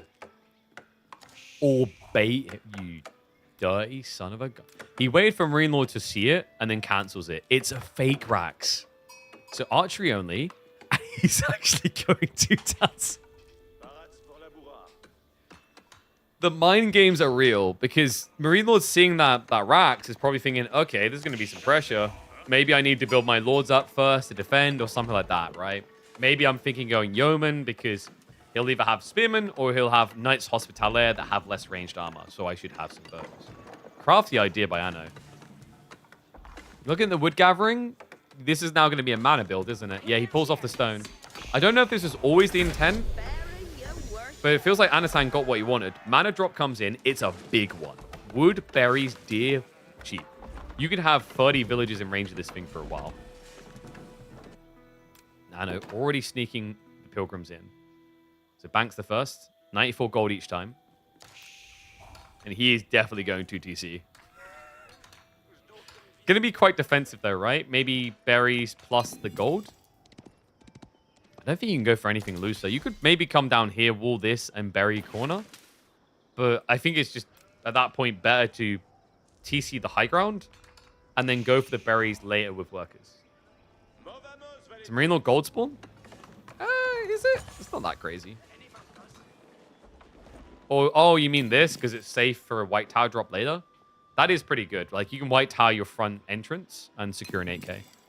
Meanwhile, Anno's is much further up, actually. Well, kind of similar, but to the side and a bit more exposed, I'd say. The new pilgrim's coming out. Yeoman has been baited.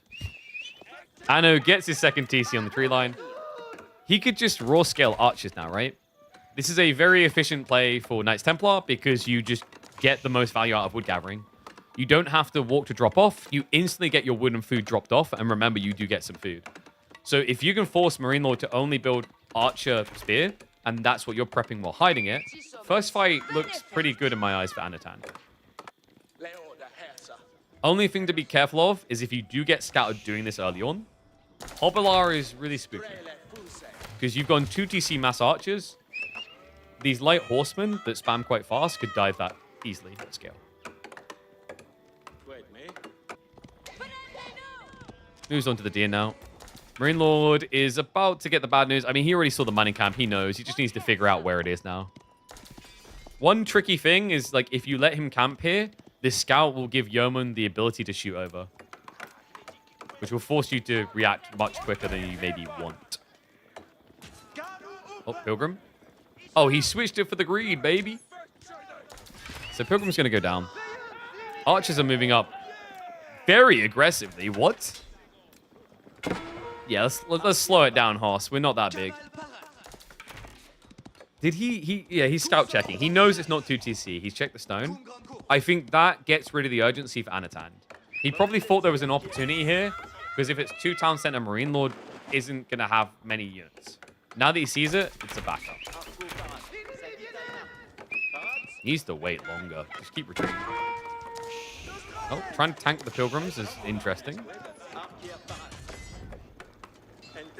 This game is getting weird, chat.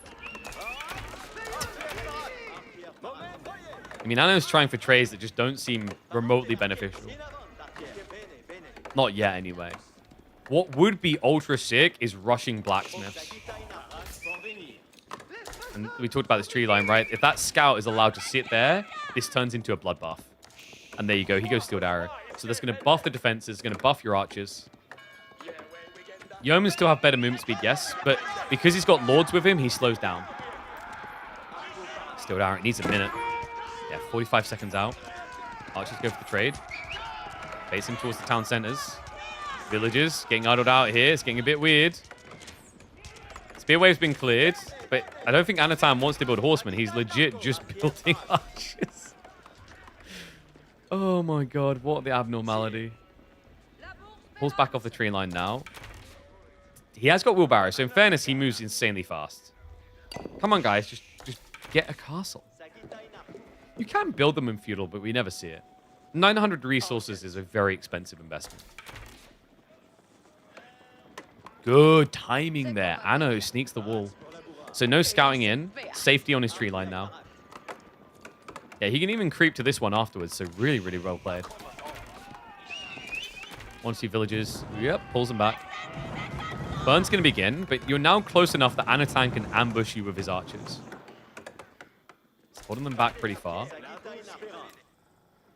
The mana, by the way, has been generating 150 resources a minute.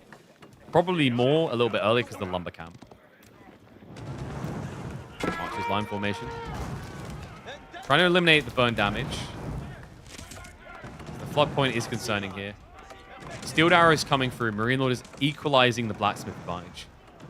Anatan doesn't have undermesh. He's rushing gold now, though. This is the problem. Like, if he just has pilgrims, jackpot. But sadly, the pilgrims never get to check. No, they never get to cash in those checks at all. Outpost defense now from Anno. Has one on stone, so probably thinking about arrow slits here. And textiles is a good call. His villagers are going to end up on the front line at this rate. And he already has got extra health, so he's going to be close to 100 HP per worker. That tree line definitely getting weird. The problem is he's got so many workers that they are going to inherently spread out into different trees. Maybe just gamble and send a few workers here and embed them. Another pilgrim going down.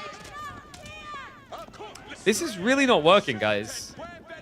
He's up by 6 workers, but it just doesn't feel powerful at all. Lords are just too strong. The extra HP is a difference maker here, right? 85 HP plus the extra range. You have 70. If you are equal count on Yeoman to Archer, I don't see how Archer wins rather against Yo. And Marine Lord is so slivery. He stopped building units. He's going for castle. Gold gets idled out. Anatan was thinking the same thing. Yeah, but now he's thinking, maybe I just play a long feudal age. Wouldn't want to be seen as greedy here at all. Sneaks another wall. Timings, though. Marine Lord's going to have a white tower drop. Yeoman just chilling. I mean, I don't feel like you fully expect this of your Anno, seeing him go this deep. And now he just gets to leave. Why is this an option? White tower drop coming in towards the gold location, secures the berries. Arches the trade. Villagers garrison inside the town center. He's just going to bypass. He can't try and snipe the lords. They take too long. But these archers are a wash, man. Gold being rushed just to get what he needs for an age up. But what's he going to do with it? Ano has got more archers than Yo's. But the fight is 16 versus 18, right? So it's pretty tight. Gold gets idled again. And reminder, the reason why Anatan has got the archer lead is because Marine Lord just invested 1,800 resources into aging up. The other annoying part, you guys are going to hate this, the moment that tech up hits, you can't go and punish these archers because they run faster than you. So bloody annoying. Wall's coming up. Ano not too far off his own tech up now. 38 on food. My God. There is nothing left in this base in the next minute. He's walling up. He's just going to start building farms, isn't he? Oh my God. I mean, it's last game. You don't want to feed it over. You don't want to just tap GG go next. There is no next. Angevin? No. Castile. He goes Angevin. Castile's like interesting because it's mass yeoman. But I think the problem with Genitors is they underperform against mass. Fast Castle tends to make Castile a bit better. In fairness to Anatan, it is a very good map for Castile with these sacred site locations. The heavy spears against mass yeoman makes a lot of sense. Also prevents your opponent now going knights against mass archers. It doesn't, however, solve for Marine Lord going mass Earlsguard. Oh boy. With +1 damage from the white tower drop and the extra HP from the lords. He's gonna have to say the Lord's Prayer here. Ano has got what he needs for veterancy, but he needs time. That's the thing that might not be on his side. He has started to sneak woodworkers out onto the flanks. Yeoman continue the rotation. Earlsguard starts to poke deep. He's basically idling the worker lead right now. Yo's. Oh my God. No way. He was inches from seeing that. He dives to TC instead. Keeps Anatan's hopes alive. Lord's now more tanky. They just got auto-upgraded for reasons. One Lord almost down. The Yeoman now sweep across. Trying to get the gate up to escape through the other side. Gets another one of the Lords down. Earlsguard just too tanky. I mean, wait, that was the first Lord. He hadn't finished that one off. Okay, we've got big problems here. Veterancy for Yo's is in. Spearmen also spot him. He's moving for stone. Desperation time. Anatan needs a castle. Yeoman just keep camping the gold. It's just... The veterancy is about to kick in. But I think it's fair to say that the Men-at-Arms wave got its value. Shivs out. Villagers do get rid of the spears, so nicely played there. Yo's are kind of stuck in the back of the base, but hold on. Oh my God, he dodges again? He moved back into the base unnoticed. That's the second time that he's got away with this. That's basically Anatan's worker lead right there. 15. Twice he's got away with this now. He can't keep getting away with this. Old Hillendale, there would be a very frustrating camp out here. But keep in mind, new Hillendale, as in the one we've used the last few years, they reduce the amount of wood on high ground, and you don't have an 8k gold in your base. So there are limitations to how long Anatan can stay on that high ground. He will need to make a play for more territory soon. And that's what the stone's about. He needs to gather on the gold, though. He's over-gathering stone. Remember, the fortresses of this civ require gold as well. 300 gold. Yeah, he's gonna be marching, but needs to be rushing more out here. If the Pilgrim gets in, this is pretty clutch, but that's never happening, right? Yeah, Yo's gonna shut it. No! He's got a fortress on the way. He gets seen. He gets revealed! The workers! 22 villagers! No, not like this! Okay, he needs to retreat. He can't get a good placement. He fortress drops his main.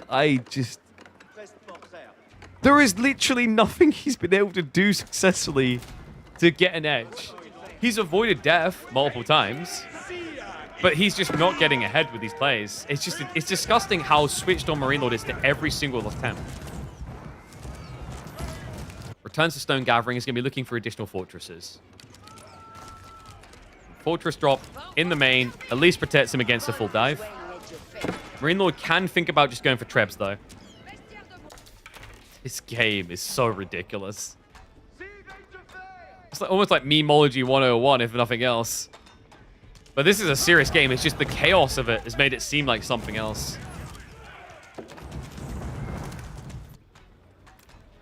Crossbow's going to be marching in. Army is here to mirror, though, so Stone Gatherers should be safe. Yeah, with the archers and Angevin spears, he'll be able to secure. I think he's looking to get a castle drop on the flank still.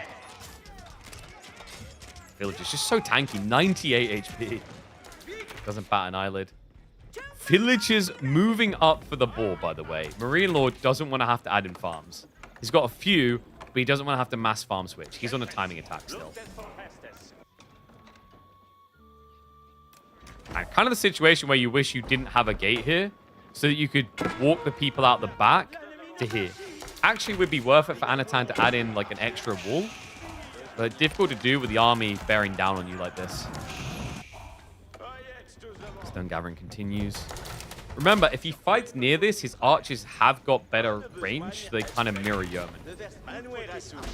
And what are you thinking? Springolds? No, against Yeoman, that's crazy. Mangoes, right? 4 mangoes is game-changing, but very expensive. It is the right map for it. Wall's going up. We'll look to start gathering the tree line down here soon.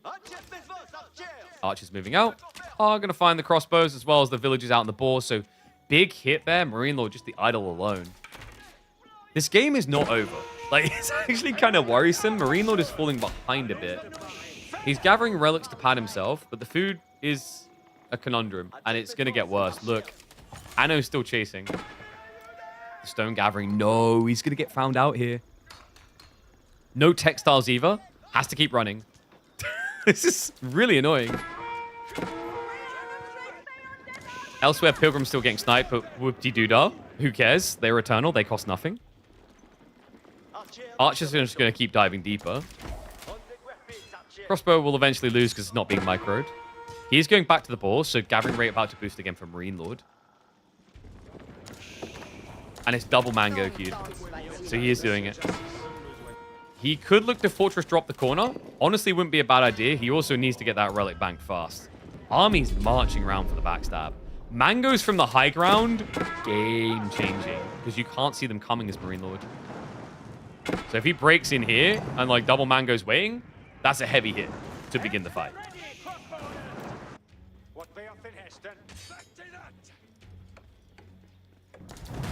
So gets the break on the wall. Sends just 1 men-at-arms in. Marine Lord is showing so much respect to Anatan. He's not overextending. He's not overcommitting. He's reading each move and minimizing the value Anatan can ever achieve. But he's not doing too much. This is classic Marine Lord 101. I build a small lead, and then I scale that lead gradually. I don't need to overdo it because I'm in the lead.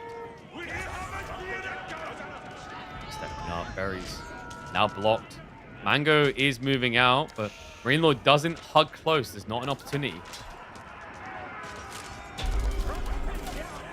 Comes up to poke at this. Angevin Spear's buying a little bit of time for the initial trade. Mango gets revealed. Goes straight for the crossbows. Nice hit to begin there. Crossbow archers need to deal with those men-at-arms. Able to push them away for the time being. Mango scares him off. Doesn't feel like an area Marine Lord can stay in. In fact, heavy damage done there. Look at the health bars. Gets away before the second Mango can strike. But triple Sacred Site now. Marine Lord, stockpiling resources like he's going in. Anno has what he needs to push up now, though, is the problem. That Sacred Site win condition, not so realistic. And Anatan almost has enough gold to go for the castle drop. A fortress drop that would be huge for him. Would mean the world to him. Pilgrims... I think he's got like 1 Pilgrim bank this entire game. Oh, this is infuriating, but the castle drop is there now. He's done it. Anatan is not dead. And Marine Lord, he's scaling crossbow now against mangoes. What the hell am I looking at? This doesn't solve. He adds in the siege workshops. He's going to go for the Treb strat now. Why not Hobbler? I mean, it's Angevin Spear, right? So probably Marine Lord's game strat here is to answer the Angevin Spears and then answer everything else, which would be Hobbler. Hobbler destroys everything else Anatan has. Time does feel like it's not on Marine Lord's side anymore, though. Like, my worry is this, the farm. Farm count now for Anno is rocketing towards 30 with this cluster. His food income will surpass Marine Lord's. Marine Lord has nowhere near as many farms. He's been mannering up, but the value of those manners has remained good for now, but it's about to diminish as you move out from here. Actually, that's a good one. He's been doing really good on the manners. I think averaging about 400 resources a minute between the three. That's impressive. One annoying spear to rule them all. Castle drop in, though. Decap complete. No Sacred Site win condition from Marine Lord. He's got something big coming. Is it Berkshire time? Or is it Wingard? With your economy like it is, I mean, Wingard's got to be a lot more tempting here. You'd think so, anyway. Also, it gets you cannons. Very expensive, but the cannons would counter the mangoes straight away. I think Anno's going to mirror the timing. He's popped. Like, he's 183. He's closer to pop than Marine Lord is. Archers. Bit of a weird patrol there. Sink shot on the way. Berkshire it is. He doesn't feel safe. He's going to go deeper with it, though. Good staging point, maybe. This is becoming quite the game. I can't believe this. Marine Lord not making lords. I think he forgot about it. It's like weird key bindings, right? His 4 lords would be huge for his wave of Earlsguard. And that is scary. Kingdom Poland and Anatan just locked in an 8k. 8k gold, plus he's rewalled. His pilgrims can only go one way. His pilgrims have to go east. Oh my god, what a play. It's so smart. If he regates, they go through the center. If he doesn't, they go east. He's getting gold. This is crazy. 4 pilgrims every minute, plus the 8k gold vein, which he's tapping hard. This isn't surefire from Marine Lord anymore. Double Kolv gets queued. That is his advantage, is that Knights Templar do not have gunpowder units. He's burning through the center. Woodworker's in a bit of trouble. Army is completely out of position, remember. Are there crossbows here? There are. This is a bit dicey, actually. Marine Lord has entrance towards the farms. A castle on its own is not going to stop a dive here. And the army completely out of position. He marches them back now, but they're going to take time to arrive. Got a small wave of crossbows. Marine Lord does hesitate. He won't go in that easily. Just goes for the house burn to slow things down. Horsemen now being prepped. Knights Templar are unique, remember. They have Brigandines. There is a unique tech that affects the horsemen, giving them extra armor. It's a really good idea here, actually. Blunts the damage of the Earlsguard, and it lets you kill everything else. Horseman is game winning here, actually. Unless Marine Lord switches on and starts adding in spears. This is crazy. I mean, he looked dead, right? Can we just agree? Anatan for the first 15 minutes of this game looked stuck. He looked like he had his arm jammed under a rock. But he somehow unbinded himself, unshackled himself. Veterancy for horsemen. Ranged armor free. A march to the north, though, and it is triple Culverin. Marine Lord setting up for the siege. He needs to get all the gold he can. He's limited on time here. Spear production begins for Marine Lord. The horseman wave is coming a lot faster. Sink shot. Nice hit there. The Kolv siege begins. Very tanky fortresses. Elite horseman upgrade. Just 35 seconds away. Pilgrims, he didn't rewall quick enough, so he just lost out on more gold. That's unfortunate. But that is elite yeoman. They look fanciful, I know. They look like they're going to serenade you over rhyme, poem, and song. But they're not. They're going to blast your ass. Depends what the outcome is you're looking for. Horseman, though, up to 14. Anno knows he needs to make the move soon. He rotates south side. He's securing more stone. He's thinking about another castle drop by the looks of it. Incendiary arrows is now on the way. Elite spear upgrade too. 30 crossbowmen. Feels pretty horrible here. It's all about the horseman for Anno. He's pretty capped, though. He hasn't queued up biology. Yeoman now with the early dive. Hasn't finished off the castle yet. Just wants to prevent a repair. And unfortunate for Dangav and Spears, they do get buff fighting near here. They won't be able to fight. Well, they're going to get sniped out. Stone walls now. Anna says, wrong side, sucker. Horseman now rotating. Riding deeper. Now, this is smart, actually. The charge damage is huge, right? 20 charge damage, and they have 10% more health. They are very bulky. And wait, what? I've lost every belief in this game. This is like the second time I've ever seen this research. L'autre d'échange. This is the ability for you to loan food to get gold in return. And it is a smart play for a man who has no gold access. So rarely seen by Knights Templar. This game has it all, man. Remember, this is the thing that you get in the marketplace. If I can find his marketplace, I'll explain it more. Where is his marketplace? It's somewhere. I don't know where. Oh, right here. So yeah, this tech here. 350, and look what it does. So he can now loan 1,000 food to get 300 gold per minute for 2 minutes, or he can scale it up. So it's not a one-to-one exchange, but you can get infinite food. Gold is the thing you can't infinite. Smart play. Really smart play. Military Academy being prepped. He's running out of time. He's going to have to fight soon. Horseman trying to rotate in past the white tower towards the farm in the area. Marine Lord. Got siege works coming. It's 4 culverins now. Threat is real. Horseman try to rotate in.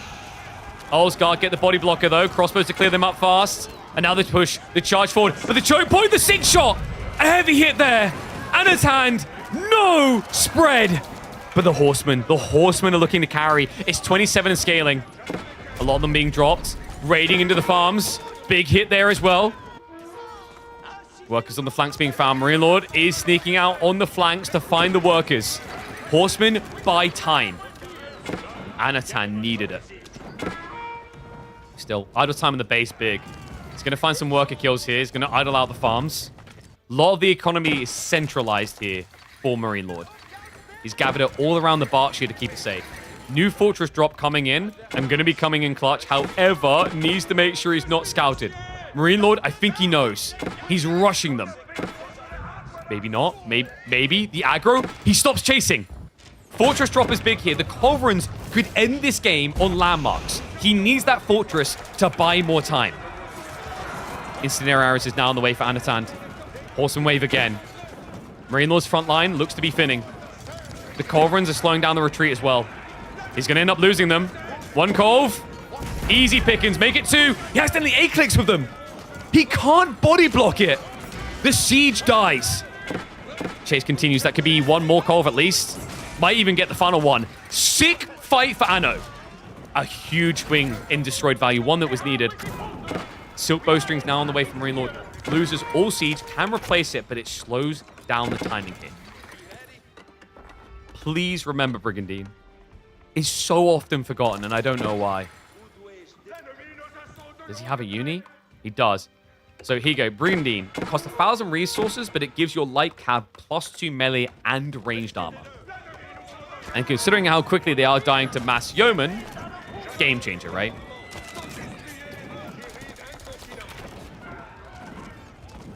Trebs are now coming as well, by the way. There's also a tech that increases your shots, remember. 50% more shots in the Siege Workshop, I believe it is. Not sure he really needs it. I think you could try to slow siege this now that there's no Culverins. Make no mistake about it, folks. Anno's back. He's on the gold. He's got pilgriming to the east, to the west side, rather. Outposts are coming up, so Marine Lord is going to learn about this soon. And he's going to be shaking fist about it. Because he had like 8 spearmen out here that probably could have stopped 7 workers from building up. Horseman raid in there too. Going to block the outpost probably. Denies the capture on the sacred site. Decap on the east side. He's doing such a good job of spreading this wide. The problem right now for Marine Lord is he's set up for a stationary fight, right? A fixed fight.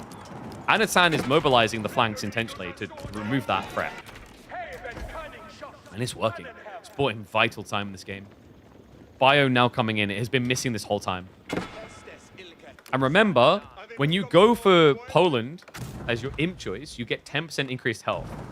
This means that Knights Templars horses have the same health as French horses. Very high. Villagers found on the straggler trees. Oh my, that's a big loss. Anno, 19 workers out here.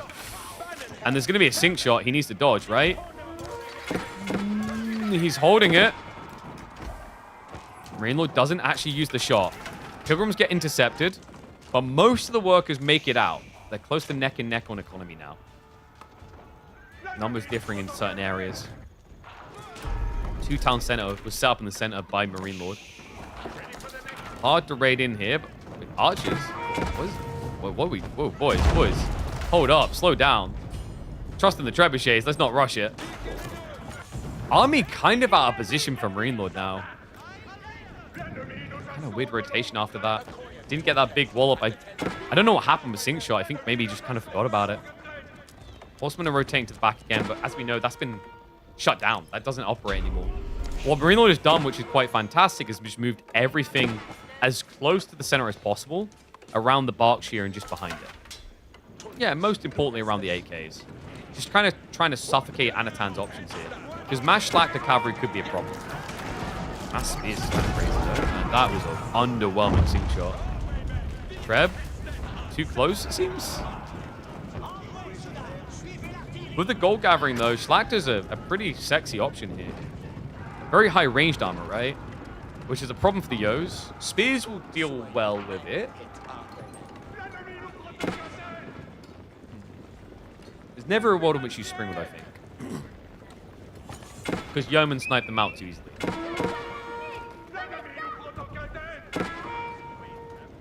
Ladies and gents, we are still rolling here. This is crazy. I mean, it's what Hill and Dale delivers late games. But the way that Anatan has played this, I feel like I'm going to have a shower after this. Siege continues on the Berkshire. A big threat to remove. Spears, they get the torches out. They go for the burn. No boiling oil, though. That's rough. He can try to repair in between. Also, he goes in for the dive, seeing that a lot of the army's not here. Sink Shot. Bit of a whiff. Hits free. Double Treb now. Did he go for the triple shot? He did not. We have not got biology. Yeah, Anno cancelled it. He has got Schlachter, though, with 11 ranged armor, and the spearmen are out of position. Oh, this is sick. Castle's going down, but he's buying time. He's also snuck out to the north side again.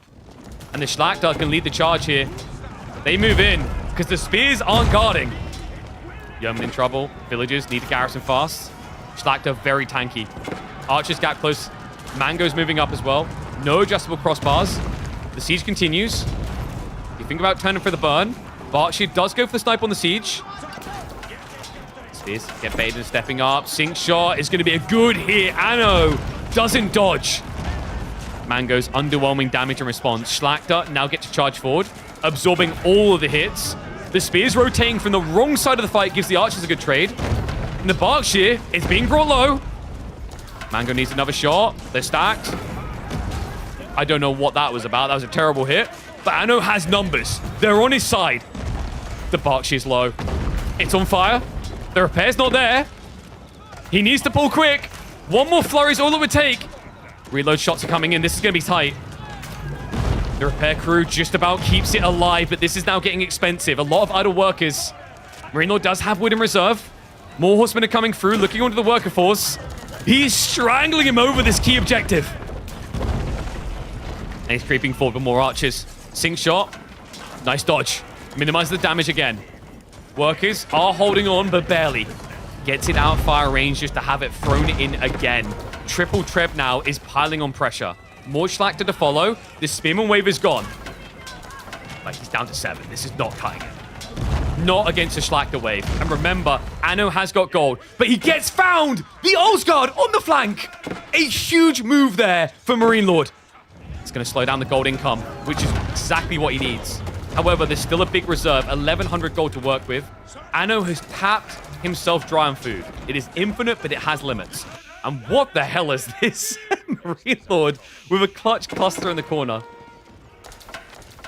I mean, it's not going to get found, right? Like, probably never. There's one woodworker down, maybe eventually. Villagers are going to have to migrate the area. Anatan now behind by 10 economy. Neither of them at max military. This is huge. And remember, Marine Lord is the one that can afford losses. He's 2 TC. Anno hasn't been for quite some time. The village... Bro, just get back here quick. Come on. Yeoman are already lining up the shot. They want the sink shot. Berkshire went down. No strong point defense. Now, think about how tight that fight was, even with the Berkshire. What happens now when it's removed? Anno had to drain himself to break it, but the threat is now removed. The Horseman wave. Still no Brigandines. It's just crazy how overlooked it is. Goes into the charge. Spear wave back up to 20. Uses the Trebs to attack too. Let's scare him off. Anno keep up pressure though. Sink shot is recharging, just 21 seconds away. Horsemen have to retreat. No decap on the Sacred Site flanks. Horseman denies the third again. Marine Lord can't get this win condition rolling. Pilgrims are still sneaking out that way as well. Another critical reason. No outpost on the way either. Big gold influx if you can get it through. Horseman charging again. Mostly just spear yeoman. Sink shot to try and catch on the retreat, but Anatan stands his ground.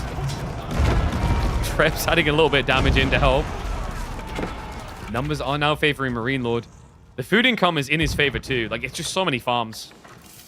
Yeah, 63 farms. Mana's getting a decent buff as well. I'll just step up again. It's just asking so much of these horsemen. Crossbow switch up now, but really? It's not even about Earlsguard anymore. It's Spear Yeoman. So the Archers is the correct call. A Hand Cannoneer switch is kind of nice. Something that Knights Templar can't do. They have no means. They do have the extra range if he goes Silk Bowstrings, but yet to grab it. Army size is similar. Anatan has snuck the tree line south again. This somehow never got touched. This has already been tapped. He's slowly working up. Marine Lord is building reserves. Anno less so. This is just never ending, man. It's got to be so frustrating. Marine Lord's like, I have map control. Why can I not just lock this in? Sink shot. Good hit. I think what you're looking for is that panic moment where he gets tightly compacted near the gold from a re-rally. Hold on a sec. We've got this coming in. Throwing dagger drills. Very rarely seen these days because we don't really get Earlsguard that much. Gonna give him splash damage. Charge in though. Horseman trying to get the cold snipe. Does bait the spears forward. 31 spearmen though. Bloody hell. It's turned a bit of a meat grinder, isn't it? Well, I think we passed that motion a long time ago. This is beyond meat grind. Numbers are favoring Anno, though. Marine Lord, the hand cannon is going to be slow to produce. Sink shot coming out towards the end. Sidestep dodge. Anatan now with the lead. Continues to push. If he can hit these farms, food income plummets. Horsemen are going to be moving in. Oh, he didn't click the cove, though. Gets stuck on the spears. Okay, Anno has got military lead. A temp reset would be a good idea. He's out of ponies. Good eyeballs. Yeah, no third tier coming in on the damage for Yeoman. Then again, I don't know. Anatan not getting the extra melee levels is kind of rough too with Mass Horsemen. They both definitely have extra layers to the cake that would make sense. Sacred Site not decapped again. Ugh, come on. Pilgrim's not going to be sneaking through. It's just not working. The gold starvation is real, man. He can't even sneak out here because he'll be seen. That's the problem. And a castle drop. No, he was playing the mining camp over here. I can't believe this. Anno needs to be up here right now. Did he get a glimpse of it? He sees the castle now. Oh my god. The daggers are going to let him know it's not safe. He's just so desperate for gold. Outpost is not going to change this outcome, Anno. I don't think he noticed the castle. Army's pressing up, though. Sink shot, not that impressive. Horsemen really need the side rotation, to be honest. It's Mass Earlsguard now. Not many spears. The Trebs! Big hit! Trying to deny. Remember, if he gets rid of the castle, he gets rid of damage on the Earlsguard too. Reload's going to be coming in fast. Needs that second flurry. It's not complete yet. Big hit. It's on fire. Marine Lord's not repairing either. One more reload. Double Treb still alive. Anno's outnumbered though. Castle is going to be going down. No, he had to pack up. He lost the Treb. Castle survives. Marine Lord with the denial of gold. It continues. Anatan lost so much in that fight. The hand cannoneer, Earlsguard, caught him off guard. And finally, he remembered Brigandine. I mean, it's partial remember, partial cost, right? He's been struggling to get the gold. 700 gold for +2 armor is expensive. But now, we have got 10 ranged armor, 3 melee armor horsemen. Still no biology. Like, this is the difference maker. The gold starvation is real. This has been, I don't want to say surgical. It's been scrappy, been difficult along the way. But you see the idea, the mindset, the logic, and what's been done by Marine Lord. How he's approached this.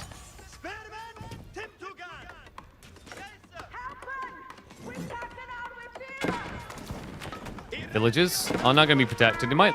Oh, wait, he already migrated the farm cluster, right? Oh, he's building an outpost right now. Whoops. No. Well, oh, wait, he sees one outpost. He might see the second. Yeah, he's pulling around now. So he will get the denial in the corner, but Marine Lord can afford worker losses. Anno can't. And the dive's coming in. This is starting to look like the end of the road. Anatan was so close to achieving an insane upset. Marine Lord losing both series in one day. In the group stage? That's unheard of, surely. But the dream is starting to break. Clarity filling the mind. That jolt wake-up call as you wake up in the office and realize it was nothing but a fantasy. 21 hand cannoneers now. A backlog of Earlsguard. Marine Lord making it better and better. He's got Lancers and Knight upgrades coming in rather. Yes, okay, interesting. He's switching Mass Knights.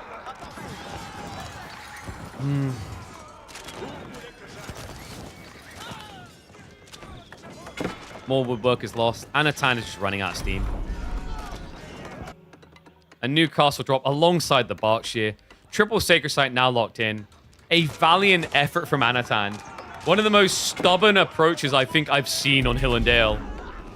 And the crazy thing is, despite the fact he was a rat in the corner, he made you want to believe all the way through. But you know, I believed in Tooth Fairies when I was a kid. I had to grow up. And we have to awaken to the reality of this game now. It's become unwinnable. He doesn't have a food economy lead anymore. He has no gold for no quality. Mass horsemen for one, hoorah, but... The concern isn't can he win one fight. I could see that. The concern is how does he build a new army when the dust settles. We're going to find out. Rohirrim Riders, no biology. Hold your breath. A prayer for Anno. He marches forward. He's going to find the Yeoman and the Hand Cannoneers. A great find. The Hand Cannoneers are slowing him down. Probably the best fight he could have asked for, actually. Hello. Horsemen in. Men-at-Arms are going to be there to reinforce. He gets scared off of it. Just not able to connect the rest of the army. Greatest of trades. Maybe a burn on the castle feasible. He's going to try for it. He never repaired it. Marine Lord tries now, but that's too late, my friend. Boiling Oil would be nice to get out of this before it dies, and it looks like he will get his wish here. So Boiling Oil completes. The Horseman Raid from Anatan is a cool idea. It saved him once before, but unless he can get a decap on a sacred site, how does it save him now? I mean, the army is parked. He is looking for the left side. So he's just trying to pull his opponent elsewhere. North side raid, main base raid. Finds a few workers, actually 10 plus. Wow. Castle was repaired. Boiling Oils becomes your undoing. Now, Mass Knights and Hand Cannoneers. Marine Lord has just broken bank on this map. There's just so many 8Ks. And he's had 90% of them under his access. Wait. Have I called this prematurely? Does Ana have time? This is huge if he can hold on the 8K. He split the map up. Cuts him down in smaller waves. Knights are rallying, though. They're coming around the back.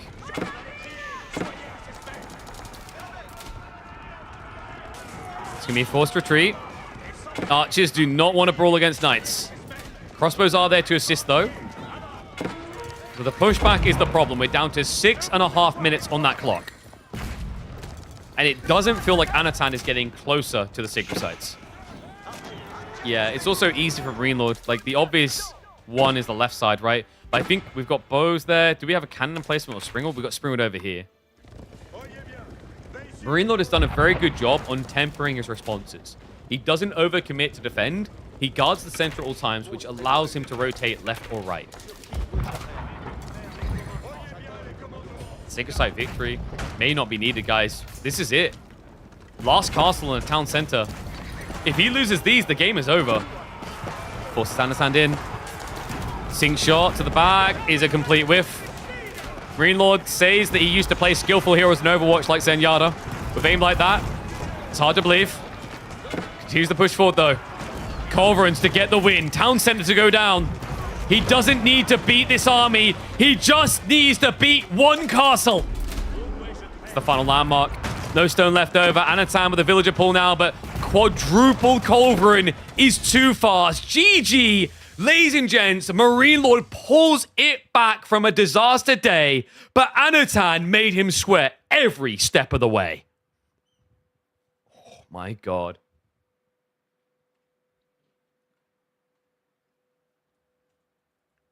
The rattiest game of King of the Hill I've seen. Wow. G to the G for the recovery arc from Marine Lord. That is still going to be damaging to outcome, though, I think, of like the group stage, right? Not it's on that on its own. It's the Vortex loss, I think, that's going to be stinging him going into the final day. So if we have a look at the charters here, we'll be able to refresh, and I think that's added his score in now. Okay, it hasn't. So that is going to put him ahead of Anatan, but that still means Marine Lord is looking like he's probably going to, be finishing in third out of his group. Because I don't know what series he's got tomorrow. Who has he not played, chat? Can anyone recall? Or am I going to have to go down the list? Marine Lord's played Gully already, right? He's played Gully, he's played Voldemar. He's played Dumu. He's had what I would consider the easy ones. He's played Kilyadi. It's Wham. That is brutal. So, Marine Lord is probably... Because Wham is clean as can be. Marine Lord's looking like he's going to start in round of 6, right? No, sorry, he'd be round of 8. He'd be round of 8. I think the best he can achieve is round of 6, but I'd have to double check that. But one hell of an outcome today. So outcome for the other series, Beastie pulled it back. That's impressive. Puppy Paw looked like he was going to sweep him. So 3-2 finish for Beastie to recover what could have been a heart attack of a day. Keeps Puppy Paw pinned in second place. So Beastie looking like top of groups. But Marine Lord...